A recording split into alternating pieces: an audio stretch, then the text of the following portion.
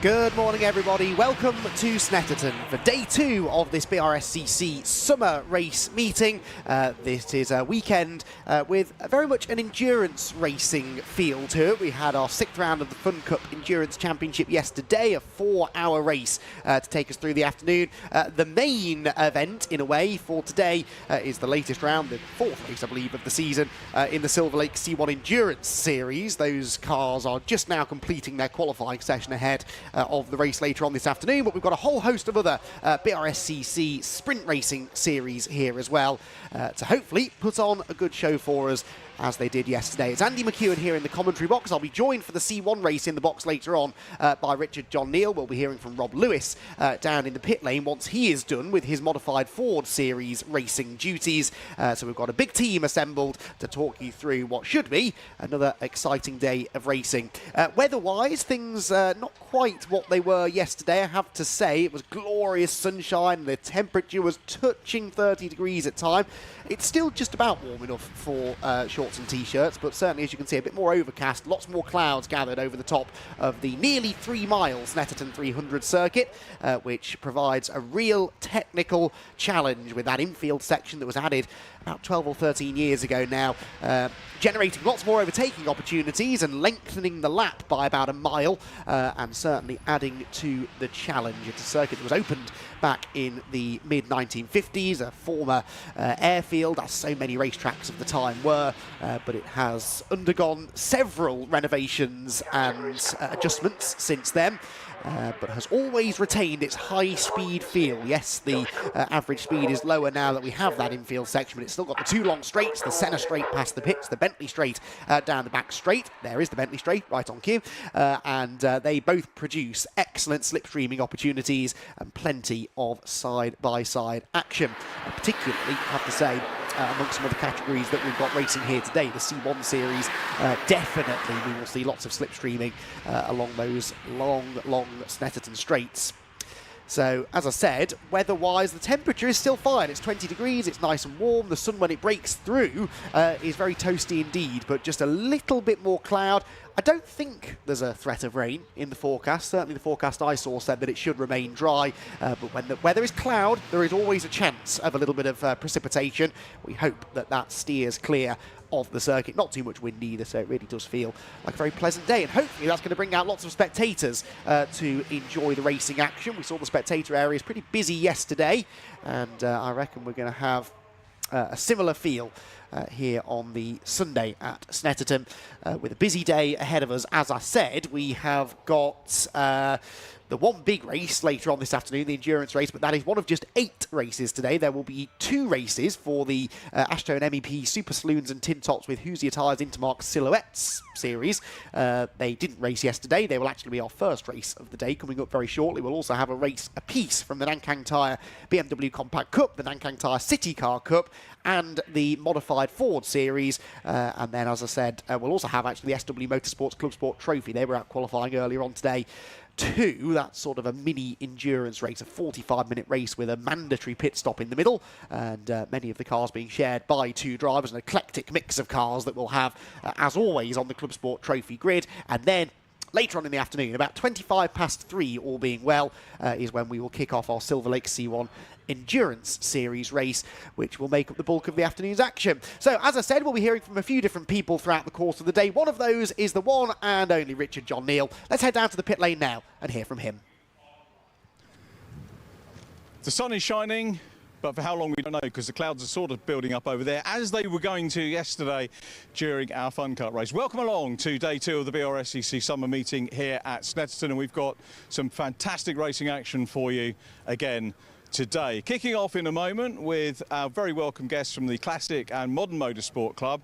Triple header effectively for them, a full grid of cars from the Tin Tops, the Saloon Car Championship they run, and the Intermarques. Really can't wait to watch those cars. Great to see them back here again. Also, over the course of the day, a little bit of a theme with the endurance racing. We had the Fun Cup yesterday and a great win for the reigning champions if you were joining us. If not, don't forget to go back after we finish today and watch yesterday's stream for the 4-hour race we had with the Fun Cup, which was great. But the endurance flavour today comes from the C1. So we're looking for the Silver Lake C1 trophy. They've just finished their qualifying session and they'll be the last race of the day, so 3 hours to enjoy with them a little bit later on. Continuing the theme with small cars, the CityCar Cup are back with us, sponsored by Nankang Tyres. Continuing the Nankang Tyres theme, we've got the BMW Compact Cup. We had a great race for them yesterday, with championship leader Joe Doble extending the 1-point championship lead that he had coming into the weekend with his fourth victory, I think it was, of the season. So plenty of action to look forward to from those guys as well. We were talking about guests. We've also got the modified Ford series with us again this weekend. Fantastic grid of cars from them. We've got some background interviews coming up over the lunch break to talk to some of the characters involved and describe some of the wonderful machinery that we're going to have on the grid from them. Finally, it's the Brscc Club Sport Trophy and 40-minute endurance race. We've seen some super stuff from the multi-class events over the course of the season so far, and we're looking forward to that race a little bit later on as well. So that's a little bit of a scene set for you to give you a little bit more detail as we look forward to our first race of the day for the Classic and Modern Racing Club. We'll join in a few moments Andy McEwen up in the commentary box.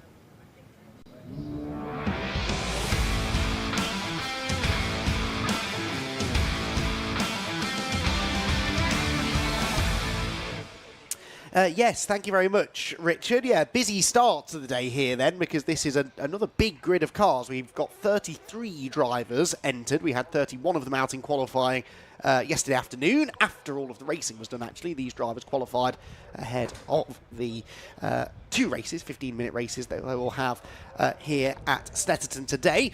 Essentially, we've got 3 races in one, basically. All of them are series run under the Classic and Modern Motorsport Club's Southern Division. So you've got the Super Saloons, the Tin Tops and the Intermarque Silhouettes, all sharing a grid and racing separately from each other, but on the track at the same time, which creates a very busy grid, a very busy racetrack, and should provide us with lots of different battles up and down the order to take in. And yeah, looking forward to this one. I think it should be a pretty exciting race. Short, sharp race as well, 15 minutes. And that means that if you maybe didn't have the best of qualifying sessions yesterday, you're not going to have a huge amount of time to make up for that in the race. Races, I should say. But yeah, a big grid of cars. 31 of them qualified, like I said, on pole position. Ray Harris in his Ginetta G40 was some 3.2 seconds quicker than anybody else. But we saw this a little bit yesterday, the modified Ford series, for example, where the pole position driver was a country mile ahead of anyone else in qualifying, but actually it turned in to a very, very close race indeed. So we could well see more of that in this one. So cars then starting to line up on the grid. We'll start going through that grid, shall we then? Because like I said, there are plenty of them to go through and lots of different classes as well. I'll just run through the grid in full and then get into the class structure a little bit later on. So it is Ray Harris on pole position. He did 2:03.044, which was 3.2 seconds quicker than Wayne Spiller in his Seat Leon, which looks like it is a TCR spec Seat Leon. In fact, I'm fairly certain that's the ex-Bruce Winfield TCR UK Seat Leon, looking at it out of the window. But anyway, try and get that confirmed later on. Then it's Russell Humphrey and Martin Reynolds on row number 2, with Paul Knight and Mark Cripps sharing row 3 of the grid. Fourth row then for Colin Smith and Dave Avis. Paul Watson and Mick Robertson are together then on row 5, with Keith White and Matt Rowley on row number 6. Seventh row for James Hunt, with what a name for a racing driver that is, and Chris Bassett. Then Dave Cowan and John Price ahead of Jeff Whitehead in the BMW M3, and the Pontiac Coupe of Baz Johnson. Certainly a car that we'll try and take a look at as the race goes on. Then we've got Paul Coxedge with Martin Scott, Neil Gardner and Sam Hayward are next. Wayne Shawnee and Adrian Matthews in the Volvo C30. Now, you don't see many of those racing on tracks in the United Kingdom, do you? The Volvo C30 will start by 24th on the grid.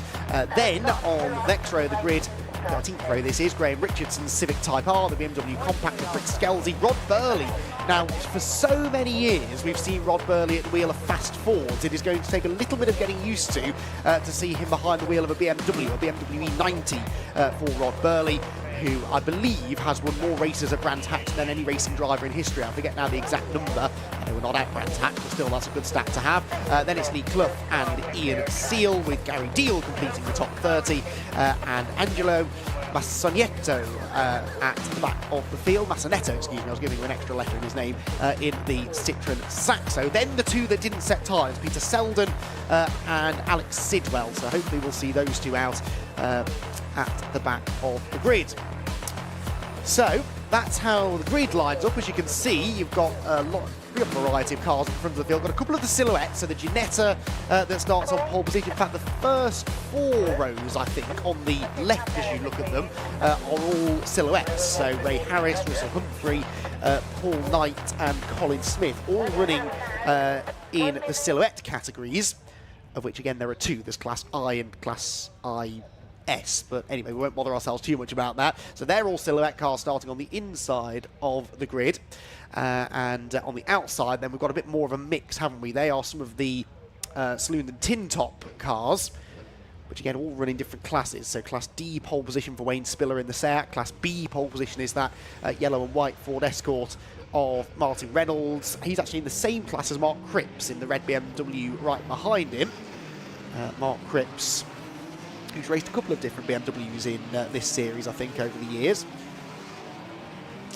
And looking to try and get a bit more success here this weekend. So the cars then leave onto their green flag lap. The fact that they're being led around by a safety car suggests that it will be a rolling start, and that's why they were lined up 2 by 2 on the grid like that, rather than in a staggered position. So it will be a rolling start. That makes sense, really, with such a variety of car on the grid, because they all get off the line at different speeds, and so it's important to make sure that we keep the start of the race as safe as possible. So a rolling start sort of controls that a little bit more. I did just spot a BMW towards the back of the pack that I wouldn't mind a closer look at. I don't think it's an ex-British touring car BMW, but it's liveried in a similar way to one. If we just hold this shot, I'll try and pick out the number. There it is. Oh no, okay, it's not quite as BTCC-esque as I thought it was. It might be 44. That would be Rod Burley, wouldn't it? Well, it would be like Rod Burley to go with a livery inspired by previous generations of touring car. At a glance, it looked a little bit Andy Prio-esque, that livery, from back in his World Touring Car days. We might get a closer look at that. Rod Burley really should be a bit further up the grid than that, but I'm going to imagine this is a relatively new car to Rod. He's actually entered in Class A, so the fastest Class A car was Wayne Shawnee's Audi Quattro TT, which starts 23rd on the grid. Rod Burley, starting 27th on the grid, was actually second fastest in class. So again, the good drivers that we're used to seeing claiming class wins and perhaps winning championships, not always right at the front of the grid, because they may well be in a car that is entered into one of the lower classes. But yeah, Rod Burley, I think perhaps his old Escort Cosworth got badly damaged in an accident, I seem to recall, at Brands Hatch a few years ago. That maybe is why he's now chosen to diversify, move over into a BMW. But what can he do within the Class A ranks? I'll have to wait and see. So I mentioned Class A and B. Class C, headed by Dave Avis in his BMW M3. James Hunt and Dave Cowan, all in M3s, also in that class. So if you see an M3, there's a good chance it's entered into Class C. Class D is where you find cars like, well, Wayne Spiller actually is entered into Class D, but then he starts second on the grid. The next best Class D car, Martin Scott, in 20th in his Golf GTI.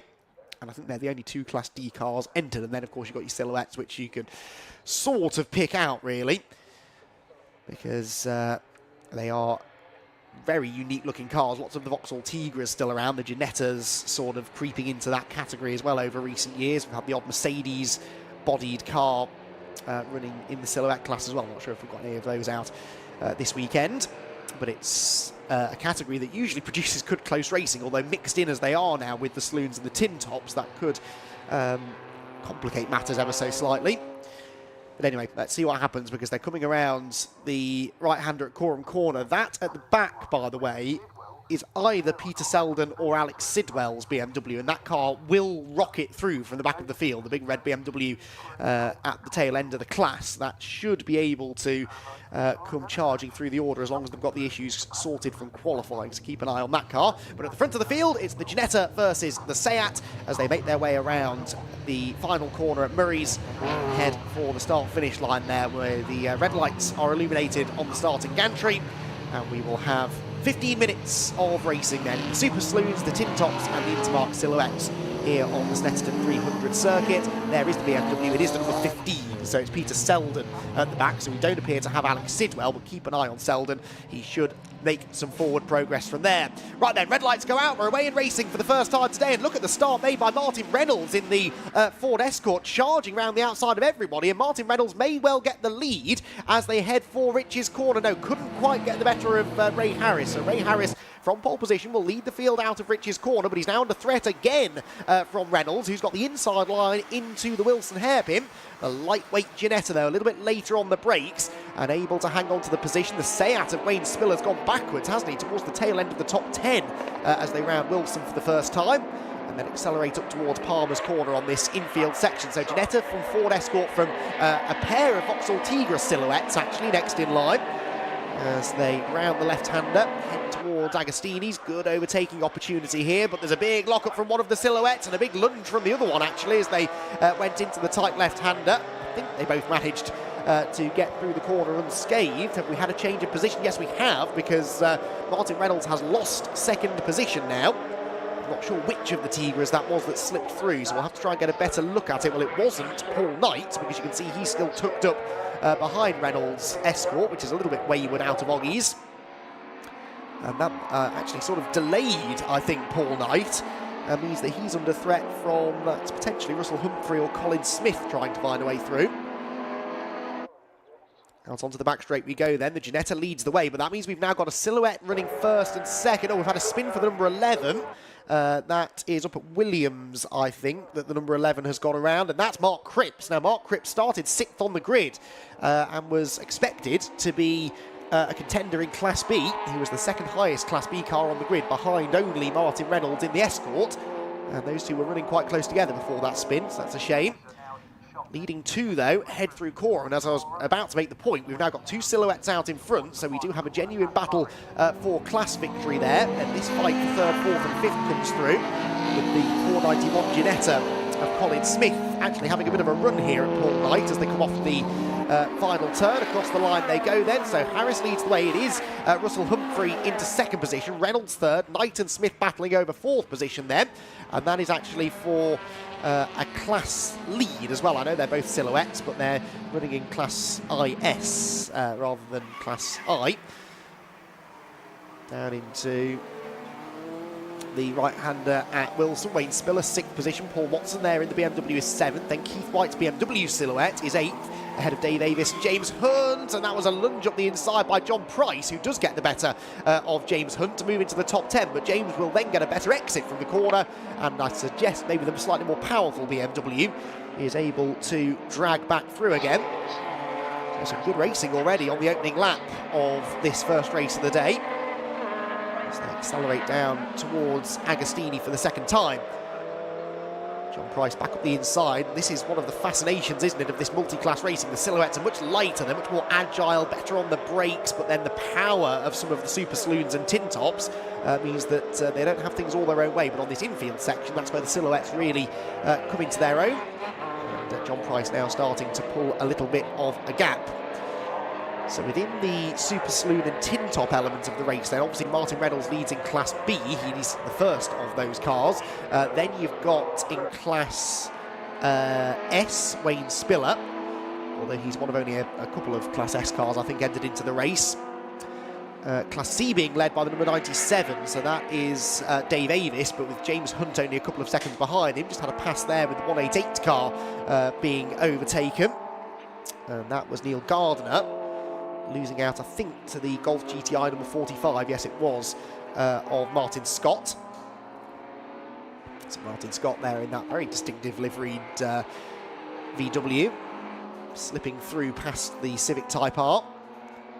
other class leaders then. So we've got Class T2 being led by the number 33, that's Chris Bassett.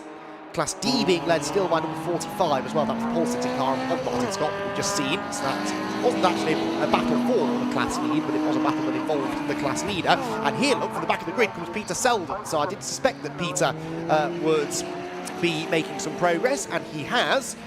Maybe the best looking car on the grid, and that is a very high bar indeed, isn't it? But that car, such an evocative livery and a spectacular looking car, and what a noise it makes as well as it pops and bangs its way past the commentary box, blasts around the outside of the little Peugeot, and will likely gain some more places before too much longer.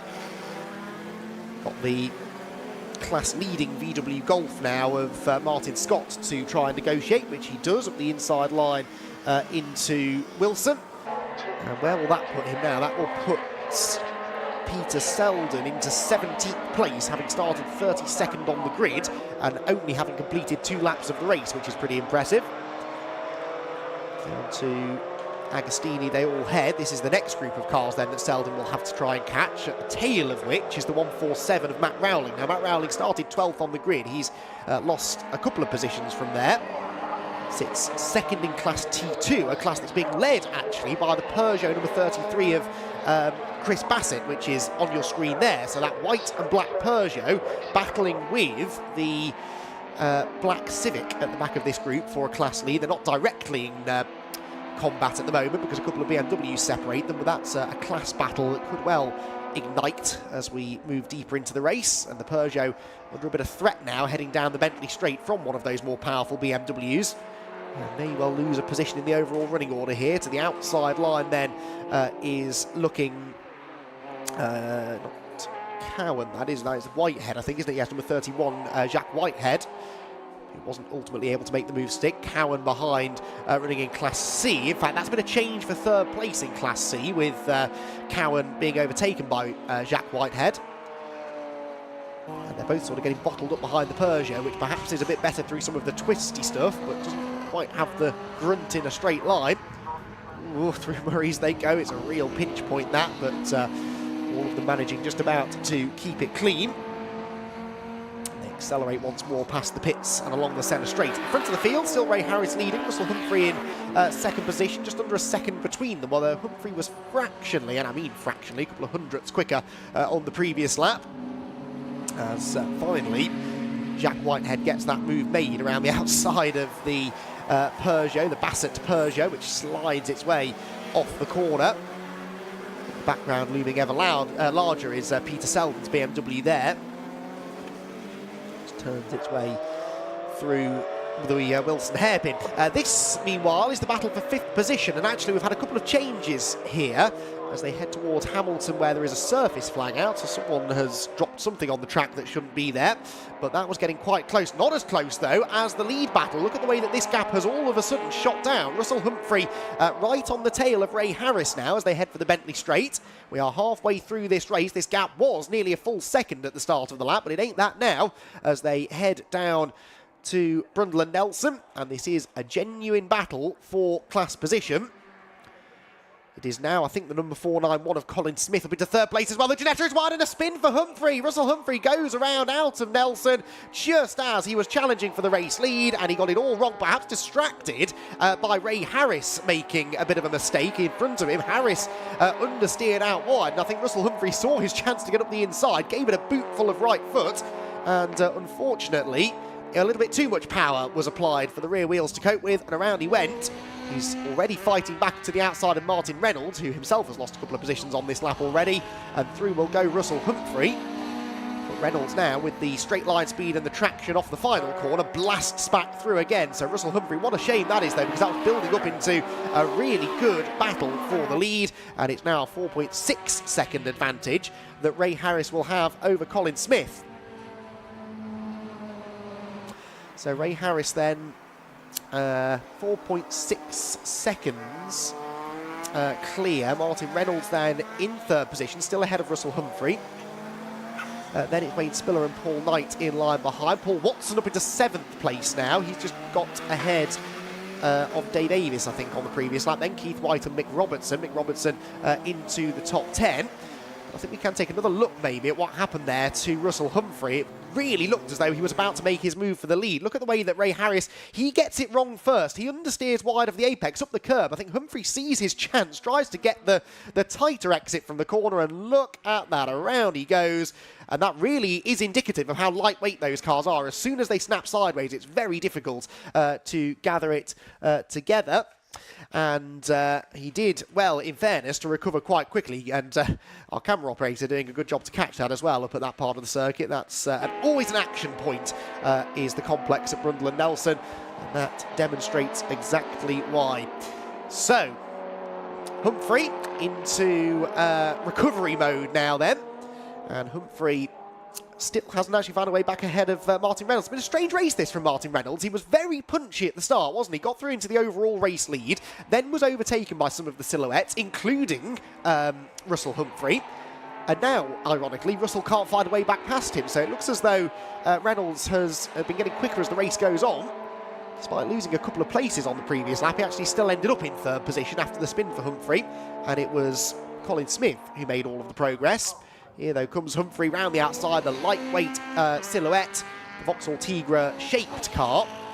Very little Vauxhall Tigra underneath the bodywork, but very, very good-looking car indeed. It manages to wriggle through, but we know that Reynolds will probably now have the straight line speed. Someone's being shown a black and orange flag for a mechanical issue that they may or may not be aware of. Hopefully it doesn't involve either of these two, though, because we don't want this battle to be put on ice, as Martin Reynolds does now blast back through.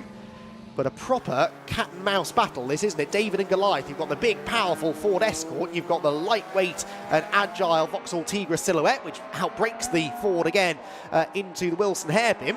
But now that Russell Humphrey is ahead at this part of the circuit, I suspect he will have the pace to get away, because this is the part of the track that will inevitably suit that car.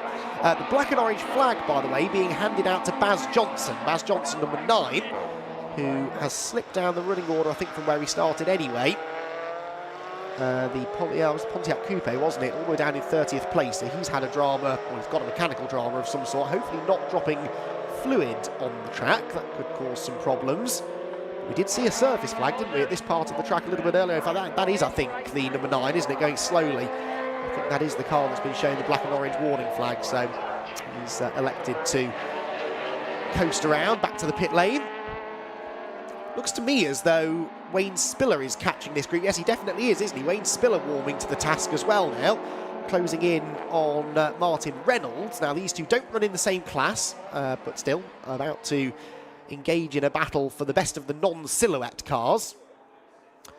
Also worth mentioning that lead gap came down on the previous lap, because Colin Smith was a full second, almost exactly a second quicker than Ray Harris. So Ray Harris not got this one in the bag just yet. They're going to have probably just about time for 2 more laps after this. It'll be touch and go. We've got 2.5 minutes left, and they're lapping in the 2-minute 7s. They'll be at the line any time now. So yeah, I think they'll get 2 more laps out of this. And if Colin Smith keeps on closing at that rate, he might just have a chance at snatching the race victory away. Out wide goes Martin Reynolds. The Ford Escort looking harder and harder to get round the corners. He's always got that straight line speed to rescue him out onto the centre straight. Then Wayne Spiller under threat now from the number 3 of Paul Knight. Now, Paul Knight was further up the order than this earlier on, so he slipped backwards in the number 3 car. Closing in again now as he heads through Riches, nips up the inside of the Seat, which has 2 wheels in the dirt and will not be able to brake as late as the Silhouette. And so Paul Knight slips back through into the top 5.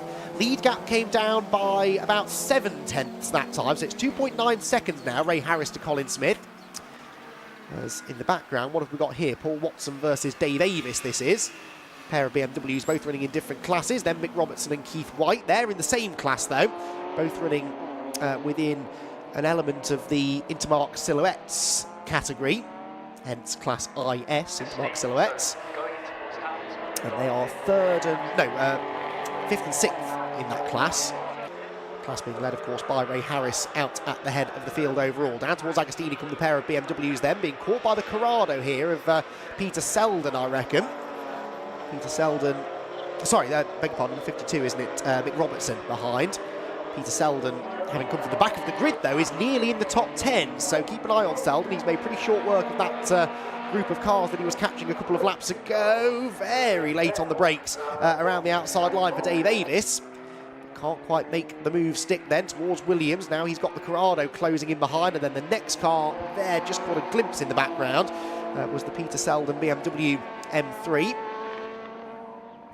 Baz Johnson, by the way, has limped back to the pit lane. The car that we believe was dropping some fluid maybe on the track earlier on. So that car out of harm's way. There it is at the end of the pit lane.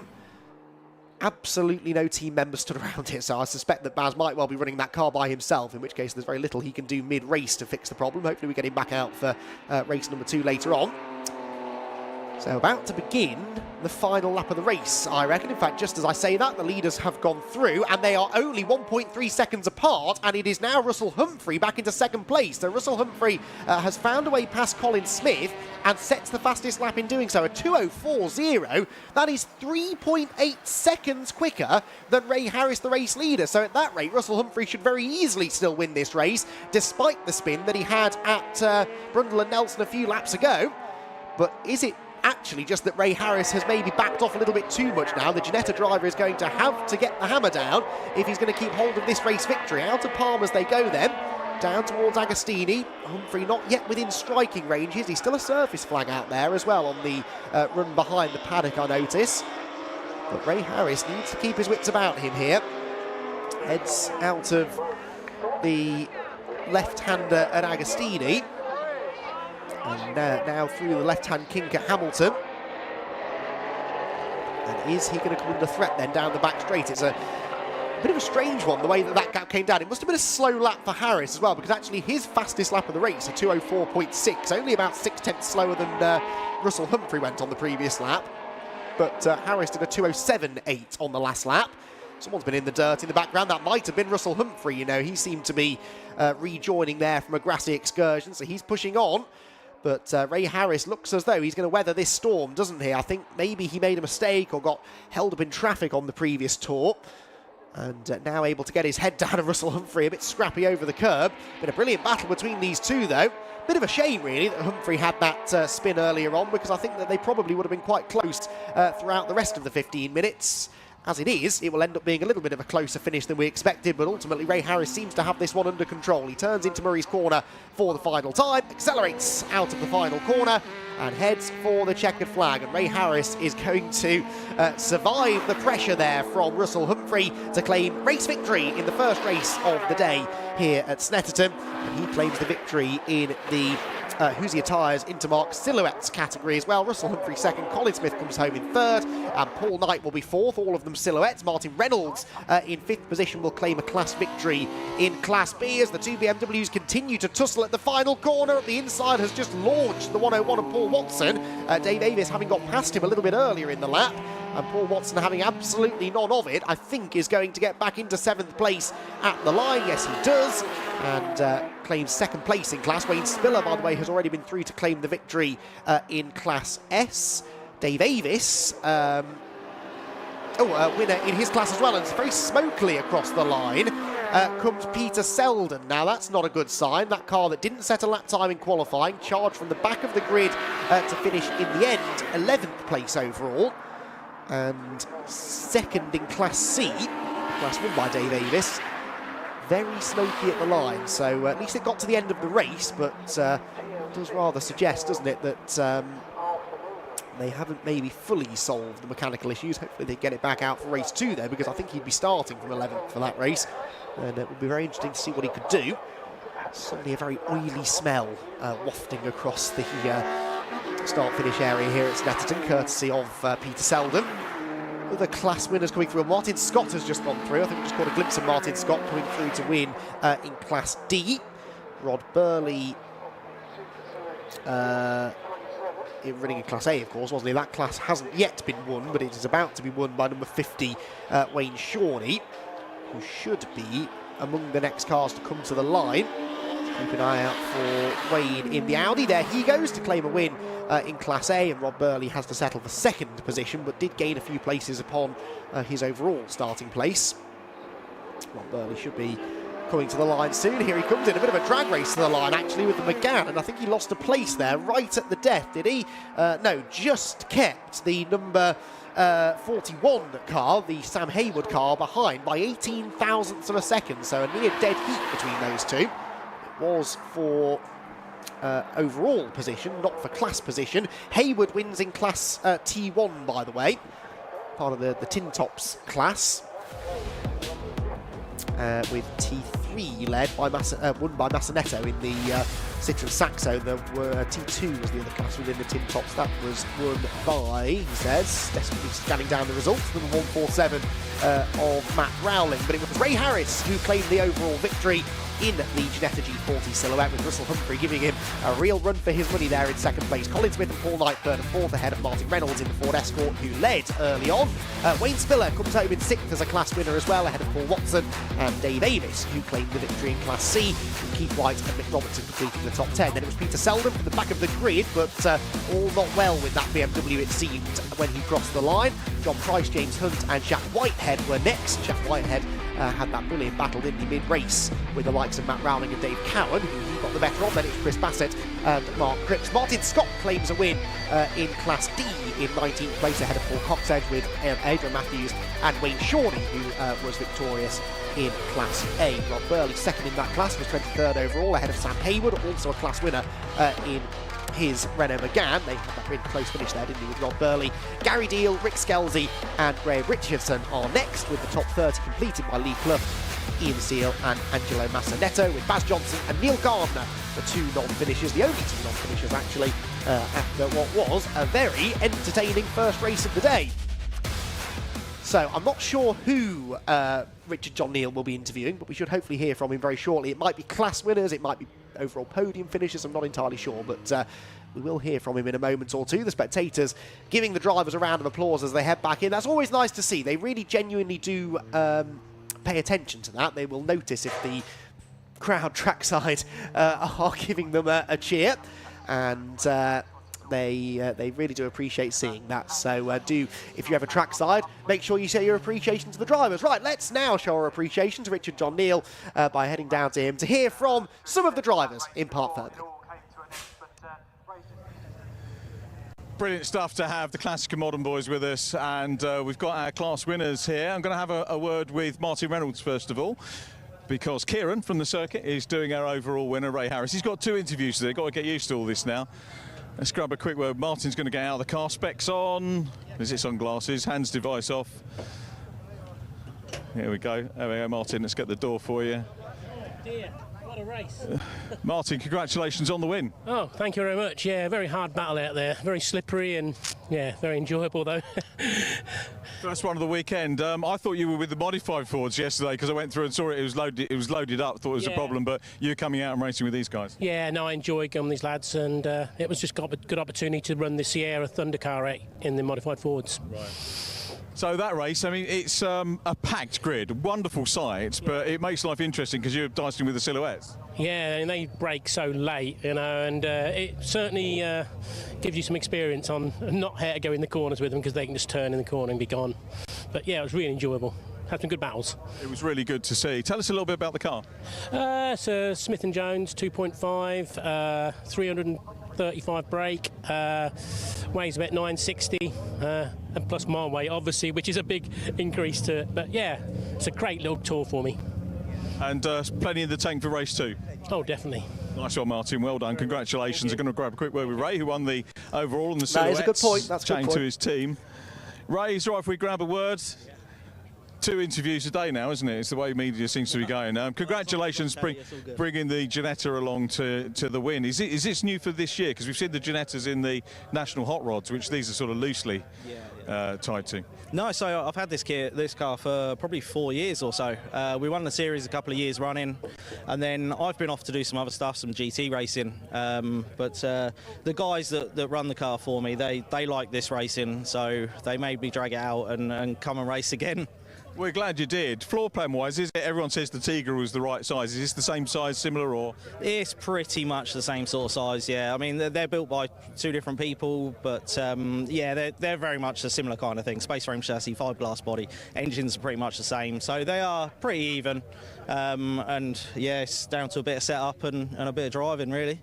It looked like on the stream, was there one scare, I think, maybe coming down out of the complex when Russell was closing up, and he ended up going off, but he thought he saw a gap on the inside. Was that an issue for you? So there was a bit of oil in a couple of places, so I didn't want to push and throw myself off while I'm in the lead. You can't do things like that. So I backed off a bit, and he didn't back off as much, so he was catching me, and it looked like he was making a move going in there, so I left him the room, and I think he clipped the curb and spun. So it left me a big gap, and I could just kind of back off a little bit and look after the tyres. Great looking car, great looking race you just driven. We'll see you for race 2. Thanks. Thanks very much, Ray. And we need to catch up with, if we can, our winner in the tin tops, which was Matt Rowling in the 147. So I'm going to see if we can find Matt anywhere, a little bit further down the order. See if we can have a go. Anyone point me in the direction of Matt Rowling? Is he further down? See if we can catch up with him. We'll see whether we can... difficult with the 3 classes to catch anyone. So 147, let's see if we can go. Knowing me, I've probably walked straight past it. That's what I normally manage to do. Let's go into back, 41, 19, 97. Is Matt, we're looking for Matt Rowling and the class win. Is that Matt? No. That's not Matt? That's not Matt. Matt Rowling. Matt Rowling. OK, well, I tell you what, as you can see, utter confusion down here. We have got cars coming onto the grid for the Nankang Tyres BMW Compact Cup. So we'll try and catch up with Matt for race 2 if he can repeat the win, and we can pull our winner up to the sharp end of the podium. So apologies to Matt. We'll try and catch up with you a little bit later on and hand you back in a moment or two to Andy McEwen for the BMWs.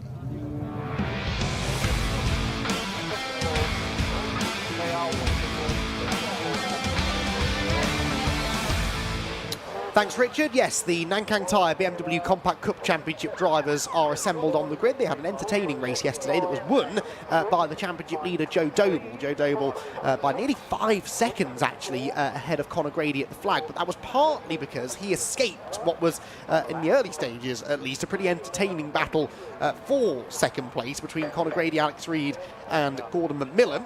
And as they were busy squabbling, Joe Doble was able to pull a bit of a margin. Conor eventually ended up finishing a pretty comfortable 3rd position, although it was actually not quite as comfortable as the final results sheet would have you believe, because Alex Reid, who finished 3rd on the road, was subsequently docked 1 position. He was given a 1-place penalty for gaining an unfair advantage, and that all came about with that move that he made down at the end of the Bentley Straight, went up the inside of Gordon McMillan and Conor Grady, didn't make the corner, went straight on. Conor Grady had to sort of take avoiding action as well. They both got the corner, and Alex Reid given a 1-place penalty to knock him back behind Gordon McMillan, who he overtook off the track. So the cars then will very shortly be setting off on their green flag lap, which they do right now, and this is the order in which they will do so. It is a grid based upon the results from yesterday's race then, so it's Joe Doble and Conor Grady on the front row of the grid. Gordon McMillan and Alex Reid share row number 2 with Gareth Claydon and Adam Wright on row number 3. 4th row for Mike Noble and Max Noble, with Javier Ross and Barney Lauer completing the top 10. Ross Stoner and Alistair Smith together on row 6. 7th row for Henry Cook and Matt Flowers, Richard Sutherland and Tim Seaford on row 8. Row 9, Gregor Pryor and Martin Corkwell, with Rod Langham and Thorburn Aston hopefully at the back. Now, Rod Langham was a non-finisher yesterday, Thorburn Aston a non-starter. Thorburn pulled up onto the dummy grid and then had to be pushed off to the side of the road because his car presumably wouldn't fire up. I did notice though after the race that he drove it back to the pit lane under his own power, so if it wouldn't fire up, it then later decided to, or maybe it was some other issue. Let's see if he is there at the back of the grid. Rod Langham should be. I saw him driving his car around the paddock, giving him a bit of a shakedown earlier on today. And there is Corkwell, Langham, and yes, we've got Thorburn Aston, so they're all there at the tail end of the grid. Thorburn Aston there in that very pretty number 36 car, hoping for better fortunes than yesterday. So 2 races, I believe, today for the BMW Compact Cup. Yes, there are. So another triple header They'll have another triple header next time out at Cadwell Park, and then the pair of double headers at Donington and Silverstone to conclude the season. But in the first half of the year, which we are pretty much now exactly halfway through the season, it's all been about Joe Doble. Joe Doble claimed his 4th win of the season yesterday to extend what had been a 9-point championship lead coming into the weekend over Conor Grady. That, of course, goes out by a handful of points after yesterday's race. Conor did at least manage to finish in 2nd place, though, so it wasn't a complete disaster for the former Ginetta start. But Conor really would like to get one over on Joe Doble in this race, wouldn't he, to try and just lift himself a little bit closer to the top. There is Conor Grady, who got his 1st win of the season at Anglesey last time out in the 3rd race of the weekend. He'd been very consistent up until that point, though. He had a 2nd place at Ulton, had a couple of 2nd places, I think, or a 2nd and a 3rd place maybe at Croft, and a handful of other podium finishes along the way too, so that's why he was only 9 points behind Joe Doble. Joe has done a lot of winning, but that also means he's dropping more points than everybody else.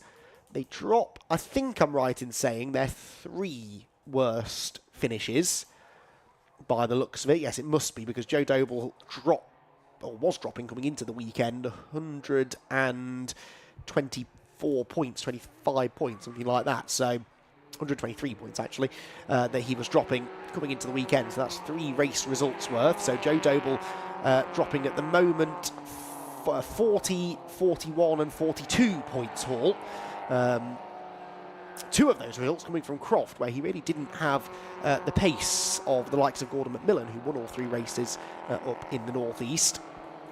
Last time at Anglesey, though, we had 3 different race winners from the 3 races. The first one was won by Joe Doble, so it just goes to show, just because he won yesterday by a fairly comfortable margin doesn't mean that the same will be true in races 2 and 3. Race 2 at Anglesey was won by Stephen Daly, who is here this weekend, helping the KC Motorsport team, but not actually racing in the championship, unfortunately. Very briefly saw Stephen in the paddock earlier on today. So shame that he's not out on track, but good to have him as part of the paddock regardless. And the 3rd race at Anglesey was the one that was won by Conor Grady. So will we get 3 different winners again today? You would have to say that if anyone is going to beat Joe Doble, they have to get past him early, I think, or just at least stick with him in the early stages, not let Joe get too far ahead. So that won't be the easiest of things to do. Joe Doble's proven this a few times this year, actually. If you give him clean air, you let him settle into a rhythm at the front, he does tend to disappear up the road. What's going to happen in this 2nd race then here at Snetterton? The 10th race of the season of 18. So we are now into the 2nd half of the season. So, cars then lining up on the grid, and Joe Doble with Conor Grady on that front row together. Then we have got Gordon McMillan and Alex Reid. Gordon McMillan, who led the championship after the first couple of rounds this season. Can he claim his 4th victory of the year here at Snetterton? Well, it's almost time to find out, because the back of the grid, I think, is more or less assembled. Yes, green flag has been waved. The 5-second board is raised. The revs will start to rise, and when the red lights go out, we'll be racing for the 2nd time this weekend in the Nankang Tyre BMW Compact Cup Championship. Lights go out now, and it's a good start made by Joe Doble. Not such a good getaway from Conor Grady again. We saw that from him yesterday, didn't we? And he might be under pressure here from Gordon McMillan as they head towards Rich's corner. McMillan there on the outside of Conor Grady as they head for turn number 1, but no, can't clear Grady this time, so that could be significant for Conor's chances of challenging Joe Doble. Gareth Claydon there leaning on one of the other cars. That might have been Alex Reid or Adam Wright as they went down towards the Wilson hairpin. There's a lock-up from somebody. That might also have been Claydon, who's already had a lively race, and it's only 2 corners in. It was the 148, I think, of Alex Reid, who he was slipping up the inside of. So actually a good start from Claydon this. He started 5th. I think he's gained 1 spot, hasn't he, into 4th position. Trying his best to stick with the leading group. Through Palmer's they go already, though. Joe Doble starting to get his head down and pull away. Conor Grady just not really able to live with him on this opening half a lap or so. Gordon McMillan in 3rd. Gareth Claydon is there in 4th position. 5th place then for Alex Reid. He looks up the inside of Claydon, gets into the side of Gareth Claydon, who is tapped sideways. Gareth will not have appreciated that. He runs out wide, and Alex Reid now with a chance to get up the inside of him towards Hamilton. Gareth Claydon, I think, showing his displeasure there by getting as close to the side of Alex's car as he could without making contact.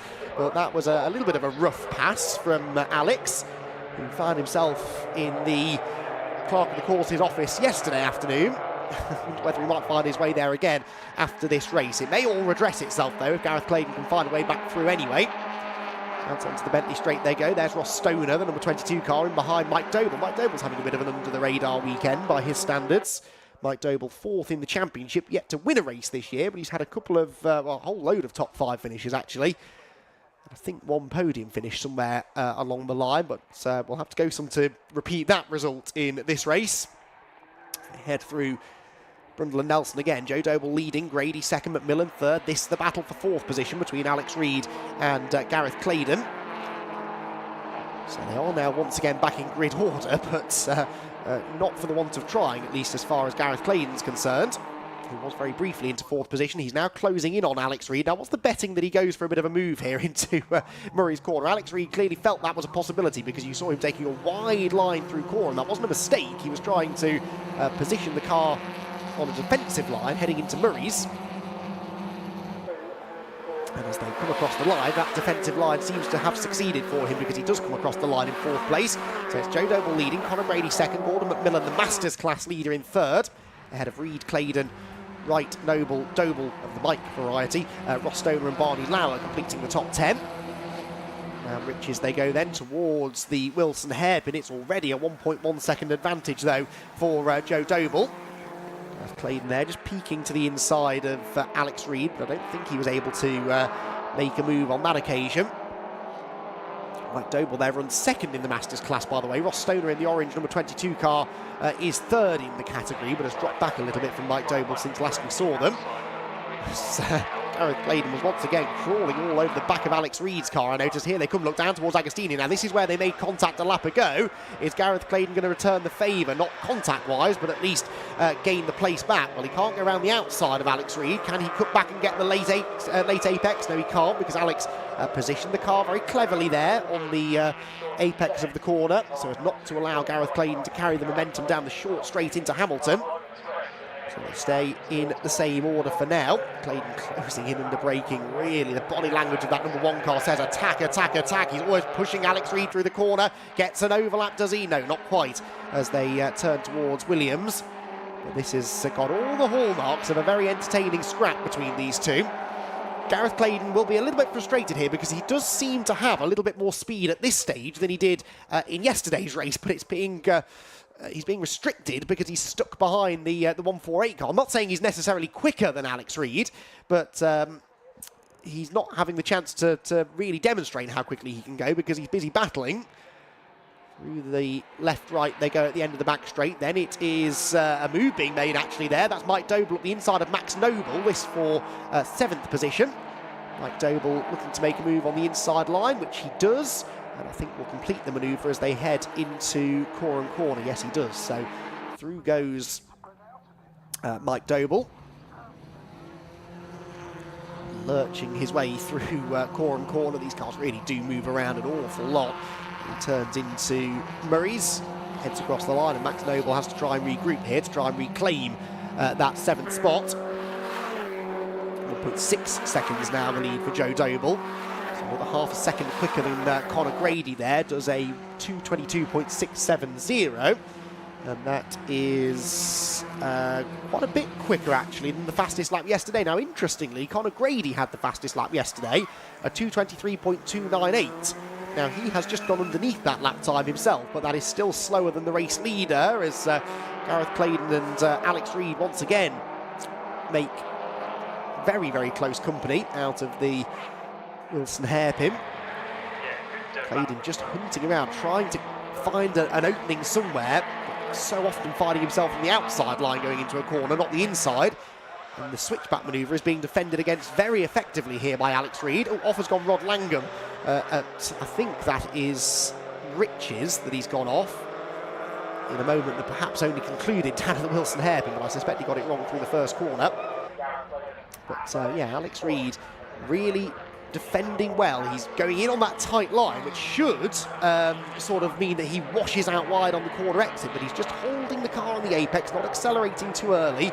waiting until he's absolutely sure that Claydon hasn't got the switch back and then getting on the throttle to accelerate off the corner. It's not the fastest way around the turns, but it is the most effective way of defending a place. Defending a place is something Max Noble might be about to have to do again, because having just lost one to Mike Doble, he's now got Ross Stoner creeping up behind him. The leaders head down underneath the bridge that gives you access to the paddock into Brundle and Nelson for the third time of asking. Ooh, big lock up there from Adam Wright. Did he make the corner? I think he did. Adam Wright, yes, still there ahead of Mike Doble. With Max Noble just starting to drop away from those two now as he watches his mirrors and tries to keep Ross Stoner at bay. Both of them dipping two wheels over the exit curb there at Coram. Down into Murray's turn, across the line. Joe Doble then leading the way. Conor Grady 1.9 seconds back now. And Joe Doble with another new fastest lap, 2:22.5, is now 3/4 of a second quicker than anyone else went yesterday. Joe's fastest lap was a 23.3, so he was only a 1/10 of a second away from the fastest lap pace, as again Alex Reid is defending there from Gareth Claydon into the Wilson hairpin. Gareth Claydon really starting to become more and more frustrated here, you suspect. Ross Stoner behind Max Noble, who also is going defensive slightly into Palmer's very long left-hander, but there's a little bit of camber to that corner, which helps you to rotate the car through.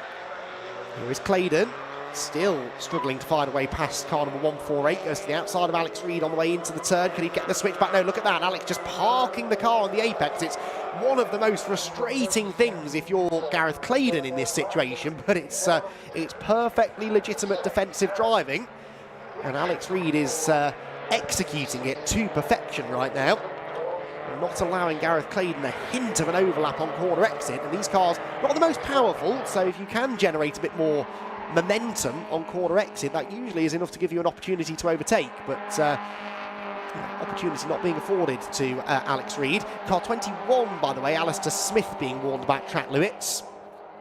It's the first warning we've seen today, I think, for track limits infringements, or quite a few penalties in the Fun Cup race yesterday for track limits indiscretions. But in a short race such as this, you really shouldn't be picking up time penalties, although we did have one driver yesterday, that being, let me remind myself, it was Ross Stoner, I think, wasn't it? Yeah, Ross Stoner was given a 5-second penalty for exceeding track limits. In fact, we've now got another one being warned, that's number 65, Mike Doble. So Mike Doble sat in 7th position. But perhaps now has to rein things in just a little bit. Now Gareth Claydon on the tail of Alex Reid again as they turn into Murray's corner. Now this time he might just have had a better exit, but I don't think it's quite enough to get an overlap heading for the timing line. But tucked right in behind the 4th place man there was Gareth Claydon. Can he make a move as they head for Rich's corner? Less than a BMW compact length in it. Is there going to be a move to be made into Rich's? No, but maybe into the Wilson hairpin if Claydon gets a good run out of the first corner. You can see how close he is. You can see he's carrying good speed off the turn. Can Reid get to the inside to cover? Yes, he can, and still Gareth Claydon is left frustrated. He goes to the outside line on the way into Wilson. Reid would probably allow him actually to get the switch back there, because the next corner is a left-hander, and that will naturally give Alex Reid the inside line anyway. Really good battle, clean so far, with the exception of the little touch that they had on the opening lap. And since then, been very clean, good, hard racing. Down to Agostini they head. Again, Reid covering that inside line. Now watch for the switchback attempt again here. Claydon, look, will have more mid-corner speed, tries to get up the inside. Or has he got to the inside this time? Mike Doble there challenging to the outside of Adam Wright, but no, Gareth Claydon just can't get enough exit speed to actually make the move stick. So as they head for Oggies, it still is Alex Reid in 4th position. Gareth Claydon running out of time a little bit now, 4 minutes to go. Yesterday's race was 7 laps. You would anticipate the same again today. We're on lap 5, so 2 more laps to go after this one. 2.5 laps essentially then of racing remaining. 2.5 laps for Mike Doble to try and find a way ahead of Adam Wright maybe. Mike again looks a little bit quicker than he did in race number 1. Under the bridge, towards the braking zone. Mike just sort of weaving around in the mirrors there, trying to distract Adam Wright if he can. And there Ross Stoner doing the same to Max Noble. Max Noble 8th in yesterday's race, looking to try and retain the same finishing position today, if he can. Switching of tyres as they fling the cars into the bomb hole through Coram Corner. Leaders already accelerating towards the line though at the end of lap number 5. Joe Doble was 1.9 seconds ahead of Conor Grady. He does another new fastest lap, Joe Doble, a 22.4. Conor Grady 2.3 seconds back. Just can't live with the speed of Joe Doble, even though Conor is regularly lapping underneath his lap record pace from yesterday. It's just not as fast as Joe Doble is capable of going today. Black and white warning flag now for Gregor Pryor for exceeding track limits as well, so quite a few of them being pinged for that. Towards the Wilson hairpin. Ross Stoner there, we had a good run off Riches, didn't he? Got to the inside almost of Max Noble, then has to go to the outside and goes too far to the outside, runs out of grip, almost runs out of road completely. And Max Noble then will breathe easy for a moment or two. Max Noble just clipping the floppy marker board there on the inside at Palmer's, trying to take the shortest route possible through the corner. As he continues to put the pressure on Adam Wright, who hugs the inside line there at Agostini. Mike Doble maybe with a slightly better exit, but no, can't get the overlap, so difficult to do.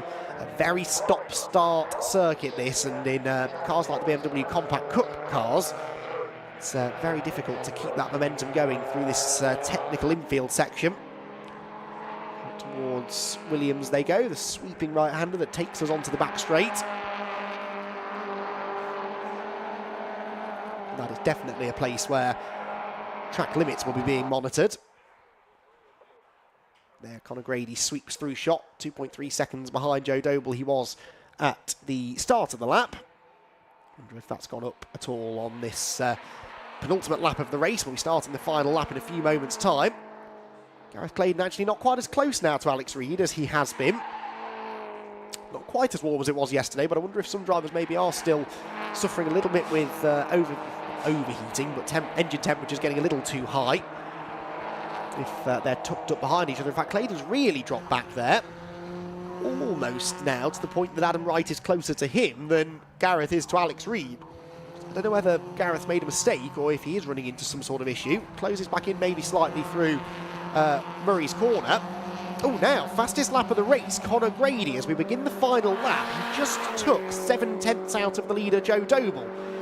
Joe did not do a slow lap by any means, but there, Conor Grady definitely a little bit closer to Joe than he was a lap ago. Well, about 7/10 closer than he was a lap ago. But is he going to run out of time here? Sort of did this yesterday, did Conor, actually, because that fastest lap was set on the final lap of the race. So he's obviously got a car that comes to him as the race goes on. Joe perhaps with a setup that's working better on cold tyres in the early stages of the race, but Conor Grady, as we saw yesterday, I think he's just going to leave this a little bit too late to actually do anything about Joe. Down towards Agostini they go, definitely closer now than they were a lap ago. There's been a time penalty now for track limits applied to car number 21. That is Alistair Smith. He was the first to be warned about track limits, and he has now been given a penalty for that. But Joe Doble just needs to try and keep things between the white lines, don't make any mistakes. Conor Grady is doing his best to catch, but the pressure is on Conor here, not Joe. Joe is the one who ran a little bit wide there through Oggies in towards Williams. Is that still 1.6 seconds now? I think it's coming down again on this lap, isn't it?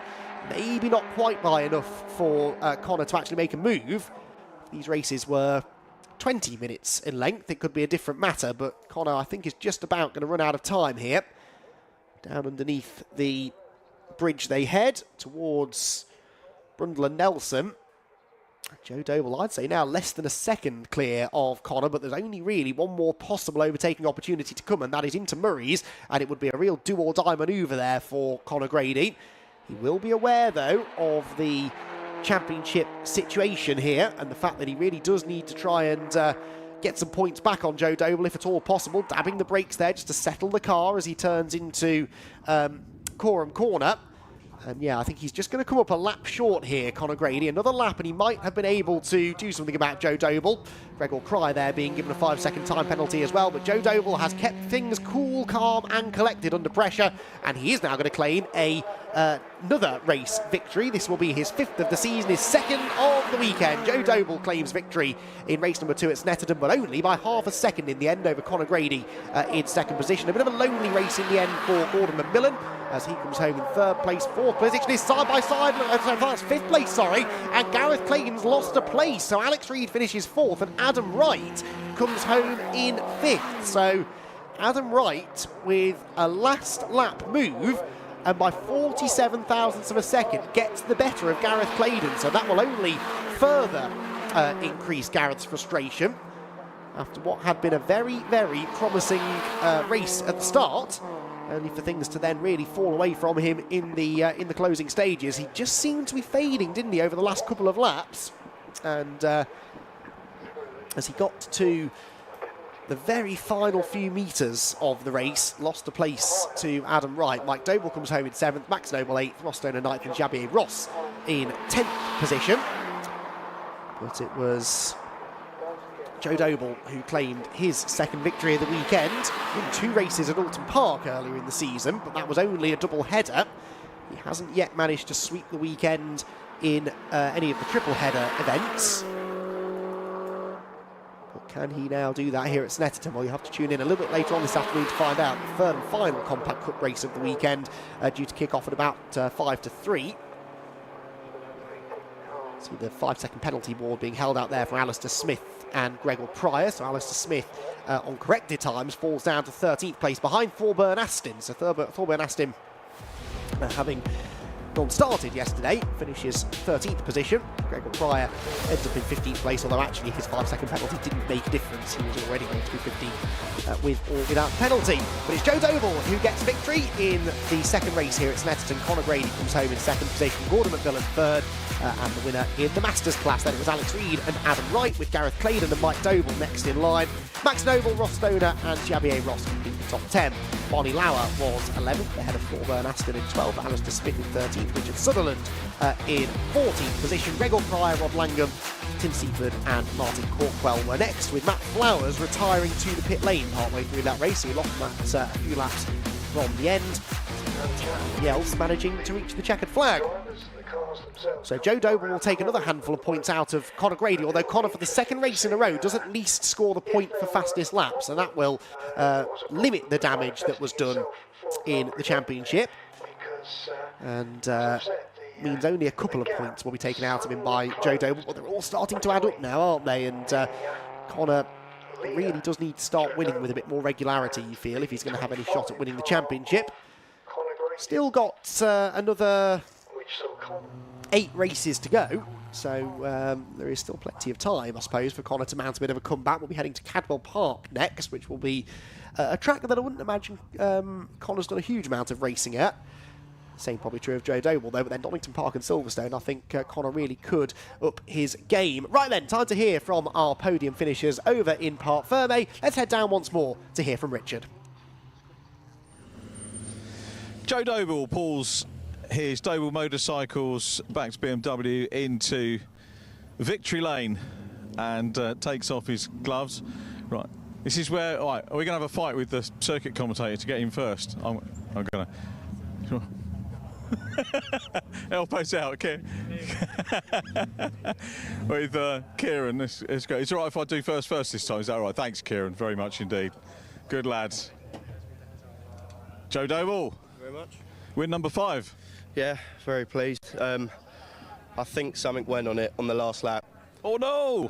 What was coming through? Absolutely crapping myself. Sorry about the language. Sorry. Onto the Oggies.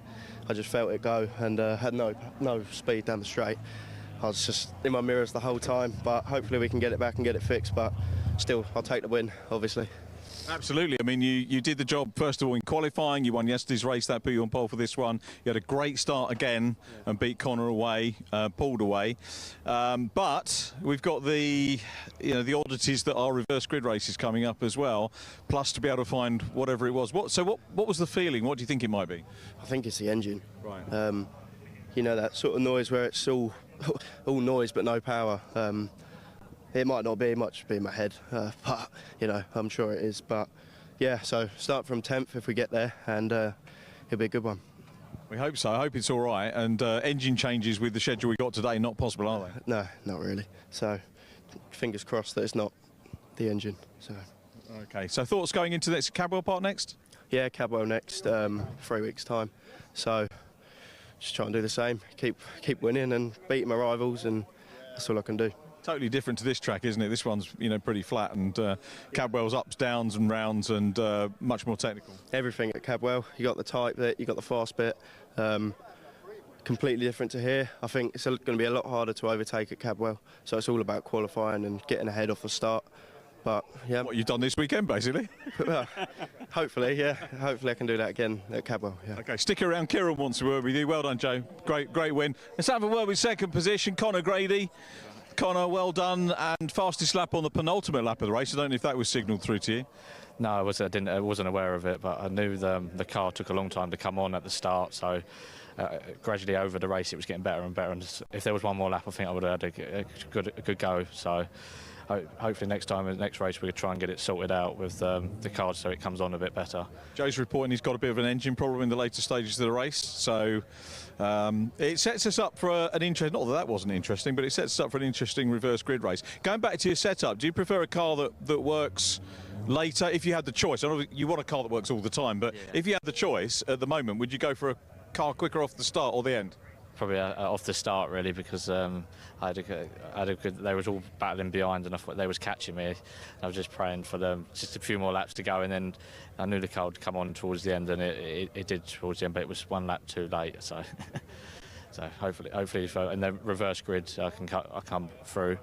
I did, because obviously yesterday I was in 7th and then come back all the way through to 2nd, so hopefully I can do it again. You know, overtaking around here. Well done, Connor. We'll let you go and get ready for race 3. Good luck with that one, and congratulations on P2. Kieran's done. Let's have a word with... Actually, do you know what? We could do our proper podium in 3rd place interview yesterday, because you got on the amended result. Yes. The Mac is back in 3rd position yesterday and again today. So the stewards came good and sorted all that out. Yes, yeah. I feel a bit bad for Alex, but I'm in the championship and I just want to maximise my points, as many as I can get. So yeah, I got awarded 3rd yesterday, and I got quite a boring 3rd today, to be honest. I couldn't catch the young whippersnappers and the people behind. They were scrapping. I think Gareth and Alex had an amazing fight behind, and so probably all the coverage was on those two through the race, I bet. We saw a bit of you, particularly on the start. Gordon, well done. Masters win as well again, so congratulations on that. Cars on track, we'll see you for race 3. Thank you so much. Thank you. Cars on track then, it's the Nankang, sticking with Nankang Tyres, it's the CityCar Cup race coming up in just a couple of moments for you.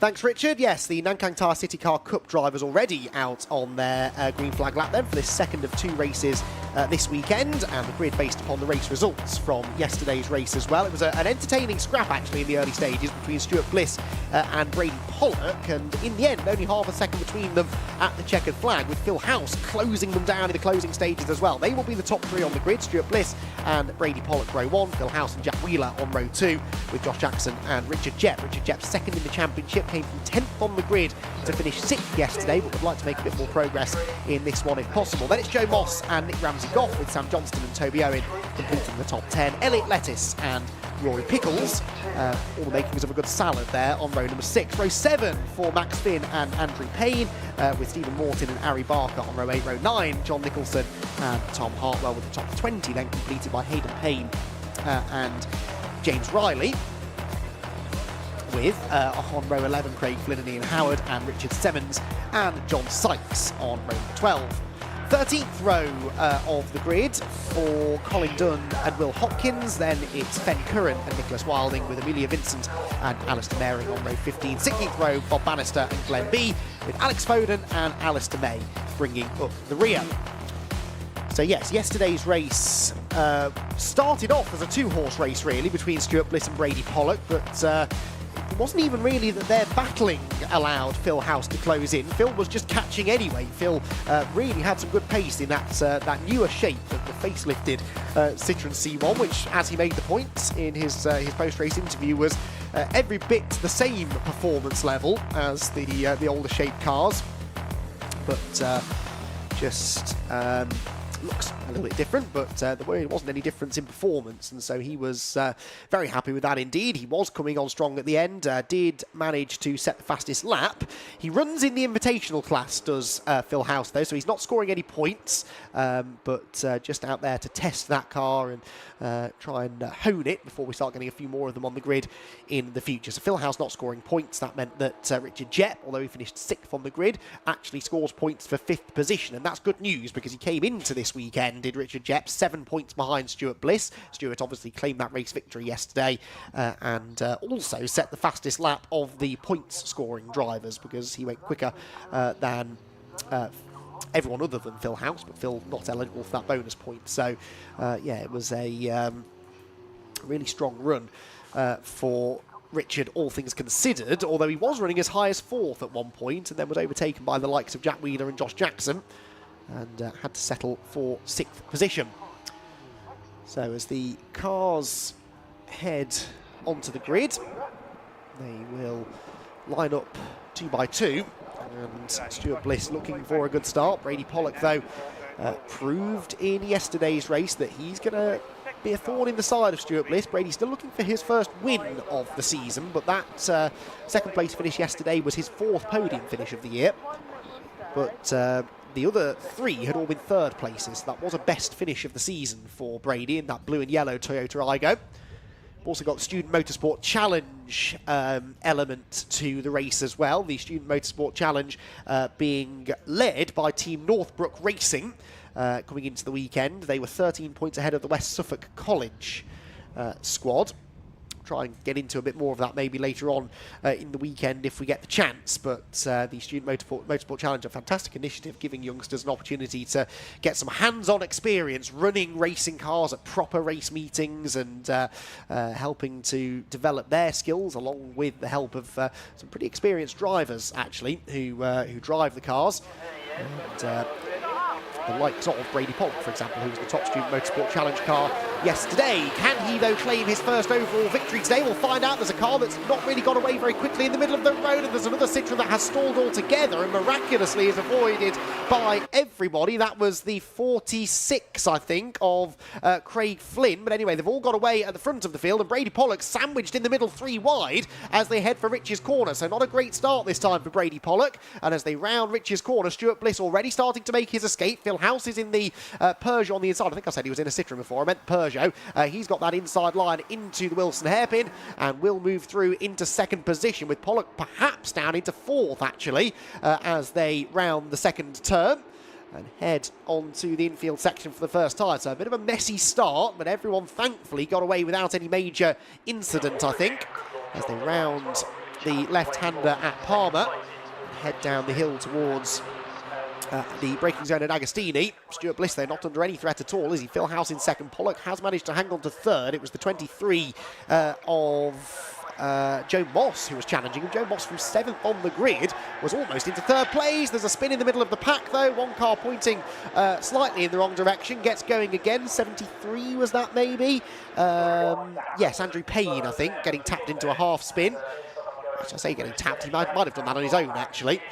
Either way, gets going again with no major damage as the leading group descends upon the right-hander at Oggies. Elliot Lettis there, slipping up the inside of Nick Ramsey-Goff, who had a decent start, but is now starting to lose a couple of positions halfway around the opening lap. Fire the cars into the right-hander at Williams, out onto the Bentley straight again. A brilliant-looking grid this is. The Nankang Tyre CityCar Cup continuing to go from strength to strength. And fantastic grid of cars, some real talent on the grid as well, and they always produce good racing.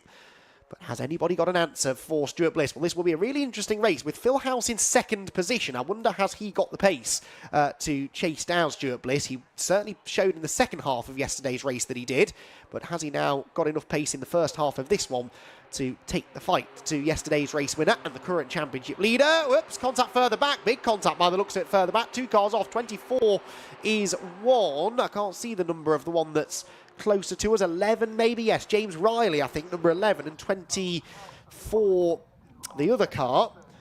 Sam Johnston maybe, but that looked like a fairly hefty whack, so hopefully they're both okay, and I wonder whether that might now require our first appearance of the safety car. We haven't had a safety car yet this weekend, but those 2 cars, if they can't get going again, in fairly dangerous position, you'd have to say. Across the line we go, though. No safety car yet. The leaders have gone through. There's another car off now. That is who? Number 97, which miraculously, again, didn't lose control completely. Alistair Maring, that was, I think, who had gained a good number of places from where he started, but has likely lost them all again now. Yellow flags at Riches. Why do we have yellow flags at Riches? It's not a safety car, I don't think. It must be a safety car. Everyone's slowing down, but there's no safety car on the timing screen. Now the safety car is declared on the timing screen, and we do have our first safety car period of the weekend, and that must be because of the incident down at Brundle and Nelson. Not entirely sure what happened there, but it will require a little bit of recovery work, and that's a shame because a safety car period in a 15-minute race always eats into a fair chunk of the race distance, but especially here at Snetterton, because it's such a long lap. A flying lap for these cars is over 2.5 minutes. And now there's the safety car, which very much has not picked up the race leader, so they're going to have to do a whole lap just to pick up the safety car. And then another lap presumably behind the safety car at least. So this is going to eat in to the race distance quite significantly. Whilst we're waiting for the drivers to catch the safety car, let's take another look, shall we, at what happened down at Brundle and Nelson. So keep an eye in the background here, because we were following Nick Ramsey-Goff and Elliot Lettis, but behind them there's going to be some sort of collision. And I think a car's going to appear maybe from the left-hand side of shot, maybe off the track. Oh, backwards off the track, my word. Right, well, that was the 24, which was already going the wrong way. That was Sam Johnston. And it was James Riley, I think, that he collected. Now, those two started absolutely nowhere near each other. James Riley started 20th and Sam Johnston started 9th. But it might have been that Sam Johnston was one of those who had a bit of a slow start. And that maybe explains why he was that far back. I don't think we ever saw Alistair May in this race either. There is Riley's car. So it looks as though Johnston's actually got going again, maybe. I think he's in the pit lane. No, he's not, because I can see 2 drivers sat the other side of the barrier. Oh, no, in fact, yeah, his car is just to the right. You can see it through the marshal's post. So both drivers sitting down, catching their breath. Would have been a fairly scary moment, that, but they both appear to be okay, more or less. And they'll be well looked after by the marshals down at that part of the circuit. But yeah, Sam Johnston, really the innocent victim there. But had he not had such a bad start, would not have found himself really in that situation at all, you could argue. So the leaders then go through into another lap. This is the end of lap 2. They will now be greeted by the safety car. But in such a short race, I do fear that we're not going to get a huge amount of actual racing in now, because look, the recovery vehicle is only now... well, there are 2 recovery vehicles arriving down at the scene. It is a long lap, like I said, looking at probably close to 4 minutes behind the safety car. So it might be that they can get this cleared under just 1 lap. The medical car's heading out as well, just to give the drivers a check over. So did wonder maybe whether they choose to stop the race and do a restart, just so that we're not... wasting the majority of the race under safety car conditions, but it doesn't appear to be the plan for now. So, anyway, there is the medical car being waved through. It's a long lap, of course, for them to get around to the scene as well, unless they can take the cut through at the Wilson hairpin, maybe. I'm not sure if that's completely barricaded off, though, when we're using the 300 circuit. Anyway, they'll get there as soon as they can, and we'll get the race back underway as soon as we can.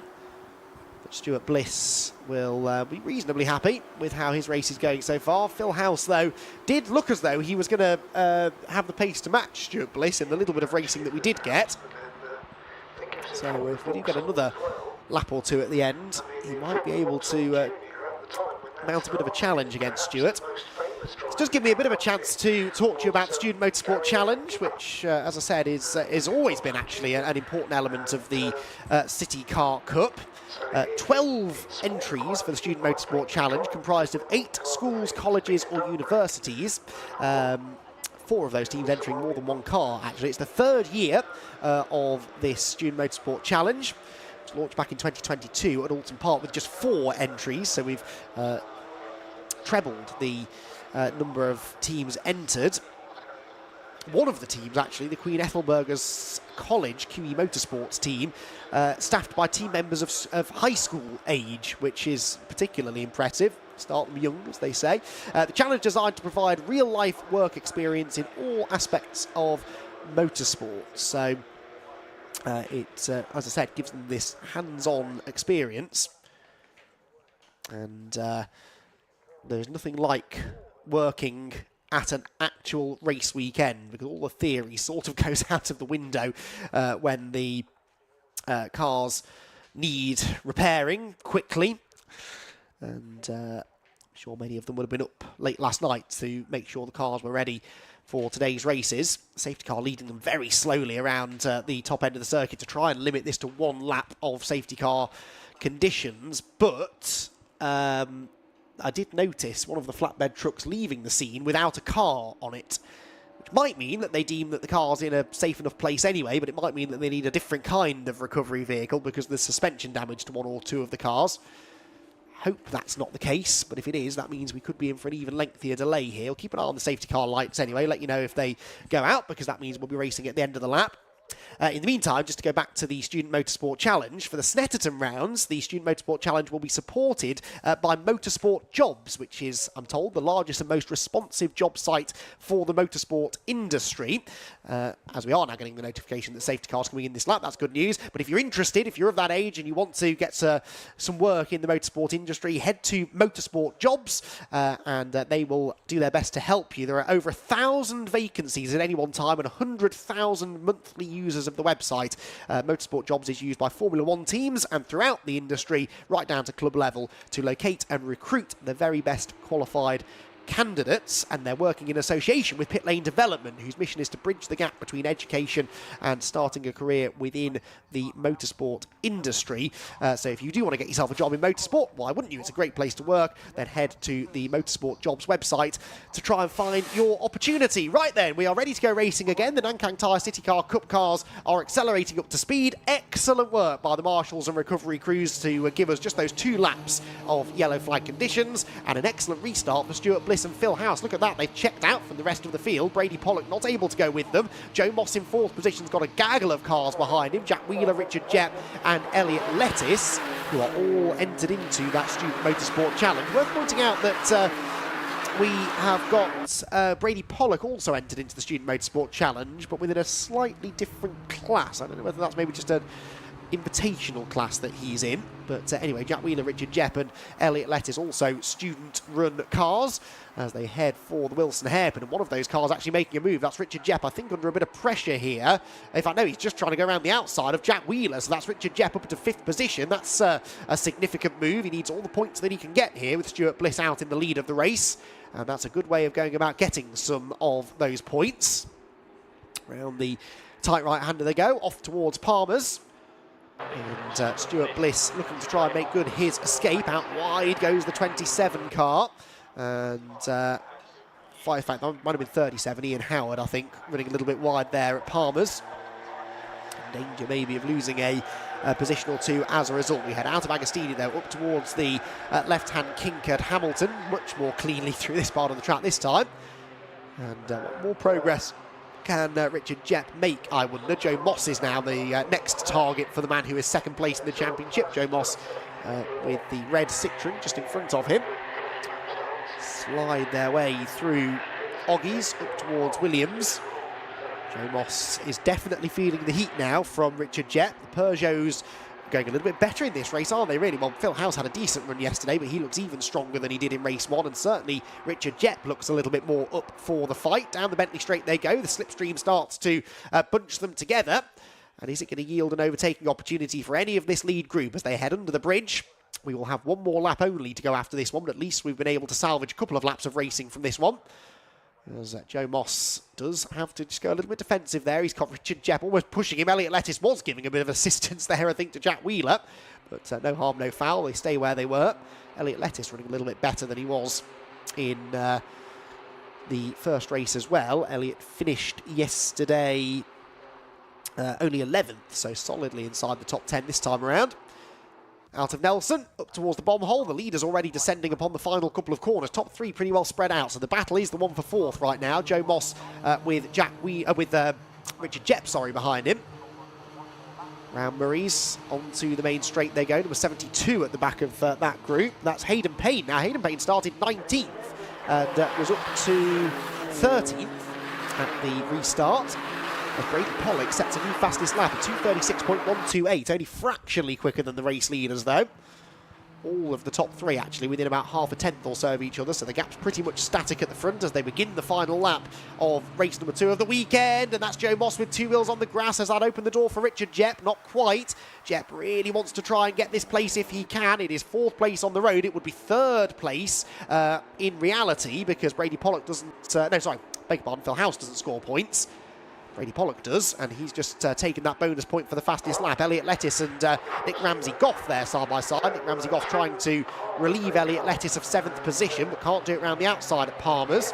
Can Richard Jep get to the inside of Joe Moss, though, as they head down the hill? Joe is moving to the inside of the road to cover, and of course Jep's got to be careful because Jack Wheeler in his Citroen is not that far behind. Richard the Peugeot meet in this C1 sandwich. Turning his way through Agostini. He's got a tighter line, though, a shorter route through the corner. He's got the inside line heading towards Hamilton. And Richard Jep might be about to move into 4th position, is he? Gets the inside line. Ooh, side by side through Hamilton. That's so difficult to do. Joe Moss ends up a little bit wide over the curb. And now Jep finds himself on the outside line into Oggies. That is definitely not the place to be. But he cuts back to the late apex, tries to get the switchback. And they have the inside line heading towards the right-hand sweeper at Williams. No, he doesn't. So Joe Moss stays in 4th position. Phil House, though, was right on the tail of Stuart Bliss, I noticed in the last shot as they went onto the Bentley Straight for the final time. And so Phil House mounting a late race challenge here to try and claim a race victory. He's in the slipstream heading towards Brundle. Does the Peugeot jink to the inside line? The answer for now is no. So they stay single file, but couldn't be a lot closer. Phil, of course, will be very aware of the fact that he's battling with the championship leader here. Won't want to do anything too silly. And risk Stuart Bliss's race victory. That wouldn't go down too well, would it? So he may well be content to settle for 2nd place. Joe Moss a bit wide there in 4th position, still keeping Richard Jep and the rest of them at bay.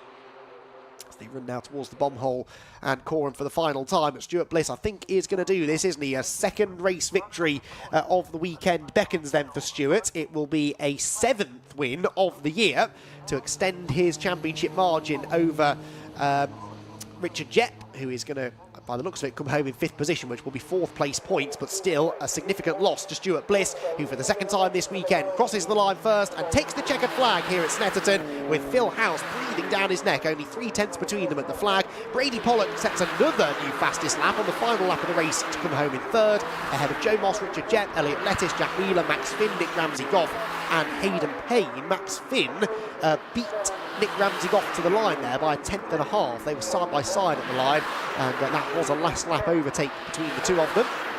So Nick Ramsey-Goff, I think, was up there in about 6th or 7th, partway around the opening lap, ended up with a slightly disappointing 9th.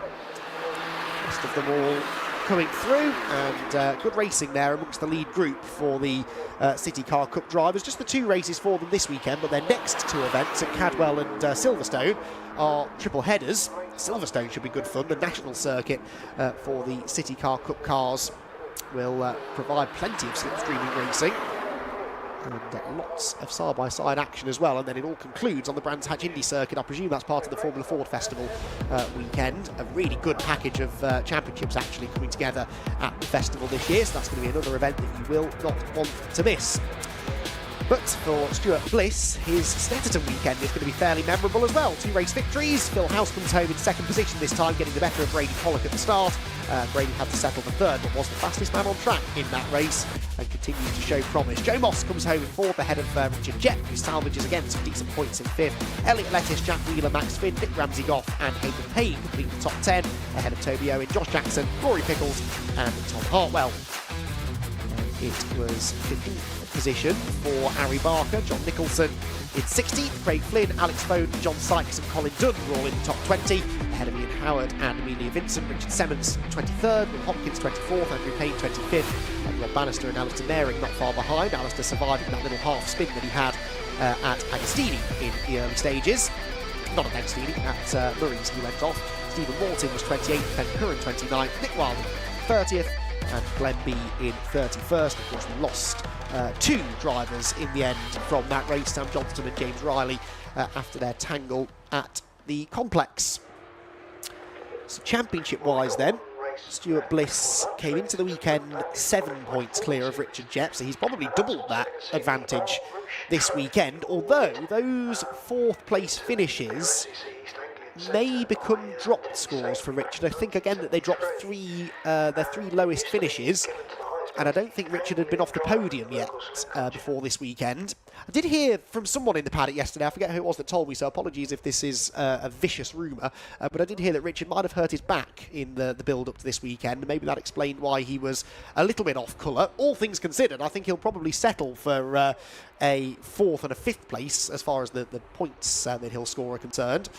And like I said, they will count as drops anyway, so he'll count back now a couple of podium finishes that he was having to drop from earlier on in the season. He had a 3rd place at Snetterton when they visited here at the start of the year, and a whole brace of 2nd place finishes that he'd had. He had 1 at Snetterton, 2 at Donington last time out, and of course a double race victory for Richard at Alton Park, the 2nd event of the season. So actually, all in all, I don't think it will have made a huge amount of difference to the points, because he will still have scored reasonably well, and hopefully back at full health when they head to Cadwell Park next time out, he'll be able to take the fight to Stuart Bliss properly. But Stuart, with more wins than any other driver this season, looking set to, he hopes anyway, keep that momentum going into Cadwell Park. So the CityCar Cup drivers will head down towards Parc Fermé. Richard John Neal should be standing by to receive them. We've got 3 more races before lunch. 1 more race before lunch, I beg your pardon, the Modified Ford Series, and then a whole host of races to come through the afternoon as well. But before all of that, let's head down to Parc Fermé then and hear from our podium finishers alongside Richard John Neal. Stuart Bliss, 7th win, as Andy said. What a season he is having. Struggling, I understand, a little bit with back issues. Jamie Peters-Ennis, thank you for the message that you sent through at the start of the race. So you can see Stuart just getting out of the car I would say that's a little bit of back pain going on there with Stuart Bliss. So he has done a remarkable job in car to take the win. I think Kieran's going to grab the first interview. I rudely butted into Kieran last time, so I'll let him have first dibs. We'll nip down and have a word with Phil House again, who's in the development car for the Brscc. And that was going well. Phil, well done. Good to see the development car running well again. Another super drive as well. Yeah, is this how much feedback do you give as a result of the racing that you do in this? We're just trying to, the first couple of rounds, just trying to get the development on the chassis and everything sorted. We've got it somewhere near now. The engine is 100% standard, still got the 2 cats in. It's not got the race cats, none of the mapping or anything. But we didn't want to go too far too soon because it doesn't want to be too fast for the championship. We want to try and amalgamate the cars and make them even. And I have to say it was very even. There's nothing I could have done. Stuart drove faultlessly. I'm not going to do any lunges. I just wanted, if he made a mistake, I'd try and take advantage. But back in one piece, ready for the next round. It looks great, and it's a super idea, isn't it, getting the next generation ready? Definitely, it gets people to see it. There's been a lot of people coming to have a look around the car, and hopefully people will build them over the winter, and then they can run both side by side in the championship next year, just trying to keep it going. I mean, it's a fantastic championship. You only need to look at the grid. Young and old people in it. I'm one of the old ones now, but it's just nice to be involved with something with the Brscc and WJS Motorsport, who are building the cars and the cages and things for people to just go and do their own thing with them. More power to the formula, that's what I say. Not more power, literally, but more driving strength. Absolutely, that's it. And we just want to see the championship grow for years to come. It's just a great starting point for people. Nice one, Phil. Great. Thanks for chatting to us and well done on the development work on the car. Let's grab a quick word with Stuart Bliss. It never stops, does it? You've done the circuit interview. Now a chat with us. Jamie tells us you got a back problem. It looked like you were struggling getting out. That, as I sympathise because that's something I live with from time to time. Are you okay? I've compressed the disc. I've been suffering. Friday, I didn't even know if I was going to race, but luckily the team, to be fair, have done everything for me, which is quite nice. Painkillers. Lots of painkillers, and yeah, and we've had a faultless weekend, so it's been great. I'd say it was a little bit tough in qualifying, just because the back was hurting around some of the fast stuff, but just get on with it, don't you? Yeah, I mean, Phil was close to you. He's in the development car. He said that he didn't want to get too involved because he knows that you've got a championship to contend, so he's going to do anything silly. But I'm guessing you're relieved that there wasn't too much pressure from Brady. Yeah, it was just about the start. If I could just have a good start, I knew I could, stay in front, because it's just a case of trying to manage the gap. Because I mean, I'm not the best around the first corner. I mean, my brother's last year's champion. He's flat around there. I'm not. He gives me grief every time. And I know some of the guys are faster than me around there, so it's just a case of managing the gap. So yeah, I really enjoyed it. Car's been epic. Another double, which is the plan really. Yeah. On to Cadwell. Hopefully a triple. Nice one. I wish you good health, mate. I hope that gets better. Thank you very much. Thanks, right. Stuart Bliss, double winner and keeps in the lead of the championship. We've got modified Fords on the grid. I want to have a quick word with Brady Pollock. Brady, another podium interview. Many congratulations. Second on the points because obviously we've got the development car, but you've brought the West Suffolk College car home in first position in the Student Motorsport Challenge. Yeah, I mean, I can't say I'm too over the moon with the result purely because of the safety car restart, but we tried our best. Podium's podium. Can't really complain. Again, as I said, if you told us this in the beginning of the year, I would have said you're mad. But I'm quite happy with the result. It's good points on the board. I think it pops us up a bit closer to Richard Jepp in the overall, and then a bit closer again to Jepp in the student, which happy about. See what happens. I mean, just keep the momentum up. See what we can do, Cadwell. Well, super result for the weekend. Great that your expectations are now going up as you've come in and delivered so well. But finally, quick wrap up. Home tarmac this weekend. Not a bad weekend. No, I can't complain. I mean, I knew we were going to be fighting at the front. Just didn't know how far at the front. So to get the 2 overall podiums is kind of a dream come true, almost. Next we go for the win, which I was kind of hoping to get in this race. But again, a second place on the points, as you say. Not too shabby. This weekend, you know that you could be challenging for them, so that's a big thing to take forward to the next event. Next round is it Cadwell? Yes, yeah. It boosts our confidence going to Cadwell, so just see what we can do, push the car, change a few things on the setup, try and get as much performance out of it, out of myself, out of the car, see what we can do. Have you tested there? No, never been Cadwell. You're going to have some fun. Honestly, I can't wait. It's one of the tracks I've been waiting for the whole year. It'll be brilliant. Brady, lovely to meet you this weekend. Congratulations. Look forward to following your career in motorsport. We've got the modified Fords on track, and they're coming up for you here on the stream in just a few moments.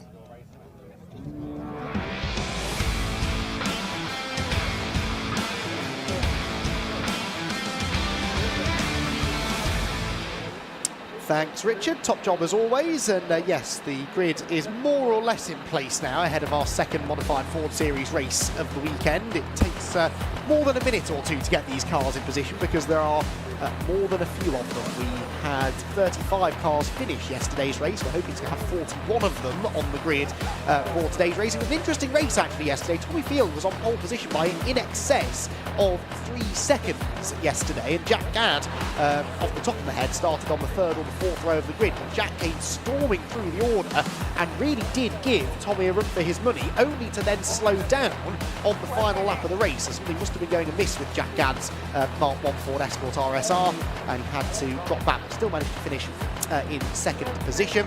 The grid for this race based again upon the results from yesterday, so it will be Tommy Field and Jack Gadd with their pair of very similar RSR Escort Mark 1s that share row 1, and then a pair of Escort Cosworths with Dave Cockle and an Escort Cosworth and a Sierra Cosworth, I should say, Dave Cockle and Stephen Scott Woody together on row 2. Then it's Piers Grange and Lloyd Jameson, Mark 2 Escort ahead of Escort Cosworth Maxi on row number 3, and the 4th row for Paul Neville's Mark 2 RS 2000, and the V8 Sierra Cosworth of Martin Reynolds, one of the most distinctive cars on a grid full of very distinctive cars.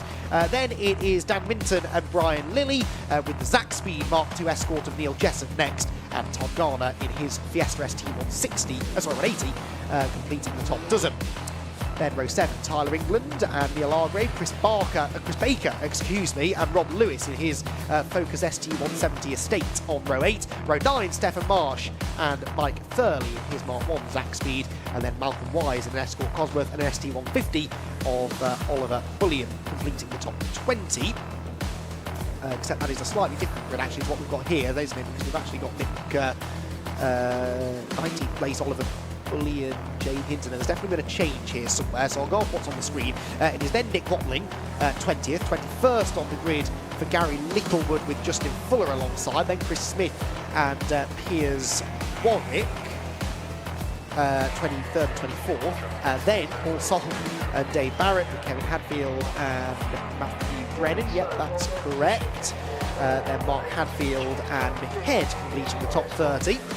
Then it should be Sean Hadfield ahead of Adam Saint, then Mark Mitchell and Darryl Taplin, with Colin Claxton and Wayne Crabtree on the 18th row of the grid. Row 19 for Paul Restall and, no, not for Paul Restall or Adam Underhill, so it's actually Michael McKenzie and Steve Minton at the back. So missing a few by the looks of it. Paul Restall and Adam Underhill all non-starters. I wonder who else we've lost then from the top end of the grid, because there must have been somebody inside the top 10 or 15 or so that was missing. Anyway, we'll try and figure it out when the race gets underway, but the field making their way around on the green flag lap. There is Rob Lewis, actually not in an estate at the moment, is he? I think that is just a regular old Ford Focus ST170. I have seen him out in the estate in the past, I'm sure.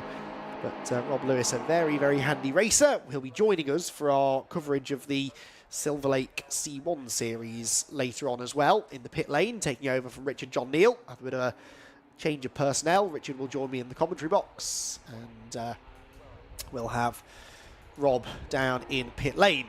So cars make their way around towards the bomb hole then on the green flag lap, and preparing for a race start. It'll be a 2x2 rolling start for the modified Ford series, so the action gets underway very quickly indeed.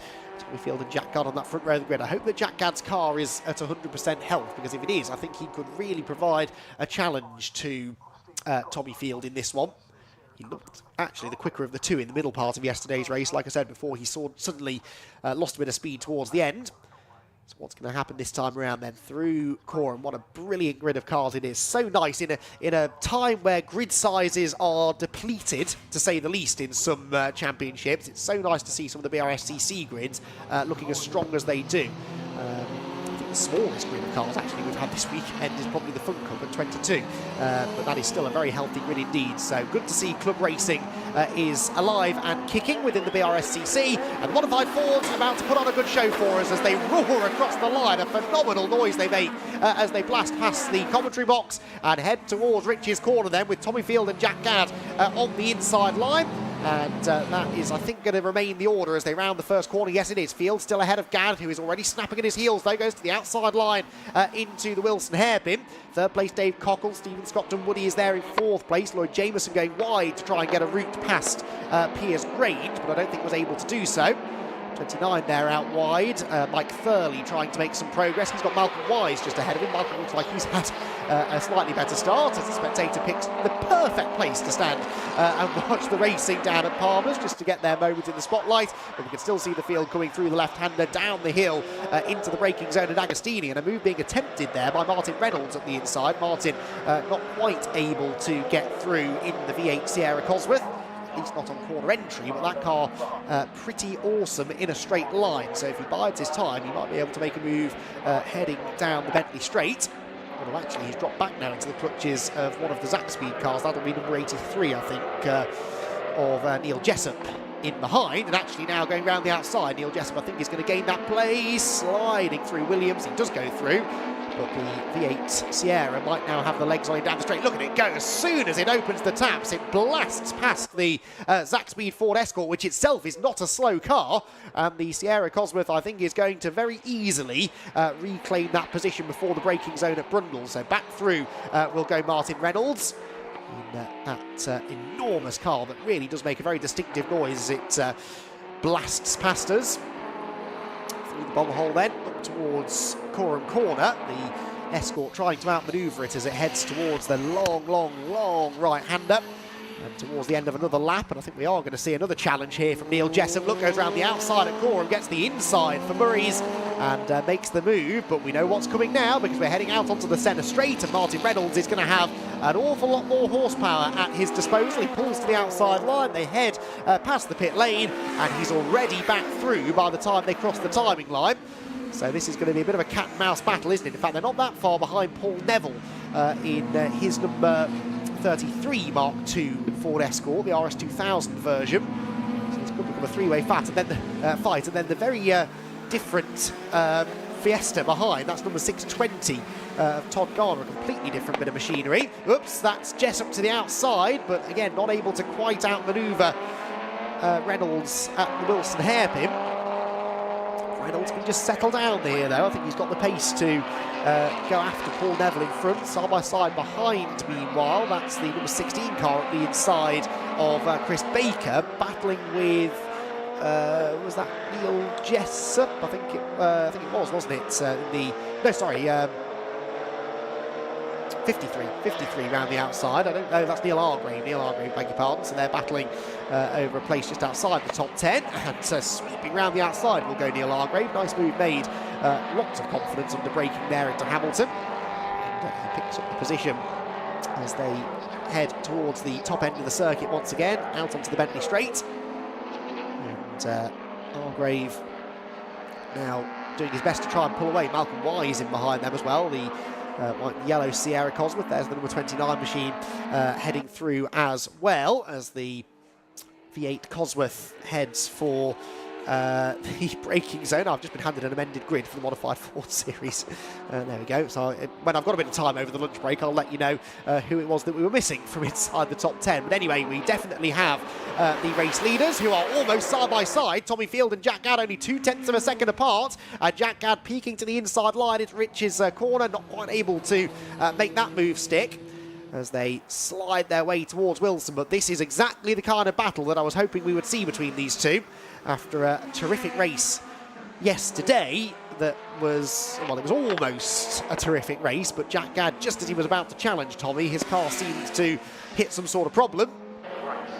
And as I say that, he's dropped away slightly from Tommy as they head out of Palmer's, their way down towards the Agostini hairpin. Dave Cockle, a bit of a lonely third. Stephen Scott Dunwoody in fourth position, leads in his class. These top three cars, by the way, all running in Super A. So they're all in the same class as the flames spit from the back of the Tommy Field RSR Mark 1 Ford Escort. Super A and Super B cars, remember, are Ford chassis and bodies, but not Ford engined cars. So lots of different engines that can be used in this series. It's a very open set of regulations, and deliberately so that it doesn't restrict you too much. If you've got a Ford engined car, then you can race in one of the other classes, but if you don't, then you're still more than welcome in the Super A and B categories. They're often the fastest cars on the grid and the more spectacular, but still very much keeping up the appearance of the Blue Oval brand. And so Jack Gadd definitely drops back on this lap, at least for the first couple of sectors. Wriggles his way out through the bomb hole, but Tommy Field doing his best here to respond to the threat that was being put onto him. Round Coram, onto the brakes. They flick left into Murray's corner, and it's definitely not going to be a side-by-side battle to the line this time, is it? Jack Gadd sliding his way off through Murray's corner. Heads for the line again. Speed as they blast past us and head towards Rich's corner. Pretty astonishing. Then it's Dave Cockle in third position. Back to this battle that's still raging on. Martin Reynolds tucked up behind Paul Neville. He's fending off Neil Jessup for now, isn't he? Neil Jessup not able to find a way past, although again goes to the outside. Look at this through Gorham Corner. He's tried this move so many times and it's been successful, but then as soon as they get onto the straight, he finds himself under threat again, because we know that Martin Reynolds' car performs better in a straight line than just about anything else out there. It's very heavy and a bit unwieldy through the twisty stuff, but down the straights he's able to make very light work of the Zach Speed Ford Escort. And Martin Reynolds comes back across the line in 8th position, but not able to quite get on terms with Paul Neville's car, which itself is no slouch in a straight line. So 2 Escorts dicing away with the Sierra. Both Mark II Escorts, although very different in appearance, aren't they? As once again Jessup goes to the outside line. Now he's got a good run off Wilson, but no, can't get to the inside into Palmer's. Reynolds just about clearing the Zach Speed Escort before he hits the brakes, which he has to do a little bit earlier than Jessup. It's the mid-corner speed, isn't it, really, where Jessup has the advantage. Here comes Reynolds, though, with a good run, maybe almost enough to have a go at Paul Neville. So not quite. They head through Agostini up towards Hamilton. And out towards the back end of the track they'll go once again. Colin Claxton, by the way, has retired to the pit lane. He was a retirement yesterday. Rob Lewis as well. Rob Lewis is retired. That's a shame. So Rob Lewis in the pit lane with a problem. Claxton stopped as well. We've also lost the number 79, I believe, of Justin Fuller. And number 13 also retiring to the pit lane. Not sure who 13 is. Maybe that was a non... Oh, sorry, Dave Barrett. Dave Barrett, also a non-starter. Now here comes Martin Reynolds, finally getting the better of Paul Neville. So Martin Reynolds has found a way past Neville down the back straight. But can he stay there? Neville, we know, should be a bit quicker through this next sequence of corners. But very sideways. That was Hargrave, I think, wasn't it? Sliding his way through. Ahead of Todd Garner. Those two actually running in the same class, despite the cars having several decades between them. Malcolm Wise there a little bit slow off Brundle and Nelson.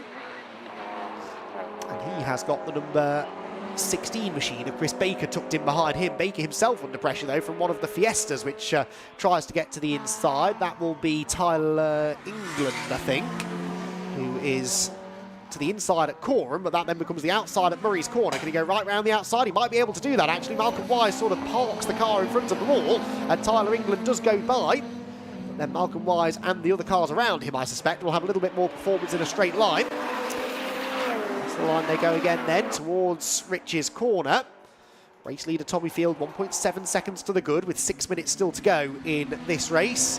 Jack Gadd second, Dave Cockle third, Stephen Scotton Woody fourth, Piers Grange fifth, Lloyd Jameson sixth, Martin Reynolds did stay seventh there. We've got a slow-moving car at the bomb hole. That's Steve Minton, who started from the back anyway. That's a shame. That's one of the prettiest cars on the grid, is Steve Minton's Escort Mark II. But unfortunately, it's touring back into the pit lane. And Palmer's we head down towards Agostini, and now Tyler England having to try and find a way once again up ahead of the number 16 car of Baker. He did get back ahead of him by the line. Baker, though, actually having a bit of a go at Malcolm Wise. Malcolm Wise really seems to be struggling through the corners, doesn't he? But able to carry, again, more speed down the straights. That's what I really enjoy about multi-class racing. They might all be Fords, but such complete differences in performance level. Cars all quite evenly matched actually around the lap in this group, but generating their lap time in different ways. Here's the challenge though, the inside line will go Chris Baker, and he does get the place, but Malcolm Wise might have a chance to get him back down the next straight, and that is Jessup. That's Neil Jessup off. That's such a shame. Neil Jessup, who'd been engaged in that brilliant battle we'd been enjoying earlier on with Martin Reynolds and Paul Neville, and unfortunately the Zach Speed Mark II Escort has pulled to the side of the road. A smoky demise for Neil Jessup. And that is such a shame, because I was really enjoying that battle that he was having. And means Martin Reynolds now probably let off the hook a little bit, because I think he's getting away from Paul Neville slightly.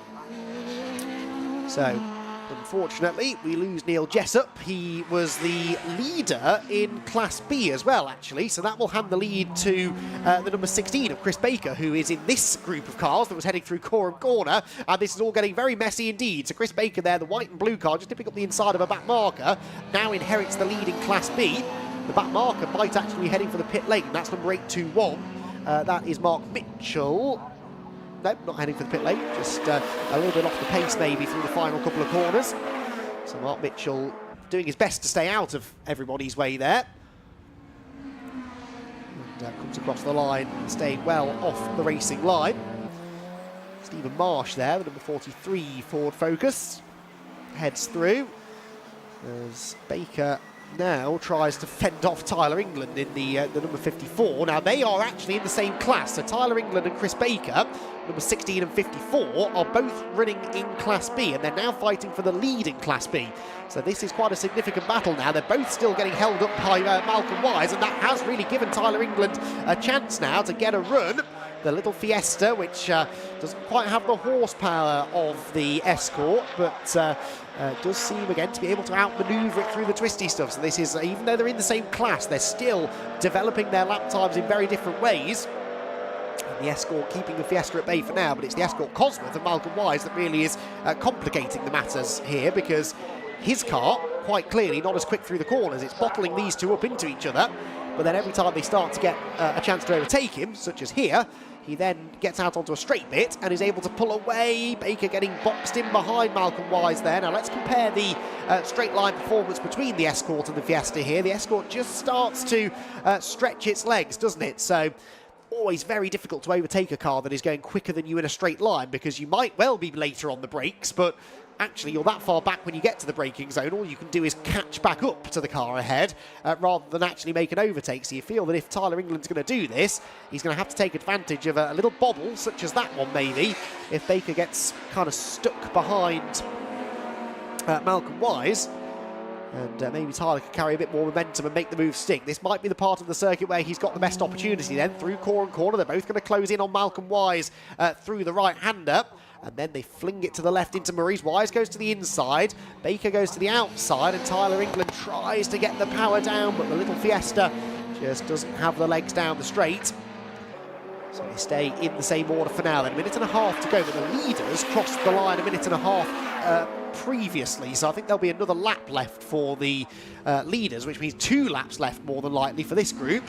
The leaders are about to approach the line to begin their final lap. Tommy Field, I can see out of the window, heading out of the final corner. So the final lap beginning now for the overall race leader. Easy to lose track of where the leader is in a race like this, but Tommy Field goes through. He is comfortably ahead of Jack Gadd now, 5.5 seconds. So Jack, again, not quite able to provide too much of a challenge to Tommy. Here we've got a good battle going on further back. Number 53, Neil Argrave, up the inside, claiming a place against Paul Neville, and that was for second place in class. So Class B plus seeing a significant change as well, not for a class lead, but for second place we've got 2 cars slowing. Well, one of them is the Steve Minton car that's still limping around, but also now joined in the retirement section perhaps by Daryl Taplin. Daryl Taplin pulling off to the side of the road. Stephen Scotton Woody, meanwhile, has got the attentions of Piers Grange. These two just beginning their final lap of the race. This is for 4th position. Stephen Scotton Woody coming under a bit of pressure from Piers. We've gone across the line then. Onto the final lap we are going. And Tommy Field with the race lead. Flames spitting from the back of the number 8 car as he slides his way through Williams then on this, the final lap of the race. A brilliant drive it's been from Tommy. Came under some mid-race pressure from Jack Gadd, but managed to withstand that pressure, and now looks as though he is going to claim a victory. Now Baker here has got himself ahead of Malcolm Wise, and Tyler England has been overtaken by the number 29 car, hasn't he? Although he's trying to do something about that now as they head through core and corner. That's Mike Thurley. So that's separated the Class B leaders, so we can focus instead maybe on this battle for 4th position overall. These are 2 cars in different classes, Stephen Scotton Woody and Piers Grange, heading for Hamilton.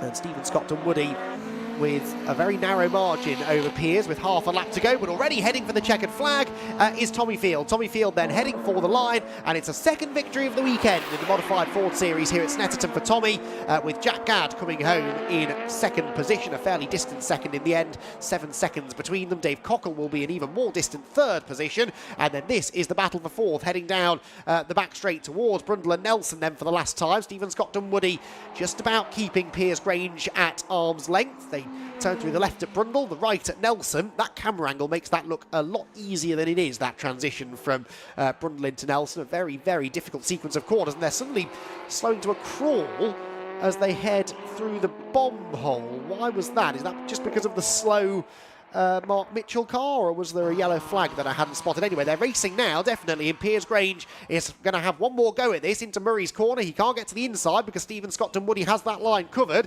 so it now will be a drag race to the line, and that's a drag race that I suspect the Sierra Cosworth will be able to win, and yes, it does. So Stephen Scotton-Woody comes home in 4th place overall, claims a win in Class A. Piers Grange wins in Class B+, and comes home in 5th place overall. Lloyd Jameson will come home in 6th. That's not Lloyd Jameson, that is Mark Mitchell coming to the line. Lloyd Jameson a little bit further back now takes the checkered flag. There he goes in the Escort Cosworth Maxi.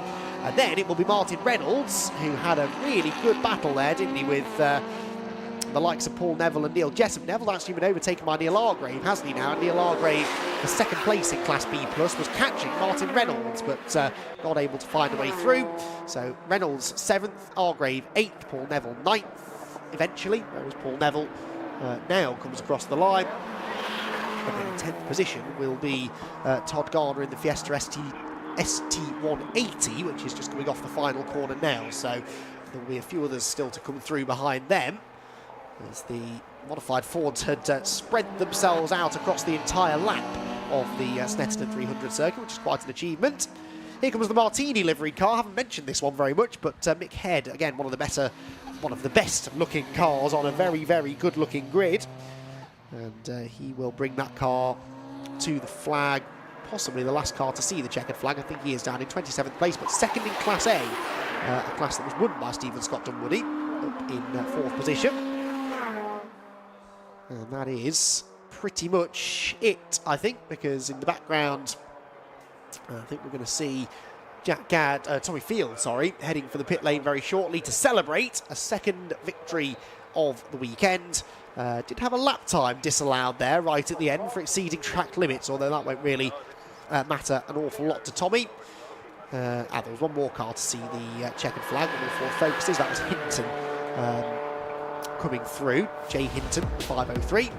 And with that, everyone has seen the checkered flag, and we can take a little look at the order in which they finished that final race before the lunch break.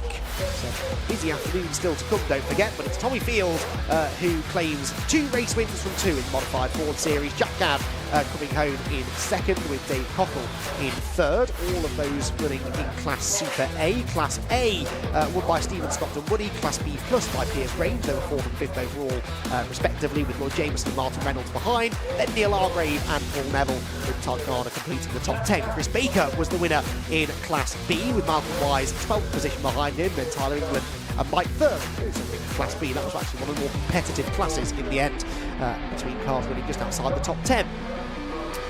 Then 15th position, Jay Hinton, Oliver Bullion 16th, another couple of Class B cars. Wayne Crabtree was 17th ahead of Nick Watling and Chris Smith, with Piers Warwick even finishing in 20th position. Then it was Paul Soul and Kevin Hadfield. Kevin Hadfield winning in Class C. Matthew Brennan claimed another race victory in Super B. Then it was Sean Hadfield and Mark Hadfield, with Adam Saint and Mick Head in 27th position.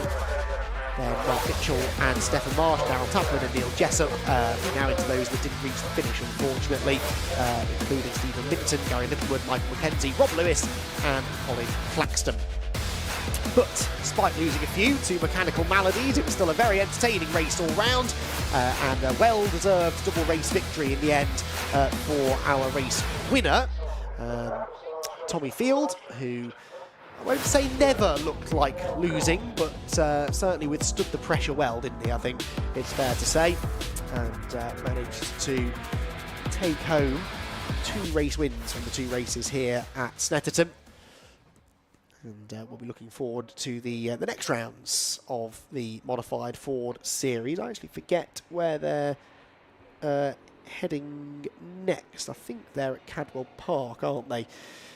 The modified Ford. Let's double check that before I give you some duff information. No, there we go. I'm glad I checked. It's Silverstone, the national circuit, for actually their final round. Only one more event of the season, a double header for the modified Fords, and that will be on the Silverstone national circuit on the 17th and the 18th of August. So actually, not a lot more racing for them. Although, actually, now that's reminded me, I did get a message yesterday from Scott Woodwiss, I think, reminding me that they actually have a couple of extra races.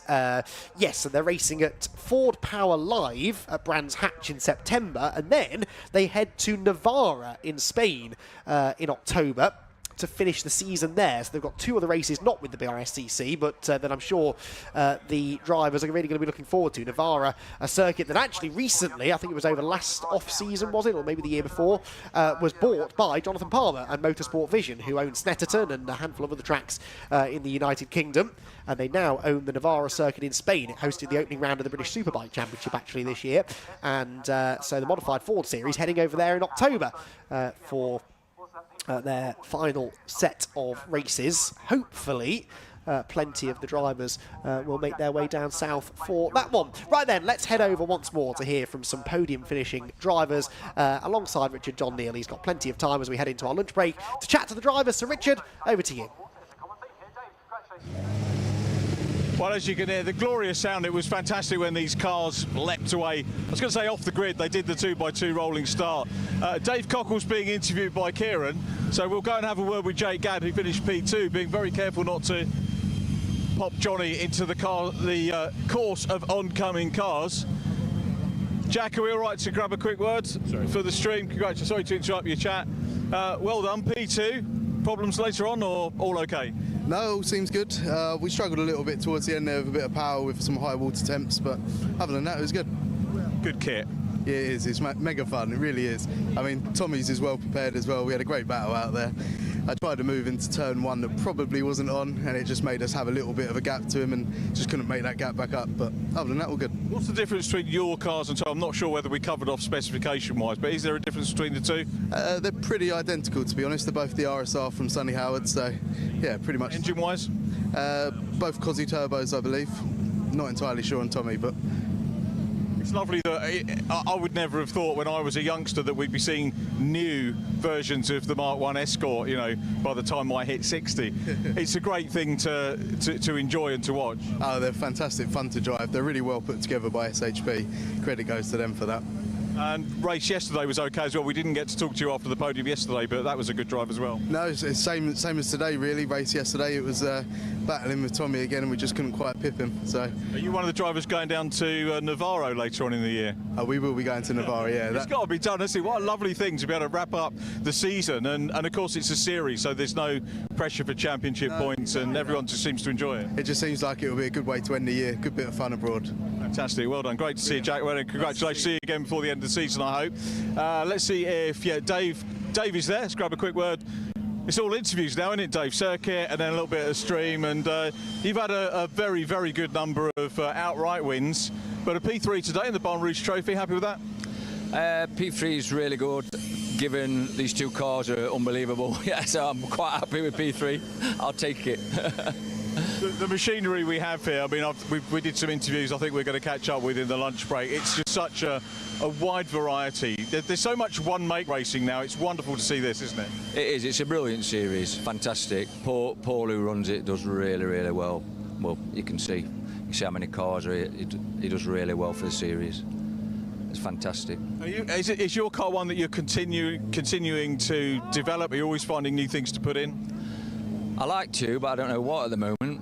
Oh, really? It'd be nice. Yeah, it'd be nice to do something to get closer to these. But yeah, I think it's a massive task to catch up with these. Yeah. And the question I asked Jack, are you going down to Navarro? Yes. As long as everything goes well at next race, yeah, I'm going to Navarro. Where's the next round? Silverstone. Silverstone. Again, you get some great tracks, don't you? I mean, who else is going to get down there as well? Yeah, exactly. It does really well in finding a nice, you know, European, whatever, abroad track for us to race at. I just wish more people would take him up on his efforts. You said he got 30 odd going down there, so that's not too shabby. Yeah, fingers crossed. Fingers crossed. I mean, Spa last year, they were 8 to do, and I think about 24 turned up, so yeah. said to Paul earlier on when we had the stream yesterday that the first person to comment, and most of the comments were on the Modified Ford series yesterday on our YouTube feed, and the first guy to comment was from Germany. Oh, brilliant. That's fantastic. See, we're worldwide. Yeah. So thanks wherever you're watching, we appreciate that. Dave, good to see you. Well done on all the wins that you've had this year. We'll catch up with you a little bit later on. And thank you to Tommy Field for coming and finding us as well. Well done, Tommy. And we'll do a quick handshake. Congratulations. Yeah, Dave was just saying he can't live with you boys in the RSRs. No, it's come to light. We've been working a little bit over the last couple of weeks from Silverstone. We'd put a silencer in for Silverstone for the exhaust, which absolutely killed it. So working away with that, so we found some performance back in the engine, done a little bit of setup change, and to be fair, I love this track, and it's come to life. So you and Jack running the same spec? No, different. Yeah, totally different. We're a 1900 BDT, Jack's a YB, so a bit different. And obviously, chassis is very similar. I think Jack's got paddle shift. We've just got an old-fashioned sequential now. But no, it's good. We've enjoyed it, but it's just very, very hot in there. Yeah, it must have been worse yesterday. We didn't get to talk to you. Apologies yesterday. We didn't get to talk to you after the win. So double win. Yeah, we had a bit of an issue yesterday with the breather system. So halfway through the race, it put a lot of oil on the screen. So I sort of backed off, and obviously it was hard to see where he was going. So I wasn't pushing as hard yesterday. So to be honest, it was worse for me today, to be honest. But yeah, just like to get out of these and get some shorts on. We can get home now, can't you? Yes, not so far away. So double win. First outright wins of the year? Yes, he was, yeah. Congratulations, and a double, so you don't get much better than that, does it? Exactly. Thanks very much. Nice one. Well done, Tommy. Thanks for having a chat with us. Congratulations. See you next time out. Tommy Field. Let's see if we can grab some of our other class winners as well. Stephen Scott Dunwoody may have departed the car, so we'll see if we can head down that way. Because we've got a bit of a time because we're into lunch break. We've got a few things for you to watch coming up in the lunch break, incidentally, as well. We were out and about filming. Stephen's in the 45 car down here. And looks like he's looking around the cars because most of the drivers like to check things like tyre pressures after the race to see how they're behaving and how they did. And some of them will make notes. Stephen? Congratulations. Thank you. Class win. Yeah. Happy with that? Talk us through the race. Well, Piers was on me yet again. I think that's 5 races on the row now. We've been battling with each other. His car carries a lot more corner speed than mine, but I can sort of run away a little bit down by the straights. But about 2/3 of the way through, we lost the back tyres and it got a little bit interesting near the end. But I was glad to see the checkered flag to come out. But yeah, brilliant racing yet again with modified Fords. Really enjoying it. Multi-class winner this year. Oh, absolutely. I love it. Absolutely loving the racing at the moment. I think Lindsay's shouting to get you on the podium, so we get you. Stephen, thanks for having a chat with us. Appreciate it. Well done, and enjoy the spoils of victory. Class victory. Stephen Scott Dunwoody. We are, as you heard, Lindsay calling the others because much as we'd like to go through all 5 classes, we don't really get a chance to, as they've got podiums to do and on-track activities coming up as well. We're going to take a very short break. In fact, tell you what, no, even better than that, we're going to hand you back to Andy McEwen in the comms box, and we're going to tee up some chat for you in the pit lane as we look forward to the C1s later on this afternoon.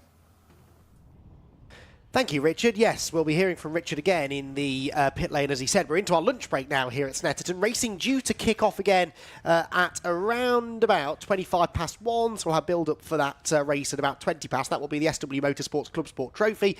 We'll then have a race for the Super Saloons, Tin Tops and Intermarque Silhouettes again. The BMW Compact Cup will have their 3rd race of the weekend. And then at about 3:25, we're into the main event of the day, if you like, the Silver Lake C1 Endurance Series 3-hour race that will take us to the end of the weekend. Now, during that race, we'll be hearing from Rob Lewis. Rob Lewis will be our pit reporter for the Silver Lake C1 Endurance Series. But as we've mentioned, he's already been out earlier on this weekend racing in the modified Fords. Now, unfortunately, spoiler alert, his second race didn't go all that well. He's just retired from that one earlier on today, but he was out there yesterday having some fun. And earlier on in the weekend, he had the chance to catch up with Richard John Neal.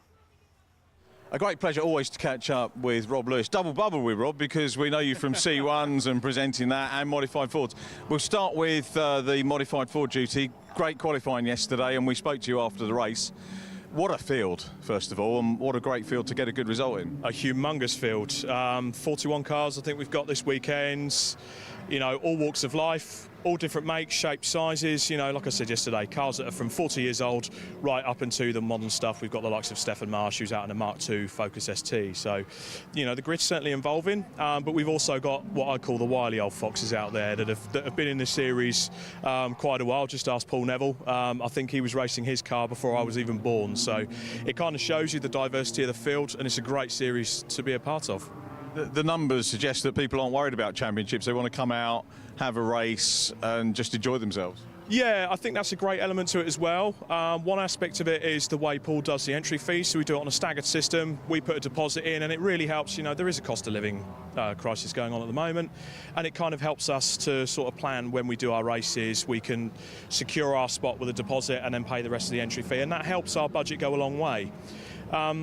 And I think as well, I stressed it yesterday with the way we race against each other. It's a bit more of a gentleman's series. We do leave a bit of a gap for each other. We leave racing room. There's no rubbing, there's no contact. A lot of these cars are worth quite a lot of money, and they're very precious to a lot of these drivers. You know, I raced a Mark 1 Focus. I built this on my sister's drive originally from the ground up. So, you know, I've got a lot of love put into this car. It's certainly a bit different from that. But again, it goes back to the diversity of the series.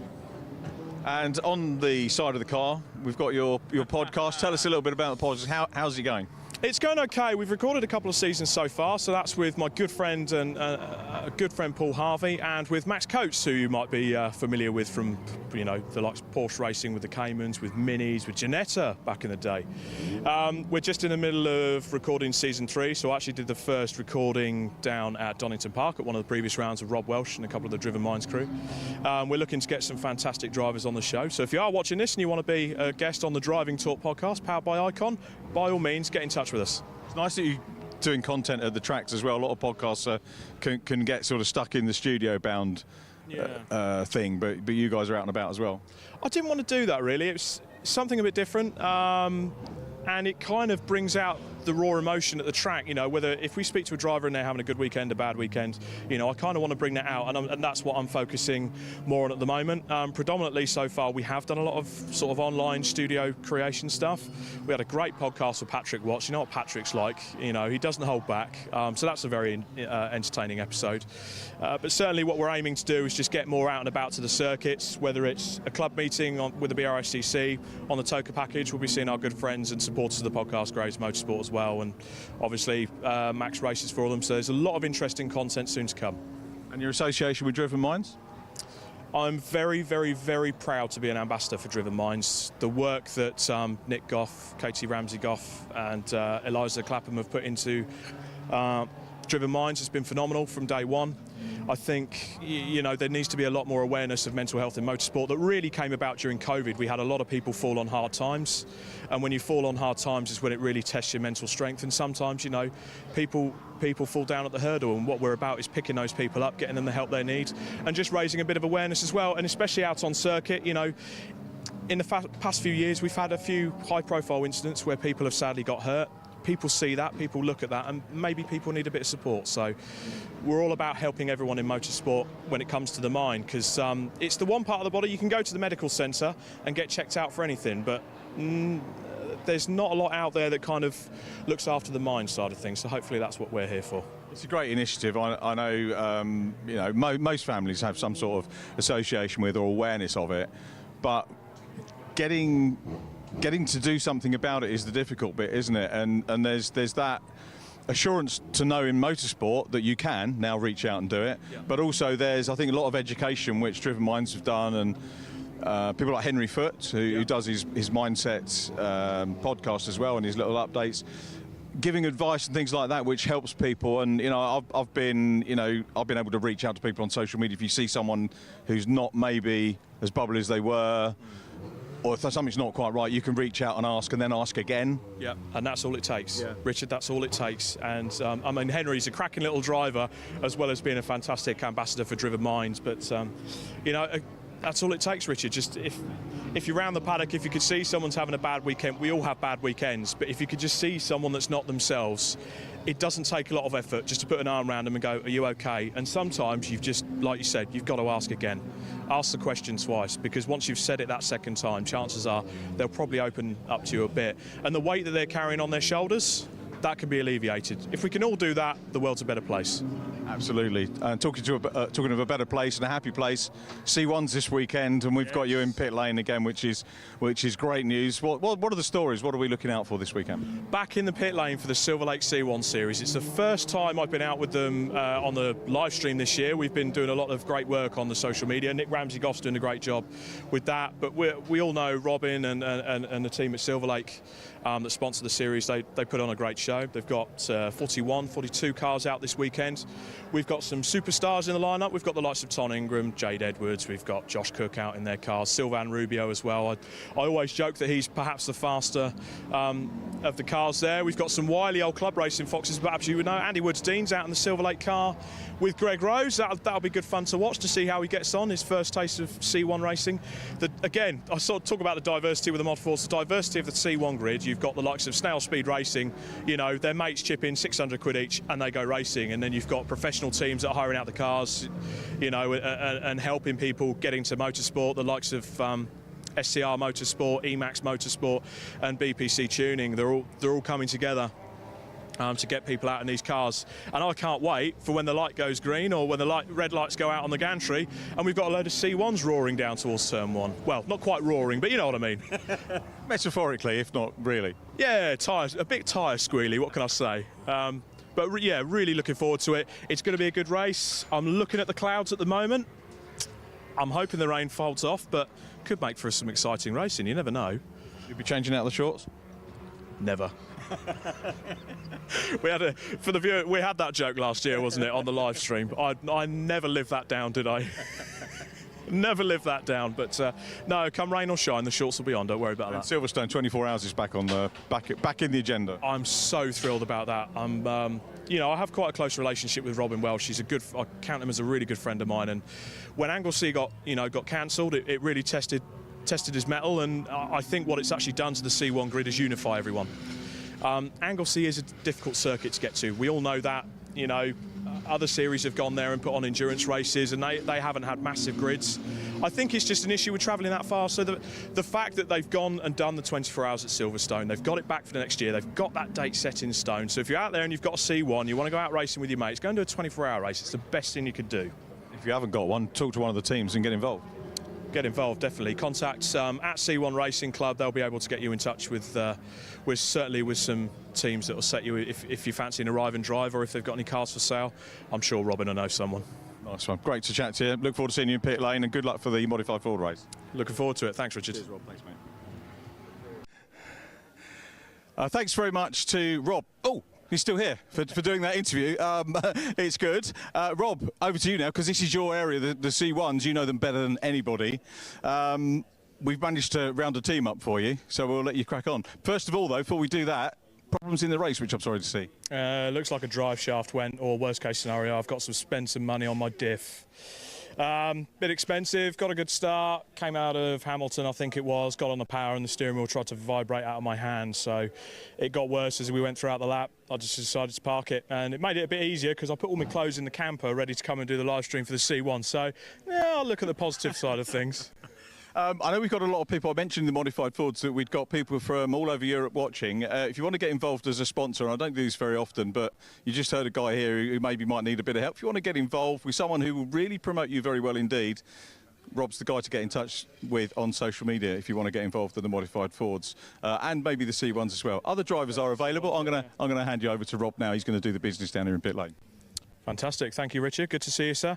Hello, everyone. It's my first live stream walk around the C1 pit lane of the year. And the first team we're going to speak to, we're going to go over the border. We're going to go to Wales, to the wonderful Dragon Sport team by Amigo Motorsports. We know Rob from Amigo, but I want to talk to this man here. I want to talk to Reese. He's looking at some data at the moment. We need to talk Dragon Sport, don't we? Tell us all about, first of all, you've got these beautiful cars here that do remind me a bit of an old Vauxhall Super Tour, I must say. Of course, yeah. Bit of a brand for you, but what else have you got going on with the Dragon Sport programme? So we've got, obviously, it's our second weekend back with the C1s. Obviously, I raced the C1s quite a bit a few years ago. Since we've got a team obviously running in Brscc at the moment, and then the idea was we've launched like a road and Nürburgring. So effectively, we've got 4 young drivers in the cars. We've got 2 drivers from the Clio team, and they're all out of karting. And it's like a progression. So we've got 4 or 5 rounds in the C1s this year, and then they'll be doing some Clio tests at the end of next year with a view of maybe stepping up to another championship or another endurance series, or stay in C1s for next year. And then the following year we will do a round all together in the Nürburgring. What value to the programme does the Silver Lake C1 Series bring to you? It brings everything because it gives you the opportunity to do a 24-hour race, which you don't get an option to do anywhere else in the UK, really. You know, so that's a big thing. Obviously, the race lengths are really important, the closeness of the racing, and it's just seat time, and it's really, really good value seat time for the guys. So that's all they need to be doing is just keep going around, learning circuits, learning pit stops, learning about penalties. And yeah, I mean, the progression from round 1 to this round has been phenomenal. So I think, yeah, by the end of the season, they'll be ones to watch, definitely. The one thing I've noticed in this team, just straight away, we can see it here in front of us now, the camaraderie. Tell us about some of the team members that make this up. Yeah, so obviously Rob and John run the cars, and they do a great job of that. And then behind that we've got the Claire, who looks after their fitness. So all of them are like a fitness program, so they're all off track and on track. She looks after them and makes sure they're fine. And then also we've got Andy and Rob on the camera side of it, where we kind of teach them about obviously like social media, building like a marketing. We got videographer each weekend and stuff for them, so they can do a lot of content on social media, which is a pivotal role in getting sponsorship and brands to support their journey going forward. So it's effectively like a program in a program, and it seems to be as you see, the team we've got a really good close-knit team, so it's good.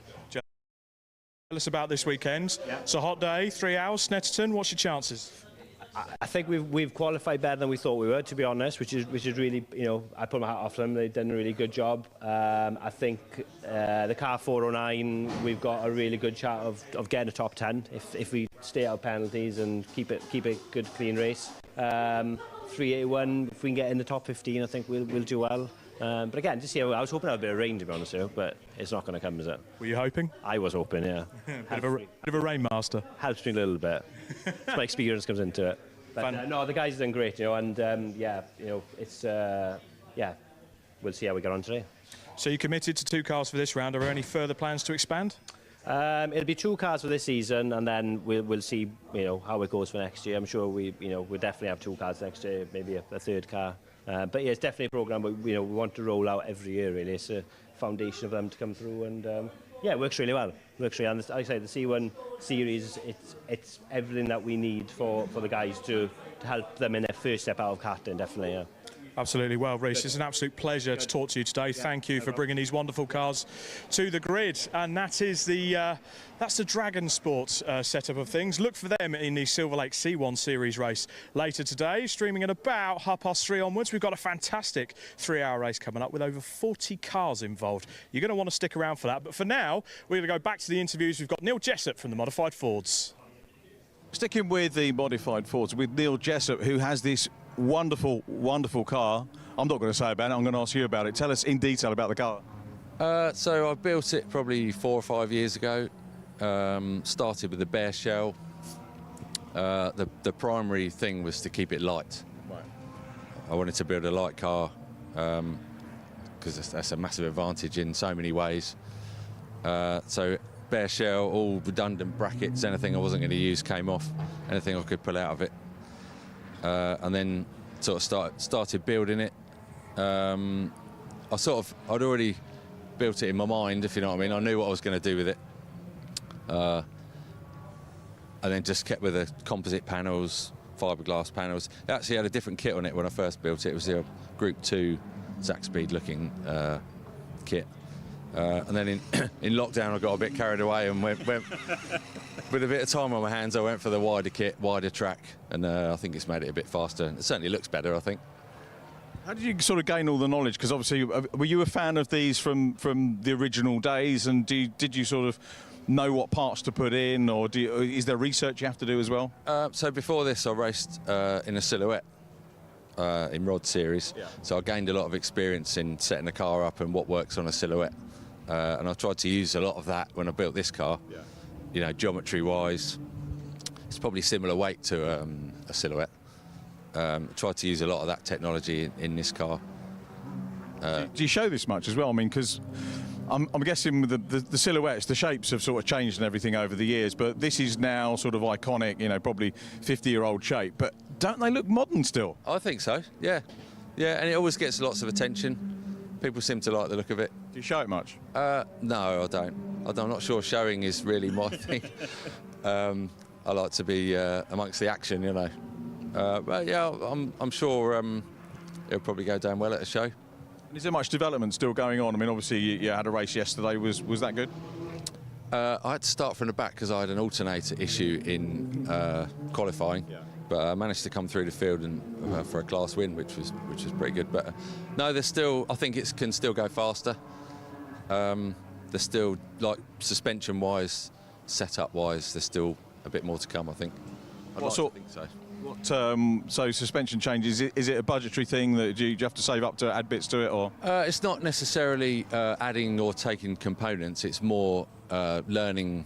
You know, you're always learning about setup, and you try something, it might work, it might not work.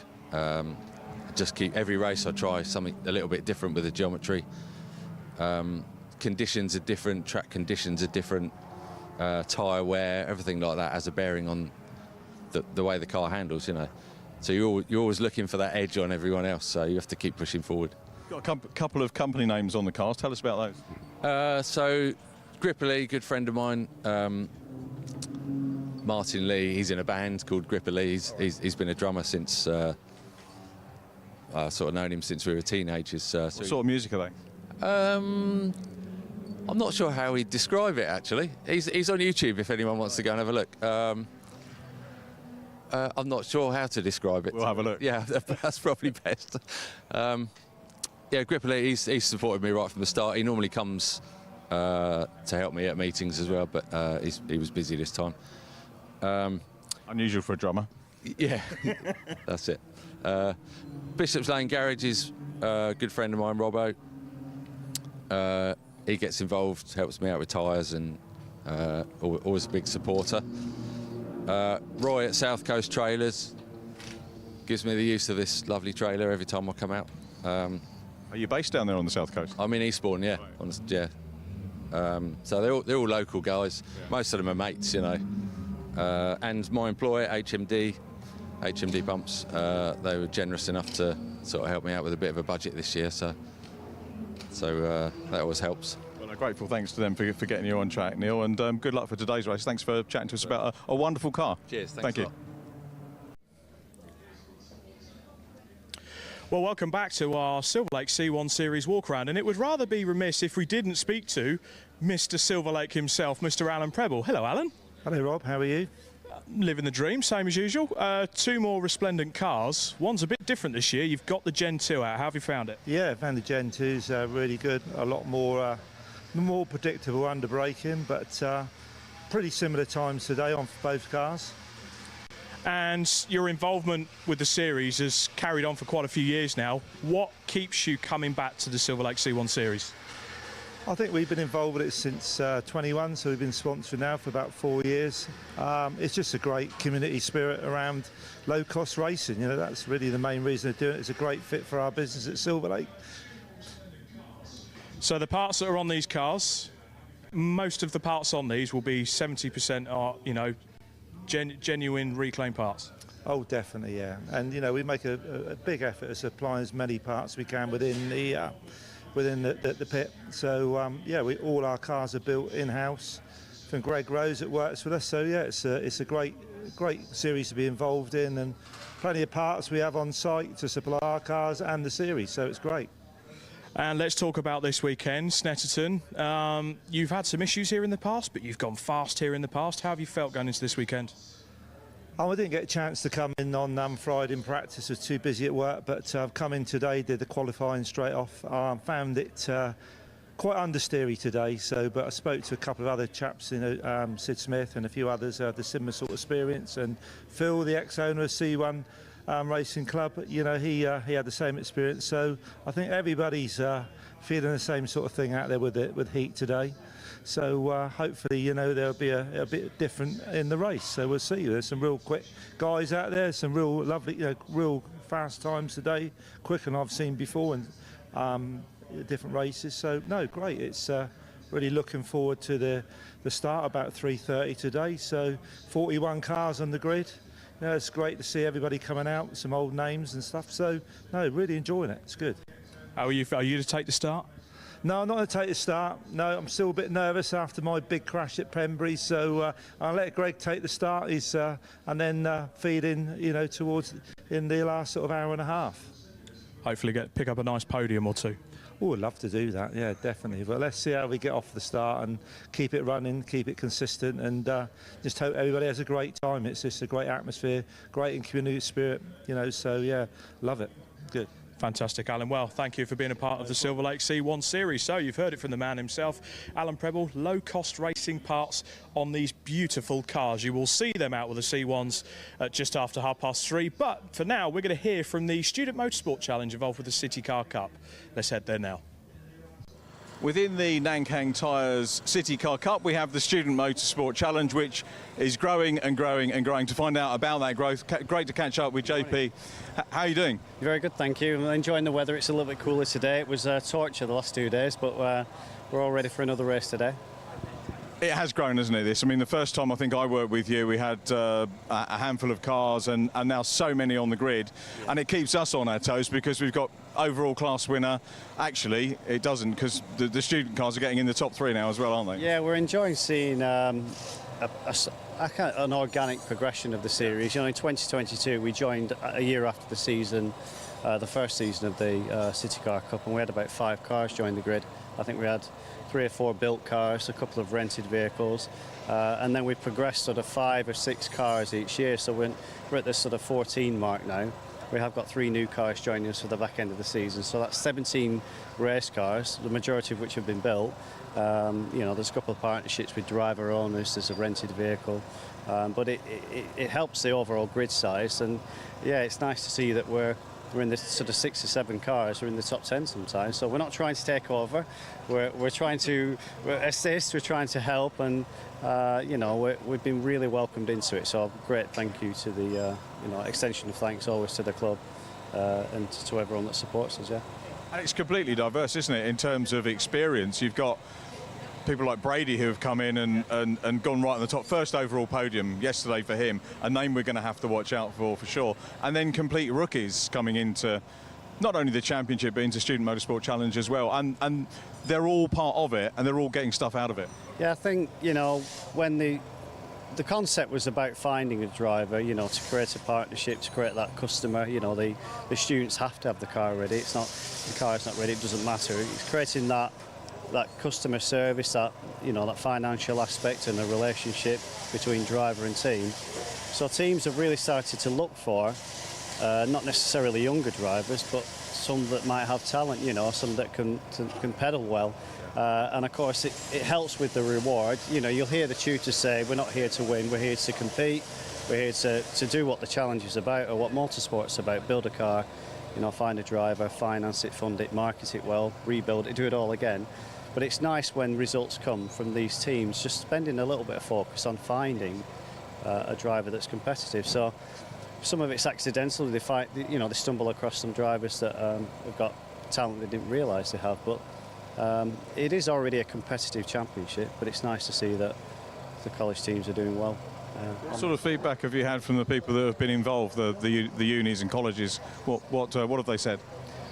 From a teaching aspect, they've been able to embed it into not just, people think of motorsport as, I sometimes coin it as 4 wheels and a spanner, but it's much more than that, isn't it? We try to embed 7 areas into this. So feedback from tutors is that they've started to get, better attendance from students. They're able to use it as assessment criteria.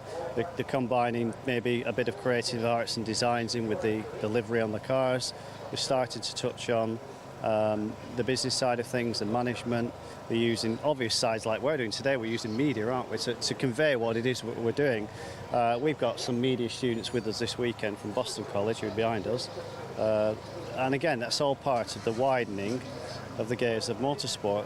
We have so many supporting series, supporting industries that back up motorsport. And that's been the feedback, really. Going back to the original question, is that they've been able to embed this into much more curriculums than just motorsport. So the value's there, if you would, So I'm very pleased with the feedback. I know my son's just finished with college. We couldn't get his college involved just yet, but I know he enjoyed the practical side of it. He loves being he loves coming to a racetrack outside of college. Yeah. When he's in college, he loves the practical side of it. He gets the theory. Theory bores him, to be honest, but he actually wants to be working on cars. So being out and about is the thing that fires him. Yeah, I think you're right. I think it was Croydon College, wasn't it? We talked about. Sadly, we weren't able to get them involved just yet. We'll get them. we'll steer them in. But yeah, I think I used to teach. I taught for the best part of 10 years, and I always found that if it's tangible, if it can be applied to something. So motorsport, it's the front of house. It's the vehicle, no pun intended. But if you're able to apply mechanics, or preparation of a vehicle, or financing, or design, or logistics to motorsport, it really does excite the student because they can really see the end goal and consider the results, whether that's disappointing results, a positive finish. They've actually done something and they've come away with. They have worked with a customer. They have worked with a team. They communicated with the press, the media. We've had people speak to yourselves. They'd never got on camera if they'd not get involved in something like this. So we're very fortunate to be able to, as I call, crowbar or hijack the Brscc CityCar Cup. Thank you very much.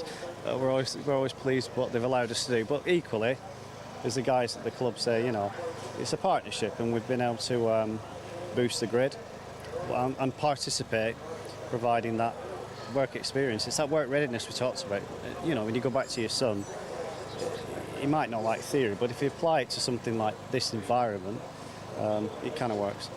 Yeah. That's brilliant. JP Latham, lovely to catch up with you. Have a great weekend. We'll see you at Brands Hatch. See you soon. Thank you. Bye-bye. Okay, so this year we've got Gen 1 and Gen 2 C1s. Gen 1 and Gen 2 just came in this year. And it just so happens that this weekend we've got Gen 1 and Gen 2 series bosses. It's our pleasure this weekend that I'll speak to Robin first. So you bought the C1 Racing Club from this man here, Philip Myatt, didn't you? I bought it from a committee of people which Philip was part of, technically, but yes, it was his silly idea down the pub. A silly idea down the pub, Philip. Like all great ideas, how does it feel being back in a C1?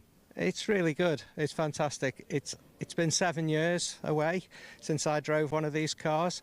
It feels a little bit alien at the moment, as though I've maybe forgotten how to drive. I'm sure I maybe haven't, but we'll find out a bit more this afternoon.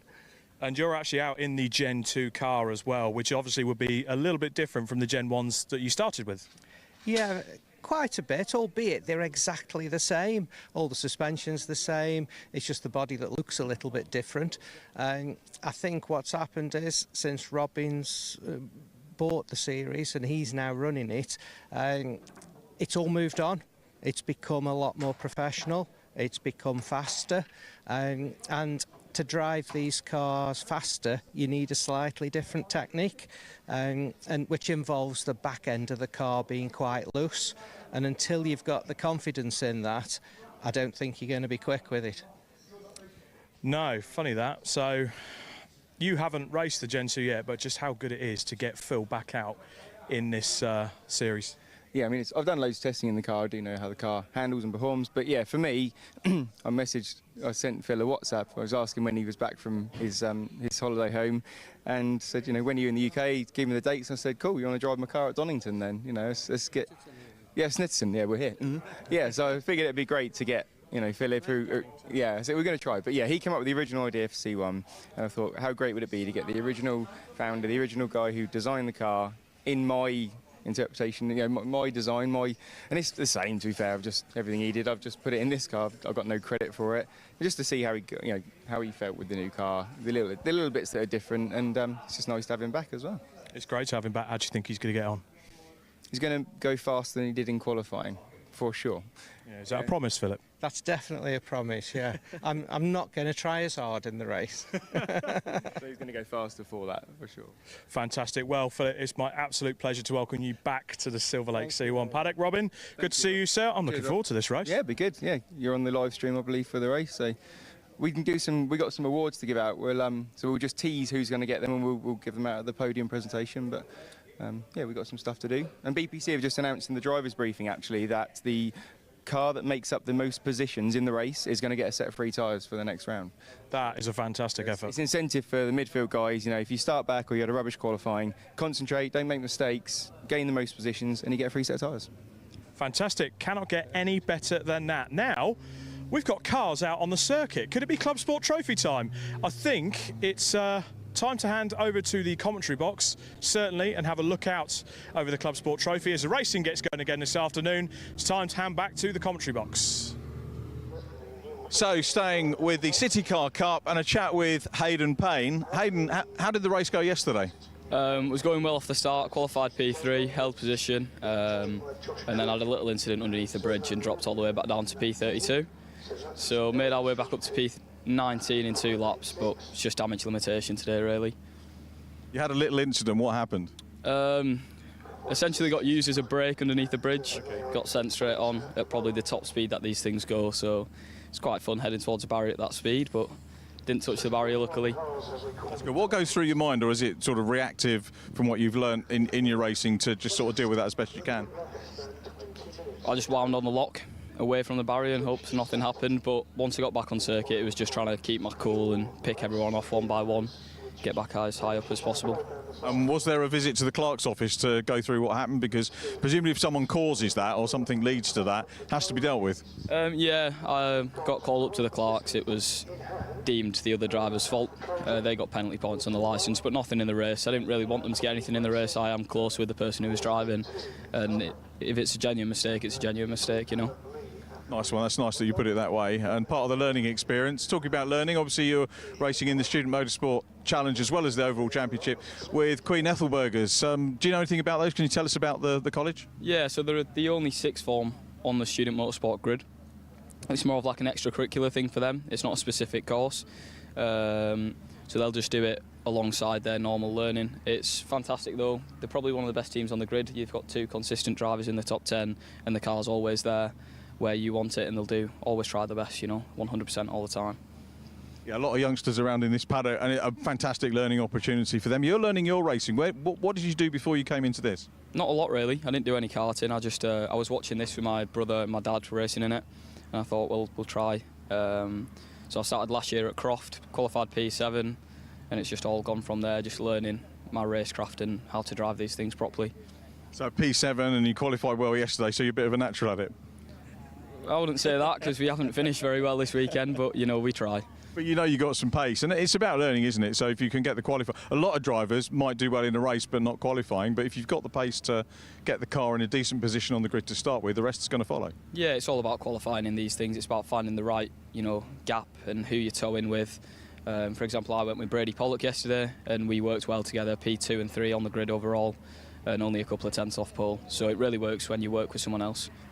I'm going to guess here with the accent, Croft was your home circuit? Correct, yes. Whereabouts are you from? West Yorkshire, so not far, but I live in Preston at the moment, so it's either Ulton or Croft, my home circuits. Yeah, both great tracks, aren't they? Tell us a little bit about some of the livery on the car and the companies you've got mentioned on there. So I've got personal sponsors here. Yoke Real Estate, just a real estate company based in Yorkshire again. Yorkshire Rose Camper Conversions, another Yorkshire-based company, all do camper conversions. The Pebble Agency, a PR and marketing company.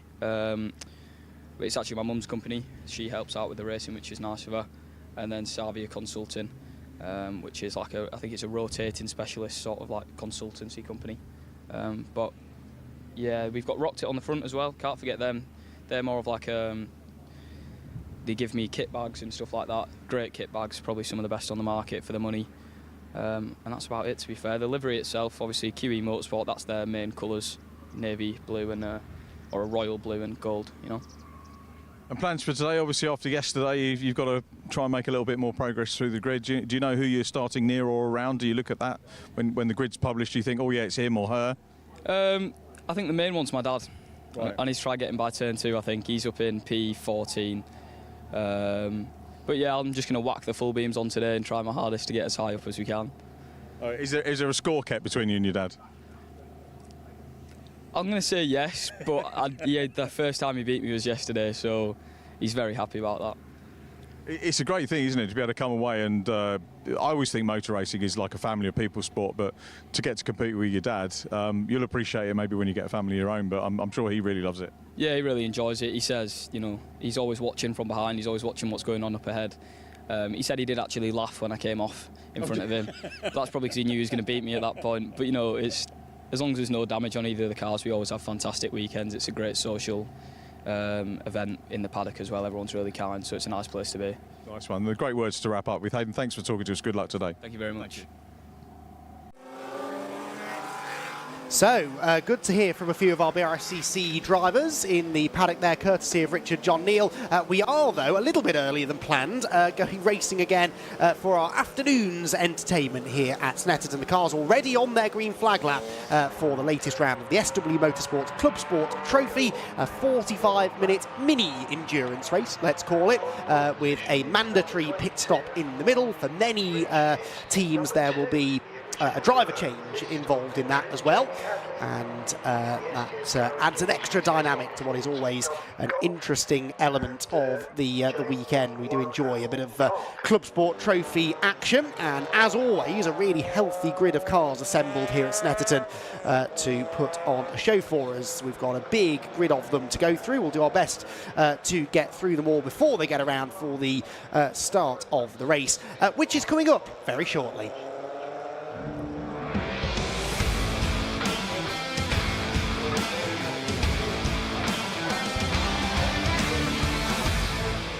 So, cars on the green flag lap then, as I said, for the SW Motorsports Club Sport Trophy, a grid that is headed by Jamie Hadley. Jamie Hadley on pole position in his VW Golf. In fact, he's got a very VW feel to the front of the grid. The top two rows of the grid are Volkswagen lockouts with a pair of Golfs on the front row, Jamie Hadley and Rob Andrade. Another Golf of Julian Daniel then starting third, with Feroz Villamori in his rapid VW Scirocco on row number 2. Then, as they say, for something completely different, the Morgan +4 of Shane Kelly. I believe that is former Formula 3 racer Shane Kelly, and he has got first of the two driver entries alongside him, that being the number 14 Nick Watling and Jack Wheeler Ford Fiesta. Then Saranga Sardisrari, former BMW Compact Cup racer, starts 7th alongside Kieran Power on row number 4. Row 5 for Chris Murphy and Steve Wood, and row 6 for Richard Clark and Elliot Lettis, this time in a Mazda MX-5. Then it's Callum Bates on row 7 alongside the Renault Clio number 199 of Robert Quantrell. He's picked up a co-driver, I think, for this race. Then it's the Novolivskis in their BMW Z4. They will share the 8th row with Mark Jones. And on row number 9, we've got the Watts Ford Fiesta, number 16 Josh and Jack Watts Ford Fiesta up alongside Craig Emerson. Then it's Brendan Murphy and Adam Radford completing the top 20. Jason Rogers even has the 177 Darren and Joseph Dukes BMW Z4 for company. Then Stuart Kilroy and the number 49 machine shared by Simon Byrne and Andy Furr. Then it's the Adcock's father and son pairing, Phil and Matthew Adcock, on row number 13 alongside Barnaby Francis. The Mitchell and Cochrane at Mazda MX-5 has Gary Hobbs Hyundai Coupe for company on the next row, and the 15th row shared by the Risbridger and Boot Mazda 2, and the Oates and Woodford example with Francis Faulkner's Mark 1 Mazda MX-5 at the back of the grid. And with that, we are ready to go with a 2x2 rolling start then for this 45-minute race, with a mandatory pit window through the middle chunk of the race, during which every single car must make a visit to the pit lane. There's a minimum pit stop time as well that has to be adhered to. More on that later, though, as the race gets underway. Then the cars blast towards Rich's corner for the first time, and the 45 minutes immediately begins to tick down. The field then heads through Rich's corner. There goes the number 14 machine. That is the Watling and Webber car. Now, Wheeler car, sorry. What we don't know is who's in the cars at the start of the race. The two driver cars, anyway. Obviously, the single driver entries are a bit easier to figure out, but those being shared by two drivers, we won't know, unfortunately, who's in at the start, unless any teams or drivers want to send me a message to let me know, because that is always handy to know who's at the wheel. Sometimes good fun trying to figure it out, but you can very easily end up offending someone if you pick the wrong one. So anyway, at the front of the field, mainly it is single driver entries anyway. The 22 of Hadley leading the way, Jamie Hadley, as they turn through Agostini for the first time of asking.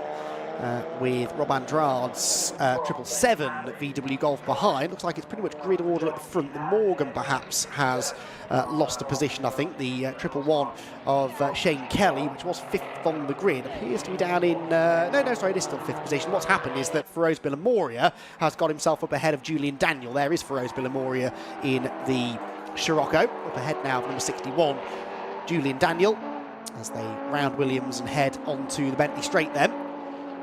So everyone just sort of trying to find a clear bit of track, settle into a rhythm, settle into a groove. There's the number 49 car. Now that is an interesting car. That is the Simon Byrne and Andy Firth MGZS. You don't see many MGZSs racing these days. That car had to qualify out of session because they didn't complete the required number of laps in qualifying. They didn't actually qualify off the back of the grid. They set the 24th fastest times. They'd set a lap, they just hadn't set enough laps because each driver has to complete 3 laps within that qualifying session. Because it's a 2-driver car and they had mechanical difficulties that kept them out of part of the session, they had to complete their other laps behind the safety car during the shortened lunch break, and so they haven't had a lot of time to prepare for this first race of the afternoon. So Jamie Hadley leads them by 0.6 of a second. Rob Andrade there in 2nd position. Daniel and Bilamoria behind. They all run in Class A. So too, bizarrely, does the Morgan of Shane Kelly that sits in 5th position. 6th place then is your Class B leader, and that is the number 14 car, which is the Nick Watling and Jack Wheeler Ford Fiesta. And as you can see on the timing tower, a whole host of Class B runners in behind. Then in the Class C ranks, it is the number 10 that leads the way, and that is Callum Bates. Callum Bates at the head of the Class C runners at the moment. Side-by-side battle here on screen, heading up towards the left-hand corner at Palmer's, and that's Saranga Sothis-Rari, who was trying to battle away there with Chris Murphy. Chris Murphy, I think, had briefly got ahead of Sothis-Rari, but then managed to reclaim the place, did Saranga, as they head towards the braking zone. But the Z4 back up the inside now as they turn into the Agostini hairpin. Chris Murphy, is he about to reclaim 8th position, which is actually 3rd in Class B as well. They're both fighting for class position, these two. No, the BMW with a bit more horsepower manages to stay in front. A bit like the modified Ford series, where we have cars in the same class that quite clearly have different sort of performance numbers. One car might be significantly quicker in a straight line, one might be slightly better through the corners. They can still be in the same class because the way in which the class structure works, it isn't necessarily just based on engine size. There's an awful lot more that goes into putting everyone in a class where they will have some good, strong competition and ultimately not have a big advantage in performance. And that's part of what makes this such a fascinating series. There, back up the inside goes Chris Murphy, and this time he does wrestle the Z4 through. So nice move made there. But yeah, it's all based on a power-to-weight ratio, basically. So you've got Class A, which is the elite class for cars between 206 and 235 brake horsepower per turn, and that's Saranga Sothis-Rari slowing, I'm afraid. So Saranga Sothis-Rari, one of the Class B cars, the Sport Pro class, for cars 176 to 205 brake horsepower per ton. Well, that car isn't really producing that amount of power right now as it limps into the pit lane, and this is too early for it to be the mandatory pit stop as well. If you're going to have a mechanical drama, it's better in a way to have it during the pit window, because at least then you can, if you can make a quick fix, you actually don't lose a lot of time through having that issue. But Saranga, unfortunately, pitting a little bit too early for that. So he pulls into the pit lane, hopefully not into retirement, but certainly out of contention for a really good result overall, all within his class. The Class C cars, by the way, the Sport class, 156 to 175 brake horsepower per ton. Class D, the Club class, is for cars between 136 and 155 brake horsepower per ton. And Class E, the Track class, for cars that have between 0 and 135 brake horsepower per ton. I think all of them have got more than 0. I think any car that's ever raced around Snetterton has had more than 0 brake horsepower per ton, but you take the point there for the less powerful cars running in Class E. But that sometimes is where the better racing can be found, and that already is proving to be the case, because the number 94 car, which leads that class at the moment, that's the Mitchell & Cochrane Mazda MX-5, has got the Adcock BMW right behind them. So the top two in Class E at the moment, looking very, very close indeed, only 0.2 of a second between them. You can't miss the Adcocks. They are the bright yellow BMW Compact, always in the thick of the action, and usually competing for class wins within Class E, and always enthusiastic as well as they do compete. And this is the time for me to make the mandatory mention of my apparently planned racing debut in that car. Conversation I've not actually been a part of, but it's been decided for me apparently that one day I'll get a chance to pedal the yellow BMW Compact. So look after it, Phil and Matthew. Need that car in one piece for later on in the year. Right then, across the line comes the second and third place battle. This is the pair of VWs, the two Golfs of Julian Daniel and Rob Andrade. So that's been a change, hasn't it? Andrade was up in second place earlier on. Feroz Billamoria, of course, was briefly ahead of Julian Daniel, so Julian Daniel has done well to get that position back. And now setting off after the race leader, because Julian Daniel actually has set the fastest lap of the race as well. Out of the final corner comes the MG, the Burn and Firth MG, number 49, runs in Class C. So that's the same class as some of the BMW Compacts, and also things like the Elliott Lettuce Mark III Mazda MX-5, Class C being led at the moment by one of the Z4s, but not all of the Z4s are in Class C. Some of them running in Class B as well, again, depending on the size of the engine in the car. So across the line comes some of the battles going on a bit further back. There's the Adcock car. Has that been a change of lead? Yes, it has. So the Adcock's now ahead of the Mazda.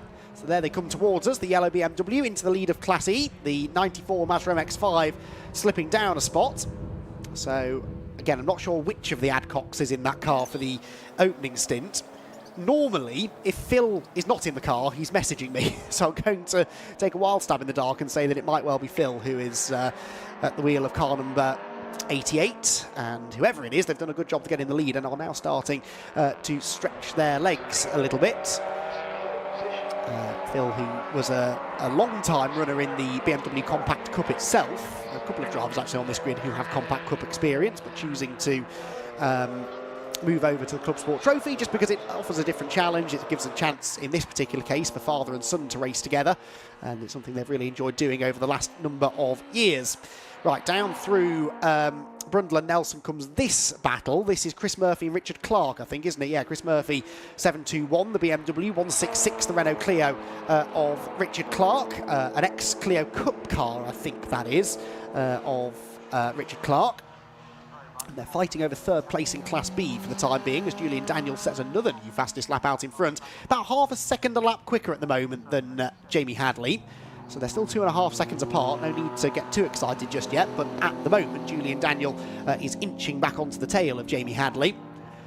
As the Class B runners come across the line. Class B being led pretty comfortably, actually, at the moment by the number 14, which is the Nick Watling and Jack Wheeler Fiesta.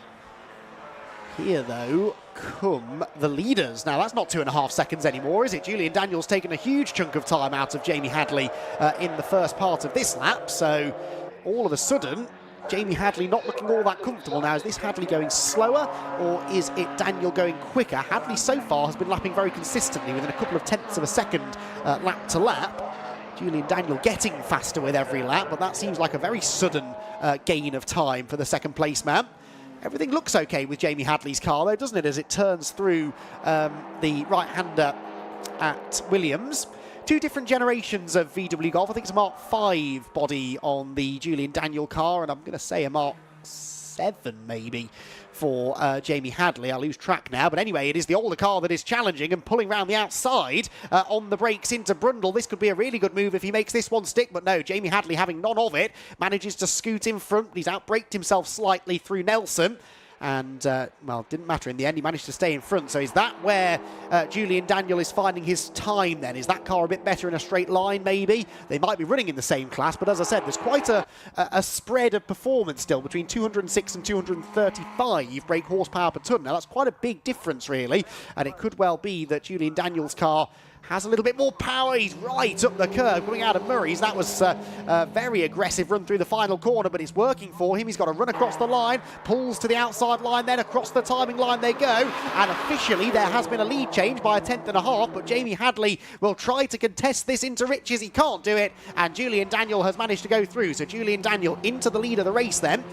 And will now look to try and pull away if he can. There's traffic up the road, one of the little Mazda 2s, which will do its best to stay out of the way. Daniel goes in tight. Hadley taking a wide line to try and carry some speed down the next section of track. Look at this going on. 3 Z4s and a ZS battling away. And then another BMW actually behind. That's the number 45 car, isn't it? Which is joining in the fun. 45 is Brendan Murphy, another former BMW Compact Cup racer. And I think he is in a compact, albeit a very modified compact, not running to Compact Cup regs. We had another lead change now. Julian Daniel has been overtaken again by Jamie Hadley. So Jamie Hadley's car clearly working better on the infield section. And Julian Daniels has the legs down the straights. Now, again, we saw this in the modified Ford race earlier on today. It generally is the more powerful car that prevails in the end, but Jamie Hadley is certainly not going down fighting. Without fighting, I should say. And is going to try, you know what I meant, and is trying to gap Julian Daniel now as they head down the Bentley Straight. Is Julian going to be close enough? He's closing the gap all the time. This is where he challenged a lap ago to the outside line. This time, actually, though, they stay single file. So Jamie Hadley then holding on. That was interesting, because I would have said that Julian Daniel was as close that time onto the back straight as he had been a lap ago.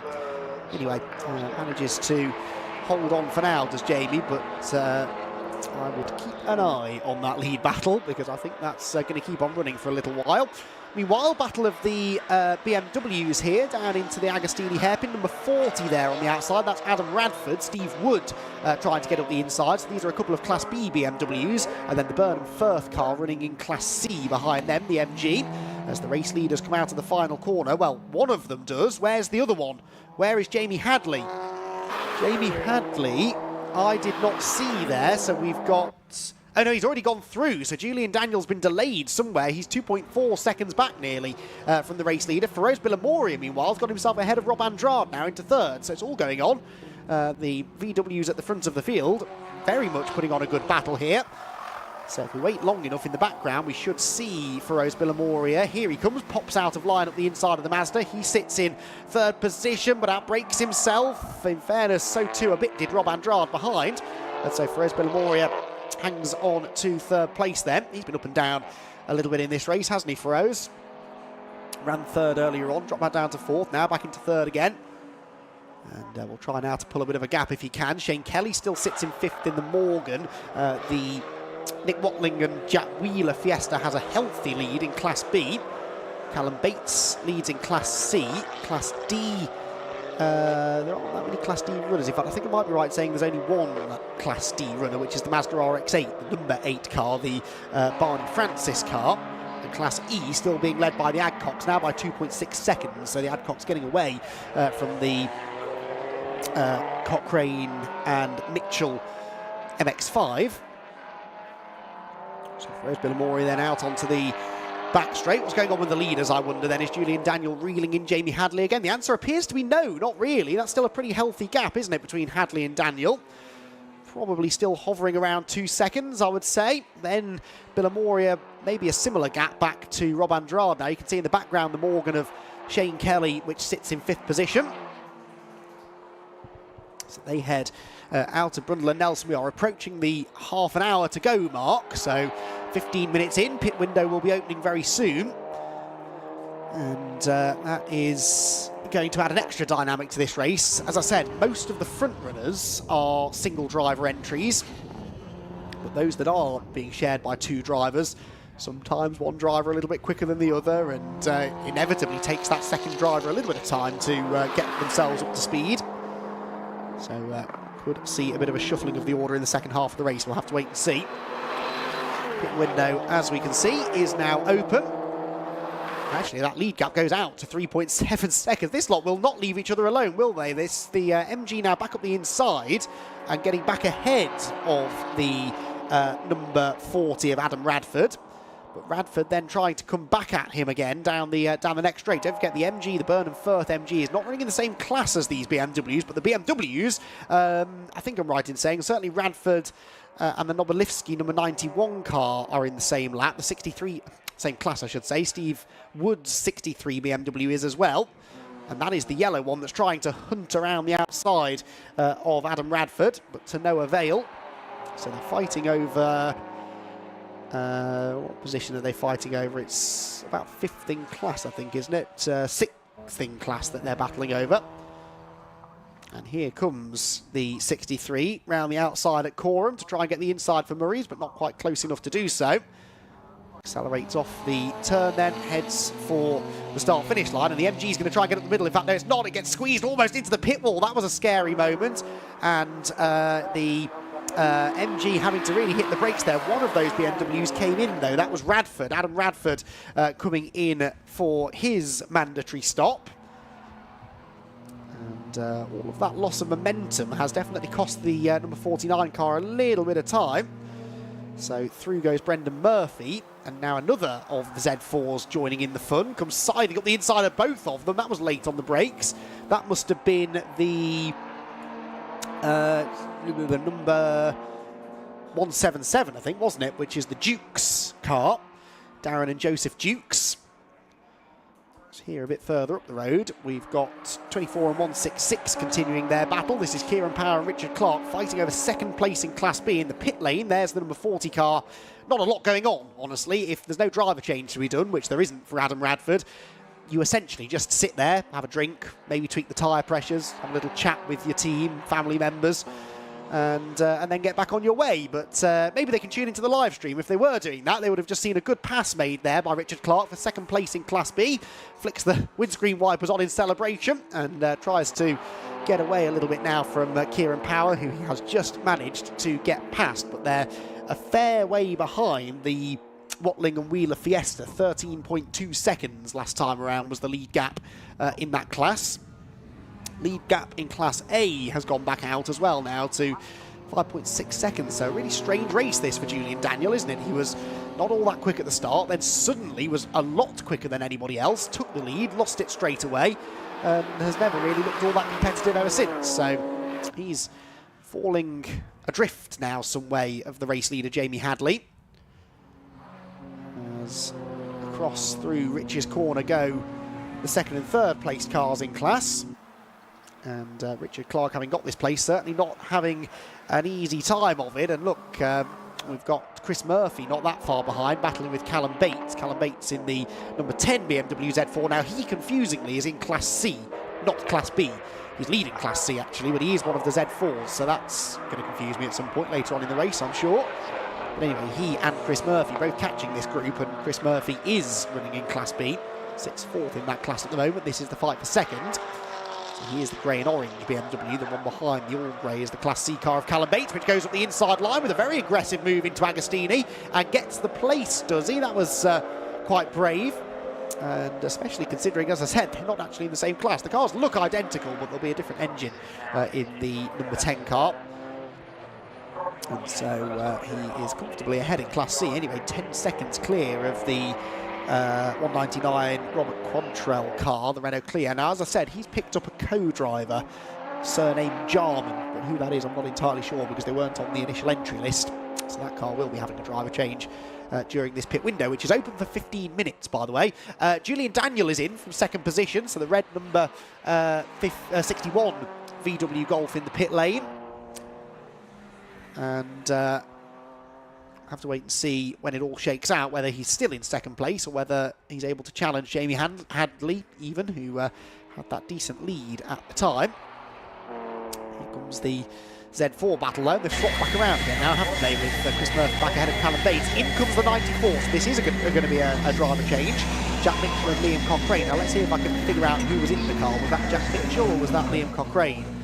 I'm trying to see if there's a name on that helmet. I think there is, but my eyesight's not good enough to read the name on the helmet of the driver that just got out. It's Liam Cochrane's car, you can see that quite clearly, but perhaps now handing it over to Jack Mitchell for the second half of the race. That might not be a name actually on the helmet, so never mind. Could be a sponsor's name, but perhaps Richard can try and find out for us. He'll be roaming the pit lane, I'm sure, trying to find some stories. So we've got Kieran Power in now, Chris Murphy is in. We've also got the Quantrell and Jarman machine hitting. So the running order now starts to change quite considerably. And the MX-5, this is the car, of course, that was second in Class E, wasn't it, having been overtaken by the Adcocks.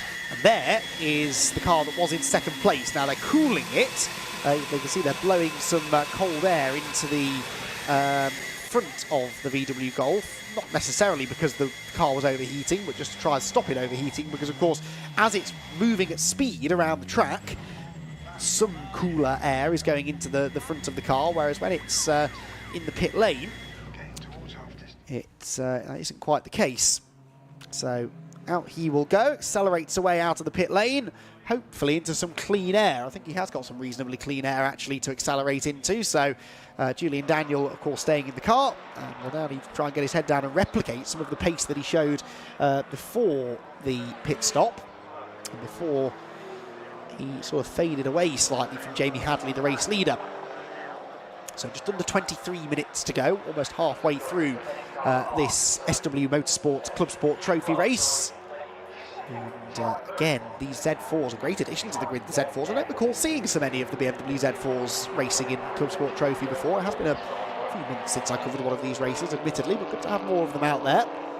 And the 40 and 63 examples here doing battle as another Z4 is in. That's the 177, which was the Duke's car. I'm not sure which of the Dukes is taking over now, either Darren or Joseph. But down towards us comes this scrap going on outside of the top 10, as we have said. So the race leader turns through Williams' corner, and look at that. He's Julian Daniel car has rejoined the track directly behind Jamie Hadley, but a lap down, because of course Hadley hasn't pitted yet. But what we need to keep an eye on, I suppose, is where Hadley will re-emerge onto the track once he makes his stop. So Jamie Hadley then turns through Brundle and Nelson. Is he going to come in this time or just keep on pounding around? I suggest he will probably split it down the middle. Makes more sense, that, doesn't it, really? So that you're not extending either stint too far and overheating yourself or the tyres or the brakes. See him there just dabbing the brakes, just sort of riding the brake a little bit through core on corner. It's not textbook driving that, but it does help in a front-wheel drive car just to keep the weight on the nose and help it rotate through that never-ending corner. And he is going to come in now just after half race distance. So in comes the race leader, Jamie Hadley. And this is an important stop then in about a lap's time, so in about 2 and a bit minutes time. We'll see where he is in relation to that car that just went across the line, the Julian Daniel machine. So Julian Daniel continues on his way back onto the lead lap now, of course. There he goes looking to the Wilson hairpin. Rose Billamoria and Rob Andrade have both continued on as well, so they now become the top 2. Rob Andrade closing back in on Rose Billamoria, actually. Shane Kelly is in, though, in the Morgan. Oh, and look at that, there's flames from underneath the Julian Daniel car, and this is the car that was challenging for the race lead, but he needs to get out of that very, very quickly. He pulls over immediately to the side of the road, luckily right next to a marshal's post, but that car has expired in very spectacular fashion, and Julian Daniel's race, no doubt about it, is over. What a shame that is, that you'd never like to see that. Fire is one of the scariest things that a racing driver has to deal with. And look now, he wants to get a fire extinguisher on that car as soon as he can before it goes up in flames completely. But the marshals were not ready with a fire extinguisher at that moment, so hopefully they'll find one.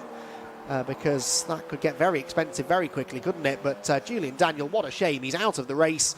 And that is, unfortunately, really going to hand this one now, you would imagine, to Jamie Hadley, but there are more pressing matters now, which is dealing with that fire on the number 61 car.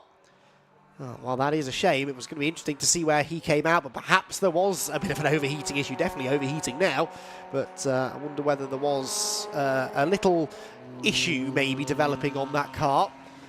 can see a plume of smoke coming over the track on the entry into turn 1, which is just the other side of the barrier from where that car has parked.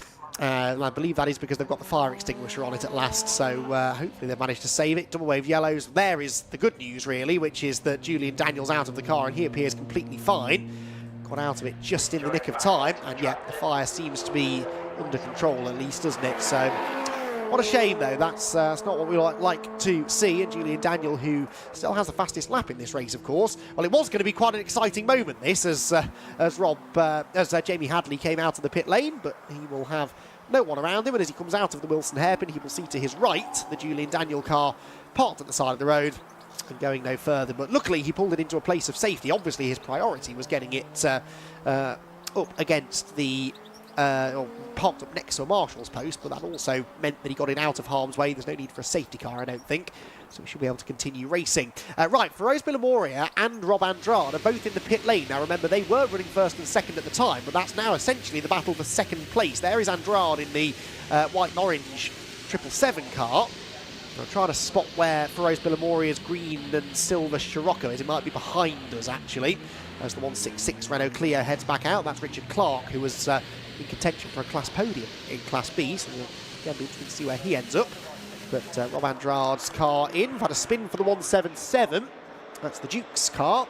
Novice cross on the back of that car, because at least one of them is a relative racing rookie.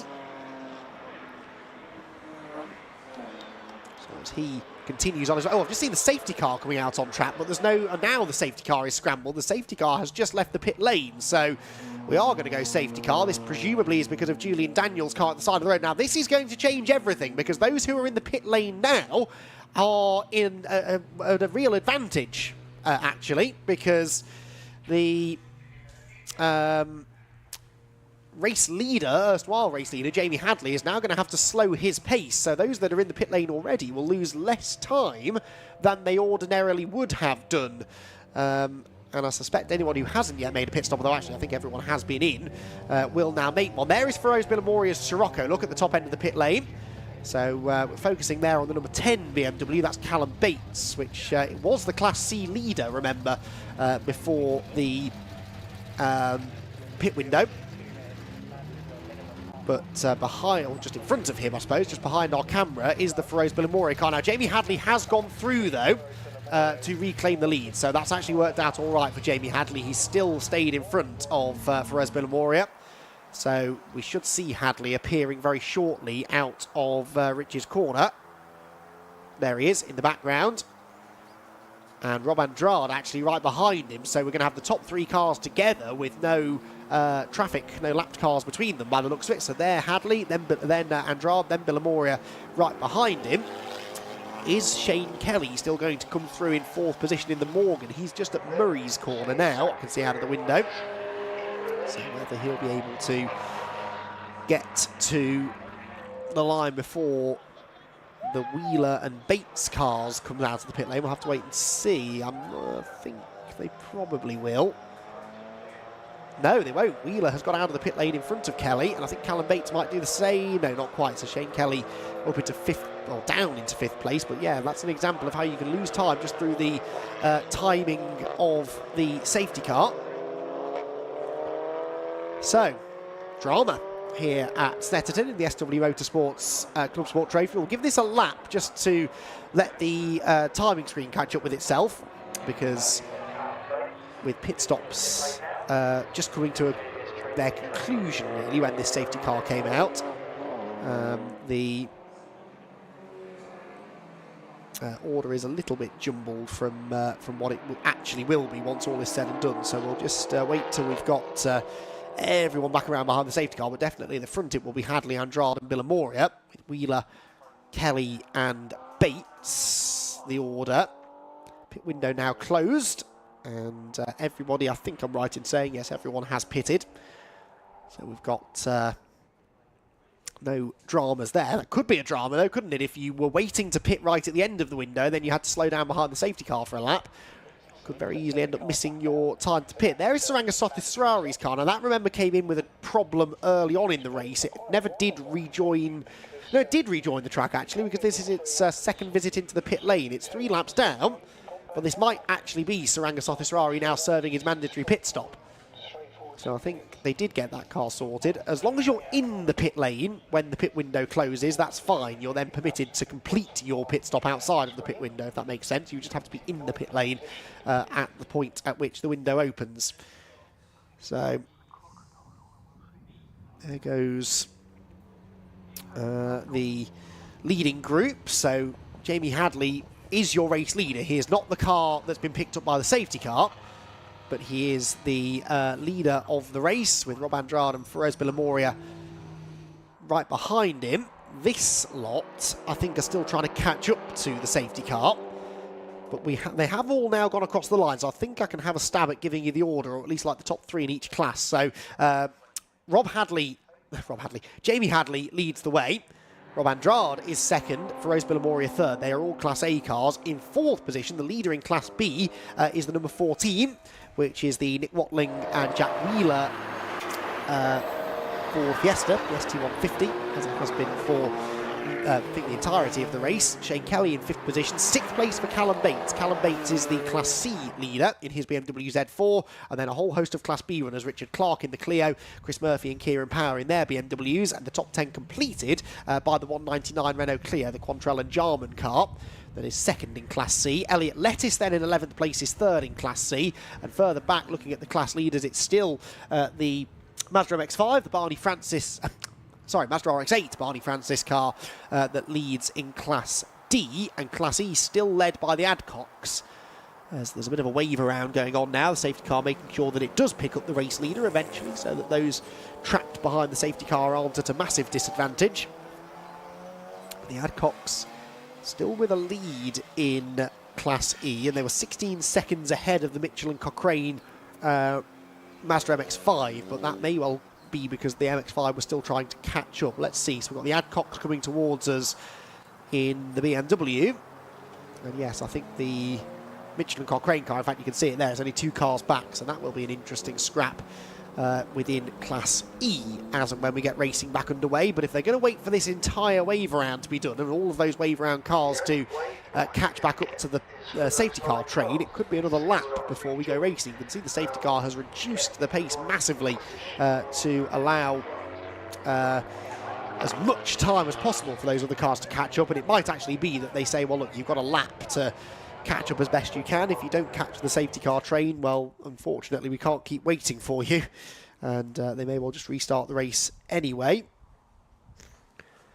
But you can see they're not exactly rushing around, are they, these wave round cars? All of them really being stuck at the speed that the first car is willing to go at. And I think that first car, number 39, did I say that? Can't have been 39 because there isn't a third car, a 39 car, I should say. So that car, anyway, it's the Hyundai Coupe. I think there's only one of those. 38. Oh, I was close. 38. Gary Hobbs is the one that's leading the wave around cars around, but not going very quickly about it, unfortunately. So, anyway, race director's done everything he can to try and allow these cars the chance to catch up, and if they're not going quickly enough, then that is on them. Right then, so the cars behind the safety car are somewhere on the infield, I think, being led by Jamie Hadley, who's going to have, by the time he gets back around here, probably 8 minutes or so. 8.5 minutes maybe left of the race to defend. But he should really have the pace based on what we saw in the first half of the race to get back away from Rob Andrade and Feroz Bilamoria. That could be the battle, really, couldn't it, to watch between Andrade and Bilamoria. Also keep an eye on that Class E fight, which is pretty close as well between, it is Matthew Adcock, I've been reliably informed. My logic was right earlier on. If Phil Adcock isn't messaging me, he must be in the car. That was the case. So it's Matthew Adcock in that yellow BMW, but the grey and orange Mazda, not sure who's in that, but the Jack Mitchell and Liam Cochrane car.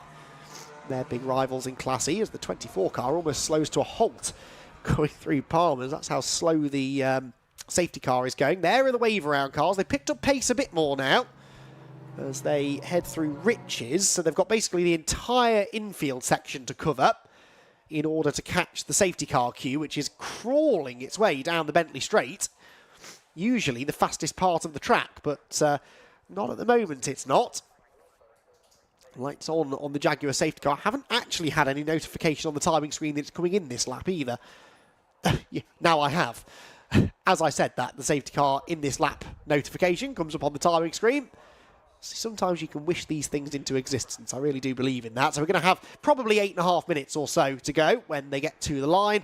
Just under maybe. And it's going to be a sprint to the finish in this SW Motorsports Club Sport Trophy race, which has certainly provided us plenty of drama. Well, this queue have slowed down again now, unfortunately, so I don't think they're quite going to catch up, are they, before the race resumes, because the safety car is at quorum. So there it is, lights out on the Jaguar safety car.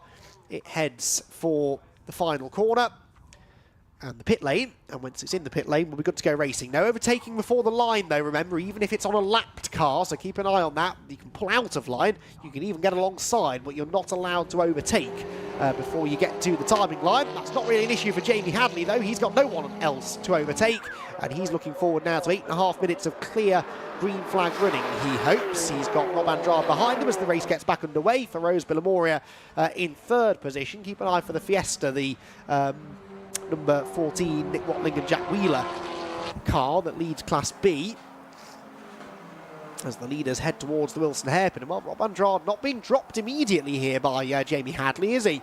As the top three round Wilson. And I wonder if Rob Andrade does have something for Hadley, who doesn't seem to be all that rapid, perhaps on cold tyres. The tyres will have lost a bit of temperature and a bit of pressure behind the safety car. Down into the braking zone, and Agostini they go then. Rob Andrade not quite close enough to make a move, but just shows his nose to the inside, trying to distract Jamie Hadley maybe. Accelerating off the corner then up towards the kink at Hamilton. Through the left, avoid the tyre stack, which they do, and this gap is not a big one, but we'll have to wait and see how these two cars compare in a straight line. They are the same generation of VW Golf, so unlike earlier on when we had Julian Daniel battling with Jamie Hadley, and they were two different types of VW Golf, these two are near enough identical, I think, in performance. So should be a pretty evenly matched fight as they head for the bridge at the end of the Bentley Straight. On the brakes they go, still Hadley leading, but Andrade not being dropped massively, certainly not coming under too much pressure from Feroz Villamoria at the moment. There is Villamoria in the Scirocco, just slightly in the distance now. And the dip at the bomb hole, and now maybe just that gap starting to creep out ever so slightly, but all three of them on the limit there through the quick right-hander. Oh, we've had a drama for the number 40 BMW.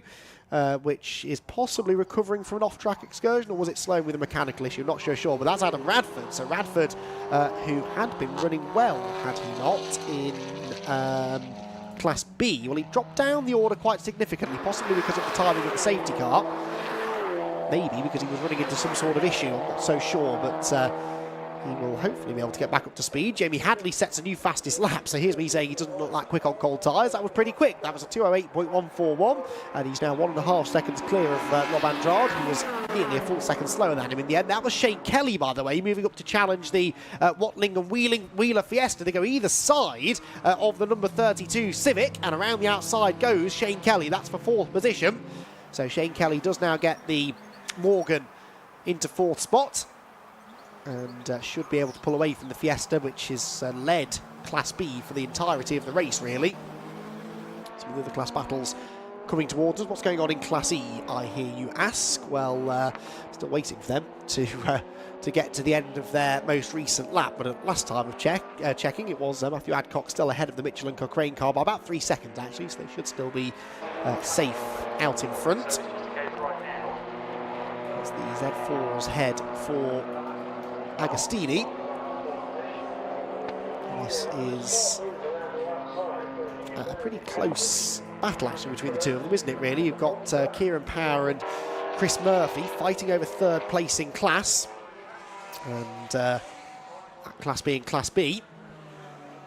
Kieran Power just ahead of Chris Murphy, but only by a couple of cars' lengths, and again these two very evenly matched cars indeed. Only got 2 cars out of the race at the moment. Saranga Sothesrari never did rejoin the track after that second pit lane visit, so it wasn't just a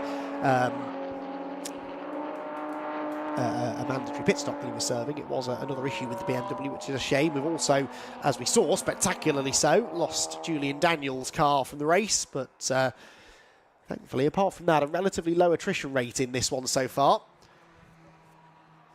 That's down towards the braking zone here at Brundle and Nelson comes the 6th place battle. Now this is Callum Bates, the Class C leader.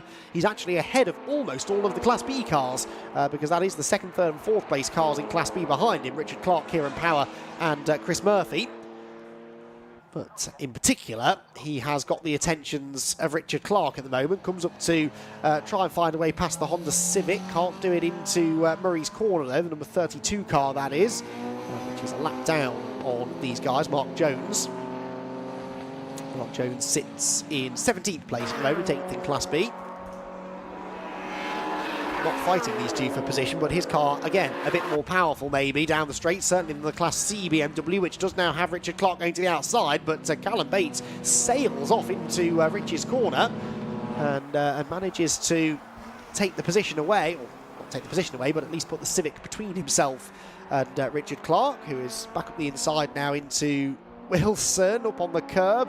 Helps to turn the car, but it can very easily turn the car over if you hit that curb a bit too hard, especially a car like the Renault Clio with a relatively high centre of gravity. So Aaron Palmer's then down into the infield section we go again. Jamie Hadley 2.6 seconds up the road from Rob Andrade now, with probably this lap and one more, I would imagine, for the race leaders to complete.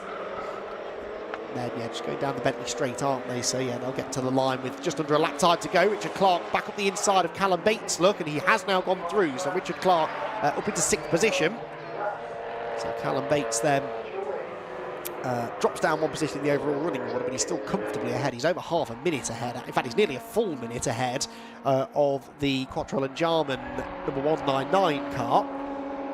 The other Renault Clio, the Q-Ball Motorsport prepared car. So a very comfortable class lead for Callum in Class C. D still led by Barney Francis. Off has gone the 63.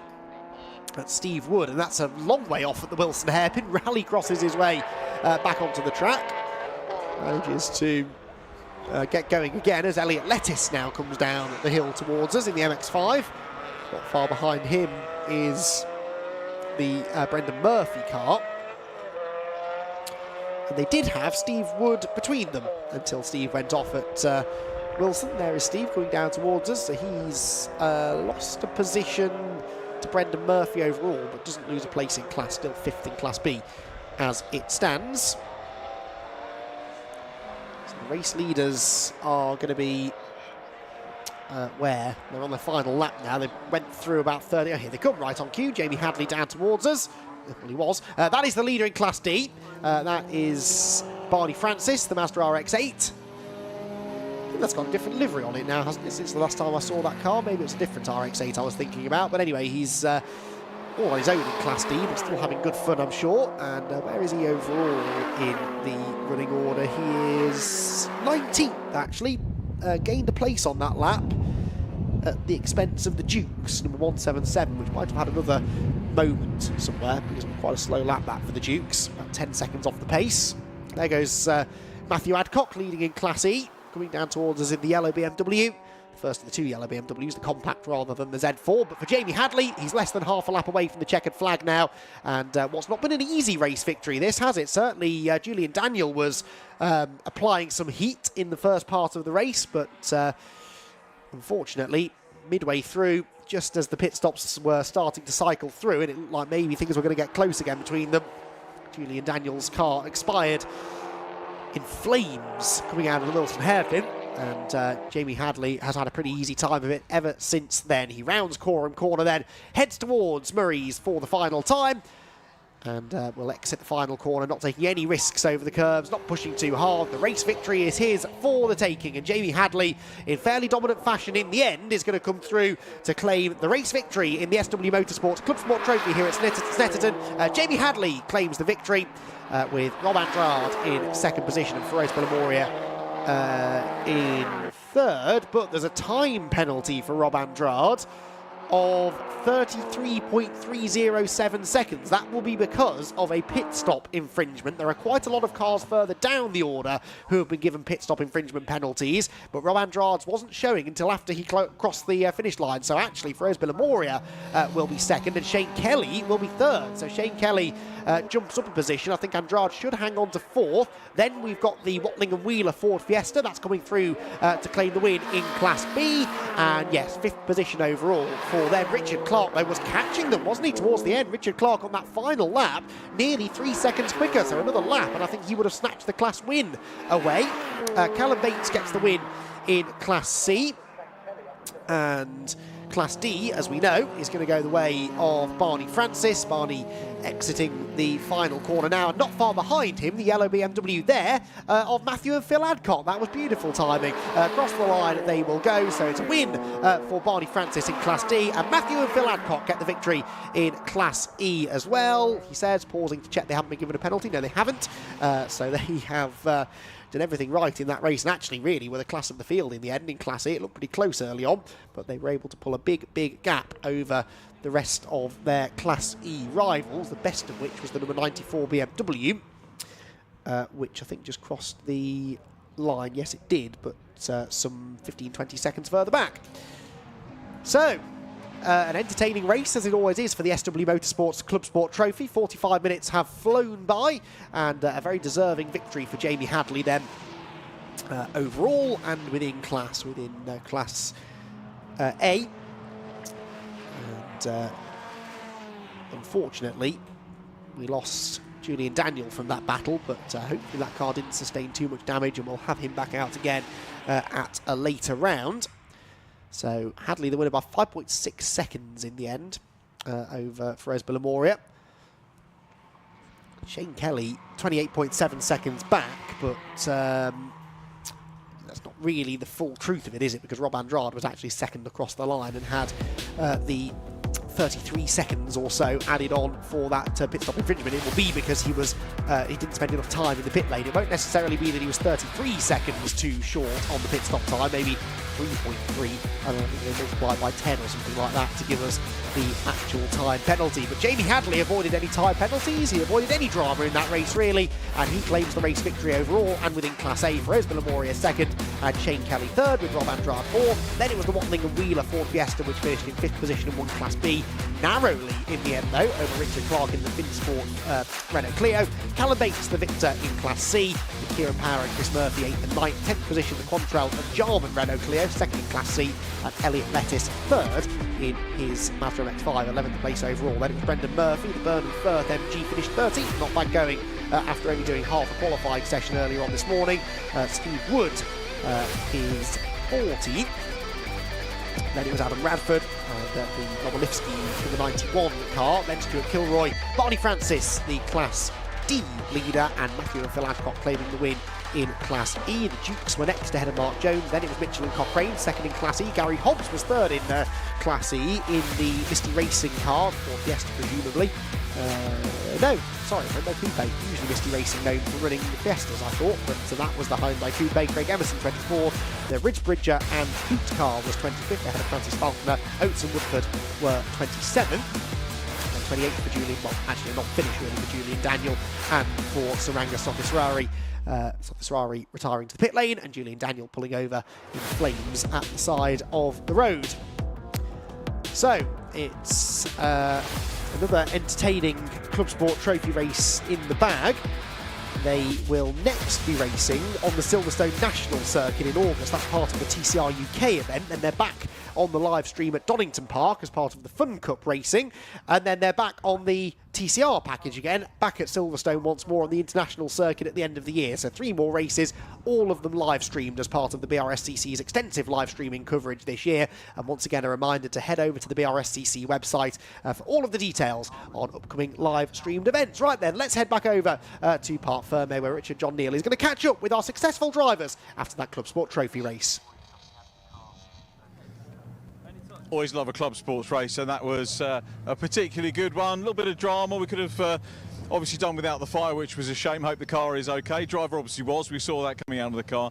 Jamie Hadley takes the win. I think Kieran's going to grab him first. I might nip over and have a word with Firoz Billamoria. So if we go this way, Firoz got P2.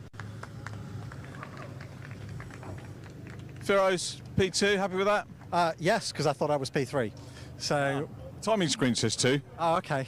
Yeah, no, really pleased, considering this morning we had some problems with the brakes and handling, but yeah, it was a good result overall.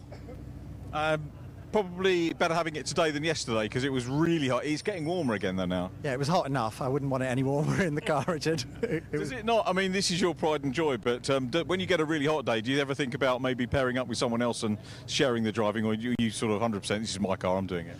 No, well, I mean, this is only the, you know, it's one stint from when I was racing in more endurance races, so 45 minutes an hour is not too bad, to be honest.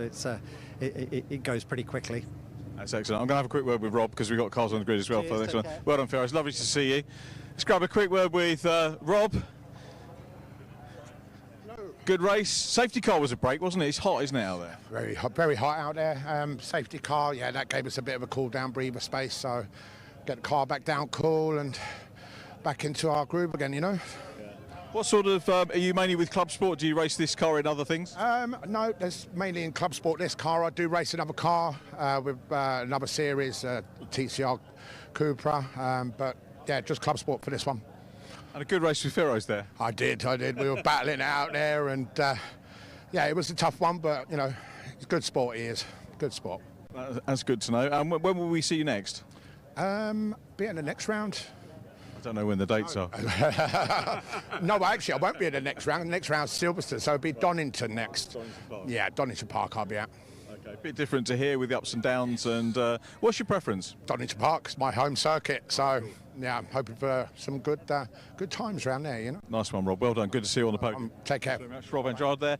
And we need to catch up with our winner, Jamie Hadley. Jamie disappeared. Jamie, let's get you over for the second interview. It's all go these days, isn't it, with, you know, circuit stuff, and congratulations. I'm very good, thanks. Not always straightforward. It was, I think, once your main competitor disappeared out of the things, but the safety car punctuated it as well. Does that upset your race rhythm? A little bit, to be fair, but it gives us a chance to let the car cool, and then you go for a little sprint at the end, so it makes it fun, to be honest. It mixes it up a bit, puts the boys back with you, so it's good. Rob weren't going to do anything silly. We'd already agreed that, so we're just going to have a bit of fun. That's what we come for, and that's what we do. With the one driver, who do you get sort of timing it? Do you time it yourself, the pit stopping car, or? I always mess it up and they laugh at me for it. I got two timers in there, but I got like butterfingers, so the boys time it from TSR, the good lads, so they time it all for me, and counting me down on the clock, so I literally parked at the end of the lane because we were a little bit early, but now I've got butterfingers, so. But I must just say hello to Ellie and Norton, my two girls. If I had an interview and not said hello, I won't be able to go home tonight, so just want to say hello to you both. So yeah, enjoying it. Well, are they not old enough to come to the track, or? They're away with the grandparents actually this weekend, so they'll watch it back at some point. So I want to say hello to them. Say hello to grandparents as well. Thanks for looking after them. Hope to see them at the track sometime. Yes, they came last time and supported me, and they love it, so they'll be coming again. Nice one, Jamie. And going back to that pit lane point, if you've got someone else looking after the timing for you, it brings that kind of endurance team feel to it a little bit, doesn't it? Oh, the lads are mustard at that. The lads really helped me out, never let me down. So yeah, they're good lads. So I can fully rely on them. Nice one, Jamie. Well done. Congratulations on the win. Thanks for having a quick chat with us. Cars are on track for the next race already on the grid. So it's the Ashstone MEP Super Saloons, the Tin Tops and the Hoosier Tyres Intermarques to give them the full title. And we'll be with them in just a couple of moments.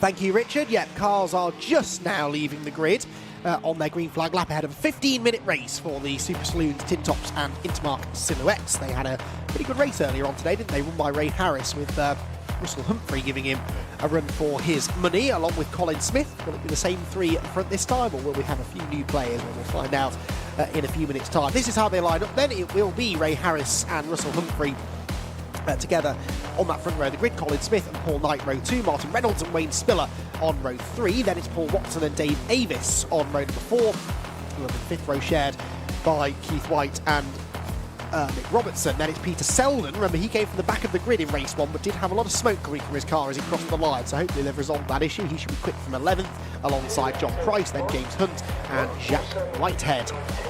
8th row for Matt Rowling and Dave Cowan, with Chris Bassett and Mark Cripps on row 9. The 10th row shared by Martin Scott and Paul Coxedge, with Adrian Matthews and Wayne Shawnee behind on row 11. 12th row is where you find Rob Burley in his BMW and Sam Hayward. And you've got on row number 13, Gary Deal and Rick Skelsey, Graham Richardson and Lee Clough on row 14. 15th row, Ian Seal and Angelo Massonetto, with Baz Johnson, Neil Gardner and Alex Sidwell, hopefully at the back of the grid. We'll have to wait and see if everybody makes it out after the race earlier on today.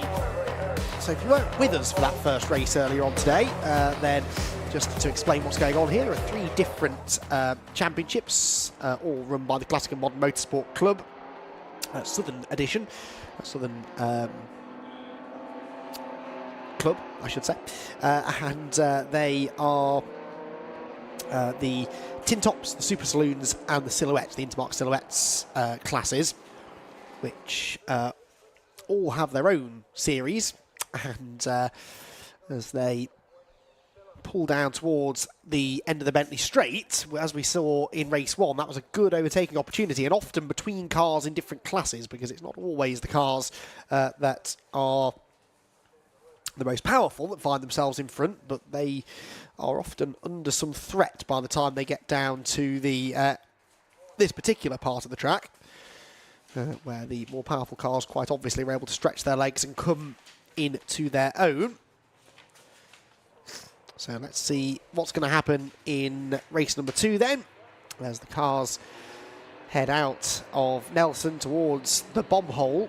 A couple of cars perhaps a little bit out of position on the grid, I think, as well, that should move forwards a little from where they started, or where they're starting this one, I reckon. And there, good to see at the back of the grid, the number 9 car, which I wasn't so sure we'd see out. That's Baz Johnson in the Pontiac Coupe.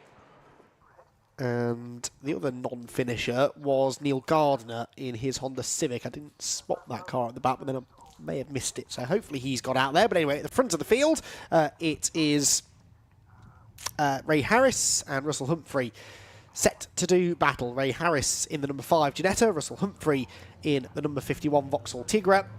15 minutes on the clock once again for the second race of the day in the Ashstone MEP Super Saloons and Tin Tops, with Hoosier Tyres, Intermarque Silhouettes. They accelerate off the final corner, 2 by 2 across the grid hatchings then, and towards the start of the race. Here they come then towards the red lights on the starting gantry. They will go out in a moment, and then we'll be away and racing for the second time today.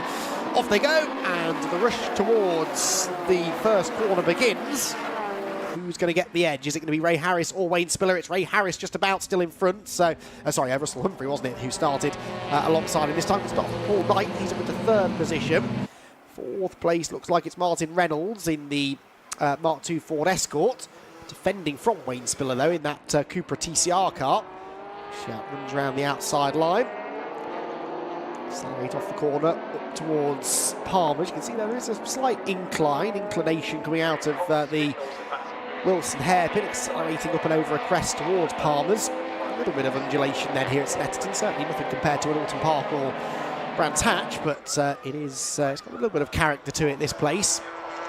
Again, you can see there a slightly downhill braking zone into Agostini, out of which they accelerate then towards Palmer's, and already the race leader Ray Harris starting to get away. But we saw in race 1, didn't we, that it took Russell Humphrey a couple of laps to get up to speed. Once he did get up to speed, he was actually the fastest man on track. Then he had a spin whilst challenging for the lead up at Brundle and Nelson.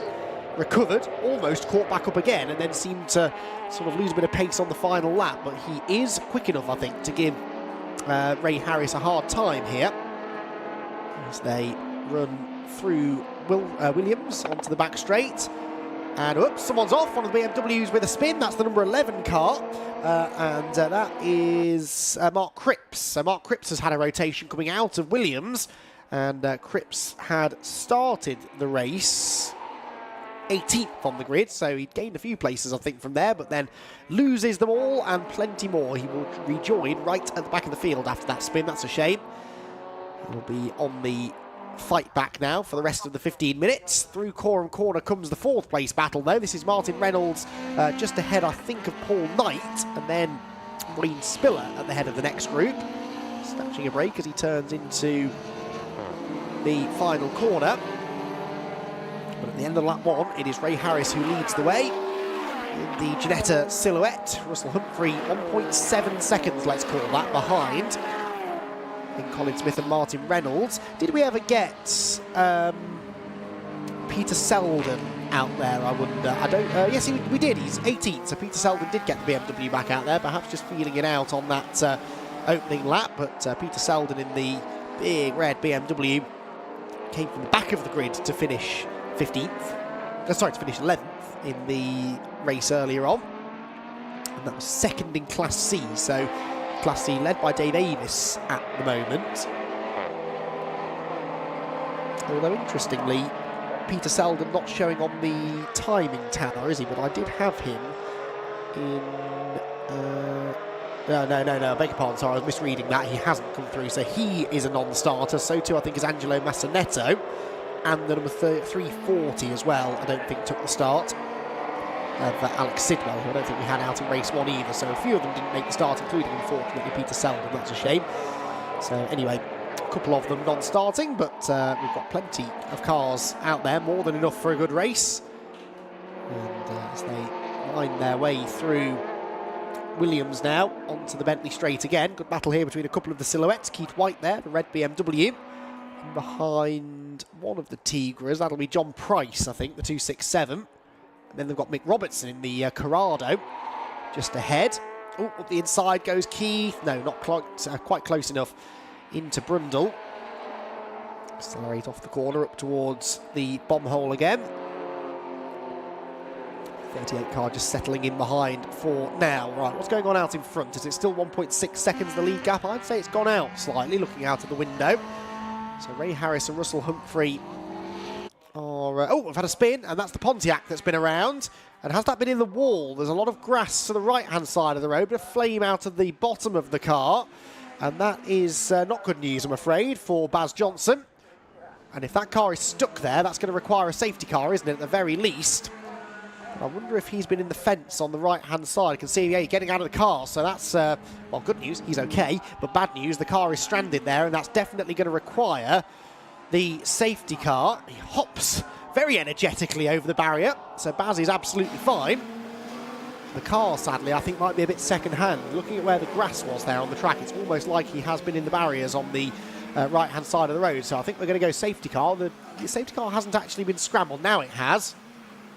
But it hasn't moved, it hasn't left the pit lane exit, so again, not getting the safety car out there quite quick enough is going to cause a bit of confusion, as you can see, where we've got some cars overtaking each other. That was Mick Robertson, who I think had slowed down, and Keith White hadn't, so Keith had gone past him. So they're sorting it all out between themselves now. There's the safety car, sort of stubbornly sat there in the pit lane, refusing to go anywhere. I'm sure they're not refusing to go anywhere. They'll be waiting for the call from race control, but because the leaders had already gone through, the safety car doesn't jump out in the middle of traffic, because that's asking for trouble. Instead, they will wait for the cars to come back around next time, but that can sometimes delay the recovery operation. There is the number 9 machine. Cars being guided as far away from it as possible. Now the safety car heads out because there's no one on track at the start-finish straight, so they'll park up on the track into Rich's corner, and then they will wait for the field to come around. But in a 15-minute race, this is going to take the majority of the middle portion of the race, I would imagine, because that car will probably not be towable. If it's made contact with the barrier, I don't think it'll be towable. If he's just spun and stalled it, that's a different matter. They might be able to tow it, but I've just got a funny feeling, looking at the angle of the wheels and, like I said, the grass down the right-hand side of the road, I've got a funny feeling that there might be damage to the right-hand side of the car, which we couldn't really see. And if that's significant enough, they'll need the flatbed truck to get it moved out of the way.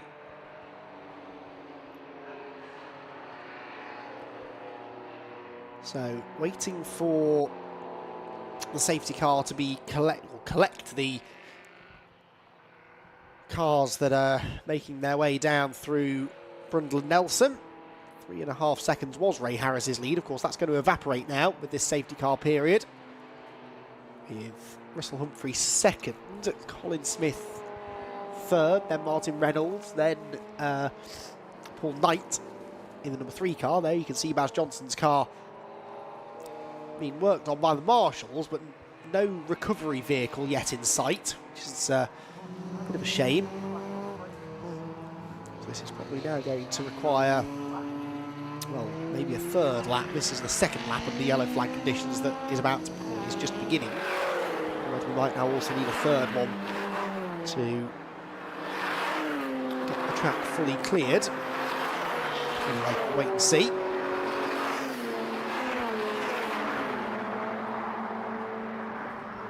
Here goes the Renault Megane there, that runs down in 24th place. Good opportunity this to run through some of the class leaders then. So obviously the Intermarque class being led by Ray Harris, the overall race leader. The Intermarque Silhouettes IS class by Colin Smith, who sits in 3rd position, but that's sort of a class within a class. Then you've got Martin Reynolds leading in Class B in 4th position. The yellow markers behind the numbers on the timing tower denoting Class B. The red numbers, that is Class S. Wayne Spiller, one of the only runners in that class this weekend, as now the flatbed truck arrives on the scene.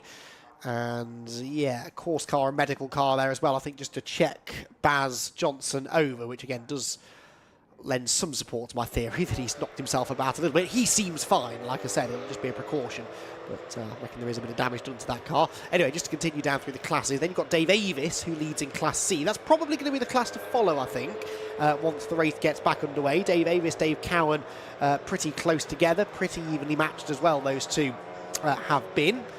Then in Class D, it's the number 45 again, the VW Golf GTI of Martin Scott. And in T1, one of the tin tops element of the race, we've got the Honda Civic Type R of number 87, which is Graham Richardson. Did I miss T2 out? Yes, I did. T2 being led by number 33. And that is the Peugeot, is it not? Yes, of Chris Bassett. So Chris Bassett leading in T2, that's the tin tops element of the race. And for what it's worth, Class TP, there's only one entrant in it, but that class being led by number 29, Rick Skelsey.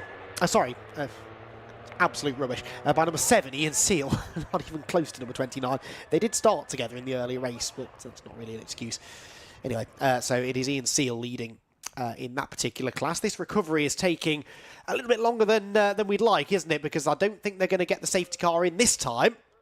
That means they'll have to do at least one more lap. We've only got 5 minutes to go, and they're not even at the line yet. I reckon a safety car lap is in excess of 3.5 minutes or so.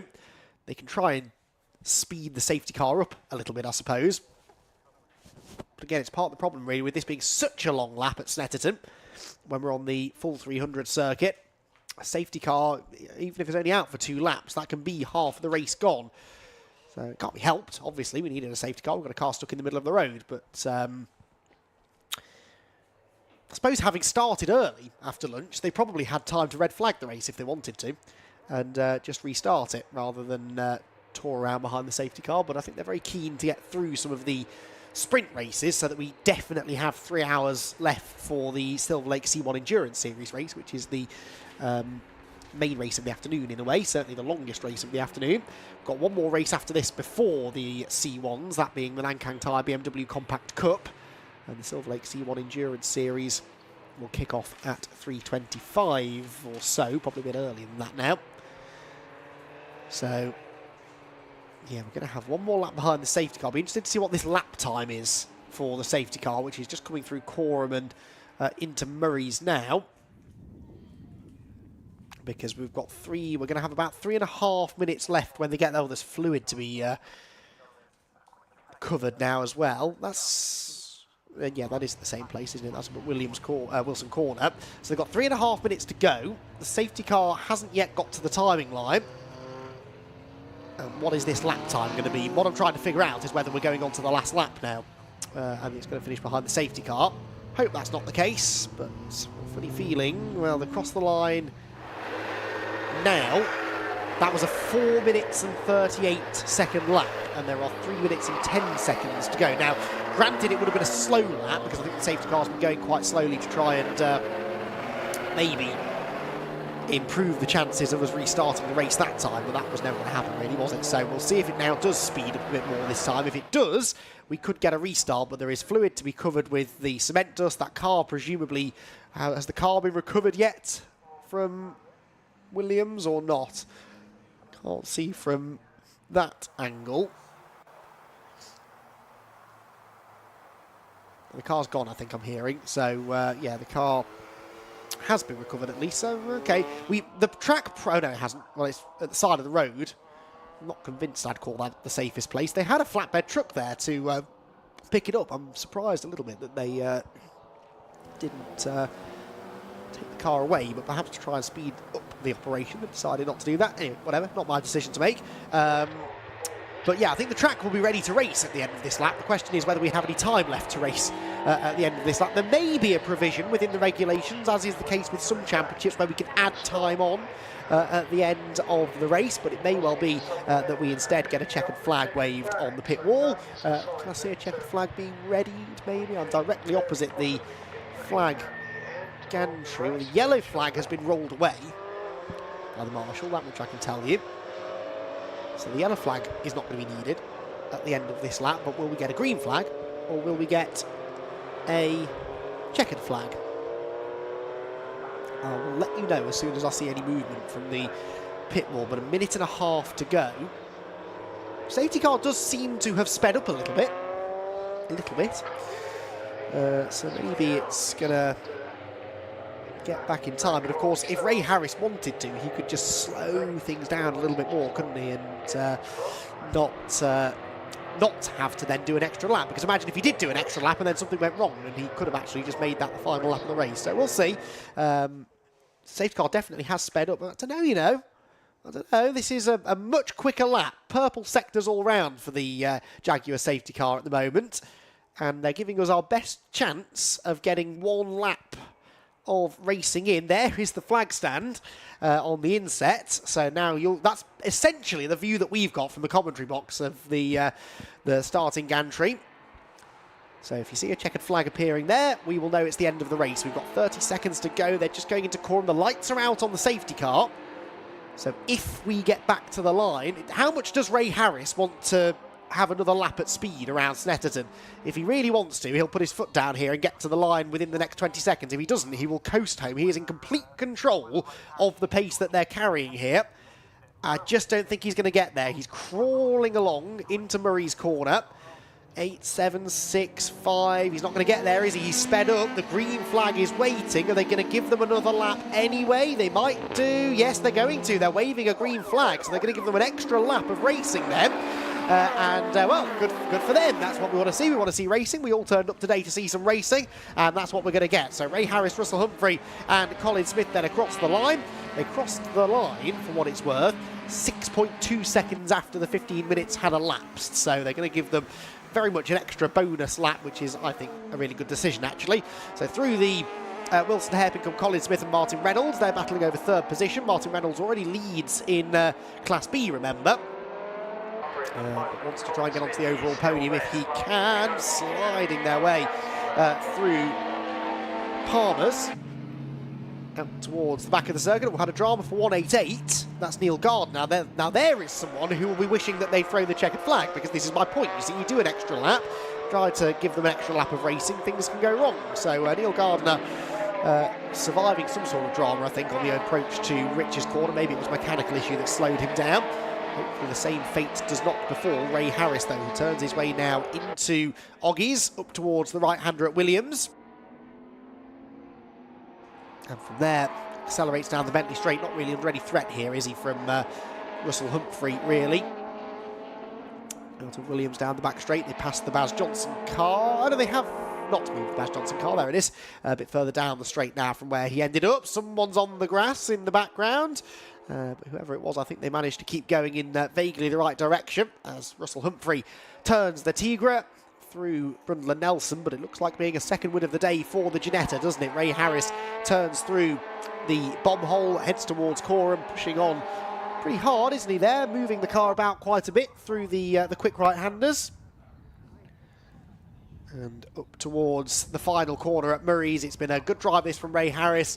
He had an extra lap to contend with, but never really looked all that likely to lose the lead, and it will be a second win of the day then in the Intermarque Silhouettes for Ray Harris, who sees the checkered flag and claims the race victory here at Snetterton. Russell Humphrey comes home in second position, and Colin Smith, just about third, but Martin Reynolds almost got him on the line, actually. A tenth and a half in it at the flag, and it was just about still Colin Smith ahead. Reynolds, though, of course, gets a victory in his class. A few other side-by-side battles to the line, albeit amongst cars, once again, that are not in the same class as each other. So we've had a win for Martin Reynolds in Class B, a win for Wayne Spiller in Class S. Dave Avis came home to claim a second win of the day in Class C in the end. Dave Cowan not really able to put too much pressure on him. Then Wayne Shawnee, I think, has just won in Class A again, yes, in the Audi Quattro TT over Rod Burley. T1 won by number 41 Sam Hayward. T2 by missed T2 again, haven't I? T2 was Bassett still, the number 33 car of Chris Bassett. I think that's it for class winners. So well done to Ray Harris. Set the fastest lap as well there on the last lap, a 2:03.925, which is slightly slow, about 0.3 slower than they were going in the race earlier on today.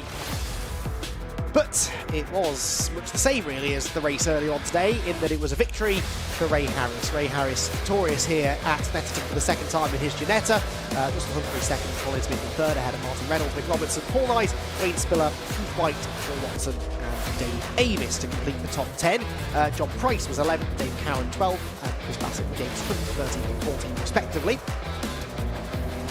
Place Matt Rowley, the head of Jack Whitehead. Mark Cripps was next, then it was Martin Scott, Wayne Shawnee, Adrian Matthews, Rod Burley, Sam Hayward, Graham Richardson, Paul Coxedge, Gary Deal, Rick Skelsey and Lee Clough in 27th place, Ian Seal 28th, Neil Garner 29th, and Baz Johnson, one retirement, having gone off in the Pontiac Coupe at the exit of Williams Corner.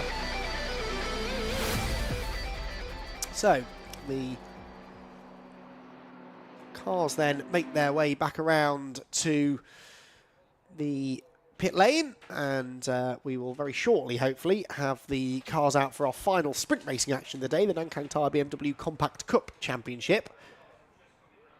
And the Compact Cup with 2 races under their belt already. Then we have action from the Silver Lake C1 Endurance Series. So we are running at the moment about 20 minutes, 15 minutes maybe ahead of time. About 15 minutes, I'd say. So if you're tuning in specifically for the C1 race, then you haven't got that long to go before that one gets underway, but stick around anyway for the BMW Compact Cup action that is about to kick off. So down towards pit lane will come Ray Harris, and he'll be very, very pleased with his day's work here at Snetterton. Very strong and assured performance in both races. Didn't have quite the same level of pressure that time from Russell Humphrey for whatever reason, but Russell seems to be the kind of driver, doesn't he, that just needs a few laps to get going, to get up to speed. And because of the safety car there interrupting that race, he just didn't have that opportunity on that occasion. But he will be very pleased indeed to have claimed the race victory, and even more pleased, I'm sure, to have an opportunity for the second time today to have a chat with Richard John Neal. Well, we're going to get the view of our race winner, Ray Harris, coming into pit lane in his Ginetta Super Silhouette car. Just alongside there's Russell Humphrey to the right of camera. And right, I'm going to whiz over and grab a quick word with that. We're going to try and catch up with the tin top winners as well this time around, because we missed them in race 1 of the day for the Classic and Modern Motorsport Club. Now the race is to how quickly can you get your crash helmet off and grab a quick interview.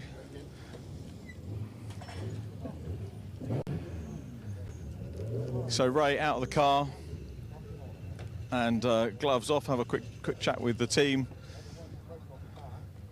Longer time goes on, of course, with safety. So in the old days before the hands device, it used to be a lot quicker to get the crash helmet off, or maybe we'd stick a microphone in.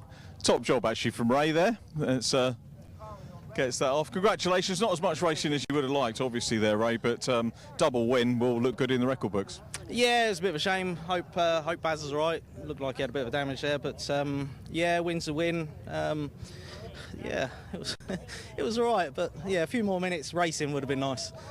Yeah, shame, isn't it, that it goes that way, but car all good, though? Yeah, car was good. I crunched second a couple of times coming down the box, so we might have to take that out and have a look. Okay. But, yeah, you've got to look after these things, otherwise they will fall apart. Absolutely right. It's all one in the workshop, isn't it? And hopefully not too much for you to do next time. No, I won't do it anyway. One of these lot will do it. Nice one. Good to see you, Ray. Well done on the double win. I wanted to catch up with the tin top winners. So we're looking for Chris Bassett, and he's down there. Thank you, Scott, for pointing that out. Chris Bassett in the 33. So we'll have a look out here. So here we go with... Can we grab Chris? Oh, hello. A little bit of a heated conversation going on here. Let's see if we can get Chris over. Chris, can we grab a quick winner's interview? Chris Bassett. He's gone. Oh, he's over here. Chris. Should have recognised you from before, Chris. Apologies for that. Looking totally the wrong direction. We didn't get a chance to talk to our tin top winner last time out, and we'll put that right in a minute. But obviously you got that one. Should we do a double? Why not? It sounds like a good idea. Chris and Matt. How you getting, Matt? Yeah, how you doing? Well done. You won that one. As I said to our race winner Ray, you could have done with a few more laps, really. No, I was quite happy with less laps, to be honest. I wanted more laps. No, I had a few fuel starvation issues on the last flying lap of that. Yeah. So we've had a few issues all weekend, really. So a bit tight of time, we forgot to put some fuel in it. Luckily, the safety car came out, so it was absolutely fine. Robbed by a safety car. And Matt, congratulations on your win earlier on. We finally get to catch up with you. Tell us a little bit about your car, and is this a good entry level for people wanting to come saloon car racing? Yeah, it's a fantastic entry level. Yeah, it's a really friendly paddock.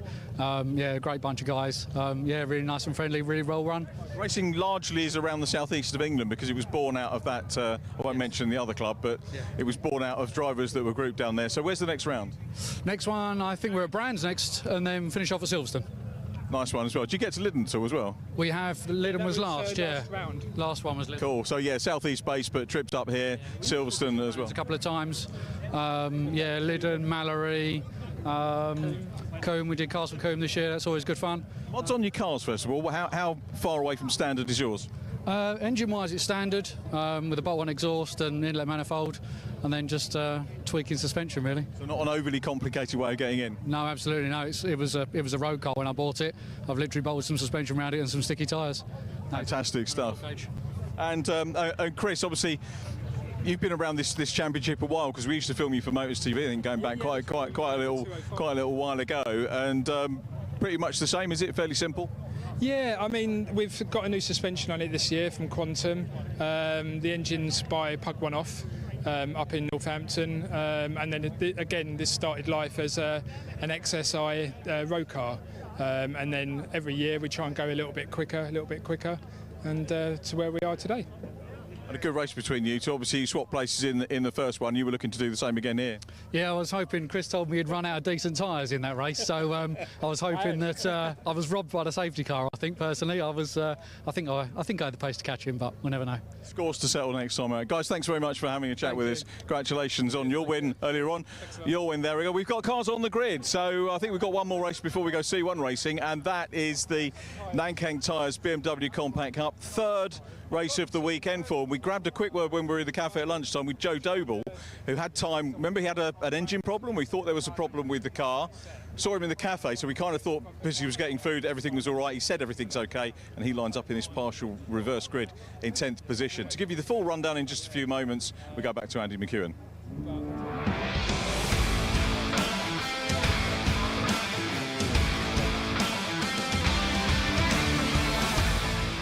Thanks Thanks, Richard. Yeah, always a highlight of the weekend, this, the partially reversed grid for the Nankang Tyre BMW Compact Cup. We've had 2 race victories for Joe Doble, as Richard was documenting there. And he also gives us the good news that Joe Doble's car appears to be fine after whatever this mystery issue was, but it would always be there in the back of my mind if I were Joe, that potentially that problem could resurface, so we'll have to wait and see if all is okay. But either way, even if the car is healthy, he's going to have some work to do here to get to the front, because obviously he's got a lot more overtaking to do in this one than he's had so far this weekend, where he's led every lap of competition in the Compact Cup. Cars then leaving the grid and onto their green flag lap. The grid will line up as follows with this top 10 reversal by the looks of it. So it is Xavier Ross who's got pole position. It's Ross Stoner who will start alongside him. Max Noble and Gareth Claydon are next. So Gareth Claydon's not actually a full reverse that they do. They sort of jumble the order a bit. So Gareth Claydon's come out of that pretty well. He's 4th on the grid, but finished in that race earlier on today in 6th position. So he's gained a position or so compared to if it was just an overall top 10 reversal, if that made sense. Mike Noble and Alex Reid then share row number 3. Then row number 4 for Adam Wright and Gordon McMillan, with Conor Grady and Joe Doble top 2 in the race, top 2 in the championship, both starting on the 5th row of the grid together. They're the 2 to watch for, aren't they, when we get the race underway. 6th row then for Barney Lauer and Thorburn Astin. He put together a good race, having non-started yesterday to finish 12th. All of these drivers now just in the order in which they finished the race. It will then be row 7 for Alistair Smith and Richard Sutherland, Gregor Pryor and Rod Langham on row 8. 9th row Tim Seaford and Martin Corkwell, with the Flowers and Henry Cook at the back of the grid.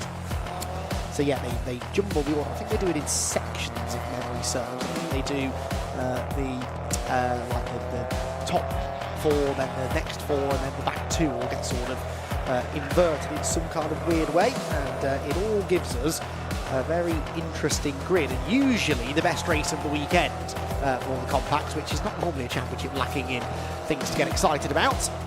But in these 3rd races of the weekend, that is most definitely the case. And we anticipate another exciting 15 minutes of racing. Championship-wise then, as we've been saying, it's all been about Joe Doble and Conor Grady really this weekend. They've started to distance themselves ever so slightly now from the likes of Gordon McMillan, for example, in the championship chase. And Gordon McMillan, who led the championship going into the Anglesey round a month or so ago, now finds himself starting to trail a little bit, not by a long way. Coming into the weekend, he was actually 2nd on dropped scores, and only 5 points adrift of Joe Doble. He's had a solid weekend so far this weekend, has Gordon McMillan. He claimed a 3rd place in both races, and he'll be starting this race, just in front of Conor Grady and Joe Doble, so that is in the order you'd have expected. And I wonder whether he might be able to keep them behind. He's famously difficult to overtake, Gordon McMillan, so I wonder if we're going to see him getting his elbows out to keep those 2 behind. It's a good opportunity, this reverse grid race, to get one over on drivers that maybe have the outright pace over you, but if you've got good racecraft and you can defend well, then you can sometimes keep them behind. We saw that in the race earlier on today, didn't we, from Alex Reid, who was frustrating Gareth Claydon by defending very, very well his 4th position, and Gareth just couldn't find a way through, but it was a brilliant defence from Alex. There had been a bit of a touch between the two, hadn't there, earlier on in the race. There was no penalty for that. The only penalties that were applied were for track limits infringements for Alistair Smith and Gregor Pryor. So no penalty given for that contact between Alex Reid and Gareth Claydon. Of course, Gareth will now have to overtake him again, won't he? Because Alex actually is starting... no, he won't. Sorry, no. Alex is starting 2 places behind him on the grid, so hopefully if Gareth gets a good start, he could be a shout for a race win here, Gareth Claydon, that number 1 car, starting from the outside of row 2. You can see him there just pulling into position. Car number 1, the pale blue and white car. He's got Mike Doble, father of Joe Doble, lining up just behind him. As the field pulls into position then, waiting for the last couple Matt Flowers and Henry Cook to arrive, although I don't see Matt Flowers on the grid out of the window anyway, so I'm not convinced Matt has made the start, unfortunately. That's a bit of a shame, but everybody else looks as though they're there, and the green flag then will be waved momentarily at the back of the field, just waiting for the rescue unit to be in position. And then we'll be good to go racing then. 15 minutes on the clock for the Nankang Tyre BMW Compact Cup. Revs rise, lights go out, away they go, and a good start made by Ross Stoner from the outside of row number 1. And look at Gordon McMillan. Gordon McMillan comes steaming down the outside of everybody, and Gordon's going to be challenging for maybe second place as they arrive at Riches. That was a fantastic start from McMillan, who, as I said, needed a good result really in this one. He gets hung out to dry a little bit. Gareth Clayton on the inside of him as they go side by side for third on the run down to the Wilson hairpin. But Gordon McMillan away very, very well indeed. Ross Stoner, though it is, who leads down into the hairpin for the first time. Gordon McMillan sailing round the outside of the 23 of Max Noble there as he tries to gain another position. That looks like Conor Grady, who's gone backwards, hasn't he, off the start? Conor Grady's starts this weekend have left a little bit to be desired, has to be said, and he's lost touch already with the likes of Joe Doble, who really needs to be trying to beat in this race, having lost a few points to Joe over the course of the weekend.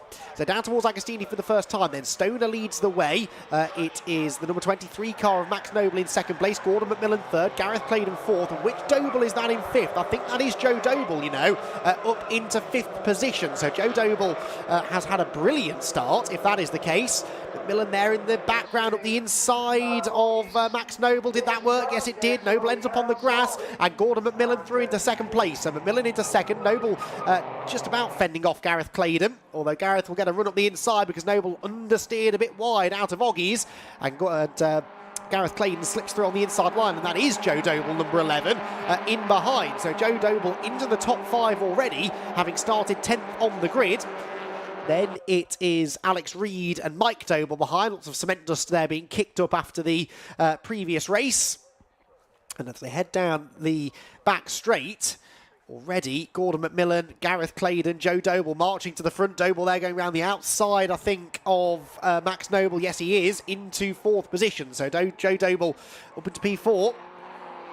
Championship leader pulling in a really, really good drive here. Through the bomb hole they go. McMillan out wide over the exit curb as they head for Coram. Joe Doble hasn't actually got that move made yet, has he, on Max Noble? And he's got Alex Reed in behind. Now Joe Doble manages to make fourth place his own. Turn through Murray's corner then. Car off in the background. That looks like Richard Sutherland. It is Richard Sutherland, who's been grass tracking. He's got a ding in the door as well, hasn't he? I'm not sure if that was there already before the race started. Anyway, across the line we go. And now we've got a race on our hands, I think, because Ross Stoner won't give away the lead easily. He is 0.8 of a second clear of Gordon McMillan as they head across the line. Gareth Clayton in third, Joe Doble in fourth. So we've got 3 of the big hitters in this championship running line astern. Conor Grady, though, the one thing he needs to work on is his starts, I think, isn't it? Because he's down in 8th position. So yes, he's gained 1 place, but when you look at the progress made by the likes of Joe Doble and Gordon McMillan, he needs to try and bribe Gordon into showing him his onboard, I think, of that restart to see how he did it, because Gordon McMillan quite clearly has got the knack of getting these cars off the line. That is Rod Langham off the road up at the Wilson hairpin. Looks like he's gone straight on, but for the race lead, Gordon McMillan is all over Ross Stoner as we head down into the Agostini hairpin for the second time. But like I said, Ross Stoner, who I don't believe has ever won a race in this championship, is not going to want to relinquish this race lead too easily. Gordon McMillan will have to go out there and take it from him into the left-hand kink at Hamilton. And then the braking zone at Oggies. McMillan way wide up the curb. Needs to be careful about track limits. I'm pretty sure that will be one of the corners where they're monitoring them. Out wide goes Ross Stoner, then McMillan nuzzles up the inside, and this is for the race lead. Gordon McMillan sees his opportunity, does go through into the lead of the race. Good opportunistic driving that from Gordon McMillan. A small mistake from Ross Stoner, and McMillan needed no second invitation. Through he will go. Gareth Clayton, meanwhile, under threat from Joe Doble for third. But, of course, Gareth really wants to get on with fighting away past Stoner too, so that he can go after Gordon McMillan. He looks to the inside line, underneath the bridge into Brundle. Is he late enough on the brakes to commit to a move? The answer is no, but they all bunch back up, actually, behind McMillan, interestingly. Ross Stoner coming back at the race leader slightly then as they round the right-hander up towards the quick right-handers at the end of the lap. 4 of them then for the lead as they tip through the bomb hole into Coram corner. Intriguing then that Gordon McMillan can't get away here, and Ross Stoner is being given maybe a little bit of an incentive to have a go here as they head into the final turn. Here comes Joe Doble around the outside of Gareth Claydon though. Gareth Claydon, oh, there's contact between the two of them. Claydon did well to gather that together, and Joe Doble, in fairness to him, I think bailed out of that one. And Alex Reid goes through, and so too will Max Noble. Now that is not going according to plan for Joe Doble then. So a completely different order as they come across the line this time. McMillan leads, Stoner second, Claydon third, Reid fourth, Noble fifth. Connor Grady is in sixth position, had his nose ahead of Joe Doble. So look at this, the top two in the championship now suddenly find themselves together against all odds. After that poor start for Connor Grady, he's set the fastest lap of the race. He's picked up another couple of positions and now is right on the tail of his championship rival as they head through the Wilson hairpin for the third time. So Connor Grady suddenly has an opportunity, after all, to try and get some points back. Round the hairpin they go. McMillan then out in front.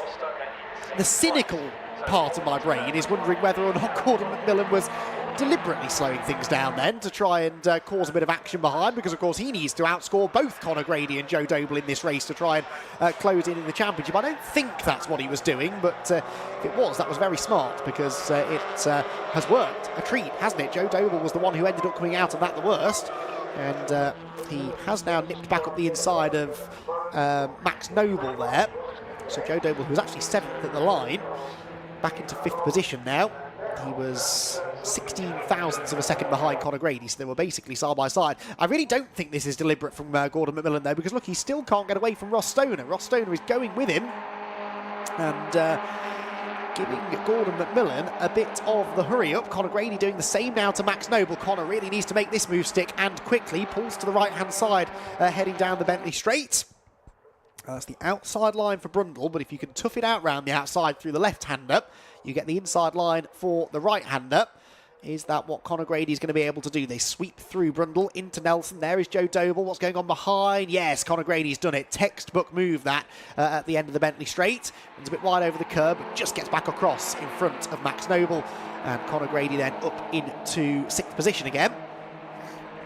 Joe Doble crucially only one place ahead of him, but this has sort of reset things a little bit now for Connor, because he'd lost so much ground to Joe on the opening lap, and now does at least have the opportunity to follow him through the field. And if Joe does have another little stumble, then Connor is there to capitalise. So down across the start-finish line they go then. Gordon McMillan leading, Ross Stoner in 2nd position, then Gareth Claydon, Alex Reid, Joe Doble, Connor Grady, Max Noble, Mike Doble and Adam Wright, all in this lead group. It is a 9 car lead battle. And Joe Doble sets the fastest lap as he closes in now on Alex Reid, this for 4th position. If Joe Doble gets the hat-trick this weekend, then he will have really earned it, won't he? He's in 5th position then with just under half the race to go. And the right-hander, Doble, inches away from the back of Alex Reid's car. But we saw in race 1, didn't we, that Alex Reid is not an easy man to overtake. He kept Gareth Claydon behind him for the entirety of race 2. And he knows where to position that car to keep the car behind him. So don't think for a moment that this will be easy work for Joe Doble. He may be the championship leader. He may have more race wins than anyone else so far this season. But that doesn't mean he's going to be waved through. In fact, all the more reason probably why other drivers are going to want to try and keep him behind, because they'll want to prove a point, won't they, that they can out-duel Joe Doble. So Joe turns through the left-hand kink at Hamilton. Stuck still as he is behind Alex Reid then into Oggie's. An important corner this. It opens up through that second apex. The temptation is to run very wide, but it's very easy to find yourself with 2 wheels on the dirt, and that then scuppers your run through Williams. Out onto the back straight where they head once again for the 4th time. Had 7-lap races thus far this weekend, so I'd imagine this one, safety car interventions aside, should be the same. So plenty of time still for things to happen. Down towards the Brundle and Nelson complex, things perhaps starting to happen now. Joe Doble just sort of hunting around behind Alex Reid. That is Corkwell off the road. Martin Corkwell, where is that? That's Hamilton, maybe? Somewhere on the infield, anyway, that he's gone off. And Martin Corkwell is looking like he's out of the race, but at least he's managed to pull the car seemingly a long way off there. Oh, there he is. It's the inside at... yeah, Hamilton. It's Hamilton he's been off, isn't it? He's pulled off on the outside of Hamilton corner. Right, leaders through Murray's. Out onto the pit straight again, but Millen then still the race leader, but not by a long way. They're about to come across the line, and look at how close they are then. McMillan leads the way. There he goes, then it's Stoner, Claydon, Reed, Doble, Grady, Max Noble, Adam Wright is next. Mike Doble now to the back of that group. Everyone being warned about track limits, by the way. Number 23, Max Noble, number 25, Conor Grady, and 334, Barney Lauer, all being warned about track limits, and that's Joe Doble. Joe Doble, I think, has been wide, has he, at the first corner, and Conor Grady up the outside of him, can't quite get the move made, but they're all stacking back up again behind Gordon McMillan. For whatever reason, McMillan just can't get away at the front of this group. That's just bunching everybody together, and it has got a real pressure cooker feel to this race, hasn't it? Just feel that pressure building. Eventually you feel like the lid will blow off it and something is going to happen. Who the winners and losers are, we'll have to wait and see. 4.5 minutes, just less than that now to go. Joe Doble there inching up behind Alex Reed, who's up to his old tricks again, isn't he, of just parking the bus, parking the car on the apex, not allowing them to get the run on him off the corner. But Millen seemed quite slow there, didn't he, into Hamilton. Had more of a gap than that going down the straight, and he's early on the brakes again, so Gordon just doesn't seem to be very confident under braking, and so Ross Stoner closes in now to within a car's length of the race leader, almost gets to the inside of him, in fact almost gets to the back of him going through Williams, so Ross Stoner very much having a go for the race lead. He'll have a slipstream now down the back straight, but perhaps got a little bit too close to the back of McMillan's car then, coming through the quick right-hander that I think lost him some momentum, and Gareth Claydon now sees a chance perhaps to attack for second place. He's going to pull to the inside line. I don't think he's quite close enough, but Alex Reed thinking about attacking him as well. Here does come Claydon up the inside, but no, can't quite get there. Where's Reed gone?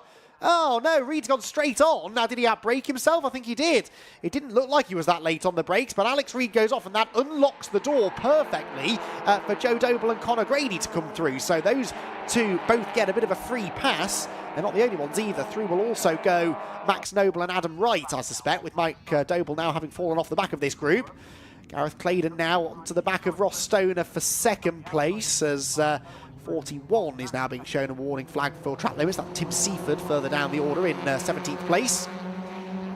Surface flag out. That presumably is as a result of Martin Corkwell's car. It was all expiring smokily at the side of the road. Claydon under threat now from Joe Doble. Joe Doble at the inside for third position, so suddenly Joe Doble is well and truly in contention now. He's gone past Gareth Claydon and crucially did not bring Conor Grady with him.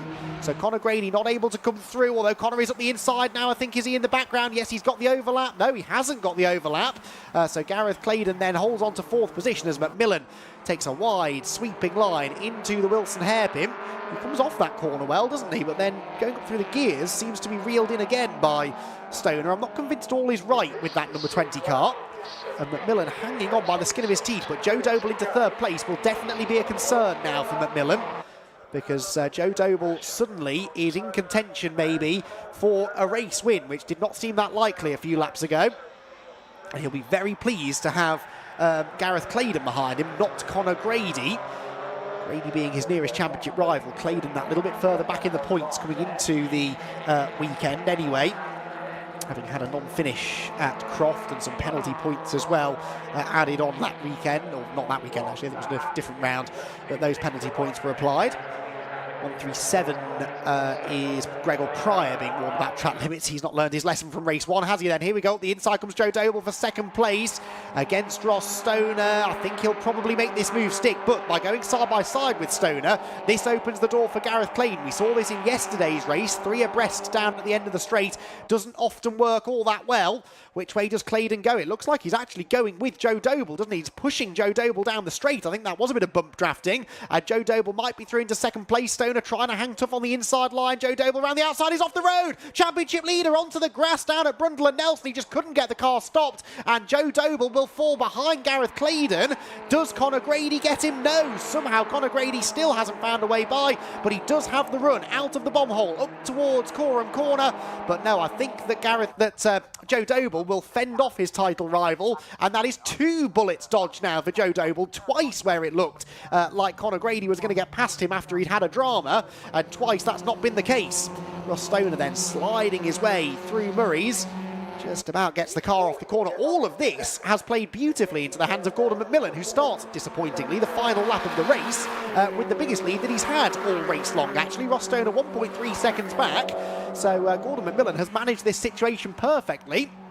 Can he stay there to the flag? Has Stoner got the pace to close back in? This is where we'll really see whether McMillan's got a problem, because if he has, then Stoner should be able to catch back up again, although Stoner's got problems of his own. Gareth Claydon looking up the inside. Ross just moves across to cover. Did sort of move across in the braking zone there, but Gareth Claydon did not get into the back of him as far as I could see.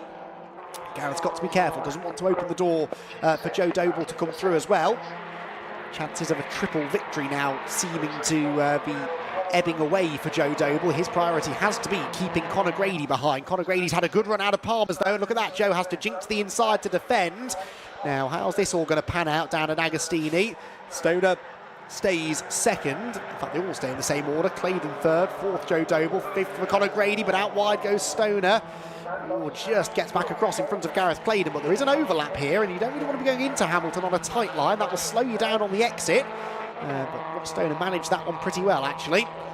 Into Agostini then, running out of options now is Gareth Claydon. Gordon McMillan looks pretty secure as the race leader. Claydon out a bit wide. Joe Doble maybe with a chance up the inside. There's time penalties going out to a couple of drivers further back, Gregor Pryor and Barney Lauer. None of that affects this lead group for now as they head down the Bentley Straight for the final time.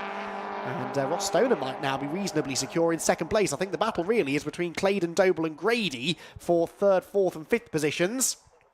Underneath the bridge they go. Claydon defending the inside line, not really trying to attack Stoner, more trying to keep Joe Doble behind, which he does manage to do. Through the right-hander then, sliding and bouncing around over the curbs. Ross Stoner really having to defend this second position. I can't imagine Ross has had that many podiums in this class before, so he really does want to try and keep this lot behind, and he's proving that with some very defensive driving there into Coram Corner, but he did get to the inside line just in time to keep Claydon behind, and Claydon's all out of shape. He's off the road. Gareth Claydon off the road, heading for the barriers, is he? He might get away with that, but Gareth Claydon off the road completely. Thankfully, they've moved that barrier back a number of years ago, and he will escape that unscathed. Brilliant camera work as well there to pick up Gordon McMillan as he accelerates to the line and wins here at Snetterton, a dramatic third race of the weekend in the Nankang Tyres BMW Compact Cup. Ross Stoner, Joe Doble, Conor Grady behind him with Max Noble in fifth, Gareth Claydon.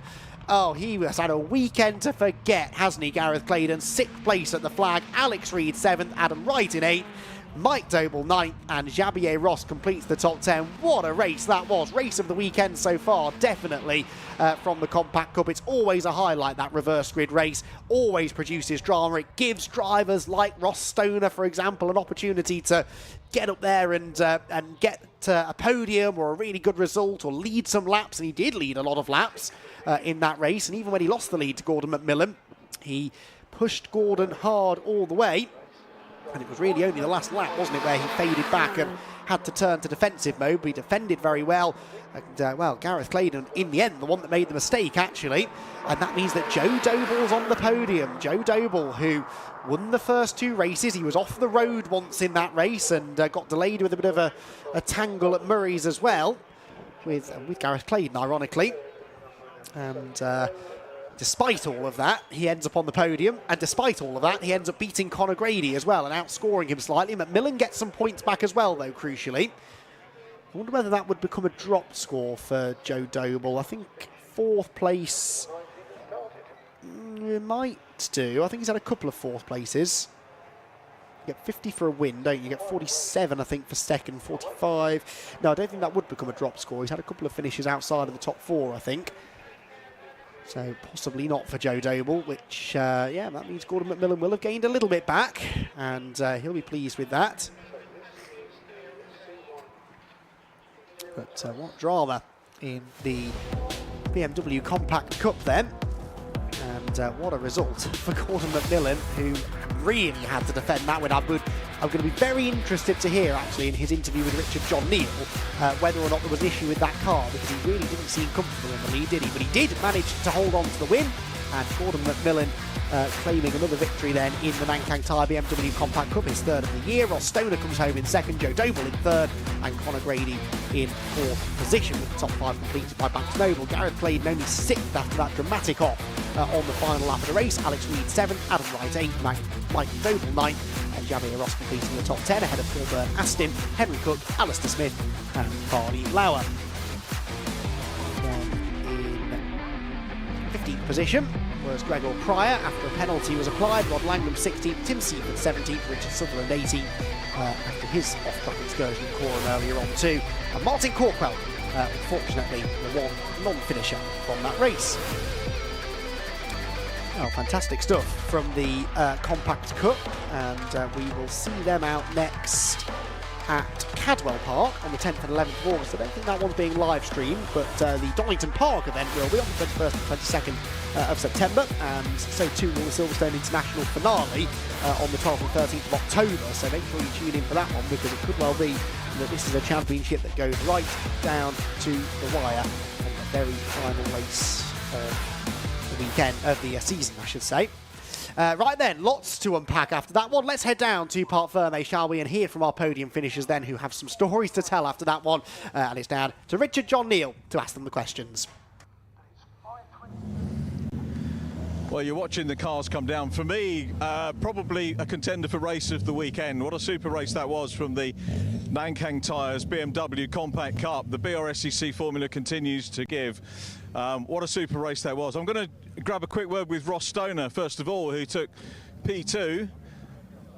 Charlotte coming over and giving him some water. Ross, by all means, get yourself some water after that workout. That was, I think, hard going, but a very, very good second position there. Well, probably sweeter than champagne at the moment, a glass of water. Oh, it was. I've got to say, obviously, a big thanks to my dad and Cole. Had the engines in bits last night. It was no good at Croft. It was no good in qualifying, and he was up last night tinkering with it, and he managed to get the pace back. And yeah, he's done a great job. But my wife and daughter always tell me off if I don't say hello to them. So hello to them. But yeah, big thanks to Dad. Big thanks to Cole. It was a tough race because I thought McMillan had a little bit more pace, but he was a bit slow around the corners. So yeah, it was close, and then the slower he went, the closer everyone else behind me got. But it was a good race, having finished the last race in 11th, qualified 7th. To get second is a good result. So were you outside the reverse grid part then? No, I was 9th. Oh, 7th. Oh, right, okay. Yeah, I was 5th yesterday, and then decided to go grass tracking, and then finished 11th. But yeah, managed to avoid the black and white flags, which I had in race 1, race 2, and qualifying. So yeah, very pleased. It's all ready to go for Cadwell. It's always good to get away on a positive, isn't it? Because you can carry that forward. You've got nothing effectively to get over. But good to be back on the podium. Yeah, it's been. I think we haven't been on the podium since autumn this year. So yeah, it's been nice to get back up the front. Nice one, Ross. Great to see you here. Congratulations. See you later on in the year. Don't go away, Mr. McMillan. We've got unfinished business here. Congratulations on the win, Masters and overall. Saves us doing another interview. But how about the reverse grid racing? More of it. Well, I'm not superstitious, but I was saying to my boy Rudy just then, I said, I've got a good feeling about today, and I looked where I was on the grid, and I had a little plan in my head on how I'd move forwards, and I got a fantastic start.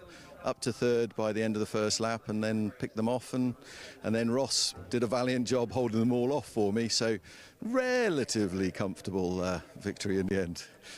It's great, isn't it? You know, so we talked I get told off in F4 saying drivers don't want to win reverse grid races, but when you come from a way back, they're very well deserved.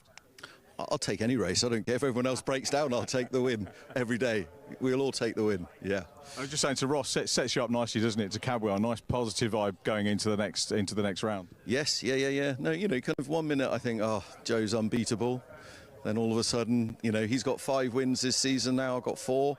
And, you know, it's going to be close. And if he has a bad weekend and I have a good weekend, who knows what might happen. It's good counting on the stats. Pleasure to see you. Many congratulations. Fine race. Contender for race of the weekend, I think they're gone. Let's go back and grab a quick word with Joe Doble. He's just doing the circuit PA interview at the moment. He's probably getting fed up with having microphones shoved in his face. Remember, there was the issue at the end of race 2 that he thought there might have been an engine problem, and he said when we were chatting during the lunch break that all was okay. Looks like we're going to get another question out of him. We've done our Masters winner. I think Kieran is still going with it, so we'll be with Joseph Doble in a minute. Championship lead, remember, 1 point was the lead coming into this particular event, so very, very close indeed. And the reverse grid races can literally turn things around championship-wise. So you've got to be so careful when you get to that final round of the year, which I think is Silverstone, which again we're on the live stream. Got to be careful what you do in those. We'll grab a word in a minute, I promise. Here we go. It's obviously Kieran's got plenty to ask him. Let's have a quick look around and see whether else we can have a word with maybe Gareth Claydon. It's difficult seeing if people have disappeared at the moment, so Gareth's over there. We'll come back to Joe. Let's go and grab Gareth rather than and see what happened. Gareth, can we grab a quick word? Not the one you wanted. You wanted the podium interview rather than me asking what happened. He's doing his overalls up. He's just getting dressed, so we'll look at the car. So what happened? That was a fantastically entertaining race, but for the wrong reasons for you at Coram. Yeah, I mean it was a good battle. I mean we had a good. I'm still happy because we've been at sea this weekend and we was finally looking like we was getting the car hooked up and getting it right. So, but yeah, I just cooked it. So it was so hot. The tyres are so breezy. Just that last lap, I'm trying to get a little bit closer to Stoner so I can perhaps make a move into the last corner or get a better run up the straight. And I just cooked it and I washed out. So, but I'm happy to be honest because I had a good race and the car seems like it's coming back to where it was last year. So, yeah. Thanks for doing up the black overalls again and getting hot, and well done. And take the positives to the next round. Definitely. Thank you. Thanks very much, Gareth. I don't know if we're going to get a very, very quick word with Joe Doble, so I'm going to go around here very quickly. And Johnny's following me. Very quick word, Joe. Did you expect a podium there? Not really, especially after what I thought blown an engine. But what was the issue, by the way? I don't know. We didn't find anything. And then the same noise was still there. It wasn't in my head. So those races are real keen though, aren't they, reversed? They're brilliant races. All credit to Midland Tyre Shaving, my dad and everyone, just to get me out there and have a great car to go through the field. See you, Cabwell. Good luck. Thanks for chatting to us. I'm going to head over now to the comms box and join Andy McEwen because we've got on track ready to go. I think literally waiting for us to cross the track, the C1. So Rob Lewis will be hosting pit lane for that. We'll say cheerio for now and see you on the other side.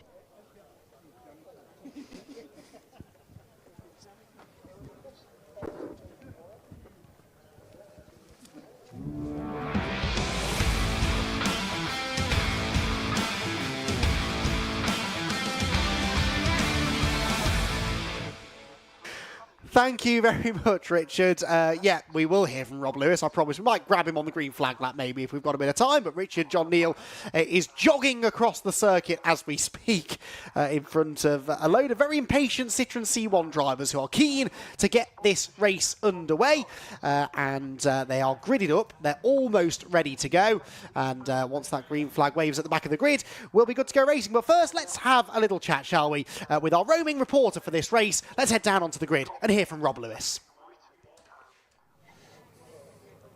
Is it me, or can you spot a lot of Silver Lake C1s? Robin Welsh, the series coordinator, is making his way down this gargantuan grid with everyone ready to go for this 3-hour race at Snetterton. And the top 10 bull draw really did pull out some surprises out of the hat. This man here, the Rab Sport car of Gary Mitchell, these guys went well at the Race of Remembrance in the C1 class. They really want to get a good result here. And this man here, Sylvain Rubio, he's got some quite established drivers alongside him in Jade Edwards and Josh Cook, but let's be honest, we know he's the quicker driver in this C1. And the best part is he's got to try and win this and then drive this car home tonight. Superb. Now, Sid Smith, it's his 18th birthday today, as you can see on the car. Is he going to be celebrating it with a bit of a win? We're not sure. Snow Speed Racing have surprised a lot of people. They've got it in the top 10 and they know they've got the speed to do this. And Bacon Racing, I feel for them. They're next to the actual pole sitters, Alpha Trojan, who stuck it on pole. Bacon Racing were second alongside them, and now they're sat back in 7th and 8th place. They've got the eyes on, they're good to go, and we're about to get off of this grid and get this 3-hour race underway. Now, I will remind you before I hand over to Andy McEwen, this race is going to be about strategy and it's going to be about pit stops. It's going to be about this lane down here, the pit lane. Don't forget, you've got to do a minimum of 3 stops. You cannot pit within the first 15 minutes of this race. Your stop won't count. And if you pit under safety car, forget about it. You're going to get a 6-minute penalty. If you happen to be in the pit lane when the safety car comes out, your luck might just come in. And I'll tell you what, Andy, if you look at this race, you might just see a few people using the strategy to get those stops in early and get those counted stops done and dusted. I don't know about you, I'm really looking forward to this one. It's time to head to the commentary box with Andy McEwen and Richard John Neal. Top job, Rob, down on the grid there. Good stuff, really soaking up some of the pre-race atmosphere ahead of 3 hours of racing in the Silver Lake C1 Endurance Series. Yeah, I can't wait for this. It's been a while since I've covered the C1s. In fact, it might be the Silverstone 24 last year, I think, the last time that I was actually at a C1 Endurance Series race. So really looking forward to this. We've got a big grid of cars, and lots of them, I think, probably in contention for the race victory. We'll best start rattling down the grid because we'll be back around for the rolling start before you know it. And it is Alpha Trojan, number 421, who have netted pole position. Now, we don't know start drivers yet, but they do have in the C1 Endurance Series this Q-tag system. So once we actually get racing, the timing screen will tell us who's in each car, and that will update after each round of pit stops. That's not the grid, is it? It's Rabsport Racing on pole position because, of course, they have this top 10 ball draw, don't they, which I'd forgotten about. Then it's the AST Suspension UK number 566 car starting second. Then Melbourne Racing in third, number 589, ahead of the number 300 BPC Tyre buffing car. That is the Sid Smith started car. It's his birthday, by the way, in case you didn't know. His dad wants us to mention that as many times as possible, we've been told, so consider that done. Abbott Racing Motorsport will start on row 3, number 331, with Snail Speed Racing, who hopefully won't live up to their name, car 465 starting 6th.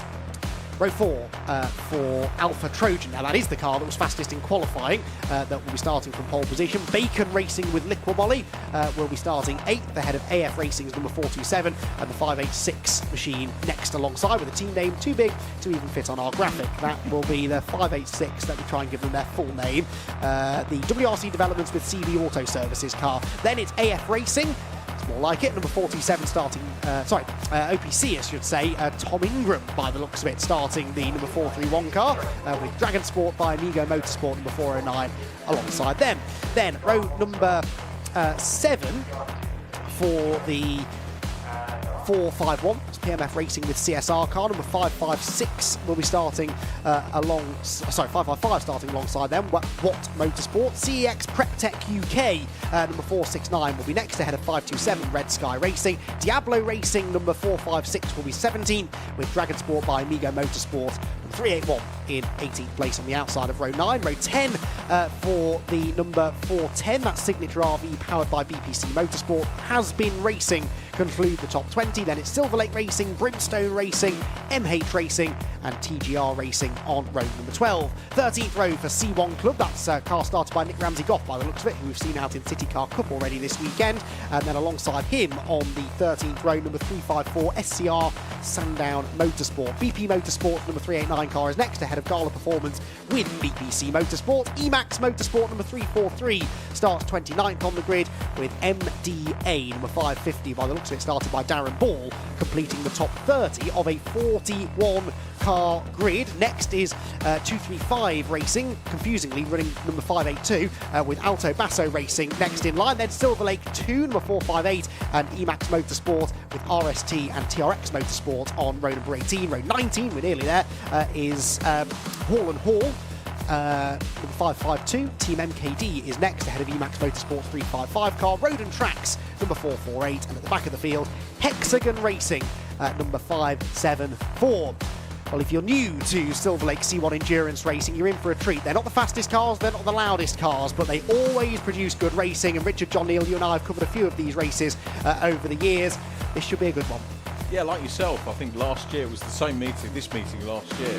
Didn't have Fun Cup with us on day one, but we did have a nice endurance race in the afternoon. I think I was joined by George Grant for about an hour and a half. After he did his stint, he drove round and joined us in the box. We went considerably off-piste. I can imagine. As you do, or as I do. But yeah, really excited and looking forward to it. Great paddock, so many personalities. And you know, Rob is the best person because he knows the teams, he knows most of the drivers, and he'll be able to get all this. But look at this site, look at this grid. What a shot that is. You know, I know you don't need to have cars getting faster and faster and faster. It's all about cars on the grid. Couldn't agree more. We've got a super grid here. Absolutely brilliant. Absolutely. 41 of them set to do battle over 3 hours of racing then. As we heard, 3 mandatory pit stops with a pit window that opens 15 minutes into the race.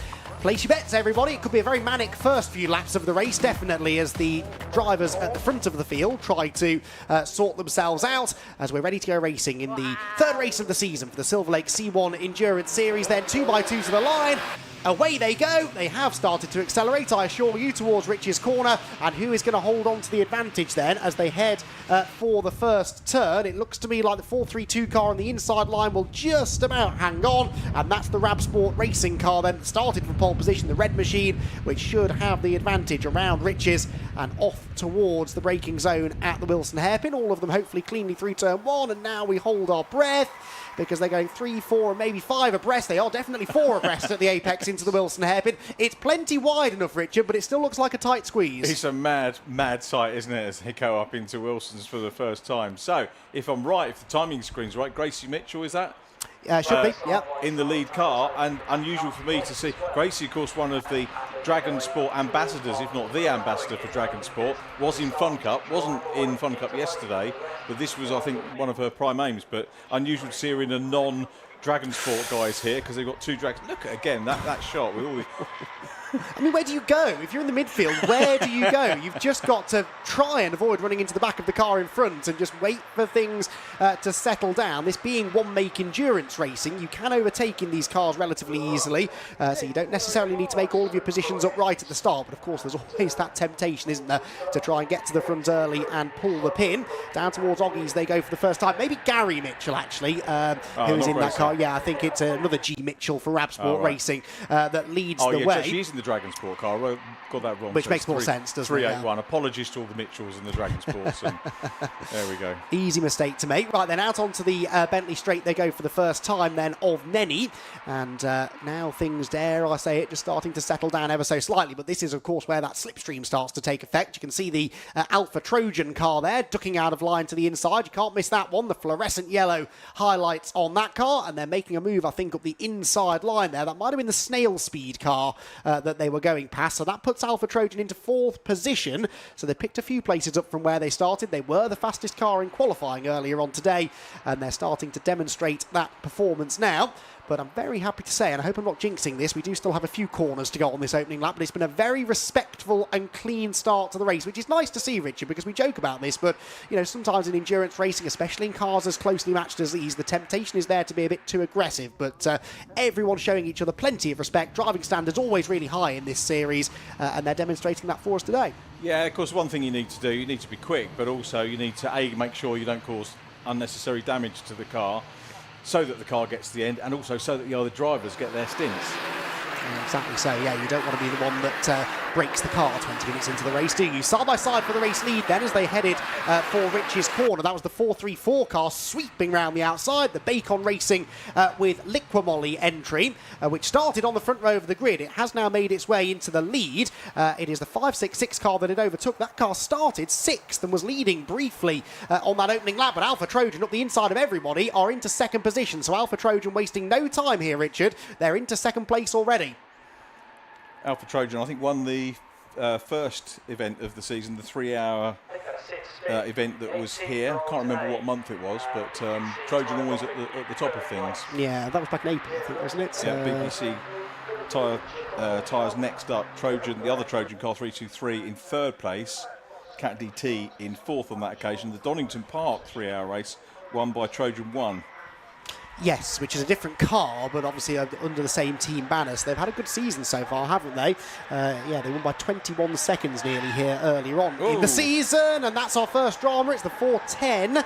Now give me half an hour to scroll through the entry list and I'll tell you who that was. Signature RV powered by BPC Motorsport, that had been off. Didn't see the start of that, Richard. I don't know if you caught it, but the car didn't seem to be damaged, so it might have just been a solo spin. And that's a good lot of drivers in there. John Whitehouse, Steve Ruston and Marcus Clutton. Yes. Who, of course, we saw out yesterday, didn't we? We did, yeah. So all 3 drivers, I'd say, probably assisted. Yes, possibly so. They're more experienced to just be throwing themselves at the scenery like that. 555 up the inside there at Williams Corner. That was a move made on the run onto the back straight for Watt Motorsport. But the race, very good. Onto the bridge they go. And Alpha Trojan not yet into the lead, but there's a sense of inevitability about this, isn't it? This car that went so well here earlier on in the season, it was this very same car, I suspect the very same driver lineup as well. They probably haven't touched it since. No, probably not. Why would you? It was a winning formula then, wasn't it? They won comfortably, and they want to try and get to the lead now if they have the chance to. They're right behind the leading car as it heads through Coram Corner and onto the brakes at Murray's. I suspect we might well see the Alpha Trojan car pull out of the slipstream down the pit straight here, and that might be where they try and make their move for the race lead. Chris Freeman at the controls and looking to try and make the move down, as you say, into turn 1 as they got the centre straight for the first time of this 3-hour race. Conditions outside pretty warm, not as warm as they were yesterday for our 4-hour Fun Cup race. And if you haven't had a chance to look at that on the stream, then here comes the move. Alpha Trojan down on the inside. Chris Freeman side by side for the lead with the 434 car shared by Sandra and Oscar Proietti. Is that move complete? It's got to be now as they come up into the hairpin. Ooh, look at how that's bunched everyone back together, though. This bit of side-by-side racing. Alpha Trojan do make the move into the Wilson hairpin. I think they will come out of that still with the position. That was a good bit of racecraft, that, actually, from the 421 car, which, as we've said, is started by Chris Freeman. He's sharing it with Adam Willis, just the 2 of them sharing driving duties today. And they have indeed got the lead away from the Liquimolly car then. So Alpha Trojan, it's taken them 2 and a bit laps to hit the front. The question now, though, is, Richard, will they be able to pull away? That's not normally an easy thing to do in this category, but the pace that they've demonstrated already, you never know, they might be able to do it. Yeah, with the slipstreaming here, it is a difficult thing to do, isn't it? Break the toe. Which one's Sid Smith, I wonder? It's his birthday, you know. Is it? Yeah, 18, right, yeah. Bless him, Sid. Sid, who is everywhere. Everywhere I go this year, I see Sid Smith. He is doing a lot of driver coaching. He's been racing in Porsches, not only in the UK, but he was doing the Winter Series pre-season over in Spain and Portugal, and he is really getting some mileage under his belt. A very talented young driver is Sid Smith. Last week as well, yeah. Was he? Yes, of course. No, he is honestly everywhere, but that's what you need as a young driver. The more seat time you get, you can't put a price on seat time, can you? Oh, you probably can. And people do, yes. Metaphorically so, though. So down the Bentley Straight they go. Oh, now, Marcus Clutton is in the pit lane in the 410 car. So what the issue is there, I don't know. Well, we saw them off, didn't we, That's in Agostini? Yeah. And you did speculate maybe they didn't do that on their own, so maybe there was some damage after all. Yeah, could well have been. So Sid Smith, he'll want an early lead, won't he? Yes, he will, indeed, as he closes in on the top 3. There is the BPC tuning car. Now, this is a test of my eyesight, this. What are they doing? It's the rear left corner. And worried perhaps about suspension damage. That does sort of suggest he's had a whack, doesn't it? I mean, Marcus Clutton doesn't tend to lose control of cars all by himself, does he? So, yeah, there may be another car with corresponding right front corner damage, maybe. But hopefully that doesn't take them too long to get it fixed. We'd like to see them out there, but realistically, in a 3-hour race, that's their chances of a really good result gone. A quick look at Ned Anthony there in one of the Dragon Sport cars. Lovely to catch up with Dragon Sport again. I was working on their scholarship the last 2 years, and Reese that runs it, absolutely wonderful guy, super team. Reese Lloyd wanted to offer the scholarship to get someone to drive alongside him in the Brick Car Championship, and he's pulled so many people in. He got so many people involved in the team, which was absolutely marvellous, and they're a super bunch of guys. Always lovely to catch up with them. Indeed. So, right then, we have our first chance during the race to catch up with Rob Lewis then. He's got an update on the 410 car, which we've seen in the garage with repairs being made. Rob, what can you tell us? We're down at the Sid Smith liveried garage number 23, where I'm afraid it's bad news for the Signature RV team. There's been a bit of contact on the rear right-hand side. It's buckled the rear beam, and the BPC tuning operation have jumped in to try and straighten that rear beam out. But unfortunately, first of all, it's a stop within the first 15 minutes, so it won't even count as part of their pit stops, and it could well be a lengthy repair to get them back out. Looks like for them, the competitive end of their race at least is done. Back to the team. Well, that is a shame, isn't it? That was a potential front-running car that has been taken out of contention. First half lap was good, though, wasn't it? For Yes. thereabouts. Yeah, I suppose so. They made it 3 corners before anything went wrong for them. But anyway, hopefully they'll get back out there and at least get some mileage in and try and get through to the end of the race. Right then, we are 3.5 laps in. We are nearly 10 minutes in already, and things not really settling down all that much. I mean, certainly not spreading out at the front of the field. Only just under 0.4 of a second the advantage for the Alfa Trojan car out in front. That's being driven, as I said, by Chris Freeman. We've then got in behind Sandro Proietti in the number 434 car, Sid Smith, I'm not going to say it, in 3rd position, with in 4th place the number 566, that car being started by Sylvain Rubio. That is the Jade Edwards and Josh Cook car as well. That's going to be a car, I think, that's consistently quick all day as well. The thing is, though, Richard, you could say that about probably the top dozen cars, really, in this series. They've all got top-quality driver lineups. Peter Shearer, the journalist, was telling me in the media centre earlier on that Sylvain was told he was starting the car. Really? Didn't get a say in the matter. Apparently not. Wasn't a committee meeting to plan the strategy for that team then. Tell you what, if there's a story that Peter Shearer doesn't know in a pit lane, it's not worth knowing, is it? That's a good place to go for your information on race weekends. So across the line goes the Alfa Trojan car. Fastest lap set by some bloke called Tom Ingram, Richard, in 6th position. That car's just creeping Tom into Ingram Hill contention. from Janetta Junior, is it? Well, I did speculate whether I'm now old enough that there are junior drivers named after Tom Ingram. I don't think I'm quite old enough yet. I think that might be a coincidence, but yeah, very interesting. No, I think that is the Tom Ingram who is starting to become a factor in this lead battle as well now. Unsurprisingly, yeah, he loves it, doesn't he? Yeah, Always a great interview is Tom Ingram. Yes. Actually, the other one is as well. Tom Ingram Hill's a good interview. Manxman. Oh, is he? Yeah, I didn't know. Yeah, good lad. Yeah, he's getting quicker as well, isn't he, as the season goes on. That's been nice to follow, but...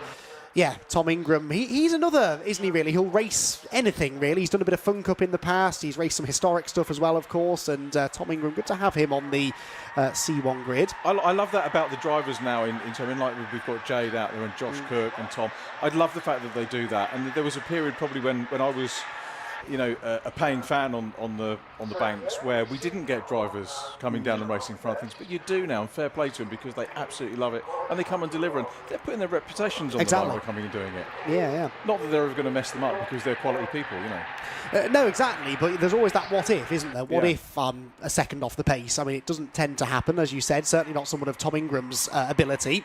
But yeah, Tom Ingram, it would be nice if he were out on track at the same time as the likes of Josh Cook at some point. We'll wait and see if we get our wish, but Tom taking the opening stint in that car. His next target is the 465 car, which is started by Owen Fitzgerald. That is the snail speed car directly in front. But look at this. I mean, we're nearly 15 minutes in. There's virtually no separation in the field at all. Now, inevitably, pit stops will provide that little bit of separation, but at least in the early stages, the entire lead pack really staying pretty close together. The top 14 covered by 10 seconds, the top 22 covered by 20 seconds. So that shows just how close they are. Not the way Ingram's car's got tank tape on it already. Did you see that? I hadn't noticed that. No, on the front right. Oh, really? I think it's tank tape. We'll get another shot of that in a minute.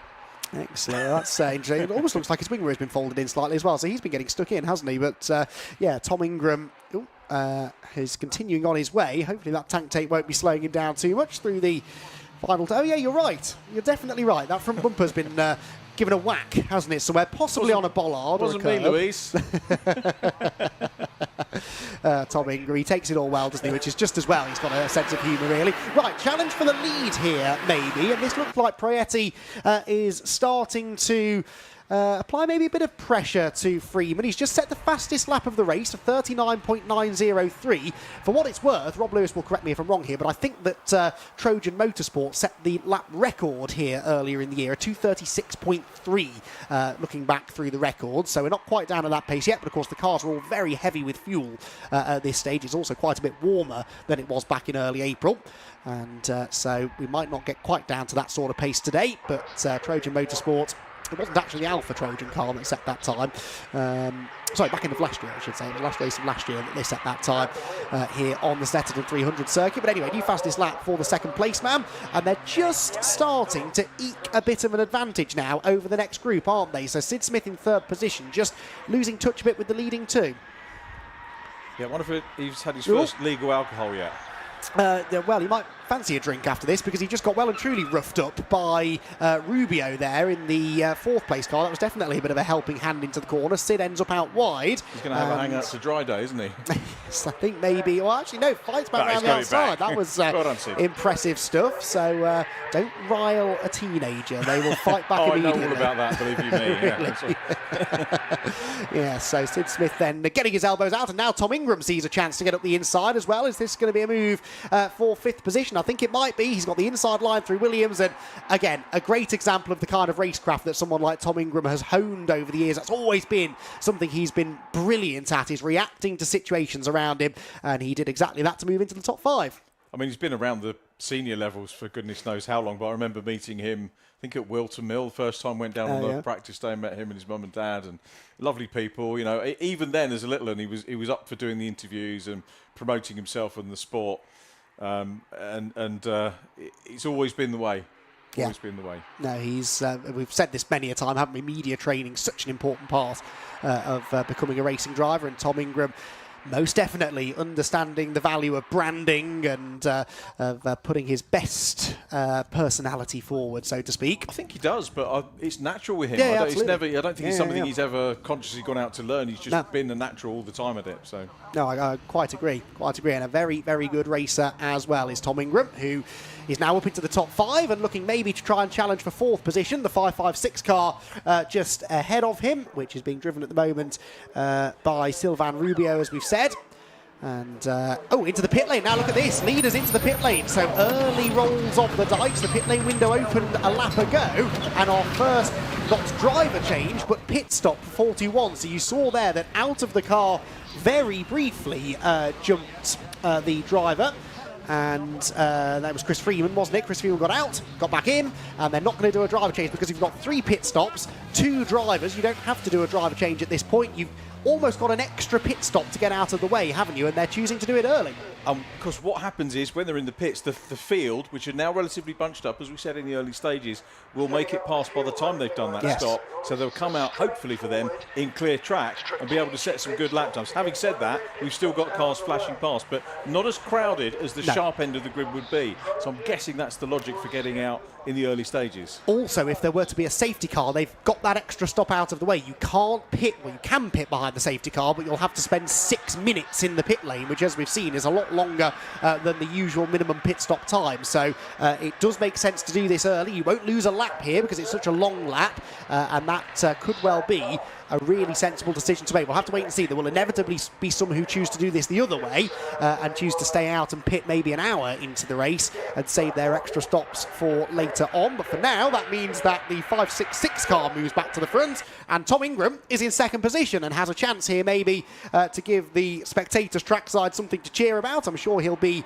a very popular driver on this grid with the Snetterton fans, and they would love to see him lead some laps. I did see some Tingram branding around and his little catchphrases that he's sort of thrown into the ether over the years. Good to see him dicing here with Sylvain. It would have been nice to have seen him go. We might do later on see Jade and Josh in the mix as well. But Ting's going to go for the lead if there's a chance for sure. Absolutely. He looks a bit quicker at this stage, doesn't he? Closes in on the 566 car as they turn through Brundle and Nelson then up towards the bomb hole for the 7th time of asking. Already some cars being warned about exceeding track limits, by the way. The 458 Silver Lake 2 car, the Alan Preble and Michelle Chapman car, being given a warning. That's very early in the race to be catching the attention of the clerk of the course for the wrong reasons, isn't it? And I'm taking the warnings don't get scrubbed in this like they do in Fun Cup. Oh, that might be a Rob Lewis question, but I don't think so. Maybe after every hour, perhaps, but not after every stint, because the stint lengths are there is no set stint length, is there, in this? So it could be that it gets reset every hour. I seem to vaguely recall that being a rule in the 24, but I don't know whether it's a rule for the shorter races as well. Rob Lewis, I'm sure, will be on it and will let us know.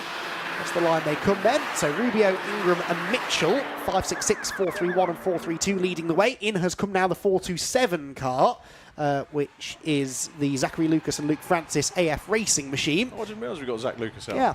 Oh, great stuff. Oh, of course, that'll be Zach Lucas. Yeah, absolutely. So in he comes. Oh, was it Zach in the car? I can't remember now. 427. No, it wasn't. It was the other driver, but he may well be jumping in now, possibly. That's the thing about the entry list. You can't clock every single. Oh, they're all significant, but the ones that might have a personal significance, drivers you've worked on or otherwise, and I hadn't done that, so apologies to Zach. Well, there must be, well over 100 drivers in this race, mustn't there? So, in our defence, difficult to remember them all. Out goes the 4.27. Here is your lead battle, and every time we cut to this battle, Richard, there are more cars in it. Yeah, that's a good shout. And look how close Tom Ingram is getting here to Sylvain Rubio. Ingram in the white car. They're also now beginning to close in on a little bit of traffic. Early doors, but that's because of the pit stops that we've had. Are we going to see a challenge? I reckon if we do, well, we've seen challenges already, might come at the end of the straight, as in comes the 586 car. So the David Drinkwater, Andy Mollison car, and my missus, if she's watching at home, which I've no doubt she will be, will love the poppies on it. Yeah. Because that's poppies remind me to buy a wedding anniversary card, because our wedding anniversary is November. Oh, really? That's handy, So, isn't it? yeah. Oh, sure now, drama's down at Agostini, I'm afraid. That is 381. Car, isn't it? Oh, it is, yes. So that was the Dragon Sport by Amigo Motorsport car. What's the other car that's involved in that? I couldn't quite see, but 2 cars off. Now, that looked a bit safety car-y to me, because those cars are quite close to the edge of the road in a big overtake. Oh, dear, that's 381 with a lot of damage. That was the Dragon Sport car, wasn't it? Did we decide if it was Gracie Mitchell in that? I think there were 2 G Mitchell starting, weren't there? It was Gary and Gracie was in the back. 381, yeah. That's a shame. That's a massive shame. Yes, now there's the other car. 469. Oh, it's the CEX livery car. It was quite far up the grid, I seem to recall, wasn't it? 469. Maybe I dreamt that. Oh, yes, they were 15th in qualified. CEX Prep Tech UK. Oliver Barnard at the wheel, who It runs was. the Prep Tech team. Of course he does, yes. And the safety car is out. So our Citroen, not C1, C3 is that? I think it's a C3. I forgot they were CEX. I'm moaning at CEX at the moment commercially. Oh, really? Yeah. Oh, okay. Sharks. Okay, well, let's add insult to injury, shall we then? No, it's not going But I particularly didn't want to well. see him go out. No, I didn't want to see absolutely. anybody go out. Absolutely, no. But you never know. If the cars are repairable, they get back to the pit lane, we might see them back out in the race. But again, a good chance of a good result. Going begging now. So the safety car is out for the first time. Now, as I said, the pit lane doesn't close. You are entitled to pit if you want to now, but you will have to spend 6 minutes in the pit lane as a result. If you're already with Rob, which is not a chore. But yeah, he'd have plenty of time to interview the drivers. It might not be a particularly broadcastable interview, but still. If you're already in the pit lane, though, doesn't affect you. If you've already pitted before the safety car was scrambled, then you can leave the pit lane of your own accord. But this safety car coming inside the first half hour could jumble things up, because those who made that, this is exactly why they made that early pit stop, because they stay on the lead lap, they catch up to the back of the pack. It's not quite a free pit stop, because obviously there are so many cars in the race that they will still be buried in the pack a little bit, but they will have gained a lot of the time back that they lost. And I think this will really work out well now for the likes of the Alpha Trojan team, for example, who pitted early on from the lead group. And it's more doable, isn't it, for the 2-car teams, getting it out of the way, and then they can work out what they want to share. From the drivers that I saw in support races, or the other races, today, it's very hot out there. So I think that your regular, I think it'd probably be better to split the time up Yes. in car. Yeah. So I was intrigued to see cars coming in early. I get why they're doing it tactically, but with the heat out there, I'd question whether that's a good thing. Yeah, because I don't think any of them were changing driver, were they? So they'll stay in now for a little bit longer. But between two drivers, it's an hour and a half each. It's not too bad. And because you have to make these 3 pit stops, I guess you will inevitably get out at one point or another. Right then, we saw the Dragon Sport car off down at Agostini. Rob Lewis has made his way very rapidly down to that end of the pit lane and has some news for us. Right, I will need to run down to the Silver Lake garage to see what's going on with the Gen 2 car 558. I've got Reese Lloyd with me. Obviously, Reese, that was one of your cars out there. Grace was going great guns in the top 10. Yeah. A bit of an impact with the barrier. Mixed emotions? Yeah, we don't know obviously what's happened yet. Just seen the live stream, obviously, so I think she's made some contact with the barrier and then looks like another car. So we'll get it back here ASAP and see what we can be done to get it back out. We spoke on the pit lane walkabout earlier. Yeah. You've also got one car that's also in the top 5. Yeah, part of the game plan. Yeah. Ned's going really well. To be fair, he's got a great start. He's made a few places up, and obviously he's picked up a few places again now with people pitting early. So, but yeah, he seems to have settled into it, and he's settled in nicely. Yeah. A slight hiccup. Gracie will bounce back. But is this kind of showing exactly what you want to do with this program? It's endurance racing, isn't it? That's what it's all about. Best thing ever. Yeah, definitely. Fantastic. Thanks, Reese. Right, so I'm going to run down to the Silver Lake garage and hopefully come back with an update regarding 558. Yes, thank you, Rob. So, well, the main thing is that it's good to hear that Gracie seems to be okay, but contact with a barrier and another car, so she's done that properly, hasn't she, down at Agostini? It sounds like quite a lot of damage done to the car, but yeah, I missed the fact that they were running inside the top 10, actually, so they'd picked their way through quite nicely. And unfortunately, their race will now be run. So we've got, at the moment, 2 cars showing us in the pit lane. One is still the Marcus Clutton Signature RV with BPC cars. Silver Lake, as Rob said there, the 558 car is, still in as well. That car was started by Greg Rose. And of course, we've now got these 2, the 469 and the 381, involved in a tangle at Agostini. So that leaves 37 of them still running. So there's still plenty of cars going. And yeah, hopefully we will not have too high a rate of attrition. We're ticking towards half an hour in to this Silver Lake C1 Endurance Series race. And just to give you a bit of an update on the strategic play here. So the highest placed car to have made a pit stop is Bacon Racing with Liquimolly. Still Sandra Prietti in that car. They're 13th place, Richard. They were a minute off the lead, but they're now going to coast within 15 seconds, you would imagine, of the race lead as a result of that. And they've got the Alpha Trojan car right behind them. Yeah, smart thinking from both teams, isn't it? And say Alpha Trojan have got that track record, not just this season, but also in previous years as well. Vastly experienced team, and given another one, because you remember the cars in front have got to stop at some point. There may be and possibly will be slower cars in front as well, so they'll get past them on track with their speed. They'll also make up positions when the other cars go in for their scheduled stop, so we can expect that to happen as we go through. So, yep, plenty to play for. I was trying to work out, because the Dragon Sport are by Amigo Motorsport, Rob Gaffney's team, and his dad John helping to run them as well. They've got a third car, and I was looking down the entry list, but I can't remember. So apologies to Rob, can't remember the third one. Talking Rob, so we've got another Rob down there. So let's go down to Rob by the Silver Lake garage. Over to you, mate. I've got no driver interviews, but I have briefly spoken to Greg Rose, who is behind the wheel of car 558. The difference with these Gen 2 cars, they have an electronic throttle actuator, a potentiometer, a little electronic module that's attached to the pedal. For some reason, that stopped working. He had no throttle coming into the pits just then. They've got electrical gremlins. It looks like they're getting on top of it. But the problem is, because they have pitted under the safety car, that's 6 minutes. So that takes car 558 out of the competitive running, unfortunately. Shame for Greg. He was making his way up through the grid after a bit of an iffy qualifying. Back to you. Thanks very much, Rob. So, disappointment for them, electrical problems, forcing the car to pit under safety car, so no power for them. They did manage to get the car into the pit lane, but that Gen 2 car having a few teething issues. They all do, don't they, new cars? That's why we put them out there and see what they can do.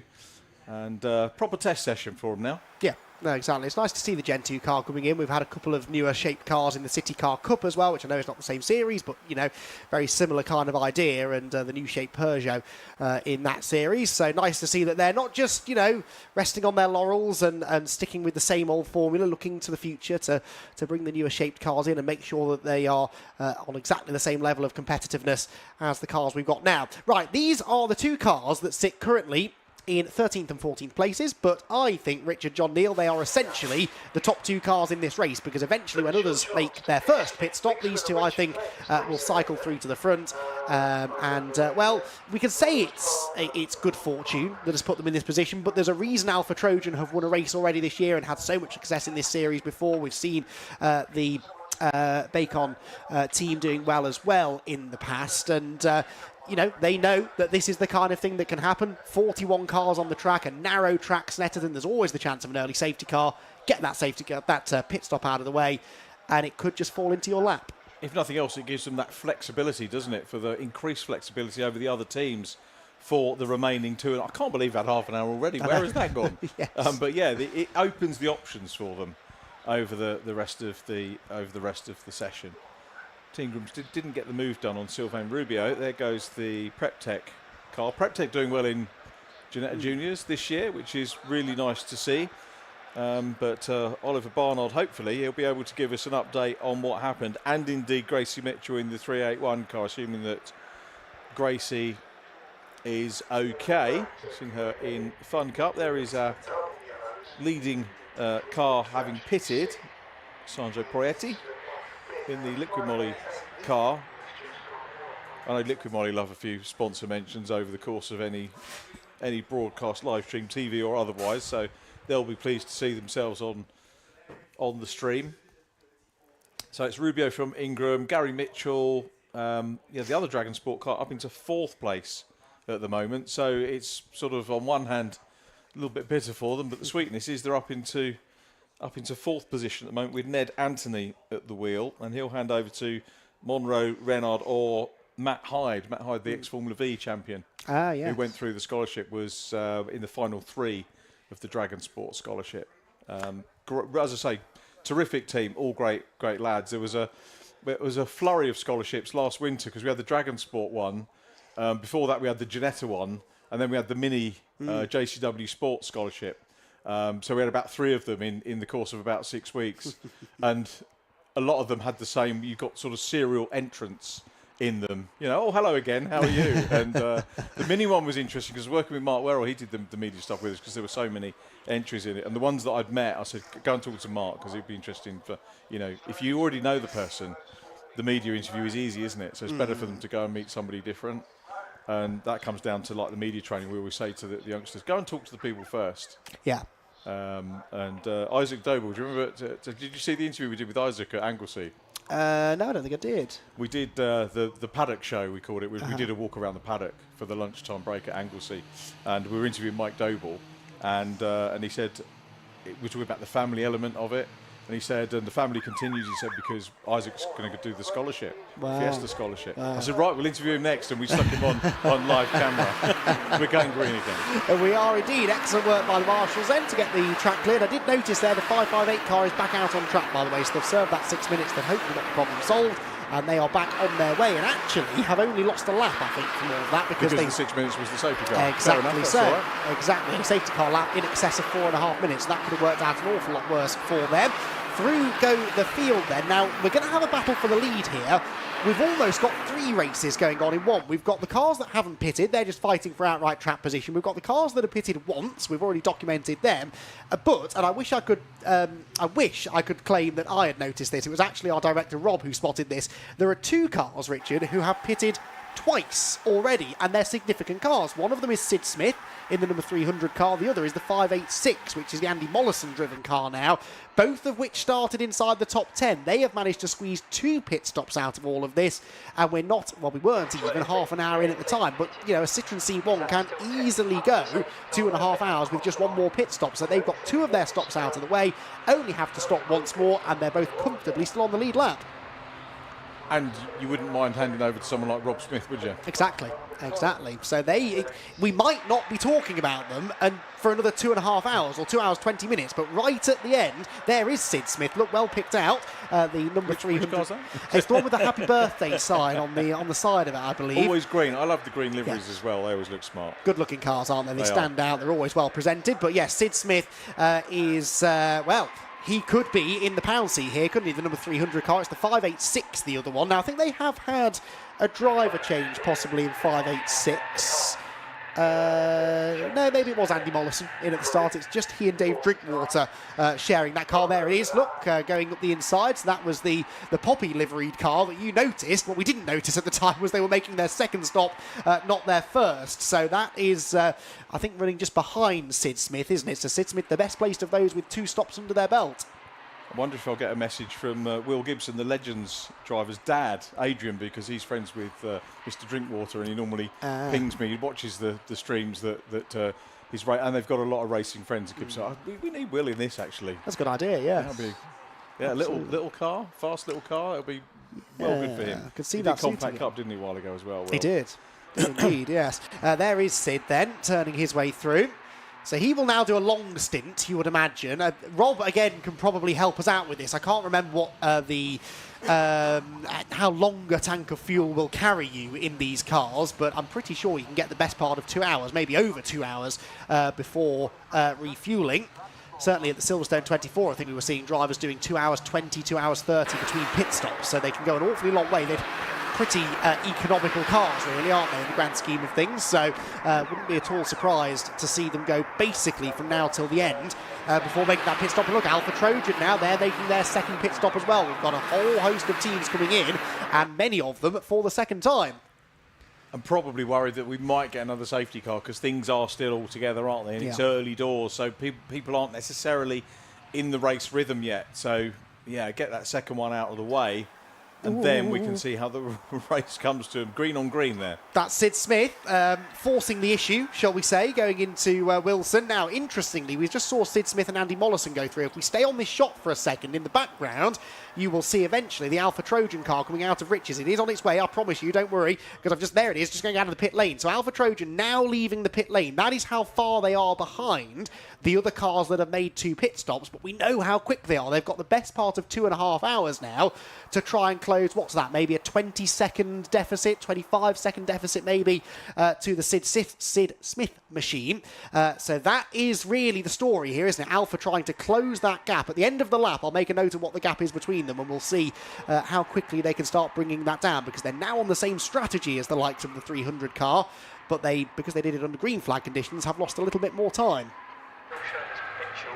Yeah, I'm just trying to get the maths and the logic of that through my head, because they were ahead, but yeah, it's the conditions they pitted under, isn't it? So, exactly, they've lost more track position, haven't they, as a result of doing it under green flag.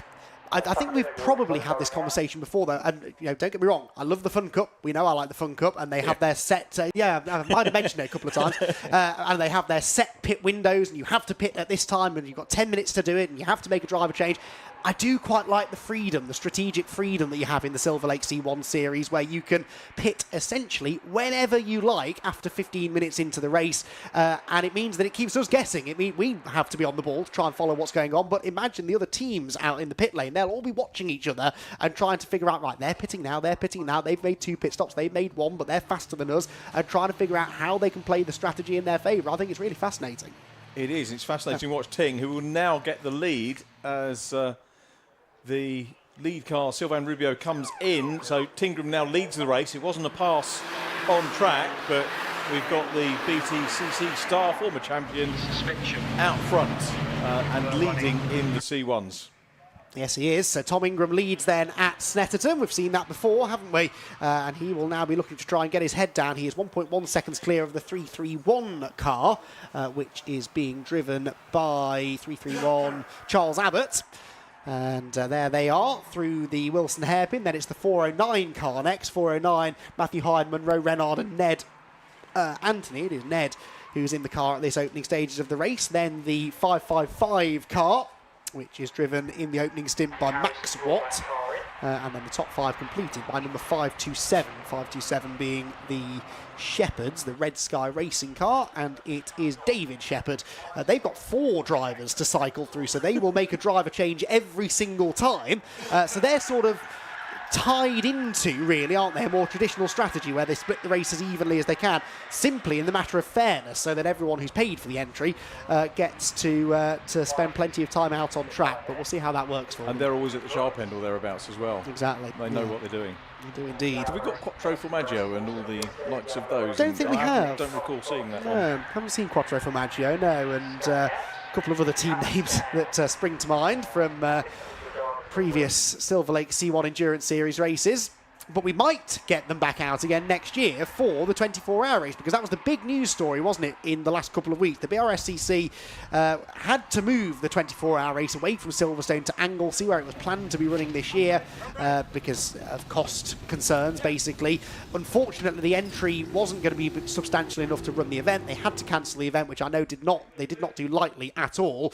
They have now, as we've got a battle for the race lead here, they have now managed to secure a deal with Silverstone to have the 24-hour race back on the Silverstone Grand Prix circuit next year, and I'm sure that that will attract an awful lot of teams who perhaps only would come out to do that one race a year, but they've still got the cars, they've still got the hunger to come out and compete, and I'm really looking forward to that next year. I've not looked at the calendar. Do you know if it clashes with... I'm guessing it won't clash with BTCC, CCCCC. Probably not. Or GT. Hopefully we one of the... And the point being, it would be great to be involved with it. Yeah, no, exactly. I really hope I'm free for that one as well. I've really enjoyed it the 2 years that we've been involved in that race. Maybe Tom Ingram will come out and have a play again if he's free that weekend. He may be leading the race here, Richard, but he's not leading it very comfortably, is he? No, he's not. He's coming under a wee bit of pressure, is Mr. Ingram, and he'll be grateful for that. He likes a little bit of a challenge, as our Tom. So Charles Abbott is the man putting the pressure on. Neither of these cars stoppers at the moment. Charles has a look at the inside run. I think quite doing at the minute, but this is all good for Tom. To remind him next week when he's racing in touring cars at Croft next weekend. He's going for it now, Charles, isn't he? Having a look down the inside as they come into Wilson. Somebody asked me the other day, actually, we were Wilson Corner, is that named after the Sergeant Wilson from Dad's Army? Because that was filmed down the road at Thetford. Of course it was, yeah. Somebody didn't know the racing history. It was a genuine question. Really? At least there's some logic to that, isn't there? Yeah, local name, but Justin Wilson, the late Justin Wilson, that corner named after, it was renamed, wasn't it, when he passed away? It was, yeah. A number of years ago. And it's always the scene of action, is that corner. 447 are in. These are all cars running a bit further down the order, I think. 447, the TRX Motorsport car in 27th position. And they seem very interested in that left front corner, don't they? As if maybe it's had a knock somewhere. Just wanted to make sure that the wheel and tyre are still okay. As our lead battle heads through the left-hand kink at Hamilton. Tom Ingram just about hanging on then from the number 331 car. We said that was Charles Abbott, didn't we, in that Abbott Racing Motorsport car. That'd be a scalp, wouldn't it? It wouldn't. Might have took Tom Ingram for the lead. Exactly. But, this is another great thing about having drivers of this calibre coming and racing in a series like this, because it does give people like Charles an opportunity to race against drivers who ordinarily he wouldn't get the opportunity to race against. And a one-make series, they're cars that really reward good drivers. If you've got a smooth driving style, you will do well in this series. And, it is a great way to prove a point, isn't it, that you are as quick as a former British touring car champion. And, Charles is definitely proving that now, isn't he? Giving Tom Ingram a hard time. Yeah, Tom rattling the curbs a little bit there. Tom, for his own part, again, going back to the fact that, we've known the family since karting. He's one of the drivers that's come up through, real hard work. There was no silver spoon for him. No. It wasn't, buy his way into every formula. They've had to work. He sold bikes to help pay to go for his racing over the years. And, every bit of success he's had, he has earned. Yeah, absolutely so. And he's having to earn this race lead at the moment. Flings the car into Morris. Look at that. That was beautifully precise, though, right up to the sausage curb, but not touching it. It's the last thing you want to be doing in these kind of cars, that is for sure. So across the line they're about to go. It was 0.2 of a second between them. I'd imagine it's much the same this time as they come past one of the back markers. That's the 355 car, I think, that they were just going past, which is the Emax Motorsport car. Only one Emax Motorsport car, I think, entered into this race. But again, we see sometimes Emax up there contending for race wins in some of the big races. But the 355 car just slipping a lap down, a little bit off the pace at the moment, as 343 is given a track limits warning. Oh, to immediately prove me wrong, that's another Emax Motorsport car. So they've got more than one car. The 343 is the Alex Port, Matthew Rice and James Taylor example, and they're being pinged for track limits as well. Sandro Proietti with the fastest lap, and also the lead car in terms of the singular pit stop at the moment. Yep, Bacon Racing with Liquid Molly, so they're in 5th place. The top 2 stopper at the moment is BPC Tyre Buffing with Sid Smith at the control. So yeah, really good strategy from them. And obviously we've got Tingram leading outright. 527 going through. That is the Red Sky Racing car with the 4 Shepherds taking their respective turns. So it's Ingram leading, Abbott in 2nd position, Ned Anthony next up in the Dragon Sport cars. I don't know if the other one made it back yet. It did look from the low loader like that first Dragon Sport car was going to be a DNF. Yeah. Sadly. I fear you might be right, actually, yeah. I've just done something that I said I was going to do 2 or 3 laps ago and then I forgot, which was to make a note of the gap between the 2 stop cars. So you've got Sid Smith, who is about 2.5 seconds ahead of Andy Mollison. Those are the 2 highest placed cars to have made 2 stops. The 3rd highest placed car on that strategy, sort of, although they pitted a bit later, is Alpha Trojan. Now, they're about 24 seconds back from Sid Smith, so we'll monitor that over the next half an hour or so, see if it's coming down. On the previous lap, Alpha Trojan did a 240.2, and Sid Smith did a 241.5, so far so good. It is creeping down. It is, that's what they'll want to do. Plenty of time for them to sort it out. We've had 3/4 of an hour now. These do go quickly, these endurance races, or... Are we allowed to call 3-hour endurance race? I think just about. Just about. I think anything less than 3 is pushing it. It satisfies the just about countdown corner dictionary for Andy. I would say so. I think the definition of an endurance race has changed slightly over recent years, hasn't it? Really. Oh, hello. That is 555 off the road. 555 is Max and David Watt, who have been off the road in their sort of camouflage, not camouflage livery, what do we call that livery? It's the kind of stuff they put on test demo cars, isn't it? The sort of, they're testing in secret. Anyway, whatever. It's got no damage on it, and it's carrying on. I can't remember the word. I will think of the word whilst we head down to the pit lane and hear once again from Rob Lewis, who I believe has got another story for us. We've had to shuffle over to the other garage from Ron Johnson's garage because we've got lots of pit stop action going on. I've grabbed Tom Ingram's teammate for this race, Ron Johnson. You've taught him everything he knows in C1s. Obviously, yeah, but it's actually the other way around, of course, and he's teaching me.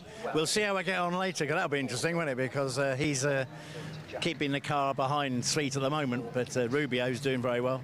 So we'll see how I get on when I get in the car. That'll be the real test, won't it? You can see how the lessons are going from Tom.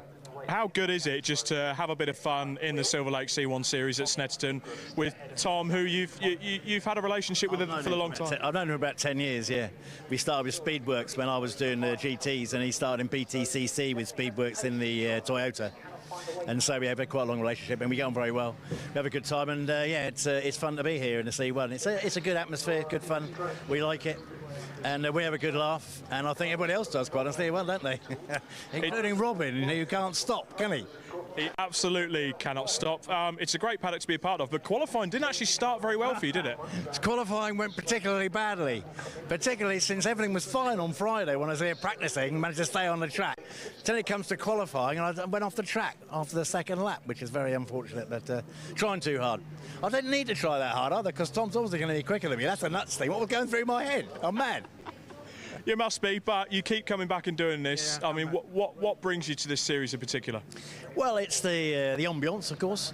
I get on well with the team, as well as Tom, and all the rest of the team, the people in the cars in the team. We've all raced together with each other for the last few years in C1 and elsewhere as well. So yeah, it's the ambience of the team and the whole people that are involved in this particular part of the C1 racing series. So it's fun. It's good.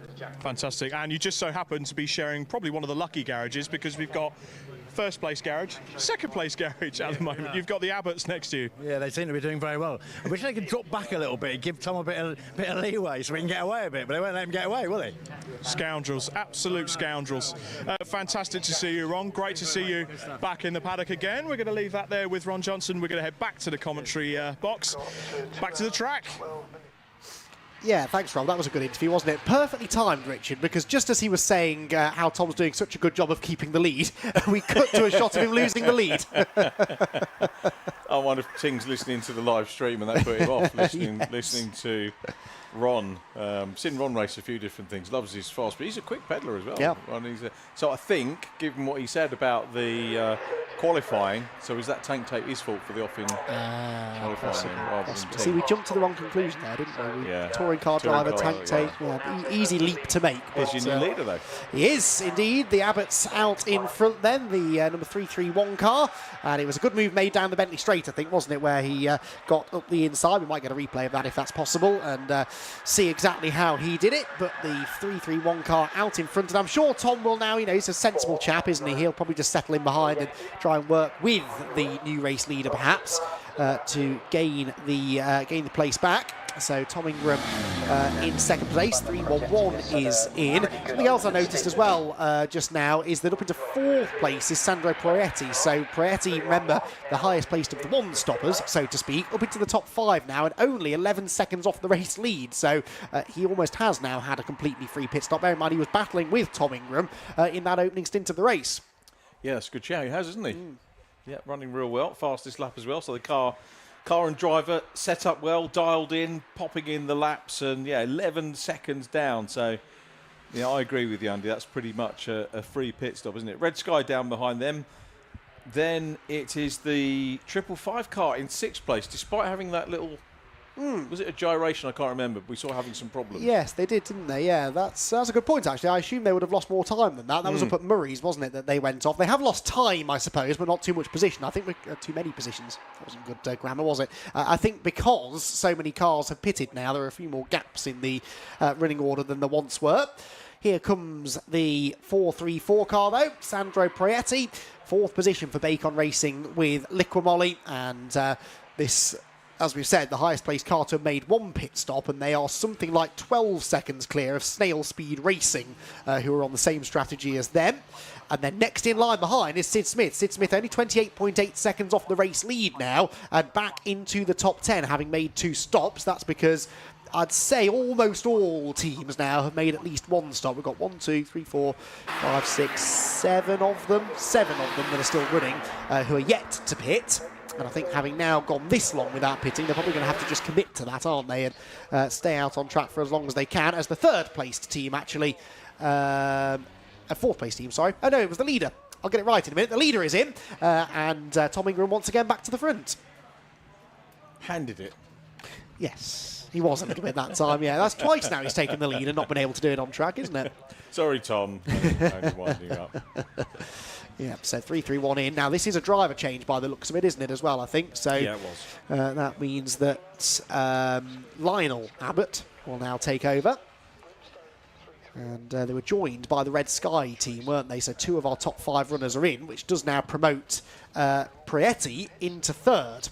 Sandro Proietti up into 3rd position. Be interesting to see where this lot come out in relation to some of the 2 stoppers, although of course they've only done 1 stop. This is the first visit to the pit lane for the 331, which is wheel back into the slow lane and then accelerates forward into the fast lane. 338 in behind as well. That's the Jeremy Crook and Alec Livesley pair, a pair of former... That means that Esther's dog-sitting this weekend, doesn't yes. it? She must be, yes. Because Jeremy was dog-sitting last week. Was he? While she was up at Croft, right, OK. Yeah, maybe so then, because I don't think she's here this weekend, is she? So, yeah, pair of former MX-5 Super Cup drivers there sharing the driving duties. And, yeah, they will rejoin the race. So Bacon now up into 3rd position. And remember, they pitted, didn't they, at the same time as Alpha Trojan the first time, but then Alpha decided to do a 2nd stop in quick succession afterwards. So interesting that they were on the same strategy, and then they sort of went their separate ways. who will come out on top at the end of the race, but we're still 2 hours and 8 minutes away from finding that out. But certainly Sandro Peretti putting in a good stint here. His lap times consistently in the low 2-minute 41s, which is a pretty good pace to be running at this stage of the race. And actually just about the fastest car on track. The fastest car on track at the moment is the 589, which has also made 2 pit stops actually. 589 is the Dan Boardman and Stuart Malling car. I don't think we've mentioned the Melbourne racing car, but they actually are the fastest car on track at the moment in the mid 1-minute 40s. They're running well. We're only about half an hour away from, if you've got a 2-driver team, you've done your, a couple of your stops already, from the second driver getting in and going over to the rest of the race.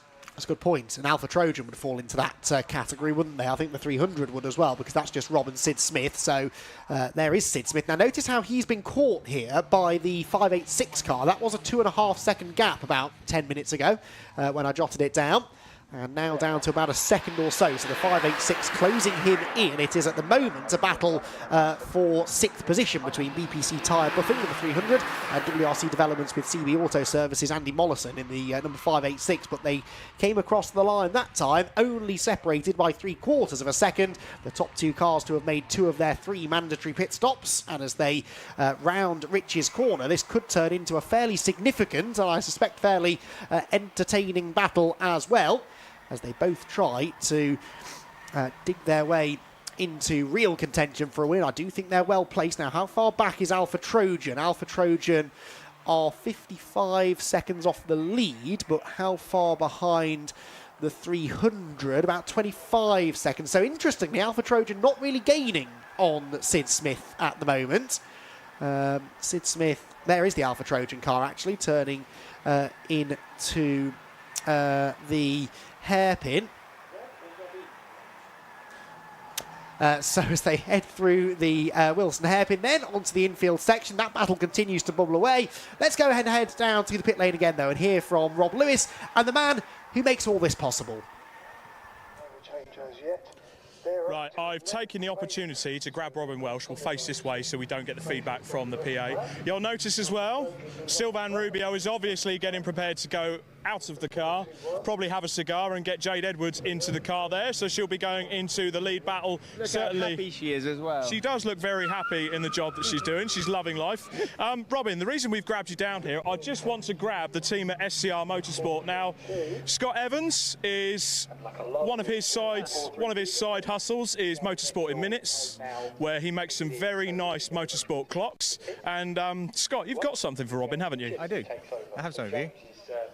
So this is a C1 Racing Club Raw Motorsport custom motorsport clock, really light, isn't it? made from a genuine British touring car brake disc. So that's from the SCR team to Robin Welsh, Scott. Thanks for doing what you do, mate. Thank you very much. I appreciate that. It's all right. That's good. It could be one of Jade Edwards' brake discs.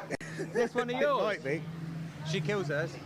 This could well be one of Jade Edwards' brake discs, you never know. But Robin, that's your brand new clock to hang up in the camper from Team SCR. Perfect. No, I really appreciate that, and thank you very much for everything you guys do as well. It's really good. They support a lot of people actually as well. It's not just SCR. They support so many people, so they really deserve a good shout out. Fantastic. Now, Scott, I'll grab a chat with you quickly while we've got the opportunity. Team SCR, so you've still got Sandown Motorsport backing you, running 2 cars this weekend. Yeah, still got SCR. Well, SCR is basically me and Chip. Sandown still back us, and we helped MH about 18 months ago.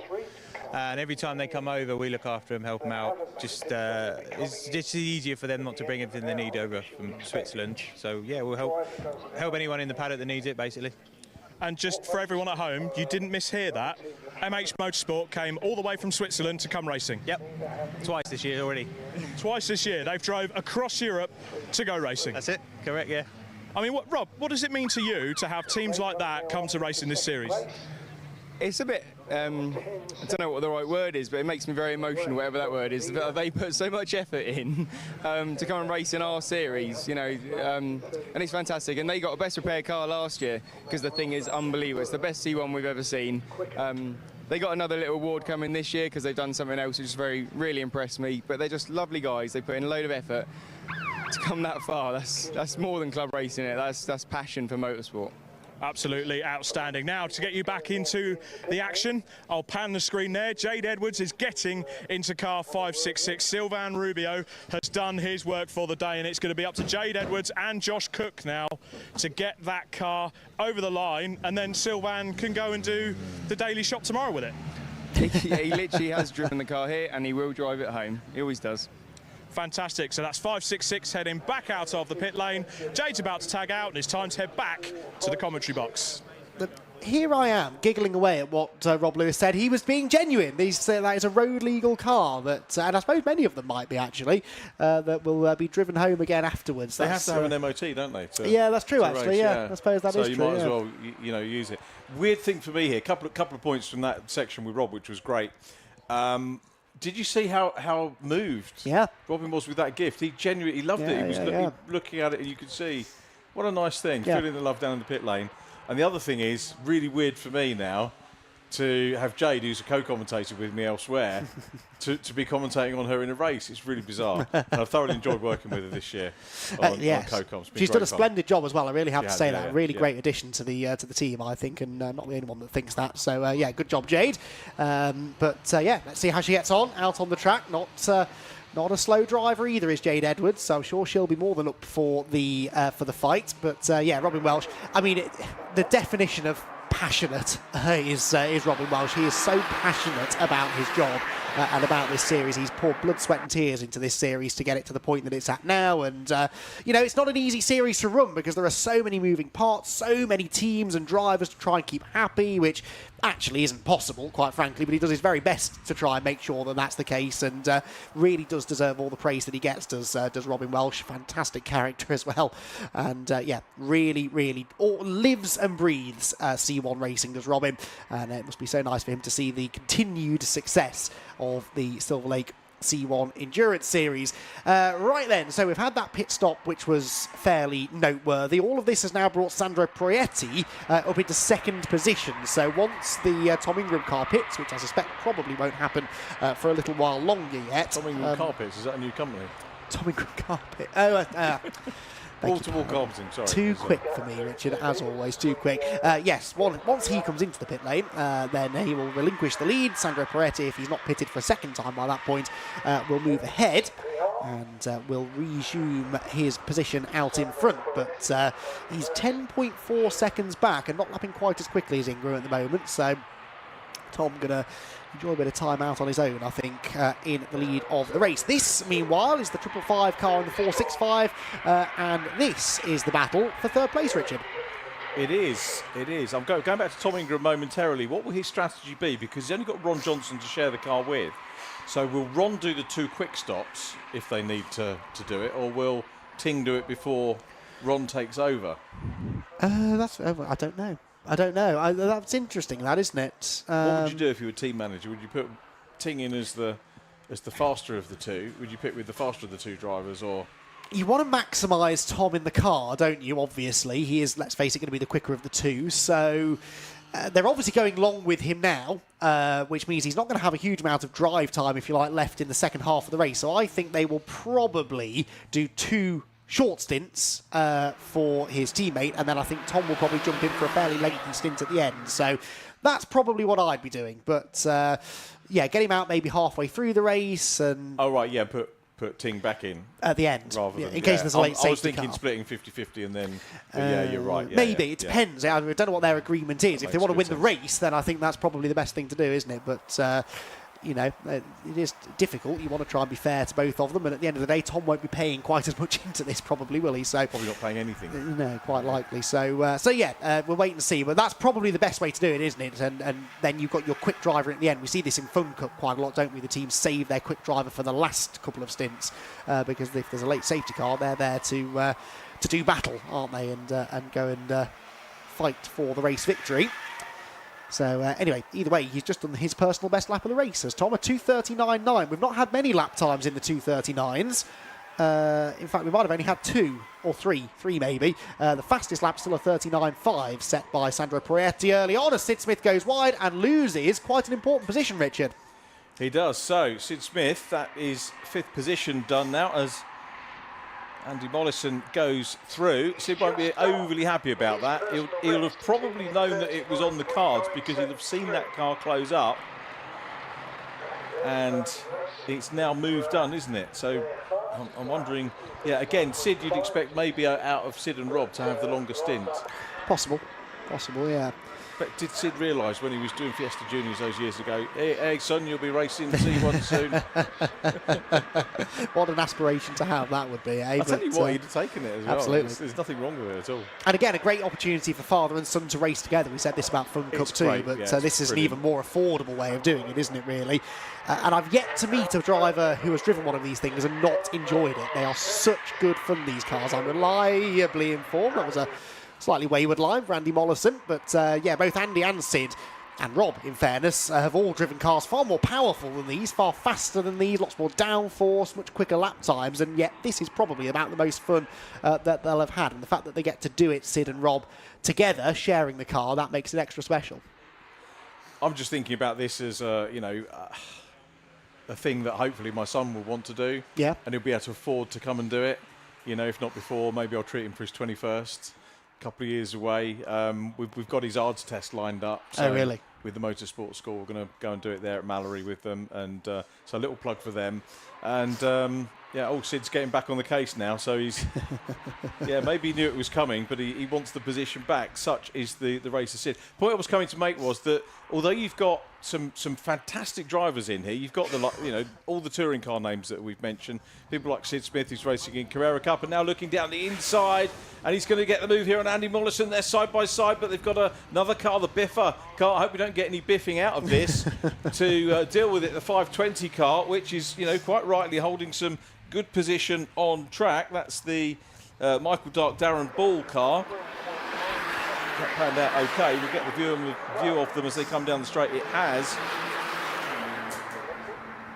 The Biffa car actually still holding pretty good pace as they come down into Richie's for the first time, and Sid Smith's got the inside run and got the position back. The point I was going to make, and I'll try and make it quickly, is that although you've got lots of star drivers from lots of different top-level disciplines in UK racing and European racing, if you're a newcomer, you can still come in and do this. You've seen the black crosses on the back of the car, so this is a place for newcomers to come in as well as being an experienced driver. Yeah, no, absolutely. Good point well made, and a good move made by Sid Smith then to reclaim that in position and now become once again the highest placed car to have made a pit stop. Right then, let's hand down to Rob, who's catching up with a team who were in the lead not that long ago.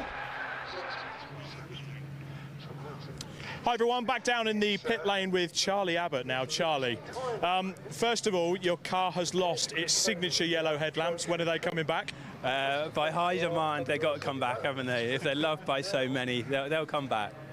Fantastic. Now, you've just got out of the car after a fantastic opening stint. How was it for you? Yeah, brilliant fun. Shame about safety car. We saw a few cars pit in front of us. Should have gone in ourselves, but yeah, let us stay out in the lead, fighting with Tom Ingram. So yeah, I'm very happy with being up there in the pace with a current British car touring car. Well, a former British touring car champion, probably on the way to getting another one this year. Yep. And the fact that you're dicing with him and his engine builder in Sylvain Rubio, that's got to be quite nice. Yeah, we're more than happy. I hope Dad out there now can keep up the pace. We were running 240s just under, which was quicker than we were running this morning on full fuel. So yeah, we're happy. See how it all unfolds. Unfortunately, I think for those that made a few more pit stops will be ahead of us, but we'll see how it all unfolds. Well, the driver you've got out now, he's been around a bit, hasn't he? Yeah, Dad's been around a bit. Well, I can recall stories and photographs here at Snetterton back in the sort of 80s and 90s, growing up as a young lad, coming to watch him at the wheel hire. So yeah, he's won a few National Saloon Car Championships, a few wheel hire races. So yeah, I've got big boots to fill. Absolutely. Now, strategy for the rest of the race. What's your game plan, or do you want to tell me?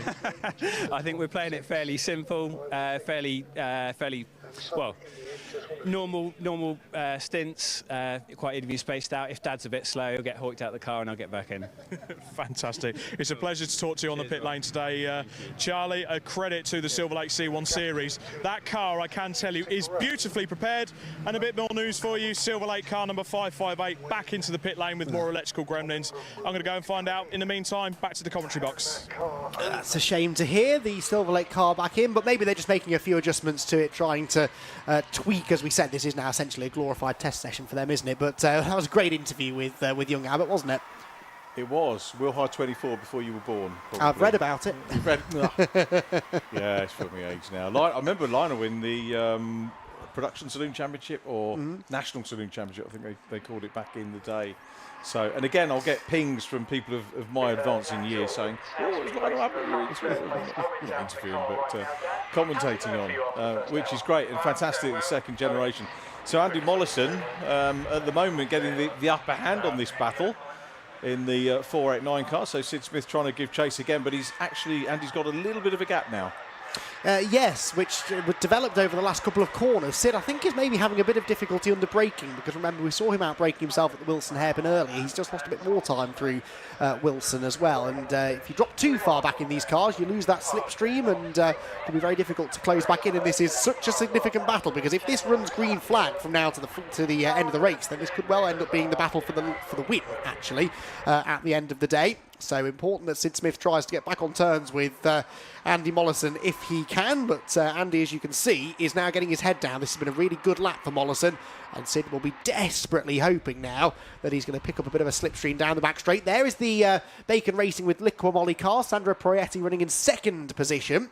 And this car, as I said, with one pit stop under its belt, Snail Speed, who are not the car directly behind them on track, but the car just coming under the bridge in the background, they are running in third position, having also made a pit stop, but with no pit stops yet under their belt. It is still car 431 that continues to lead the way. Tom Ingram accelerates out of Murray's corner and goes through onto another lap, his 24th lap of the race, and has now led a good 6 or 7 laps probably in a row across the line. And well, look at this, a rare thing, Richard. He's got a completely empty track around him. And he can make hay while the sun shines, can't he? He can bang in some good laps, get a little bit of space over everybody else, and I'm sure they've got their pit stops well drilled. So this is what you want, isn't it? Clear track to be unimpeded, particularly when you've got, well, when you've got your slow driver or your fast driver, clear track, not being impeded, get on, get some good laps in, make up as much ground as you can, get as much coverage as you can as well.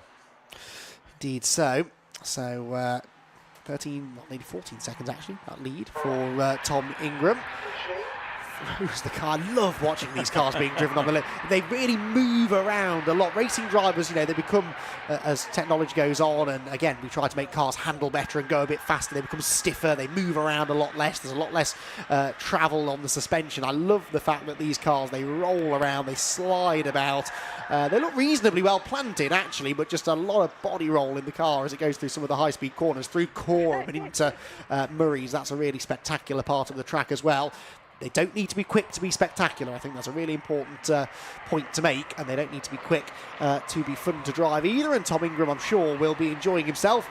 Pitches down onto the brakes into Oggies and turns his way through the right-hander. So we're an hour and 10 minutes or so into this race. Tom Ingram leading, hasn't stopped yet. Bacon Racing number 434, Sandro Proietti in second position has, with in third position number 465, that car being driven at the moment by Owen Fitzgerald. Also one pit stop done. Then you've got Watts Motorsport. They had that spin at Murray's corner. They haven't yet stopped, but they're still running in fourth position, car 555. And then in fifth position, WRC Developments with CB Auto Services, Andy Mollison, the highest placed car with 2 stops under his belt. And that he knew the importance, didn't he, of that lap where he got ahead of Sid Smith, had to get his head down and pull away, which he has. He's 1.3 seconds clear of Sid Smith, courtesy of setting his personal best lap of the race. So Andy Mollison understood there, I think, the importance of trying to get away, and I reckon he has now broken out of slipstreaming range from the youngster. Yeah, good for him, just making that progress. And one driver not making progress down in pit lane is Gracie Mitchell. We saw having some issues a little bit earlier on in the Dragon Sport car, and Rob has managed to find her, so let's find out what the issues are. Okay, now we saw earlier on one of the Dragon Sport cars had a bit of trouble. Entirely out of your hands, Gracie Mitchell. It's good to see you up and about. How are you feeling? Definitely starting to feel the pain a bit in my right leg. Obviously, went into turn 4 and brake pedal literally just went flat. Nothing I could do really. Kind of swerved to the left to avoid the car, which is also running out of our garage, and thought I could only just miss another oncoming car at the apex of turn 4, but unfortunately just caught them. Took a lot of side impact, especially on my driver's side door. Couldn't actually open it once I actually came to a stop, but luckily both of us have kind of come away kind of unscathed really, but I'm already starting to feel the pain in my right leg, but no, super kind of happy with how it was going up until that moment. Found 2 seconds between qualifying and the beginning when I went off, but no, luckily obviously with the help of the team here at Snetterton and things like that. Not ideal, but just one of them things really. Being part of the Dragon Sport College, obviously they'll teach you to come bounce back from this. Yeah, no, definitely. They're all super supportive. Like, if you ever have any doubts or you're just kind of a bit nervous, like, they've really helped me, especially with having to start the race for the first time. I've never done, obviously, a race start in this championship, but they've just kind of helped calm them nerves and just make sure we're kind of prepared mentally and physically for it, and which has worked really well. And so up until what happened, no, they've been really great in kind of preparing me to actually be able to do this, considering it is my first year in cars. Now, because of what you've just been through and the effort you took in trying to avoid all the other cars when you were having the issues that you were having, Robin's got something to present to you. So, Rob, take it away. So, C1 Club, I saw the video from the clerk's office, and to be honest, it was shocking. I can't believe you managed to avoid the cars you did. There was 4 of the cars you managed to miss. Unfortunately, you hit the one you did, but this is the C1 Club Good Effort Award. The fact that you started your first race and you've managed to pretty much, well, you're okay, so you've done your best. So, good effort on the C1 Club, and you know, honestly, there's nothing you could have done, and full brake failure, I've had it before, it's terrifying. So don't let it phase you, keep going, and well done, honestly. You did everything you could there. Thank you. Right. Fantastic, Gracie. So you have walked away with some silverware this weekend. Yeah, I know, I'm quite surprised to have walked away with a trophy, considering we only really lasted about half an hour in the race. But no, a massive thank you to obviously the team, the medical team here at Snetterton, and obviously yourselves at C1 for putting on such a great event. I think there's just, although they're not the fastest cars, they definitely bring out like the best when it comes to racing. Absolutely, I'll echo those thoughts. Great to meet you, Gracie. Good luck with the recovery, and we'll see you at the next one. Thank you, yeah, definitely. Thank you. Fantastic. Wonderful to see Gracie up and about. It's time to head back to the commentary box. Yeah, glad Gracie's okay, and you know, another thing. Sorry to bang on about Dragon Sport, but you know, getting to know them with their scholarship, and one of the things I wanted to do as a result of it was just a little video interview with the winner afterwards, because we couldn't finish. We were at Blighton doing the scholarship, and it got very dark very, very quickly, and Reese needed to try and pick a winner for the scholarship, and we couldn't do it because they did the final runs, and then it went dark, so we couldn't do any more runs. And Reese did this absolutely incredible thing. He took the top 3 down to Brands Hatch for a test day. So he should have been awarding the scholarship at Blighton on the finals day. And rather than make a rush decision or a rash decision, he went away, thought about it, and he took the top 3 down to Brands Hatch for a full test day and did the full evaluation. Harry Reynolds won it. And because we didn't know who'd won, I said to Reese, well, let's do a couple of things. One is let's interview Harry and because we couldn't get the media interview on the day, so we did it on Zoom and popped it on YouTube. And then I said, and what we'll do, Reese, is do a chat with yourself as well about your thought process. And Reese, it's not about him. It's never about him. And he said, actually, could you first do an interview with Gracie Mitchell? So we did a little video with Gracie, who had been in the scholarship and was their ambassador, and he's racing with it. So I'm really touched with that trophy, by the way, from Robin. Yeah. I was actually beginning to start to well up, actually, with what he's doing, because I'm a sad, soppy old sod sometimes. And I just, you know, love this paddock and what I'm seeing, you know, today in it. Yeah. But, Gracie did a great little interview, and she's well switched on social media. The hits we got on her interview, really? Amazing. I mean, mine don't get very much, you know, old grunter doing stuff. But when a youngster comes in and pings it out, I'm still getting new people following and watching it, and it's amazing, really. Anyway, sorry, that was relevant to the interview that time. But. It was, no, very, very much so. You make a very good point, and yeah, Gracie, I think pretty happy there to at least be walking away with a trophy of some kind. Right, the chances of this team walking away with some pretty good silverware today are starting to improve. This is the Alpha Trojan car, remember, that qualified fastest in qualifying earlier on this morning.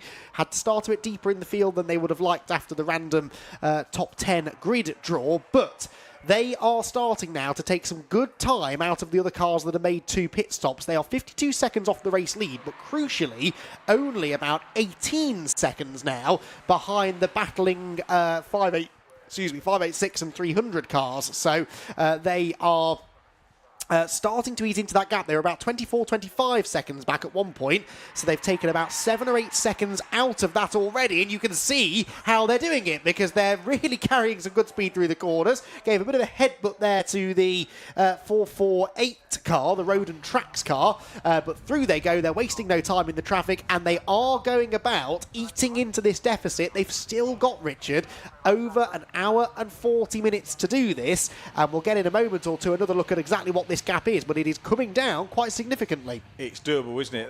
That was a scary moment there for a newcomer. Yes. You can see the black cross on the back of the car, but it was dealt with, wasn't it, really well? So they came through, desperately trying to get things down. Snail speed in the pits, still the fastest lap with the 421 car that we're looking at. Tom Ingram, meanwhile, still enjoying his long stint out front, so he's had an hour and 20 pretty much in the car already, and continuing to lead, and he's leading the 2-stopper, the Andy Bollison car at the moment, by 36.285 seconds.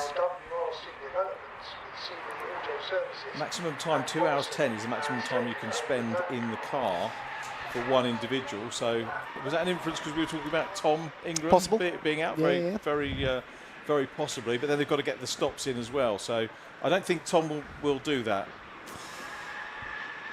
Yeah, so that, interesting that, isn't it? So basically what that means is that there's a minimum driver time in a way of 50 minutes, isn't there then? So if they're going to split it that way, they have to give the other driver 50 minutes. Yeah, I don't know whether Tom would be selfish probably isn't the right word, but, you know, whether he would probably be quite happy to share the drive time a bit more evenly than that, but we'll see what they decide to do. You mentioned that fastest lap there, by the way, for the Alpha Trojan car. Well, that lap time set by Chris Freeman only about 3 laps ago in his pursuit of the 586 and the 300 car, who themselves are now separated by about 4.5 seconds. Sid Smith had a really slow lap last time around. I don't know whether he got balked in traffic, had a drama somewhere, but Sid Smith, for the first time really in his ongoing battle with Andy Mollison, is not in sight. Look, there is Mollison. There's actually a car between them now, which is the 555 Watt Motorsport car that sits in 3rd position, and Sid Smith in 4th. So a little bit of real estate now for Sid to try and jump across. Rob will make it up when he jumps in. Oh, easy. Yeah, this is how you do it, son. Exactly, yeah. That's it will be interesting, actually, to see how quickly they go in the same machinery. Definitely so. But we'll see. Sid, I thought earlier on Sid was going to be dropped by Andy Mollison, and he proved me wrong. So we'll see now whether he's able to close in. That's 355 makes, I believe, their second stop of the day. Have we got any teams on 3 pit stops? Not yet. Not yet. Well, we have the Silver Lake team, but they've been in and out with problems, haven't they? They're 9 laps down, so no, not of the contenders having made 3 pit stops just yet. As we tick towards half race distance. Motorsport going to work, and Alpha Trojan have just come across the line. They are now, I reckon, 15 seconds behind Andy Mollison. There they go. So 15 seconds. They have taken a big chunk of time basically out of the 2 cars that they are chasing. But all of this could be undone if there were to be another safety car and other teams happened to be in the pit lane at the time. They could very easily find themselves, there's still another pit stop for these cars to do. And for some, still 3 pit stops. We've still got 2 cars that haven't stopped. Tom Ingram, we've referred to already, the 555 car being driven by Max Watt at the moment, yet to stop. But for the time being, it is this car that is the fastest out there. 1 minute 40.0 last time around. The only driver really getting down to that sort of pace. Although Sid Smith was a lot quicker last time, a 40.5, so he started to pick up the speed a little bit more as well. But yeah, monitor this situation as we go forward. Not even halfway through the race yet.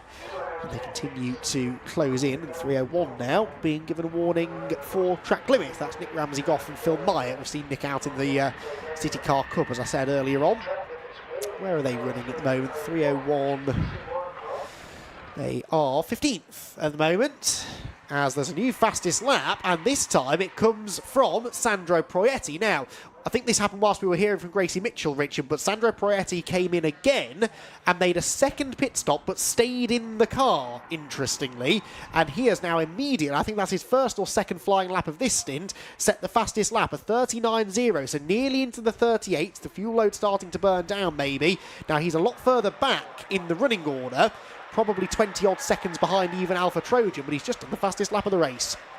Yeah, it could be key about getting them out in a, you know, timing the stop, watching the traffic, timing the... They'll know how long a stop without a driver change will take. Yes. So if you can time that to a gap in traffic to get the driver out, to get clear circuit, to put in things like fastest laps, then that's what you do. So that may be part of the science of it. Yep, that's an interesting point. So 4-3-4, we still need... There they are, right on cue, the Liquimoli liveried car. Heading through towards Williams. So this car that Sandro is sharing with Oscar Proietti. Now, this might be a shorter stint that they do here, because we are in the window very much so that one driver could get to the end from now without having to pit again, and for either fuel or driver time. There is no minimum pit stop time as well. That's worth pointing out. So when you do come in, you can come in and out as quickly as you like, which I always enjoy. I think that adds a real extra dynamic to endurance racing. And yeah, that is going to be interesting to see how they get on, isn't it? They're going to be pushing hard to try and get back into contention. They really would like a safety car now, actually, to close some of these gaps. Right then, another interview, I believe, from Rob Lewis down in the pit lane. Rob, who have you got for us this time? So perhaps Tommy. Now we've got a special guest out in the C1 Club car this weekend. This gentleman here, Philip Myatt, was part of the original committee that started the C1 Racing Club. Philip, it's great to have you back in the Snetterton pit lane. You're suited, ready to go out in the Gen 2 car. How's it feel being back? It's absolutely fantastic. I've just got to learn to be a little bit quicker yet. Nick's done a fantastic job in this first stint and put a load of pressure on me to make me go a bit quicker, but I'm really looking forward to it. How much has the series changed since Robin took it off your hands? It seems as though it's become a lot faster and a lot more professional, which is, you know, partially Robin's influence as well, I think. He's taken it to a new level, which is really good. You know, it isn't standing still and it isn't stagnating, it's moving forwards. Enjoying your time out in the Gen 2 car? I am, yeah. I'm finding it very challenging, but I'm enjoying it. Fantastic. And what are you expecting now in your stint? Nick's done a great job, so are you just going to get out in the car and bring it home? I hope so, yeah. I hope I can be a bit quicker than I was this morning and bring it home. Has Robin managed to tempt you back out yet for later in the year? Not yet. You're tempted though, aren't you? I'm sure he'll be working on it. Absolutely. It's great to see you back in the C1 pit lane once again, Philip Myatt. He's just getting ready to go back out in the car. I'm going to have a banana and we'll hand back to the commentary team. Thanks very much, Rob. Thought you were pleased to see us there, but it was a banana in your hand. Fair enough. So Tom Ingram's still out front. There is the 586 car still popping in the laps.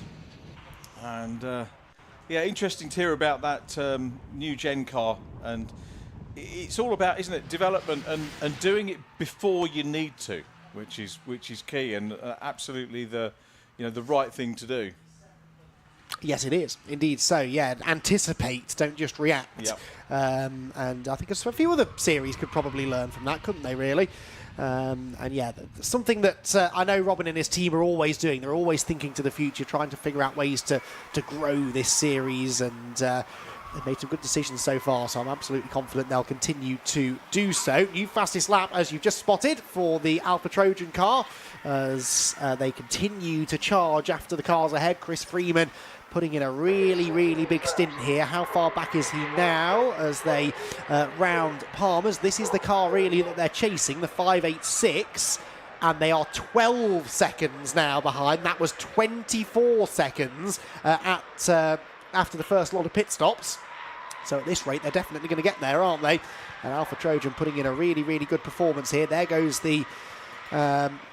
in the background there, the battle for third position actually, so that is Sid Smith right on the tail of Max Watts. So the 555 and the 300 car, they are nose to tail, they are battling for position, and Sid Smith, in fairness to him, has started responding as well. I mentioned earlier on he dropped quite a chunk of time to Andy Mollison. Well, he's putting in personal best lap times at the moment and is about 4.5 seconds back as the 412 is off the road on the infield. That is the Emax Motorsport car, Ted Reddick and Simon Mickelmeyer. And they're going to carry on. Where is that? They've gone off. Lots of bits of the infield here at Snetterton look the same. I think that's Hamilton. Yeah, it was Hamilton that they've been off. But thankfully, Richard, no damage seemingly done. Ted getting the car back on track and just a little moment. Thankfully, not another safety car. That could throw things into disarray, couldn't it? Another safety car. Or possibly not. Well, it could, especially because actually we've just had a third pit stop now for the Bacon Racing with Liquimolly car. So this will be its first driver change now, presumably, with Sandro Proietti getting out of the car. Is that them rejoining the circuit? Yes, it is, 434. So into the car now we'll get Oscar.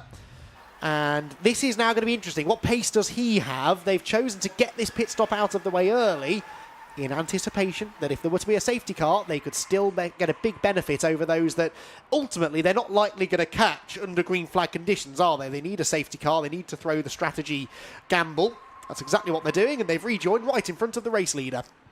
They have. Are they done now for stops? That's 3 stops. 3, so yep. No fuel? We were talking about how far they go. That's a question for Rob, wasn't it? Yeah, it was actually. Yeah, now 3 hours I would have thought is too much. I would have thought they would have fueled at some point, but I'm prepared to be wrong. I'm prepared to be corrected on that one.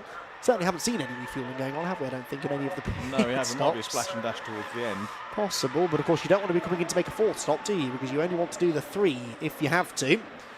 Yeah, they're costly, aren't they? Yeah, absolutely. So even though with no minimum pit stop time, that's still 30, 40 seconds at least that you will add on to your race tyres. We'll wait and see.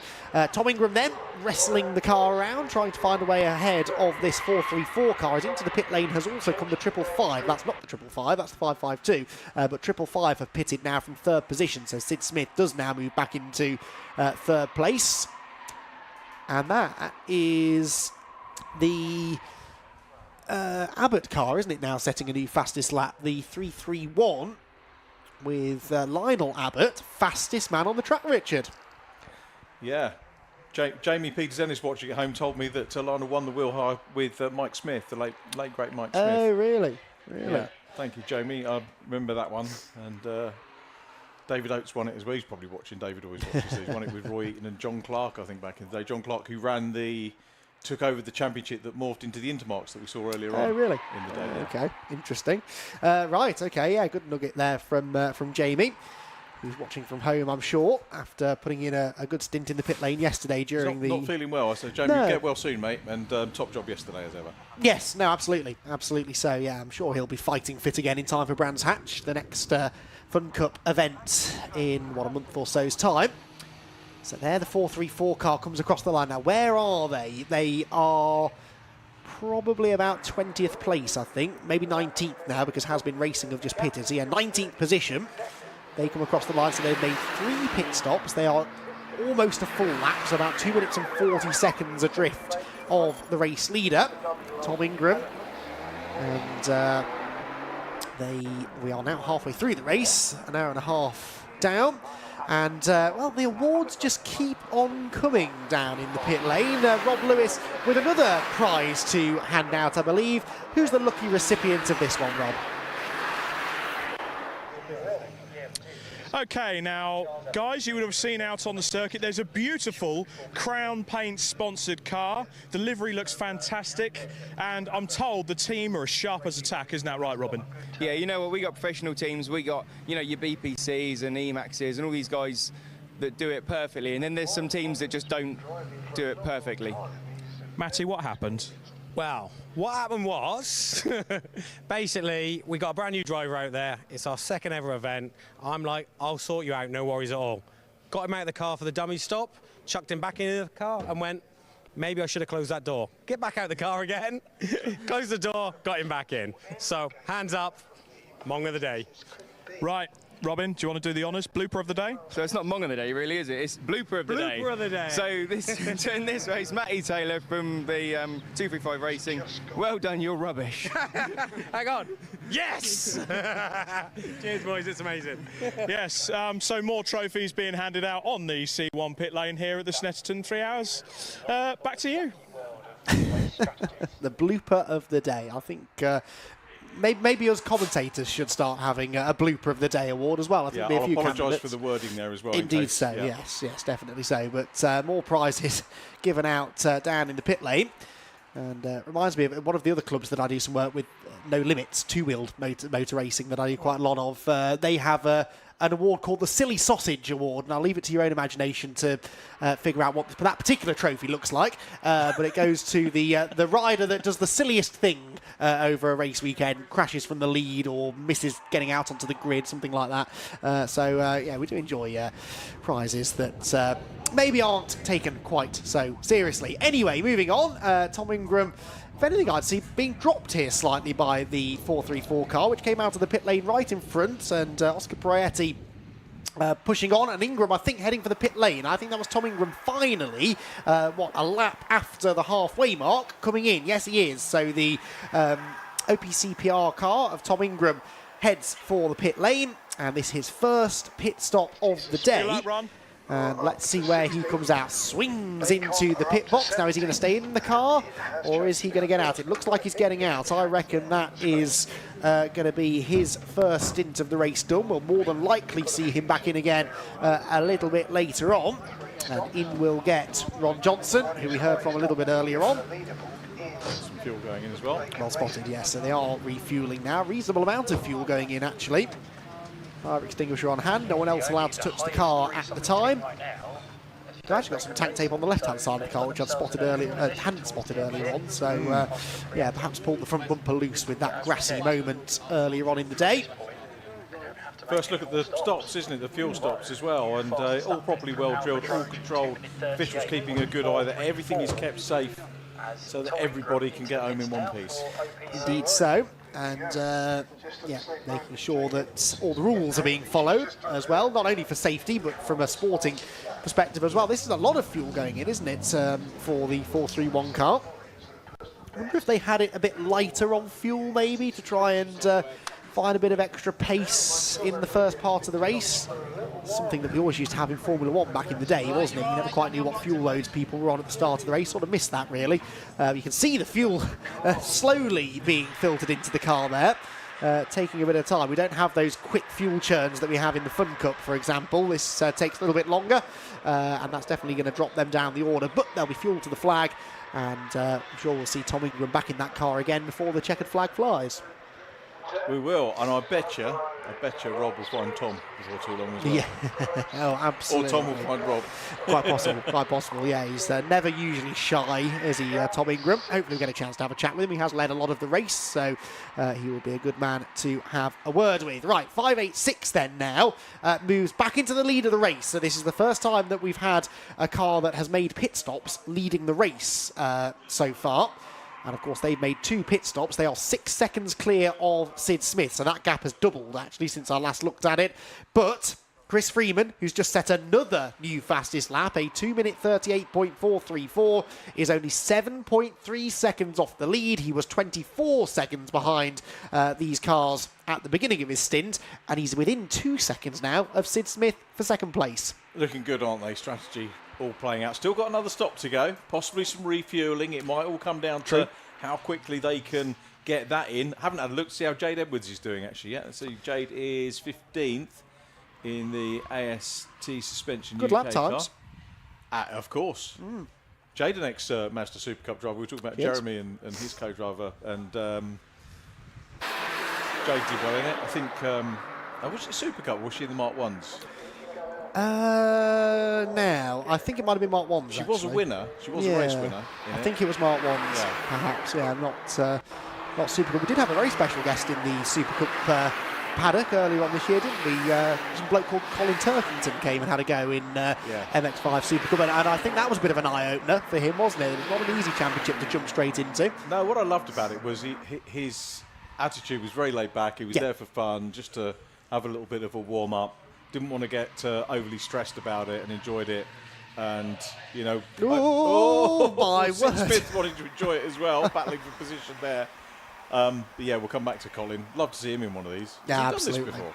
Not that I know of. Rob will correct me if I'm wrong. We might be one of the few British touring car drivers who's not given it a go. But anyway, this is a significant battle. It's for second place. We've actually had a change for second place. Chris Freeman ahead of Sid Smith and the Alpha Trojan car ahead of the BPC tyre buffing machine. But they both very nearly threw that all away through Rich's corner.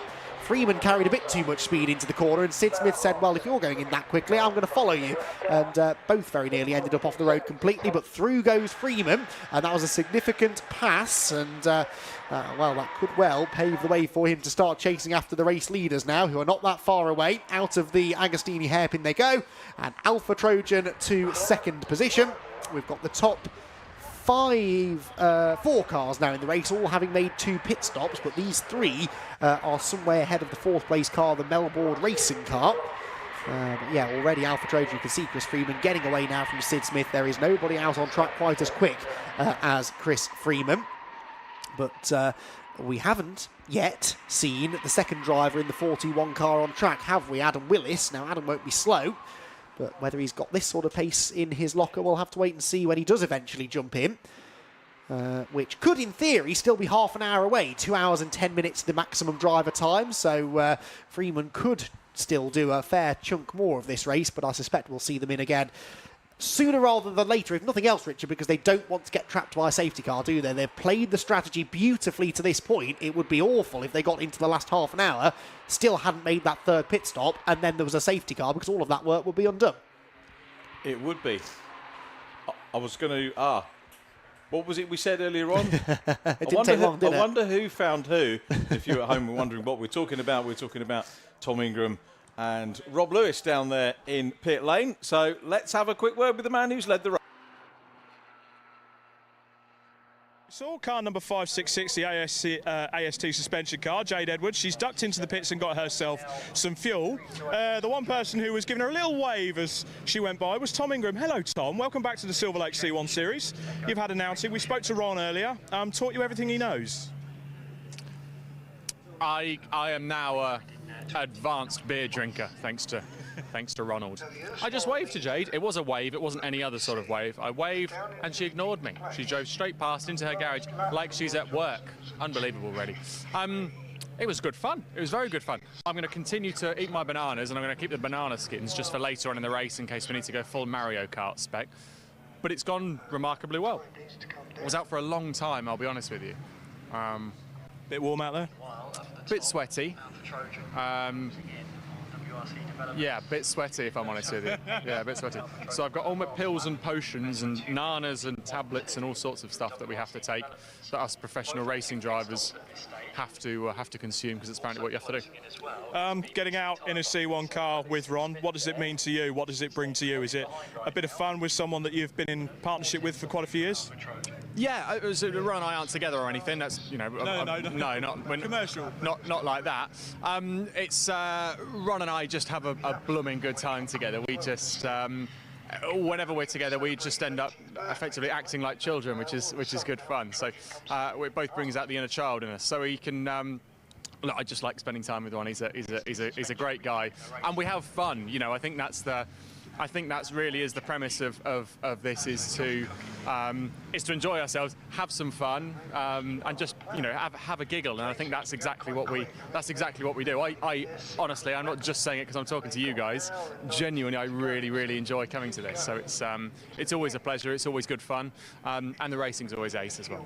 That was a great battle you had earlier on with Sylvain Rubio, who, in other walks of life, when you race in the British Touring Car Championship, he's got quite the role with you, hasn't he? He is my engine engineer, so he's my engine man. So one of the things I learned early on in motorsport is don't upset your engine builder, which is why I let him stay ahead. I thought it was the nice thing to do. So at some point over the next 5 race weekends we have remaining in the BTCC, when I'm no doubt complaining I've not got enough power, as we all do as racing drivers, I can say to Sylvain, you know, remember when I let you stay ahead of me in the C1? And he said, oh, for me? No, I don't know. I can use that as leverage, I'm sure. Or perhaps he can use it as leverage when you do the complaining. He could just slide across saying, look, Tom.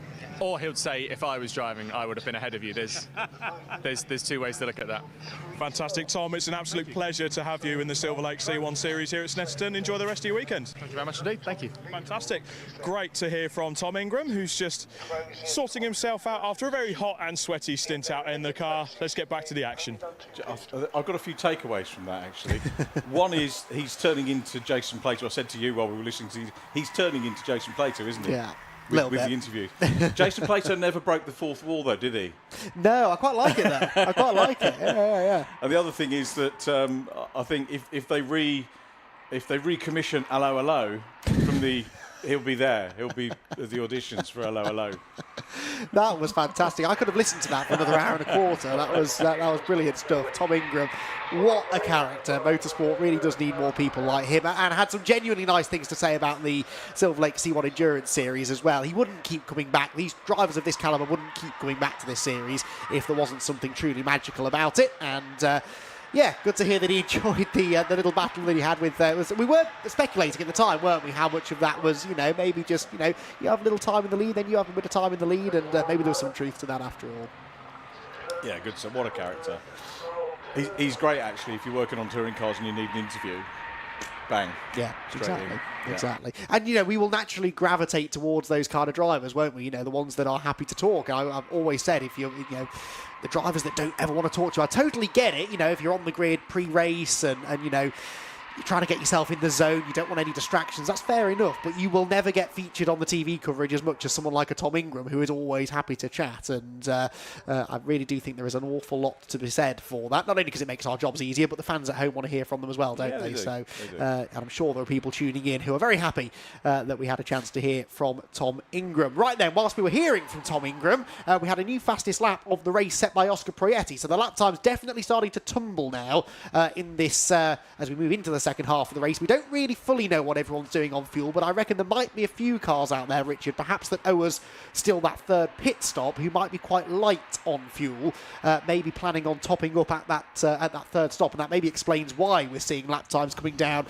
now actually into the low 38. It was only half an hour ago I said we hadn't had a 2 minute 38 lap time yet, and now we're getting them pretty regularly as Alpha Trojan have a slightly close for comfort moment with a back marker there.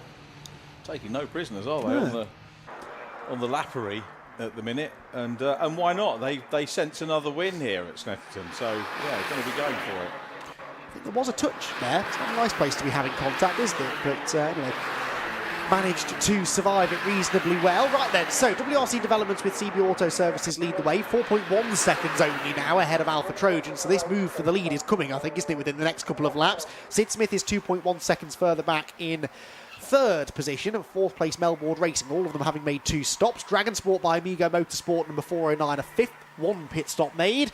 And we have our first drive-through penalty, Richard, the 427 car, which is Zachary Arthur and Luke Francis, AF Racing, a penalty for exceeding track limits. That's the first team we've seen falling foul of that. They were dishing them out like nobody's business yesterday in the Fun Cup, so I think things have been well, not more lenient. Shall we say that the driving standards perhaps have been a little bit tighter on track? To be fair, because there's a little bit less speed in the C1s to Fun Cup, then there's less tendency to have a track limits transgression. So that's probably one reason why we haven't had them so far, but they are keeping an eye on it. So the drivers beware. Yeah, no, indeed so. Got to be careful. Don't be exceeding track limits. You can ruin your race very quickly by doing that. That looks like the 555 car. Yes, it is the 555 car. Concept car, by the way, is the word that I was trying to pluck out of my mind about an hour ago. So, yeah, got there in the end. It's been a long, hot weekend here at Snetterton. The old brain is not quite firing on all cylinders, but they're up into 8th position now, and they have gained that 8th position courtesy of the 451 car making a pit stop. That's the PMF Racing with CSR machine of Max Walsh and Luke Haberman. So the 555 machine heads through, and they are on their own a little bit at the moment. Not really. Well, they were closing in on the Rab Sport car 432, but that gap's gone out now to 1.1 seconds. It was 8/10 when I looked a lap or so ago. But that's the car ahead of them. Maybe they've been held up in traffic, and a car going backwards down the hill out of Palmer's. Richard, that's the 378. That is the three driver machine. Matt Hillam, David Birch and John Hughes, team MKD. But getting back on track, way down I think, off the timing screen that I'm looking at for sure. Can't see them on there, so we'll have to divert to the phone. You might find them before me as to who's in there. Oh, hang on, they are second page of the timing screen. Can't find them either. I can't find them. What number were they? 318, wasn't it, I think? 318. No, there isn't a 318. Ah, that wasn't helpful. Short-term memory loss. Oh dear, you're in safe hands, folks, aren't you, today? With us two at the helm. Anyway, whoever it was, I'm sure they'll be fine. They'll get going again. I'll admit, when you were talking us through that, I was slightly distracted because I glanced at the entry list and spotted the name Peter Kay in car 311, and my mind started to wander. But I don't think it is the famed comedian. Maybe it is. Who knows? We do have his younger brother, Phil McGarty, who we call Peter Kay's younger brother. Have you met Phil McGarty? I don't think I have, no. You've missed a treat. Oh, really? Yeah, Janetta driver. Yeah. Blip McGarty. Yeah, very much like Peter Kay's younger brother. Really? Yeah. Really? And in appearance or sense of humour? Or both. Oh, really? Everything. Yeah, he looks like a younger version. Great guy is Phil. If you want to watch the Brscc G-Fest stream, we had a word with him. Oh, of course. In the lunch break. Yeah. I'll make a beeline for him when I'm next. Where will that be? Donington. Not Donington. Yes, it might be Donington. Then our next see Janettas. Who knows? They all merge into one after a while. Yes. Anyway, everyone back underway and running. Sid Smith is in to hand over to Rob Smith. So we wondered when this would be happening. We've also got the 589 in too, actually. So the two cars that were running 3rd and 4th on the road in. And for both of them, it's a 3rd pit stop. So this is the final time, in theory, that we'll see them in. It was 378 John Hughes. I got there in the end. There we go. I only said that in Red Dwarf. I might be slow, but I'll get there in the end. If you ever watch Red Dwarf, Norman Lovett was... a bit of Red Dwarf, Right, OK, so... Do you want a music, John Hughes? Go on. Tasman Archer's other half, John Hughes. Oh, really? All the music Tasman Archer's done over the years, most of it is John Hughes, their other half, that plays on everything. They've got a new album coming out in the autumn. Good to know. Give that a listen. There we go. Bit of a free plug. We don't mind that. As long as you're recommending good music, anyway, that's it. And you cannot go wrong with their music. No, absolutely not. Right then, here comes the Alpha Trojan car onto the tail, I believe, of the erstwhile race leading car. Now, this won't be for position at the moment. Now, Alpha Trojan are in, so a 3rd and final pit stop. So they were within a lap or so, I think, of challenging Andy Mollison, that man there, for the race lead. But they've decided to come into the pit lane now for a 3rd and final time. And this is a significant moment. We could do with seeing this pit stop, really, to see what they're doing with fuel, because we don't know whether they maybe need a bit of fuel to be added. Perhaps when they realised they were going to lose some time earlier on, they decided to have a speedier pit stop as possible, save the refuelling for a little bit later on. So we'll see if we can get the camera down there. If not, Rob Lewis can maybe report back to us and let us know what's going on. Congratulations from Rob next door. Tell us Johnny's on the way. Yeah, there we go. Well done, Johnny. And yes, they got there just in time to see the fuel going in. You can see they're missing a little bit of trim on the front of the car. Now, that doesn't look to me like they filled that fuel to the top, so they will have calculated how much they need to put in, and that is all they will put in. Johnny's got burnt calves, by the way. Oh, has it? Sunburn, yeah. Oh, from the sun, really? Yeah, yeah. Oh, wow, okay. Well, it is very easy for us to make demands of the roving camera operator, isn't it? And complain if they don't get to a certain part of the pit lane quickly enough, but they do a sterling job. The whole Alpha Live crew have been out there baking slowly over the course of the 2 days. I'm sure they're not complaining too much because they've been out there in far worse conditions, but they've done a good job, some really good coverage this weekend here of this Brscc summer race meeting. So out finally gets Chris Freeman then from the Alpha Trojan car. We also have Dragon Sport in, by the way, with Amigo Motorsport, the 409 car pitting, but it is Adam Willis who now gets in, and this could be key as well. Is he as quick as Chris Freeman was? The car's now going to be a bit heavier than it had been towards the end of that previous stint too. So Chris Freeman's done the hard work and more or less completely overcome that 25-second deficit that they were at because they pitted a little bit later than some of those that benefited from the safety car. And now Adam Willis has got a really unenviable task of trying to replicate that performance. Yeah, he's got some work to do, isn't he? I think this might be Matt Hyde about to get in the Dragon Sport one, if it's a driver change. They're refueling it, as you can see, and I think that's Matt with the blue and white helmet just back of shot. And Matt Hyde, all of their drivers quit, because remember, Reese has had sort of a pick of drivers through the scholarship, but Matt Hyde was the Formula V champion. Not an easy championship to win. And deserves a little bit more recognition for me, for Formula V. Yes, 100% cracking in the championship. Proper single-seater championship. There it is. And he's getting in. So Matt Hyde getting in, he's going to be quick. So yeah, all of their drivers are going to be fast. Belts being done up, so they've had fuel. My question is whether we'll see Matt go to the end of the race. Now was he joint second or joint third or whatever in the scholarship? Okay, recovery vehicle. It's off the track, this, though. That's it's just tucked behind the barrier. This is the 447 that we saw in the inset, Paul Bishop for TRX Motorsport pulling over. They were running in 31st place, but they are off the road. You can see they're a long way out of harm's way. There's a flatbed truck already waiting to collect him, and they'll get that car back to the team as quickly as they can in the hope that they can get it back underway. So where did Alpha Trojan come back out on track? That's something I'd like to know after that refuelling was done. And 6 at the moment. We've got a catch-up to do, though. I think we might have, yes, possibly. Although they were pitting the far end of the pit lane, so they would have crossed the timing line on the way out, which is a bit easier for us than if they cross it on the way in, if that makes sense. So we'll be reasonably accurate. Jeremy Crook's up to fourth, rather. Yes, he is. Well spotted. Good news. Esther will be pleased. 338, the car in question. James Hitchin.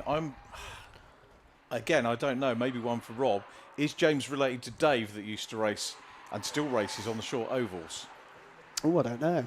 Yeah. It's not my area of expertise, unfortunately, as I was discussing with some of the BRSCC staff members. Because I know Dave had a son called Jamie, so I wonder if it was the same guy who... And inevitably people want to go... If the dads do it, they then want to go racing. Yeah, good point, good point. Okay, I'll do some digging on that. I know a man who knows, almost certainly, our favourite short oval fan, David Addison. I'm sure he's got an encyclopedic knowledge of these things. Oh, won't he? No, he won't know that. Right, okay. I'll take your word for that, Richard. I'm glad you said that. It's a southern bit of information. Right, I see. Yes, fair enough. Yeah, interesting. You never know. There's always these little family links, isn't there, in motorsport? And people pop up where you least expect them to sometimes. Yeah. So, and it is not unheard of for short oval families to go big circuit racing. Right, there is the Alpha Trojan car, so we can now give you an accurate readout of where they are. They are 6th, 2 minutes off the lead. So they dropped 2 minutes with that pit stop to the Andy Mollison car. But if we think that they might have some refueling to do as well, that's probably not that far out. But interestingly, they're 8 seconds. This is interesting, actually. Alpha Trojan 8 seconds behind Oscar Proietti in the Bacon Racing with Liquid Molly car, which has also made 3 stops. But they pitted, they were on a third different strategy, weren't they? They were on a completely different sequence of pit stops to Alpha or to WRC developments at the front. And they have come out in front of Alpha Trojan. So still, Alpha Trojan have some catching up to do. They have got some work to do, haven't they? And it comes down to that first one, doesn't it, really, where they just lost that little bit of time. But fascinating as we head towards our final hour, how this is all going to pay out. Proietti grabs the inside of the 412 car, so no respite, still more cars ahead. This is where you can think, if you've got car after car in front of you, it was a little acknowledgement there from Oscar, I think as a thank you for the driver to just moving away, or moving out of the way. Bumps a little bit over the curbs, maybe a little bit too far. That's one of the areas for track limits, isn't it, the exit of that one? Yes, will be, definitely. I don't know if there's a sensor there. I suspect there probably is on the exit of Williams Corner. Be careful. 409 is in for its pit stop. Scott Woodward, by the way, passes on that we've had a hello message from Jim Edwards on the YouTube chat. Senior or junior? Junior, I presume, not sure. Yes, telling Jade to, quote, get her finger out. And he comments that from Mallorca. He's sat on a sunbed in Mallorca, sunning himself up. That's not gone down well with a few members of the production team. But yes, Jim Edwards, who is watching and cheering on Jade, as you would expect, really. Yep. There's another interview with him on the G-Fest, Brscc G-Fest is there? as well. Right. Yep, we were talking about his drivers, because he's got the scholarship winner from last year running his E3 team. Really? Yep. Okay. I think I was desperately scoffing down a sandwich at this point in the limited lunch break that we had at that G-Fest, so I need to go back and rewatch some of these. You can't. You've got when you're doing the comms on it, you need to take your breaks, don't you? Sure. Well, yes, quite indeed, and hope that they don't get cut short, which can happen sometimes. But anyway, we've been well fed. I have to say the food here in the cafe at Snetterton, top notch, absolutely top notch. So and thank you to Mike Yao from the Alpha Live team for providing me with a delivery service for lunch. There's the 447 car being recovered from the inside of Rich's corner. I must admit, I did think you got back quickly. We saw you in the queue. It might take over. I got to the front of the queue and then was summoned back and made it in the nick of time. So just as they were, did you pay or did you? We sent Mike Yao to go and wait in the queue for me. But so you know, did he pay? Did he? I believe so. Yes, we're going to sort it out afterwards. So you timed that. That was a bit of a pit strategy. Maybe, yeah. Well timed. I caught the safety car at just the right moment there. Right, in is the race leader, WRC Development. Sandy Mollison is in. This will be a driver change for car 586. There it is, right on cue. And David Drinkwater will take over for the final hour, let's call it, of the race. Are they refuelling? Yep. Yes, they are. Drink petrol first before drink water. Very good. and of course, this does give the drivers a chance, doesn't it, to have a little chat. Yep. Can't hear what they're saying, unfortunately, but it'd be nice to hear from Andy, actually, if Rob Lewis can get down there. I'm sure he's already scurrying down to that end of the pit lane. I'd love to know the significance of the poppies, not just because it's my wedding anniversary. It's unusual. It's not a sponsored name, is it? So. No, I'm trying to think if there's a military link, maybe. Yeah, possibly, that could be it, actually. With Andy, perhaps. But normally you'd put the Help for Heroes or otherwise on. Good point, yeah. Well, Rob Lewis is the man to find out. We'll send him on his way, and it would be nice to hear from Andy anyway, because that was a mega stint, wasn't it? You can see there as well, they've got the cover to put over the rear wheel. Not all teams do this, but that's there to... Is that a Mission Motorsport sticker there? It is, yes, you're right. That'll be it. There we go. You got it, Andy. Well done. Well, through look more than judgment, you spotted the crucial bit of evidence. But yes, just above that metal cover on the wheel, they put that there so that if any fuel does fall down onto the wheel, that tyre is very hot. But more to the point, the brake disc underneath the wheel is extremely hot and.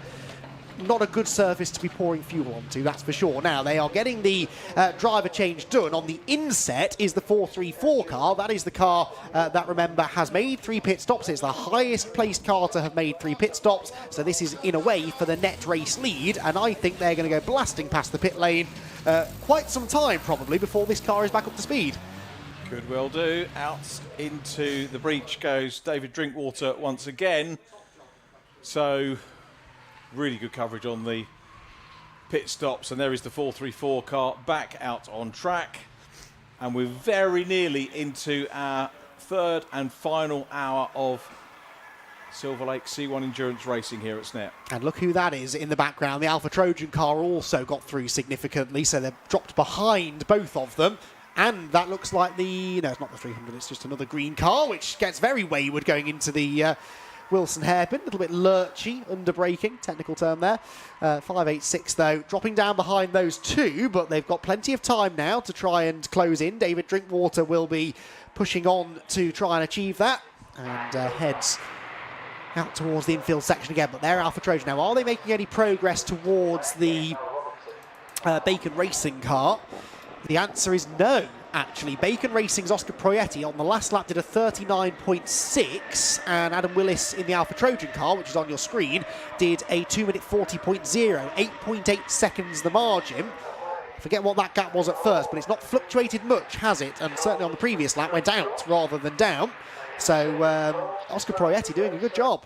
He is doing a good job. I'm getting loads of messages, some relevant, some not. The JB Peters Ennis one was talking about food, because we were talking about getting lunch and everything else. He said that he partakes in the Fun Cup pit lane buffet and has every team on standby for snacks. Yes, so I've heard, Jamie. So I've heard. And Jade Edwards says her ears are burning.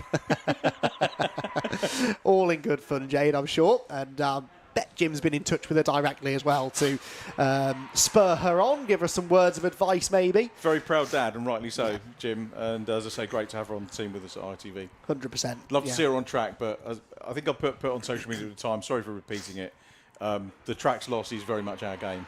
Absolutely so. Absolutely so. She really knows what she's talking about, Jade, and got a big following as well, as you would expect, does Jade Edwards. So, yeah, any chance she gets to get back on the track, easy for me to say, I'm sure she will take it, and that's why she's here this weekend. Right then, 434 down into the final turn at Murray's. The Liquimolly liveried car in there. Again, brilliant camera work. That is the gap back to the Alpha Trojan car in second place. So, well, not second place at the moment, but we expect it to be second place once all is said and done. They are actually running in 4th and 5th positions at the moment.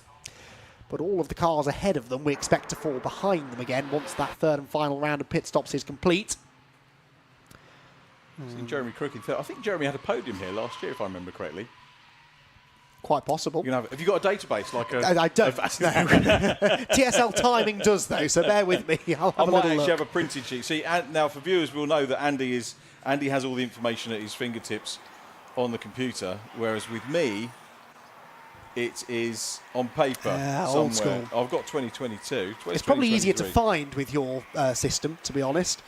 Let's see. It could be Snetterton. Yeah, it was. Yeah. Third place. Snetterton 5 hours last year. We did a 5 hours. It was that one, wasn't it? Emacs, Ratcliffe, Little and Little from Trojan, Freeman and Mundy, and Brimston Racing, Livesey, Farris and Crook, third place last year. And P3 at the moment, but as you said, with the pit stops yet to come.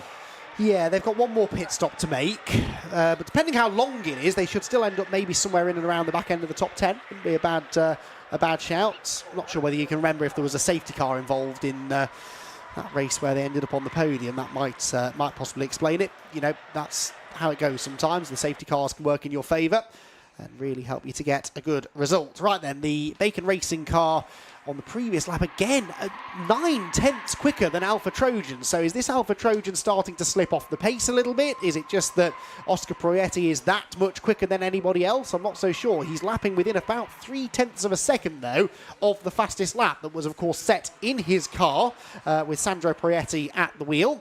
And we know that car, therefore, is capable of running this pace, but crucially, Richard, both drivers in this car capable of running this pace, and that so often is the deciding factor, isn't it? If you've got two drivers who are both quick, consistently quick, and not really anything to choose between them, that's almost always a winning formula. And a handy strategy, which they seem to have as well, getting things done very early on, making a move down the inside there, ticking off another car, but yeah, absolutely right. Quick drivers, both of them. I think I remember the Proiettis in Auto Italia, another Brscc initiative of years gone by. It's amazing how the portfolio has changed over the years and cars coming in and out. But yeah, fairly sure. I pretty much remember. I think Alan Hawkins from the Mazdas being involved in Auto Italia back in the day as well. And another guy we got to know actually was a little bit of a lookalike to Nigel Mansell called Andy Giles, who did very well in it. I think won the outright championship in a tiny little Fiat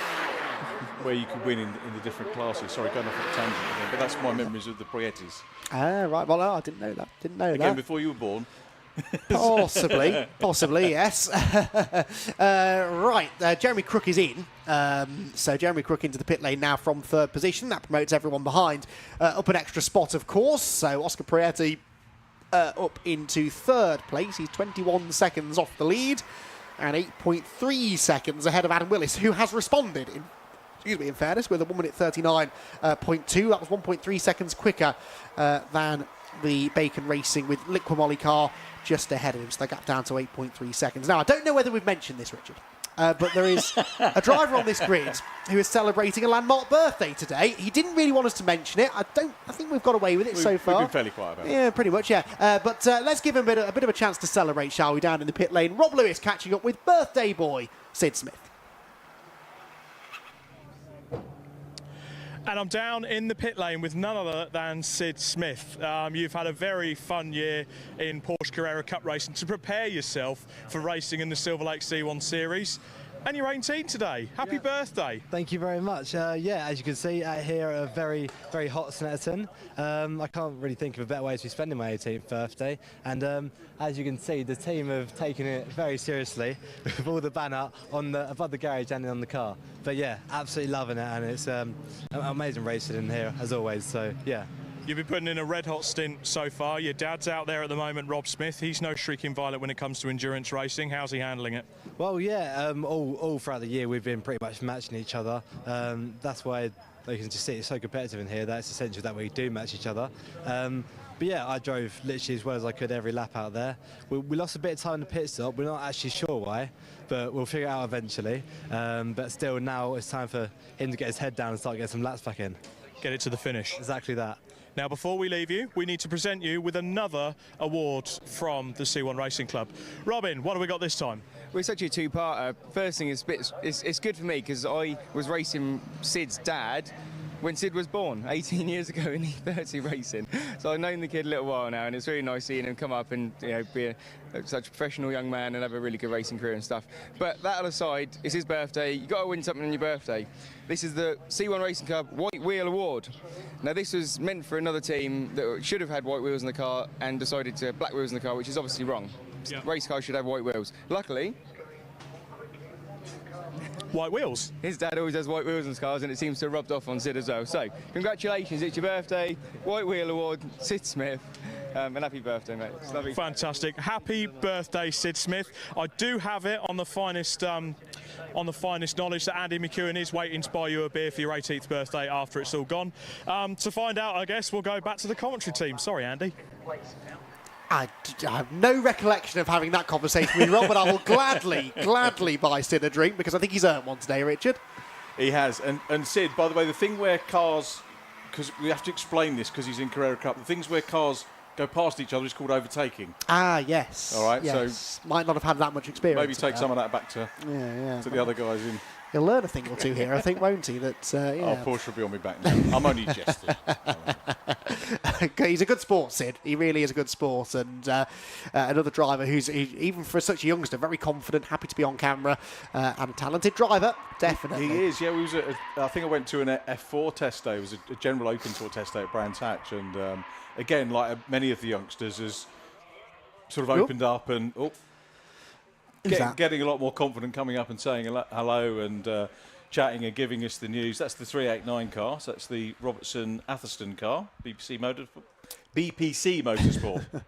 And it's Robertson in the car now, so that's not a nice place to lose control. Is it an easy place to lose control, I can imagine, at Brundle and Nelson? And lucky that no other cars were around. We actually saw that on the opening lap of the CityCar Cup race earlier on today. Someone did exactly that, arrived backwards into Nelson, and unfortunately there was another car there, and both of them were out of the race, so thankfully that didn't end the same way. When you think how many cars and drivers are in it, we haven't seen that many. No. You know, the standards have been superb. Absolutely, which is surprising, really. I mean, some people will say, yeah, but the cars are quite slow, they're quite easy to drive. No, they're not. Racing's not the same. Exactly. Yeah. So, and you have to drive these cars on the limit, because if you back off a little bit, you lose that momentum, you lose a whole chunk of lap time. So, considering these are cars that you do have to drive on the limit, it is surprising you don't see more mistakes, really. And, you know, they might be a bit more forgiving, maybe, than some other cars, but that doesn't mean they're easy to drive at all. And, yeah, I know they've worked really hard on driving standards over the years in this series, and it is paying dividends, because you're absolutely right. He says, as we cut to another car that's stopped out on track, 487 that is. I think that is at the same part of the track, maybe, isn't it? Brundle and Nelson, 487. Now, who's that? That is Lorenzo Di Placido and Andreas Keller of MH Racing. And they were somewhere. Where were they? 16th place. Well, actually, I think they were in 14th place, and they've dropped down to 16th place with this off-track moment. Looks almost like they've pulled off there. It looks like they pulled into the slip road there, maybe, rather than having gone off. Would you deem that, if you were race director, would you deem that a dangerous position for a car to be stationary? That's a good question. And one that I fully intend to answer when I've considered all of the evidence and the information. As you should. As you should. That was the right answer. Yeah, I'm not sure. Well, we'll see. Maybe they can get the car fired up, but if it does require a safety car, boy, oh boy, would that change things, because we've still got some cars that owe us a pit stop. This is not one of them, the Alfa Trojan car, which is now still 8.6 seconds back. They just can't make any inroads into Oscar Proietti. They're not losing any time to Oscar, but they're not gaining any either. And now all of a sudden, just over 3/4 of an hour to go, they might be getting a bit twitchy about this because they'd like to see this gap coming down a bit quicker. And there we go. Fantastic work by the marshals. They really do put themselves in the line of fire sometimes. You would not catch me running out to that part of the circuit to move a car out of the way, and they do it willingly. So top job under yellow flags. Drivers hopefully being mindful of that too, keeping the marshals as safe as we can, and they've done a fantastic job to keep the race going. They have. Lovely little cutaway, great direction again, just to show you what was going on. And to make the point, you know, we've got cars racing all the way around the track. Yeah. And the marshal in charge will have picked a safe moment for them to do that. It can look a wee bit risky, but it wasn't. You know, it was done at a safe time. But nonetheless, those guys running across the track to get the car to safety and to save us maybe from the prospect of a save. So at the moment, we're safety car free. We've got a track limits warning for Rob Smith as 589 goes to the back paddock. That is... that's Melbourne Racing. They were doing quite well. They were 8th place, weren't they? Oh, and another one. 412. Oh, dear. 412. Ted Reddick and Simon Mickelmeyer, Emax Motorsport, both pulling off at the same time. Begs the question, did they have a little rub or something?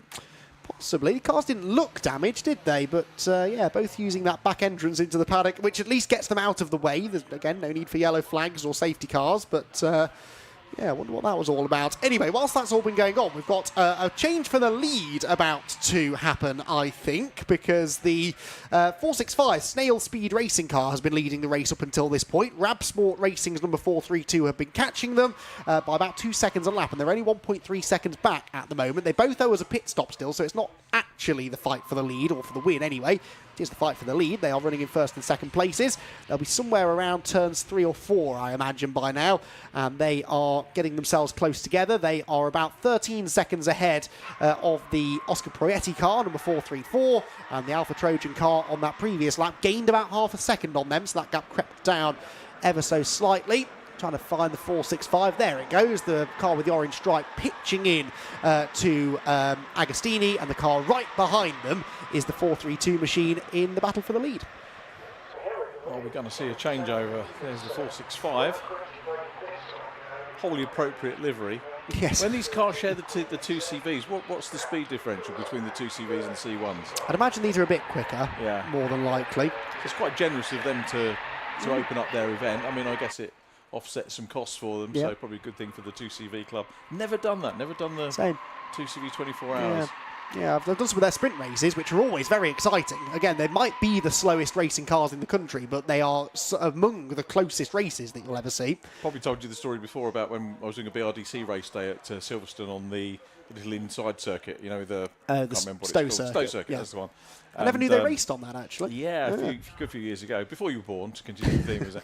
And the BRDC Racing Club, we had racing school. Rob Huff was racing in the school Peugeot. Oh, really? 406, I think they were using then, so he was in it, and single seaters and everything else. And my poison chalice for the day was to pick driver of the day as commentator. And I picked a CV driver, and then someone told me, oh, you have to pick a single seater or racing school driver. But I picked a CV, and that was it. So hence I've never been offered membership, you know. But that's what it is. I probably, but the CVs were great. Yeah, Brilliant absolutely, racing, fantastic. Royce Gray, I think it was that won it. Really? Okay. Yeah, that's news to me. Never knew they raced on that Stowe circuit. Right, we've been robbed of a battle for the lead, disappointingly, because the 465 car's just pitted from the lead. So that means 432 will move in front, and that gets confirmed now on the timing screen. So the 432 car, James Hitchin at the wheel of the car that he shares with Gary Mitchell and Alan Lee. That car led, did it not, on the opening lap? The 465 car. Did, yes. Yeah, Gary Mitchell. It was crazy, didn't I? Yes. Who then made herself known to us not that long after, I seem to recall, Anna D'Agostini. But yes, it was Gary Mitchell who led the way and was almost that car. Well, it was back in the lead again, actually, and has now handed the lead over to this car, 432. But again, they both owe us a pit stop. 432, though, just did its personal best lap of 139.151. As has been the theme of the last 45 minutes or so. The final pit stop is where they're choosing to top up on the fuel, and the same is true for the 465 car, which will rejoin the circuit, I would imagine, somewhere towards the back of the top 10, maybe just outside the top 10, actually. Adam Willis progress, by the way, 7.2 seconds behind Oscar Proietti now, so he's carved all of a sudden the best part of 2 seconds out of that advantage, and that is now going to be for second place, but before too much longer, they'll be back at the top of the timing tower again. Once we get this leader pit stop done, we'll be in pretty much... Still got a couple of two-stoppers in the top 10, haven't we? And a singular one-stopper. Oh, yeah, well spotted, yeah. It's the 431, isn't it? Well, that's Ting. Oh, it is, yes, of course. Ron Johnson's still at the wheel. Ting and Rojo. Sure he wouldn't like that. Too late now. I confidently predicted that they wouldn't do this, didn't I? They'd have two shorter stints for Ron, but fair enough, he's carrying on. What's his pace like? 244 last time, not that bad really, a bit slower than Tom Ingram, but most people would be, I suppose. But yeah, Ron Johnson enjoying himself out there, logging laps, staying out of trouble. And up into 7th place now, albeit owing us 2 more pit stops. So the race-leading car then turns down through Brundle and Nelson. 13 seconds up the road. I really should point out, they're not being caught by Oscar Proietti, really. In fact, on the previous lap, they were 4/10 quicker than him. So Hitchin in the number 432 car, genuinely running a strong pace out in front. They are going to lose the lead, but if they were to get a timely safety car, they could get back into this, and this car quite clearly has some strong speed. It has. I'm wondering if they're going to have to fuel next time out, so they might be getting good pace with that. Probably. So, 432. Your race leader, 12 seconds clear at the moment of the Proietti car, with the fastest lap running well. I think the Abbotts have had podium form or near podium form here in the past as well. Okay. I think we were commentating next door, the different room. Possibly. I thought this was my first time covering the C1s here at Snetterton, but like I said, they do merge into one over time, so I may be corrected on that. But yeah, they've clearly shown podium pace again, haven't they, today? Up into 4th place. Out now and have a look? Yes. But you've already proven that you find these results a little bit more quickly than I do on my tablet. So yeah, I'll entrust you with that. Whilst you're doing so, I can report another track limits warning for Rob Smith. I'm sure he had one of those earlier on, and he's been given a second one now. So if he does that again over the next 41 minutes or so. 4th last year, final race of the year. Not well remembered. Well remembered. So yeah, just off the podium then, but looking likely now to inherit a podium place in this one. Car 432, race leaders being warned about track limits as well now, as we get some 3-wide action down the hill. 566 was actually in that group, wasn't it then? 566 having now rejoined the track in 12th place. That's Josh Cook, so Josh Cook was just going through. Touring car race winner. And there, the battle we think for the win. The Alpha Trojan car just heading through. Not that far behind Oscar Proietti, now 6.5 seconds, Richard. It's coming down, isn't it? It really is coming down. Josh Cook, of course, partnered up with Brscc on the Fiesta Junior. I keep doing that. Fiesta Junior Scholarship. The Cook Sport providing the kit, and very good kit it is too. So always great to see Josh and the team around the Brscc event. Looking forward to the Junior Scholarship. Autumn half term. I'll give a quick plug out for it, because if you're watching this, and even if you don't want to go racing, come along. Treat if you've got a present, if you've got to buy a youngster a present, no better present than coming up to Brighton for a couple of days. Never mind the media stuff. Yeah, you get on track. They were all British touring car people last year, the driving people. Fitness programs available as well. A great one day, possibly two if you get through to the finals. Yeah, good point actually. Yeah, just come along and have a go. You never know. You might catch the racing bug, even if you weren't particularly interested in that in the first place. So yeah, good point. We did that at we were karting in the autumn anyway last year. My son was at the local track, and we went down there and I was chatting to this dad who he was my son beat his son basically, and he was going on about I think the lad's in a bad, the usual thing about dodgy cart and this, that, and the other. But my son beat him fair and square. Didn't win the race, but he was fourth, just first loser off the podium, as it were. Right. But this lad was obviously very, very quick, and I've said, where do you see him going car racing? And he said, don't know, not sure. And I gave him the details of the scholarship. I pinged him the link for last year's Sky, and he turned up. Oh, wow. And he had no clue that I was involved in racing. And then so he came into the room for the media interview, and he went, it's you. You didn't tell me that. That's a good story. 432 in the pit lane, by the way. So they have now relinquished the race lead, which means Oscar Proietti are out in front. Get a good look at the right front tyre. It's the left front, I suppose, that really takes the beating round here, isn't it? With all of those long, high-speed right-handers. New fastest lap of the race, by the way, for Alpha Trojan. So Adam Willis answering my question. Yes, he is every bit as quick as Chris Freeman was in that car in the first part of the race. And now within 6 seconds of the lead. So that gap continues to come down. Could be in for a grandstand finish here, couldn't we? I'm sure one of the races last year was pretty close here at Snetterton, wasn't it? Maybe the last race of the season in 2023. That's not on my paperwork, by the way. Ah, right, OK. I'll dig that one out. I'm sure there was a winning margin of a couple of tenths of a second at the end of one of the races at Snetterton in the recent past. So some shopping going in the car behind. I did spot that. As they opened the boot, I did find myself thinking, I wonder whether you could get a set of golf clubs in there, or a snooker cue, perhaps, actually, is more my It is. Sadly, we lost Ray Reardon yesterday. Oh, did we? Oh, I didn't see that. 91, I think, yeah. 91 Thought of years you when I old. read that. So. I'd missed that, actually. Yeah, really sad to... Oh, that is a shame. That is a shame. Yeah, OK. So... yeah, you'd struggle to get a queue in the back of a C1, I think, but I'd find a way to make it work. And then I got to drive a C1 around town, which of course was always the point of a Citroen C1, these super minis as they're called. I don't think they ever envisaged them being raced when they were designed, but what a fantastic little race car they make. And the 432 car about to go out and do a little bit more racing. That will likely have had a driver change. Ron Johnson is in as well. That's for a second pit stop now. I wonder whether he'll stay in the car and then hand back over to Ting a little bit later on. But yes, we do now have 434 and 421 back to the head of the field. This is genuinely now the fight for the win. No more pit stops to be had. And Adam Willis continuing to try and carve into this advantage that Oscar Proietti enjoys. An advantage that, as I made the point a few times, was up over 25 seconds at one point. It is down now under 6 seconds. Oscar bounces over the curbs and flicks the windscreen wipers on in his excitement. Switches them off pretty quickly. No need for them this afternoon, thank goodness. And he accelerates across the line. What is this lead gap going to be now? Well, across the line he goes. And for Oscar Proietti, it's a 2:38.6. That's a quick lap, only 2/10 slower than that car's best. It's a 38.7 for Adam Willis. And now, Richard, we're into the final nearly half an hour or so. So we're looking at, what, 12 laps maybe left? 13 laps maybe left in the race? Well, probably less than that, actually. 10 or 11 laps maybe. So any lap on which Proietti is quicker than Adam Willis is going to be really beneficial now, because 6 seconds with that few laps still to go is a reasonable margin. If Adam keeps on taking a second a lap out of him, then all of a sudden it gets a bit nervy for Oscar. But on that lap there, he might have only been quicker by 1/10 of a second, but the gap didn't come down, and that's the point.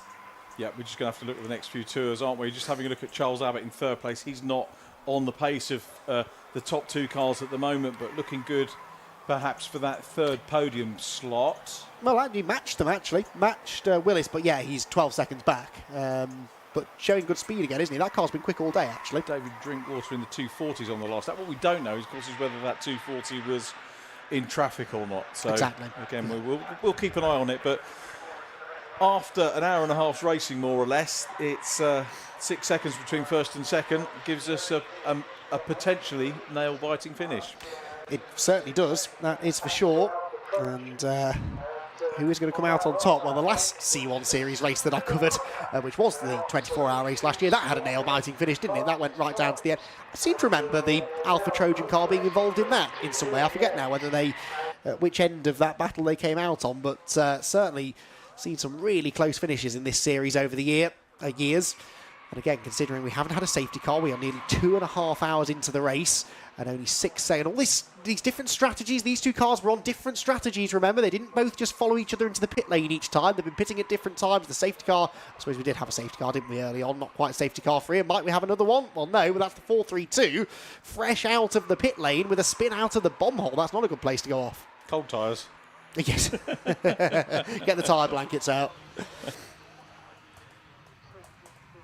Yeah, very often you can, coming out of the pits, just have a little moment when you're trying to get into the race rhythm, maybe being a little bit hassled, but no problem, back running and just ahead of the Liquid Moly car at the moment. There is the second place car, so we've got a visual now between these two.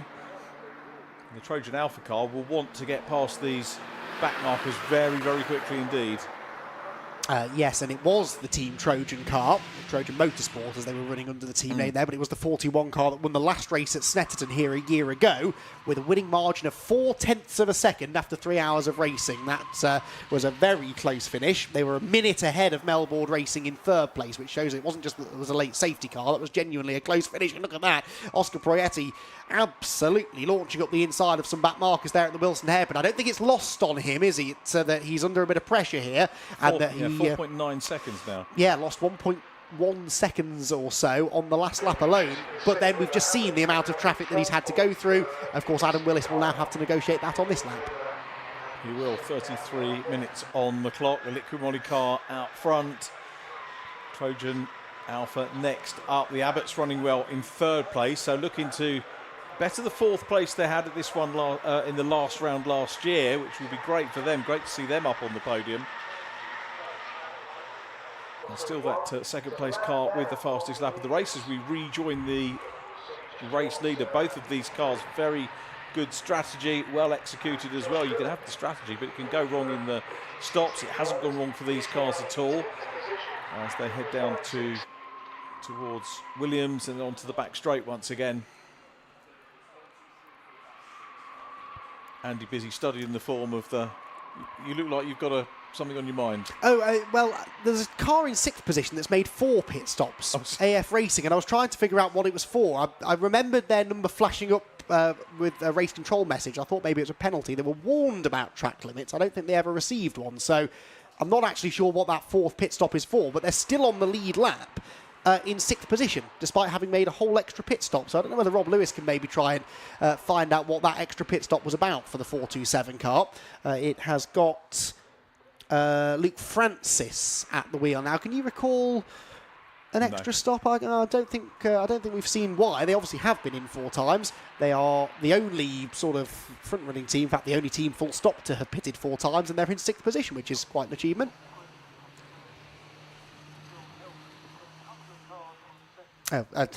Always quick to correct me when I'm wrong.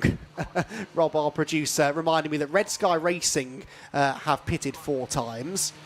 And who was the other one? That's a gala performance with BPC, which is what car number? 380, 23rd place. 23rd place. Oh, I see, right at the bottom of... It's the one car that I don't have on my timing screen. There we go, 23rd. Yes, 4 pit. Okay, fair enough. I stand corrected. The only front-running car, though, I did say, to have made 4 pit stops. And, yeah, in 6th position... Not that likely to lose that 6th position. And actually, they were the quickest car on track last time, although that lap time now gets beaten by the 3rd place car. New fastest lap, Richard. Yeah, it is. Now, the gap down to 4.811 seconds. Through goes that car, and this is the fastest man on... Oh, no, 331 fastest lap now. Abbott and Abbott. So, yeah, they're away down 16 seconds down. Is that sort of pace? Liquid Moly got a bit of drifting there.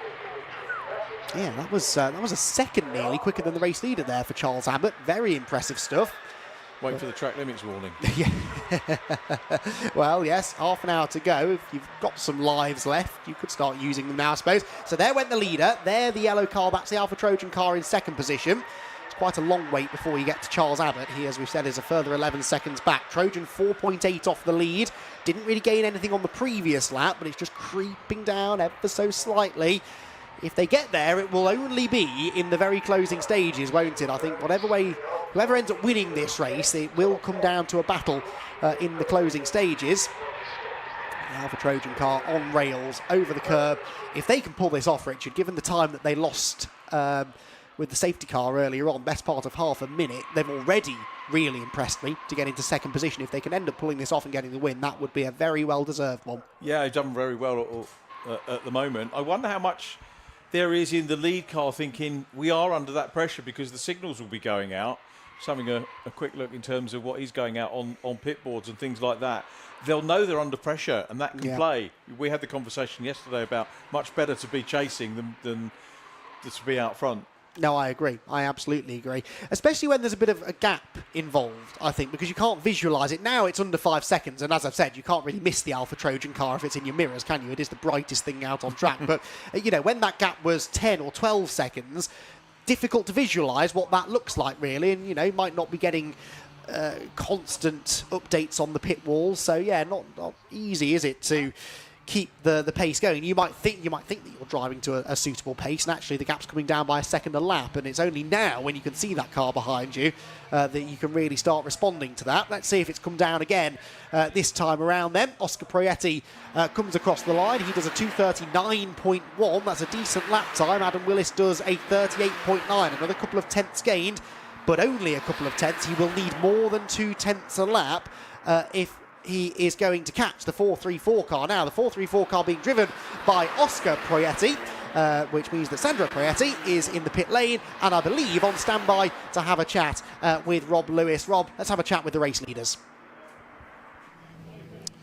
Well, down in the pit lane, it's getting a bit tense, isn't it? And I'm sure Sandro from Bacon Racing, Sandro Proietti, you're feeling a bit tense yourself, haven't you? No tension at all. The other half doesn't seem to think so. She's had to go to the back of the garage just to cool off. Is it a bit tense in here? No, there's no tension, just passion. Absolute passion for your motorsport. I absolutely adore you guys as a racing team. You're a family team. You come together. What keeps bringing you back to the C1 Series? Oh, it's great fun racing, isn't it? It's close racing. As we can see, it's like 30 minutes to go and there's 5 seconds in it. You think you're going to beat Alpha Trojan? Of course we are. Definitely. God, yeah. I mean, it started off, we do the top 10 reverse ball draw. You guys were on the front row and you got moved further back. I mean, you've had pace in the car all weekend as well. Did you was this just a game plan to go out and outpace everyone else? No. I think Oscar had the pace. Yeah, definitely. I felt lacking in qualifying, to be fair.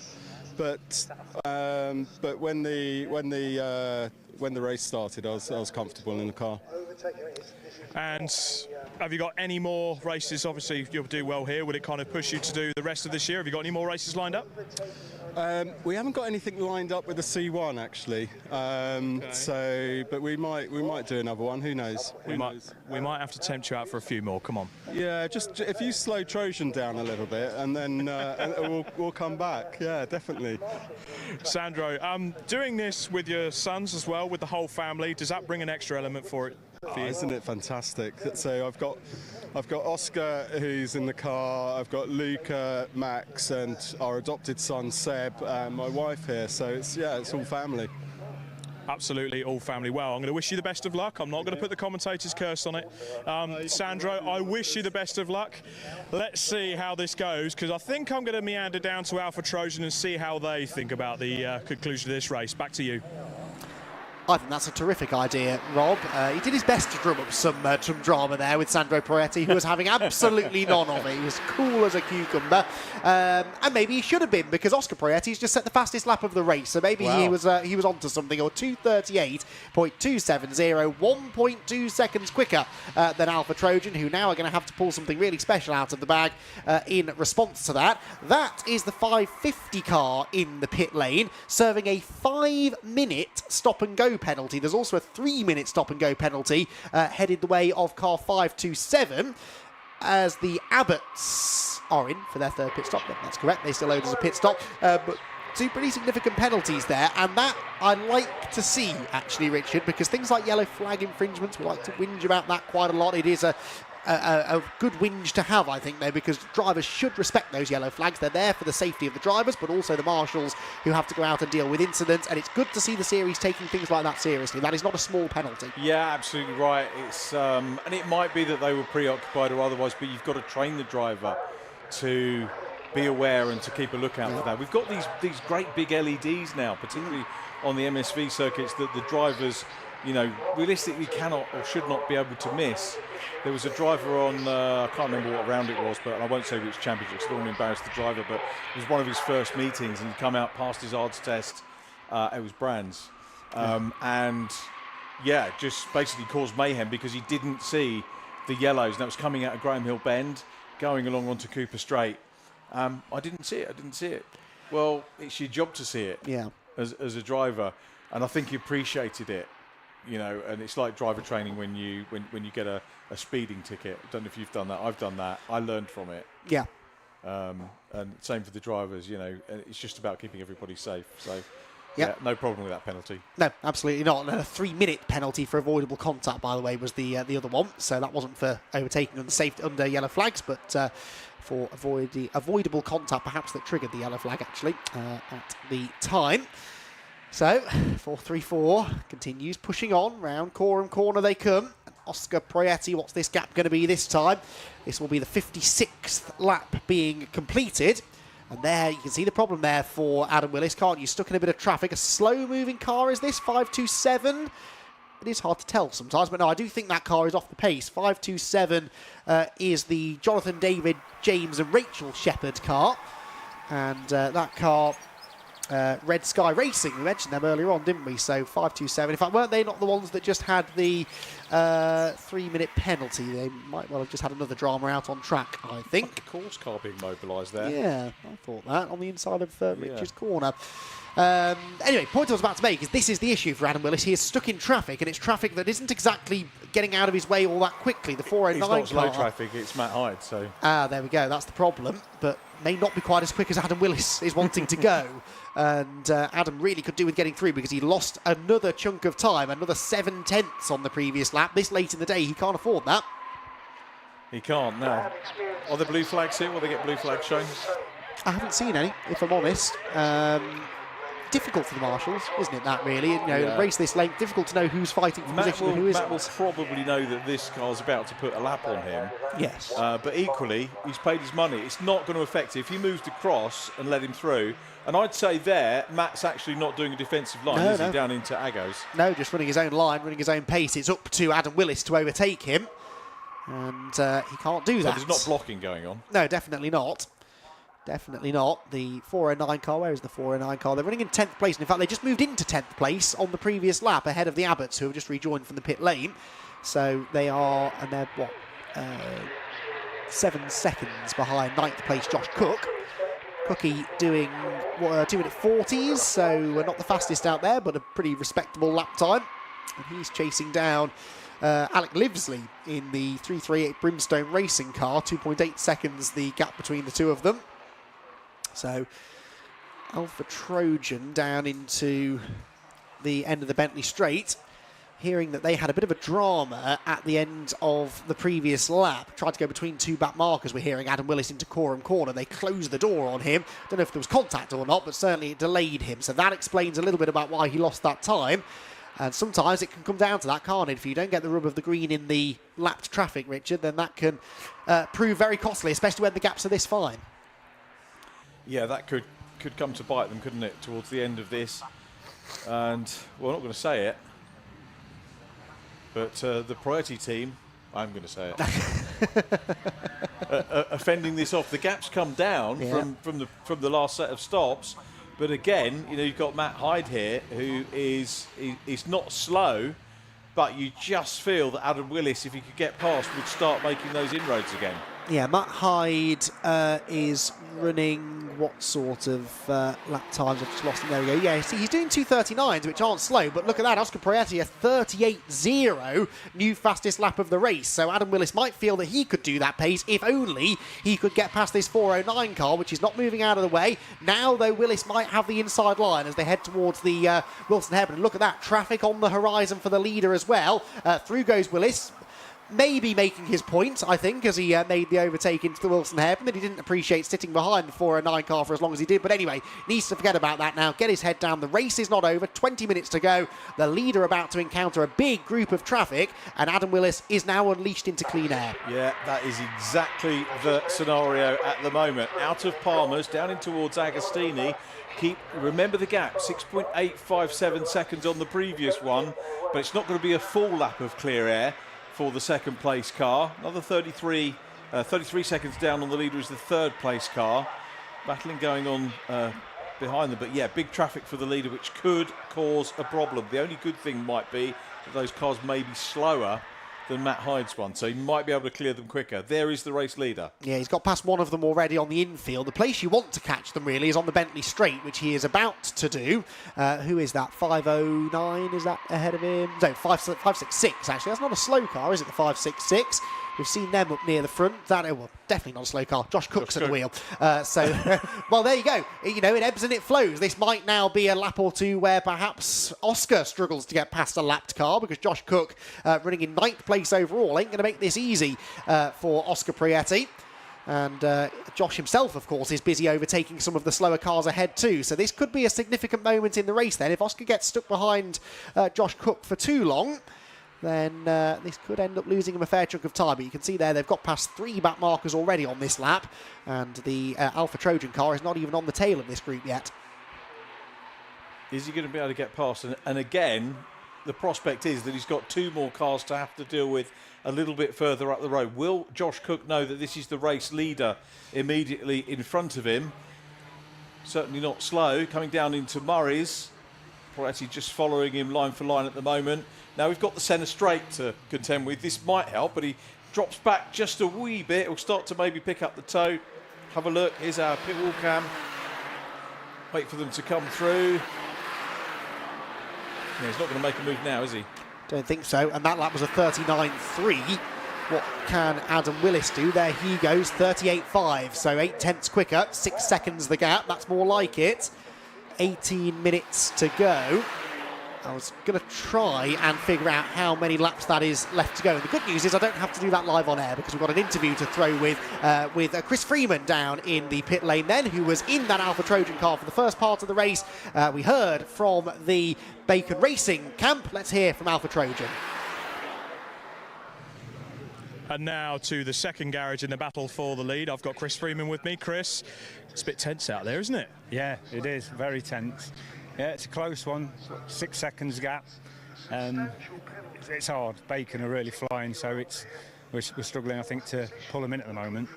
But it was a good mix-up, obviously. You both qualified on the front row, and then the top 10 bull draw pulled you back. How difficult was it in the early stages to make the positions up? It weren't too bad, really. It was pretty quick. It got to the front and that. Had a bit of a scrap to get there and that, but the car were good. But they were an early pit safety car, weren't they? Which was a shame. That seemed to spoil things a little bit. But it's made a good race of it, and it's a scrap to the end. Fantastic, and you've got a worthy young teammate in the car in Adam Willis. A lot of the other team members are busy doing other things this weekend, but Adam's got the job of bringing the car home. Yeah, he's doing a good cracking job. He's on it as much as he can. I think, I don't know, it's just such a close one. It's just we keep looking at the monitor and looking at the times and that, and you just think, come on, let's just get it. But we are, it is what it is with the traffic, isn't it? Crossing toes, fingers and all sorts. Yeah, everything. Do you think you're going to do it? It's not looking like that at the moment, no, which is a shame. But I'm sure you take a podium. Yeah, definitely. And it's good to see somebody else win on the grid. It'd be nice to see somebody else actually get a trophy, and that's a different winner. Absolutely, but I mean, the success that you guys have, what do you put that down to? It's just the whole team, really. Everybody's quick, the car's set up well. Just the whole thing works together. Every driver that goes out's quick. As you saw Adam earlier in that, he was flying around to get the pole position. But it's just a good car as well, good driver, has been consistent. and that's why we're always up there at the end of the race. Fantastic. Well, I wish you the absolute best of luck, Chris. I think they're flying past now. Well, I think that's going to be my final interview on the pit lane for this race. I'm going to head up to Parc Fermé and get ready to welcome the podium for this Snetterton 3-hour race. Yeah, top job, Rob. Brilliant stuff down in pit lane. Really bringing us some fun, interesting stories down there, and following the story of the race really well, which is difficult to do. I can speak from experience when you're down in the pit lane. You're not always fully aware of what's going on out on track, but Rob never misses a beat, does he? Right then, I've been doing some maths. I reckon we've got either 5 or 6 laps to go. It's going to be really close as to whether they get a 6th lap in. The gap is still only a fraction under 6 seconds, so essentially Adam Willis needs a second a lap here over Oscar Proietti, and on the previous lap he was only a 10th of a second quicker, even though Oscar, as you can see, was in a whole load of traffic. But crucially, Richard, he has found a way past Josh Cook, so that's the quickest of those lapped cars, if you like, that he was trying to negotiate. He only spent, what, a lap at most tucked up behind him. It's a nice chat with Chris Freeman, wasn't it? But you could tell he was disappointed with the way it's come out. And that's understandable. Yeah. He's a racer, he's a sportsman, he wants to do it. But equally, it was lovely that he was magnanimous about getting a potentially new team on the top step of the podium. And yeah, Sandro Proietti's interview was mega, wasn't it? I just loved the fact that he was quite laid back about it, and almost as if it was all thought through. Yes, almost. The strategy is, isn't yeah, it? I suppose it was, yes. Like they were expecting to do well with the pace. Exactly. Well, they are doing well. They've got this lead. They're defending it well. And at the moment, with 14 minutes to go, they look the favourites, don't they? From 4th position, by the way, Rob Smith has just been in the pit lane to serve a drive-through penalty. That's for exceeding track limits. We saw him being warned a couple of times about going beyond the white lines. The good news for him is that they didn't lose a place. They're still in 4th position. They weren't really in contention for 3rd, so it's not actually made a huge difference to their final finishing position. But Rob getting a slap on the wrist there for exceeding the old track limits, and we won't be too happy with that now. That was Josh Cook coming up the inside of a back marker and nearly having a pop at our race leader. There's a car on the grass just ahead of them as well, the 437, and the leader is slow suddenly out of Nelson. A missed gear maybe for Oscar Proietti, but this could be big drama because he's been mugged by Josh Cook all of a sudden and finds himself right in the middle of those back markers. Yeah, a little bit of drama, a lot of drama going on there. That is... Well, what happened there? Clear traffic, wasn't it? Clear air for the race leader is now gone. It had to be a missed gear. It had all that as he went from 2nd to 3rd gear, maybe. It just wouldn't quite get into gear. But look, Alpha Trojan are almost with them. There's another car off the road now. The 451 going rally cry, and the leader's in the pit lane. The leader is in the pit lane. I do not believe it. Bacon Racing with Liquimolly with 12, just under 13 minutes to go. And they are in the pit lane with a problem. Is it a gearbox problem? Are they out of fuel? Have they underfueled it maybe? We're only a couple of laps short of the end. Weaving down the pit lane, there's a slow car in the way which he wants to get past as quickly as possible, but a drama here for Oscar Proietti that is surely going to lose them the race. What drama and what heartbreak, and ultimately what a shame for us. We were really looking forward to that battle between the two of them, but it once again falls back into the lap of Alpha Trojan. Absolutely amazing. You couldn't write it, could you? No. You really couldn't do that. And Rob, who's gone to the podium, what do you do now? Do you go back? I'd be tempted to maybe nip back and find out. Rob, whatever you do, it's the right decision, fella, for sure. You've done a super job today. So, just under 12 minutes on the clock, and we've got now the Trojan car with a 30-second lead over David Drinkwater. Proietti at the moment still showing in 3rd place. We could put Rob Smith back, Rob and the birthday boy. Yeah. He'll get another pot. Yes. A non-birthday pot. Indeed so. I want to know what they're doing to the Bacon Racing car. Are they fueling it? Is it a mechanical issue? Has it gone into the garage? If it's just, it could have been that they were short on fuel. That's them. They're back on their way now then. So back into the race. They have to stop, remember, to scan the Hugh tag. That's it. Then off they go into the race again. Are they going to rejoin ahead of car 300? I think they will, but only just. Rob Smith has just gone through. This is going to be neck and neck, actually, for 3rd position. Rob Smith, let's see who comes out of Rich's corner first. They're going to be almost together, so we might not have a grandstand finish for the race win, but for the bottom step of the podium, we absolutely will, because here they come, look. That is Rob Smith. Rob's so Rob on a Smith flyer. ahead of Alpha Trojan and onto the podium. Amazing stuff, and I'll tell you what, we'll see Proietti want to get that position back. So Rob Smith probably thought podium now, out of the question, because he had the drive-through for track limits. And then I wonder what the problem was. Well, I'd love to know. Not Alpha Trojan, by the way. Of course, it is Bacon Racing, not Alpha Trojan that had been in the pit lane. But yeah, I want to know what that issue was. The fact they've got the car out so quickly does lead me to suspect it was fuel, because they would have. We're about four laps maybe short of the end when that happened.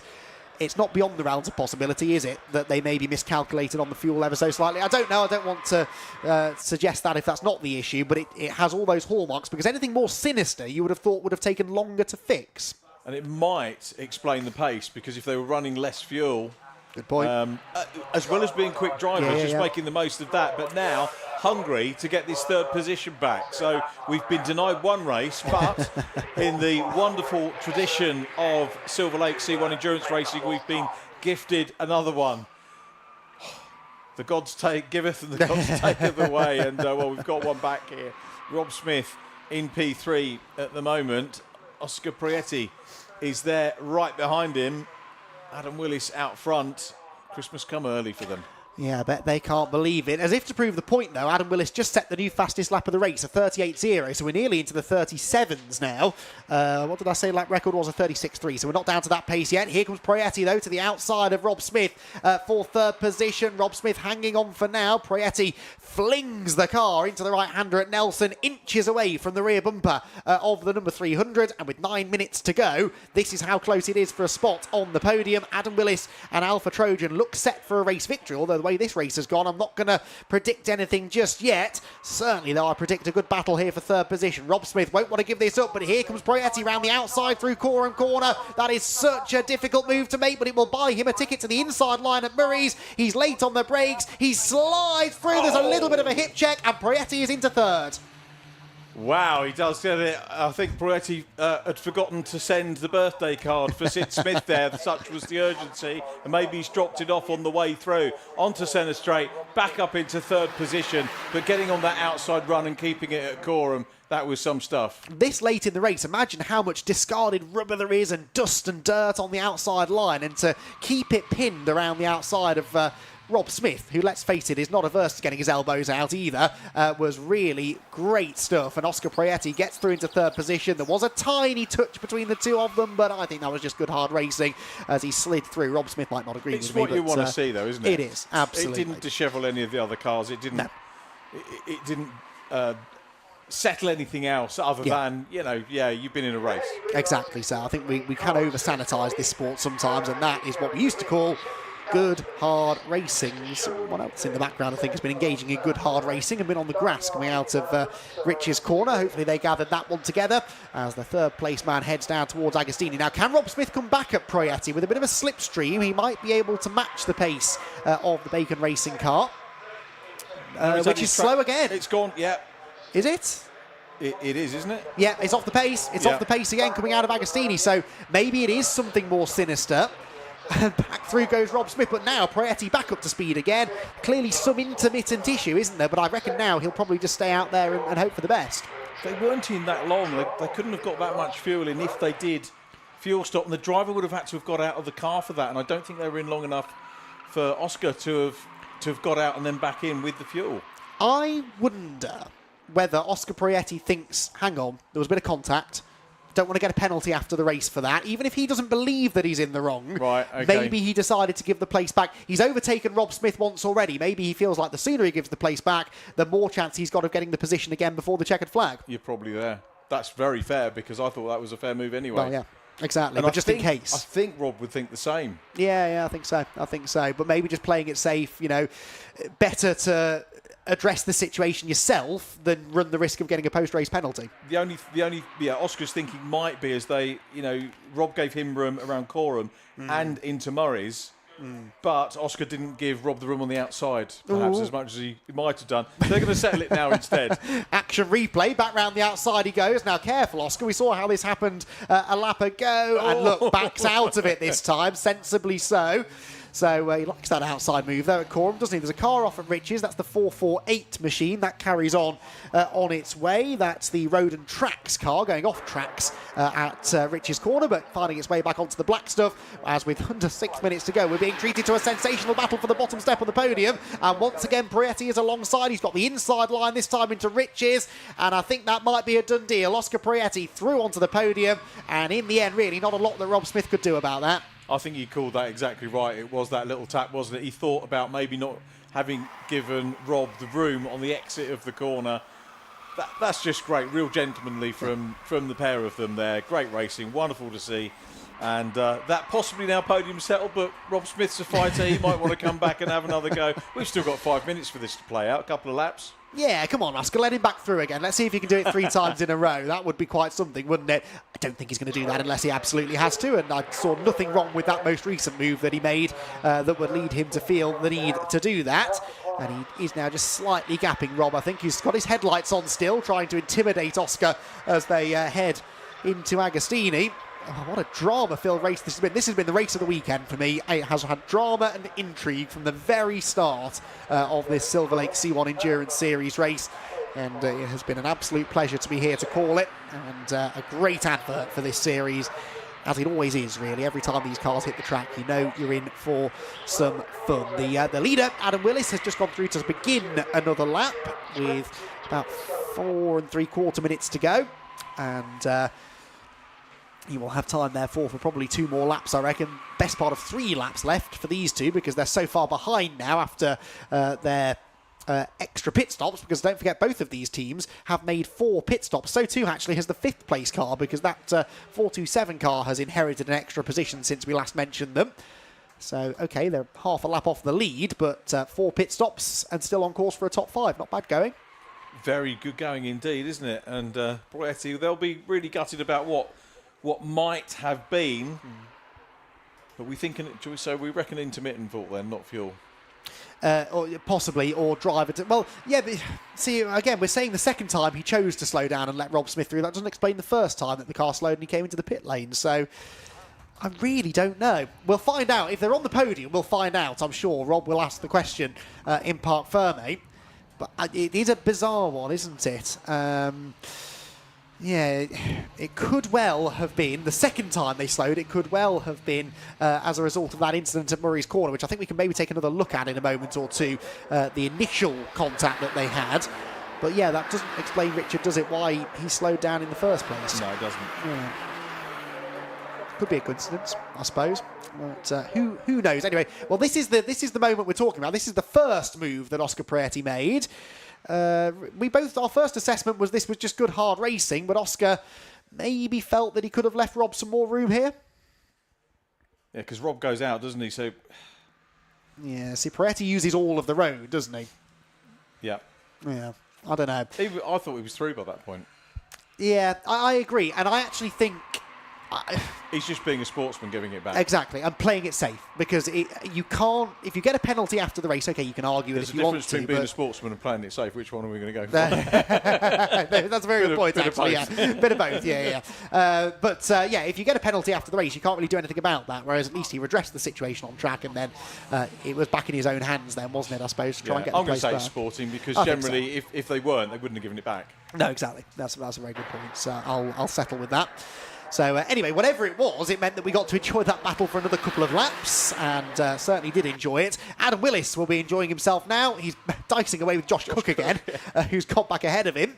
But Adam has the Josh has probably been thinking, hang about, these lead cars were past me. The lead car was past me, then it wasn't, and now I've got another one. Yeah, if only they'd managed to catch a safety car or something, they would have been in this battle as well, wouldn't they, for the victory. But brilliant performance this from Alpha Trojan. Really, they played the strategy the best, I think, didn't they, by making that early pit stop.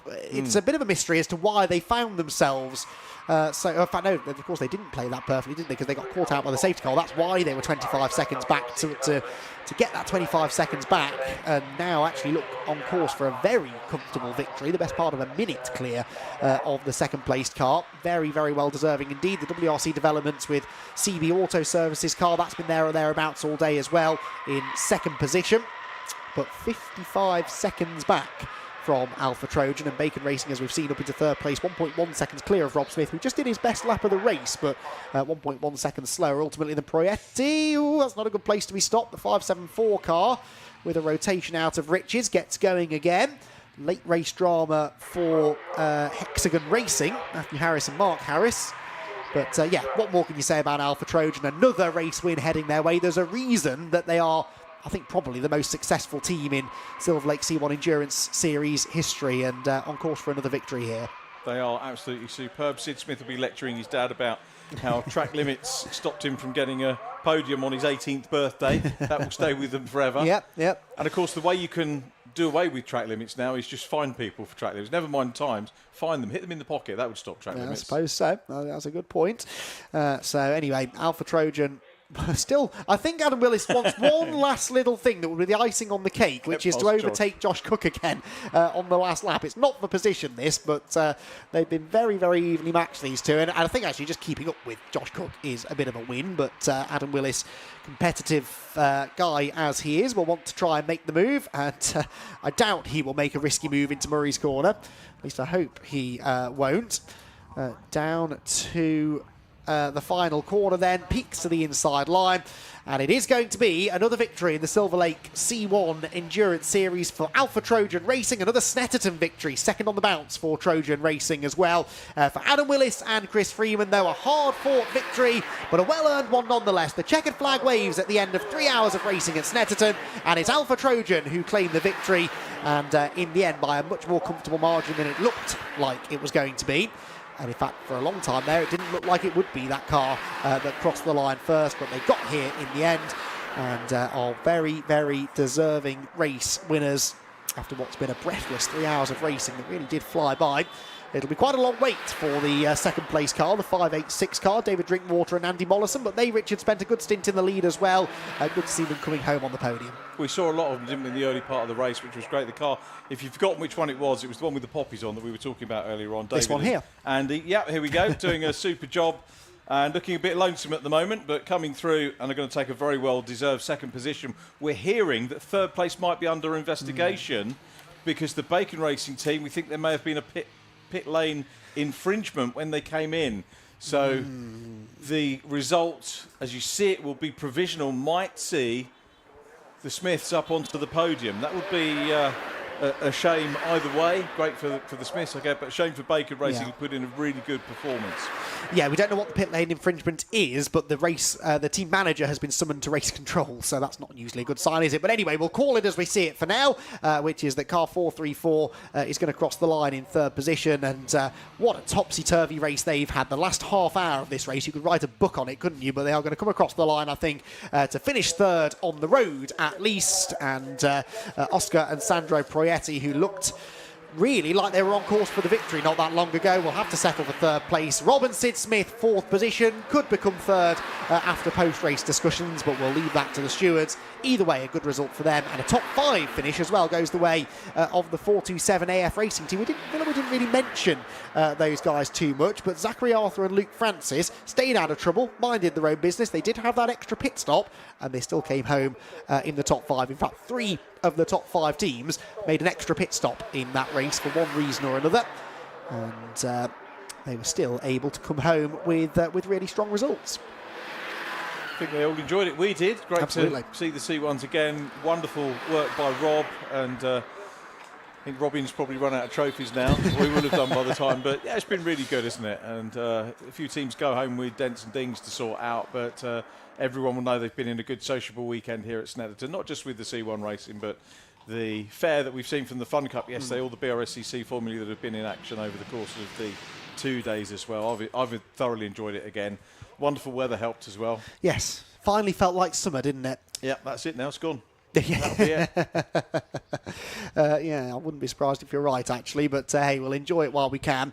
It's been one of my favourite weekends of the year, this, definitely. And excuse me, thanks, to all of the Brscc crew who do so much hard work behind the scenes, I should say, to Charlotte and Charlie, and I guess we should give Luke Souch a shout out. Even though he was on a weekend off, he still turned up to give everyone a hard time. But the whole Brscc team have done a brilliant job. The Brscc in such a healthy place at the moment. It's really nice to see.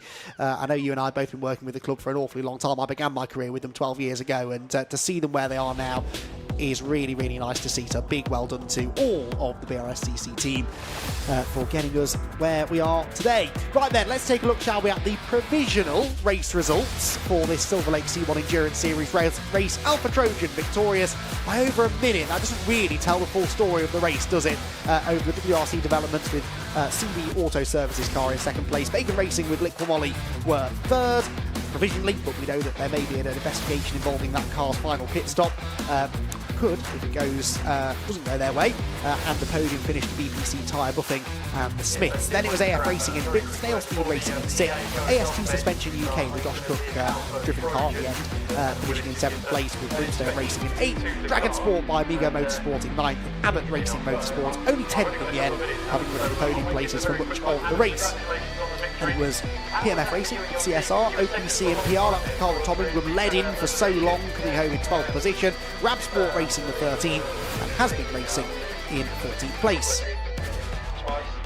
15th position for the C1 Club car, the 301, then Watt Motorsport in 16th. SCR Sandown Motorsport was 17th ahead of Diablo Racing, Emax Motorsport's 343 car, and the 458 Silver Lake 2 car completing the top 20. Then it was Gala Performance with BPC Motorsport, 235 Racing, Alto Basso Racing, Road and Tracks, who had that late race excursion at Riches. BPC Motorsport's 389 car was 25th ahead of RST and MDA. In 27th position, 28th for Hall and Hall, 29th Hexagon Racing, and 30th Team MKD. TGR Racing, Peter Kay was in 31st place ahead of the 355 machine. Team name, that's another Emax Motorsport car. Then 487 MH Racing, Silver Lake Racing was 558 was 34th ahead of Red Sky Racing, with some of the teams that had some issues now. Emax is 412 in 36th. Melbourne Racing, unfortunately, down in 37th, pulling off late in the day. TRX Motorsport 38th, 39th CEX Prep Tech UK, out very early in that race, weren't they? Only about 7 laps in, and the same was true, sadly, with the car with which they tangled, the 381 Dragon Sport by Amigo Motorsport car that was being won by Gracie Mitchell at the time.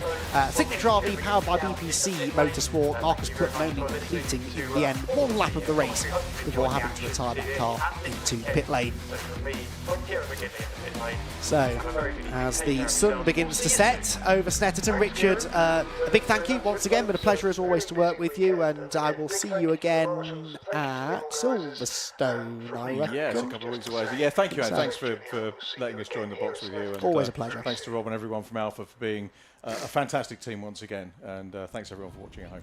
Indeed so, and thank you, as I said, to the Brscc, to all of the Snetterton circuit staff, to the marshals who have put in a good stint today, and of course to the Alpha Live TV crew for putting together a fantastic broadcast here this weekend. So, time to head over, I think, momentarily to hear once more from Rob Lewis, and he will be speaking to a very, very happy race-winning team. Give it up, everyone, for Alpha Trojan. Welcome to Parc Ferme for what was an outstanding 3-hour race. My word, Adam, that fell into place for you towards the end there with the stop for Bacon Racing. Yeah, it did, yeah. I think the gap was coming down, but it probably wasn't enough to get them.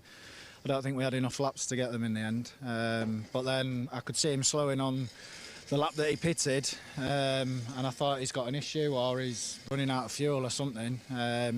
And then I saw him dart into the pits, and then next lap round we got given a P1 by the team. So yeah, we're just having a bit of fun at the end, really, with behind Cookie. So another win, another top step of the podium. You've got a knack for winning these, haven't you? It's hard work. It is harder than it looks, to be honest. Yeah, I say you never know where you're going to be until all the pit stops have unfolded because of the different strategies. So. Yeah, until that last hour, really, or even half hour, you don't really know where you're going to be, and then it's just give me car numbers, and those are the ones that you're racing, really. So, but yeah, happy with that. We move forward to Brands Hatch. Can you do it again? I hope so. Yeah, we'll probably have the 2 cars back out there, so back to the usual team lineup. We all love Brands, so yeah, we'll see how it goes. And Chris Freeman did a mega job at the start to keep the car up there. Yeah, absolutely. Yeah. So our plan was to do a couple of early stops, and the safety car ended up splitting them, whereas Bacon and the others, not Bacon, WRC, and who was the other one? Yeah. Anyway, they were up the road. So 25 seconds. It was BPC, wasn't it? Sid and Rob Smith. So they were up the road. So Chris did a sterling job to get back on them. Took about 25 seconds out of them over his hour. So yeah, I don't think we would have been anywhere near him if he hadn't managed that. So. Fantastic. I will shake your hand now. I'll let you go and visit the gents. He's been bursted since he got out of the car. We need to go and find the rest of our podium. Let's go for a little walk, shall we? I need to go and see David Drinkwater, which incidentally is probably why Adam needs to use the loo. He's been doing a bit too much of it. Let's go and speak to David Drinkwater, a brilliant second place, but you were twitching there towards the end, weren't you? Yeah, it was a bit close on fuel, I think, for most people. Yeah, so we slowed down last few laps. Team let me know where we were, time people behind, so yeah, it was okay though, just. It's good, this C1 racing, isn't it? Yeah, it's great fun. The things fly around the corner, slide, they're brilliant. So you haven't had the results earlier in the year that you perhaps wanted to. You've had a few races kind of fall away from you. Is this a return to form? Yeah, I think so. We've done a bit of a tweak with the car, and Clive's done some good work on it. So I think it's back to where the old car was as such. So yeah, we're getting there. And what's the plan for Brands Hatch? Have you got any more coming out? Yeah, I think we'll do Brands Hatch. If we can do Silverstone, obviously we've got the 24 coming up. Part of the little 2CV stuff to have a bit of a giggle, and then RR at the end of the year, which is the main one. Fantastic, a fantastic second place there for David Drinkwater. Now, third place, I must stress, as far as I'm aware, they're very much provisional. So we've got, it's effectively between 300, which is Rob and Sid Smith, the car here, and Bacon Racing. I want to speak to Bacon Racing. They finished third on the road. I want to come and speak to Oscar, who drove the absolute wheels off of this car. I don't know if you've heard anything different. You finished third on the roads. Is that going to stay? I've got no idea. Supposedly what we've been thinking, I don't know if it is in the regs. I think it's just recommended that you push back, or everybody does. But I'm sure I'm just being a knob, and it is in there. I just haven't read it right. I'll excuse the word there for a second, but great racing there towards the end with Rob Smith. He's a wily old fox, isn't he? Yeah, I was quite surprised coming around Coram. He was giving me quite a little bit of hustle as I tried to go around the outside, but and then the first time I went through there was a bit of contact. So halfway around the lap, gave the place back because I thought I don't want to have an asterisk, and then did it again and same move, but this time cleaner. Now, C1 racing's quite good, isn't it? The battles and the family atmosphere that you guys bring. Yeah, it is, definitely. I mean, that's why we do it, because it's a whole team. Mum's team manager, Luca, older brother, is mechanic, Dad is driving partner, and Max younger brother's refueler. It's a full family team. Fantastic. Cheers. Thank you very much. Good to speak to you, Oscar. Hopefully the result stays for yourself. So that's our on-the-road podium. I want to break tradition. I do want to go and speak to fourth place and speak to Rob Smith, because that was an absolutely fantastic battle towards the end. He's having a chat with Peter Shearer at the moment, who I'm sure won't mind me cutting in. If I could just tap him on the shoulder here. Rob, we had to, you finished fourth on the road. There's some stuff going on with judicials just to double check with the third place car, but that was a mega battle towards the end. It was a really good race. These things are so good to battle with, and with a bit of contact I went off the track, and then the guy who's currently third just said no problem. He indicated, he let me pass, then said let's race again. That's really good racing. Good, hard, fair racing. Yeah, I think it was. I don't want to win it off the track, I want to win it on the track, and today we didn't quite have the pace. We really gave everything we had, but next time we'll try and go a bit faster. Well, it's certainly been an astounding day for the racing, and a good day for yourself and Sid, especially with the young man turning 18 as well. It's just an absolute honour and privilege to be able to come here and do a race with my son. Would have been even nicer to win it, but it's lovely that he's got my enthusiasm for racing, and we've got Croft next weekend with him. Just really hope that he carries on racing and loving it like he does. Fantastic, Rob. As usual, a fantastic Pleasure. sport. Thank you very Good much. to have you on the grid there. And I think that just about rounds up the Parc Ferme area for the C1 Series. Robin Welsh is diligently checking everything is going okay with the cars. They're going to do some checks, they're going to measure some things, and then they're going to send everyone home, as am I. But my thank you to everyone at the BRSCC. This has been a fantastic racing weekend for the BRSCC Summer Special. Our thanks, of course, to our two top commentators in Andy McEwen and Richard John Neal. But for the final time, this is Robert Lewis signing off from this BRSCC race weekend. Thanks to Alpha Live and all the team there. For now, good night.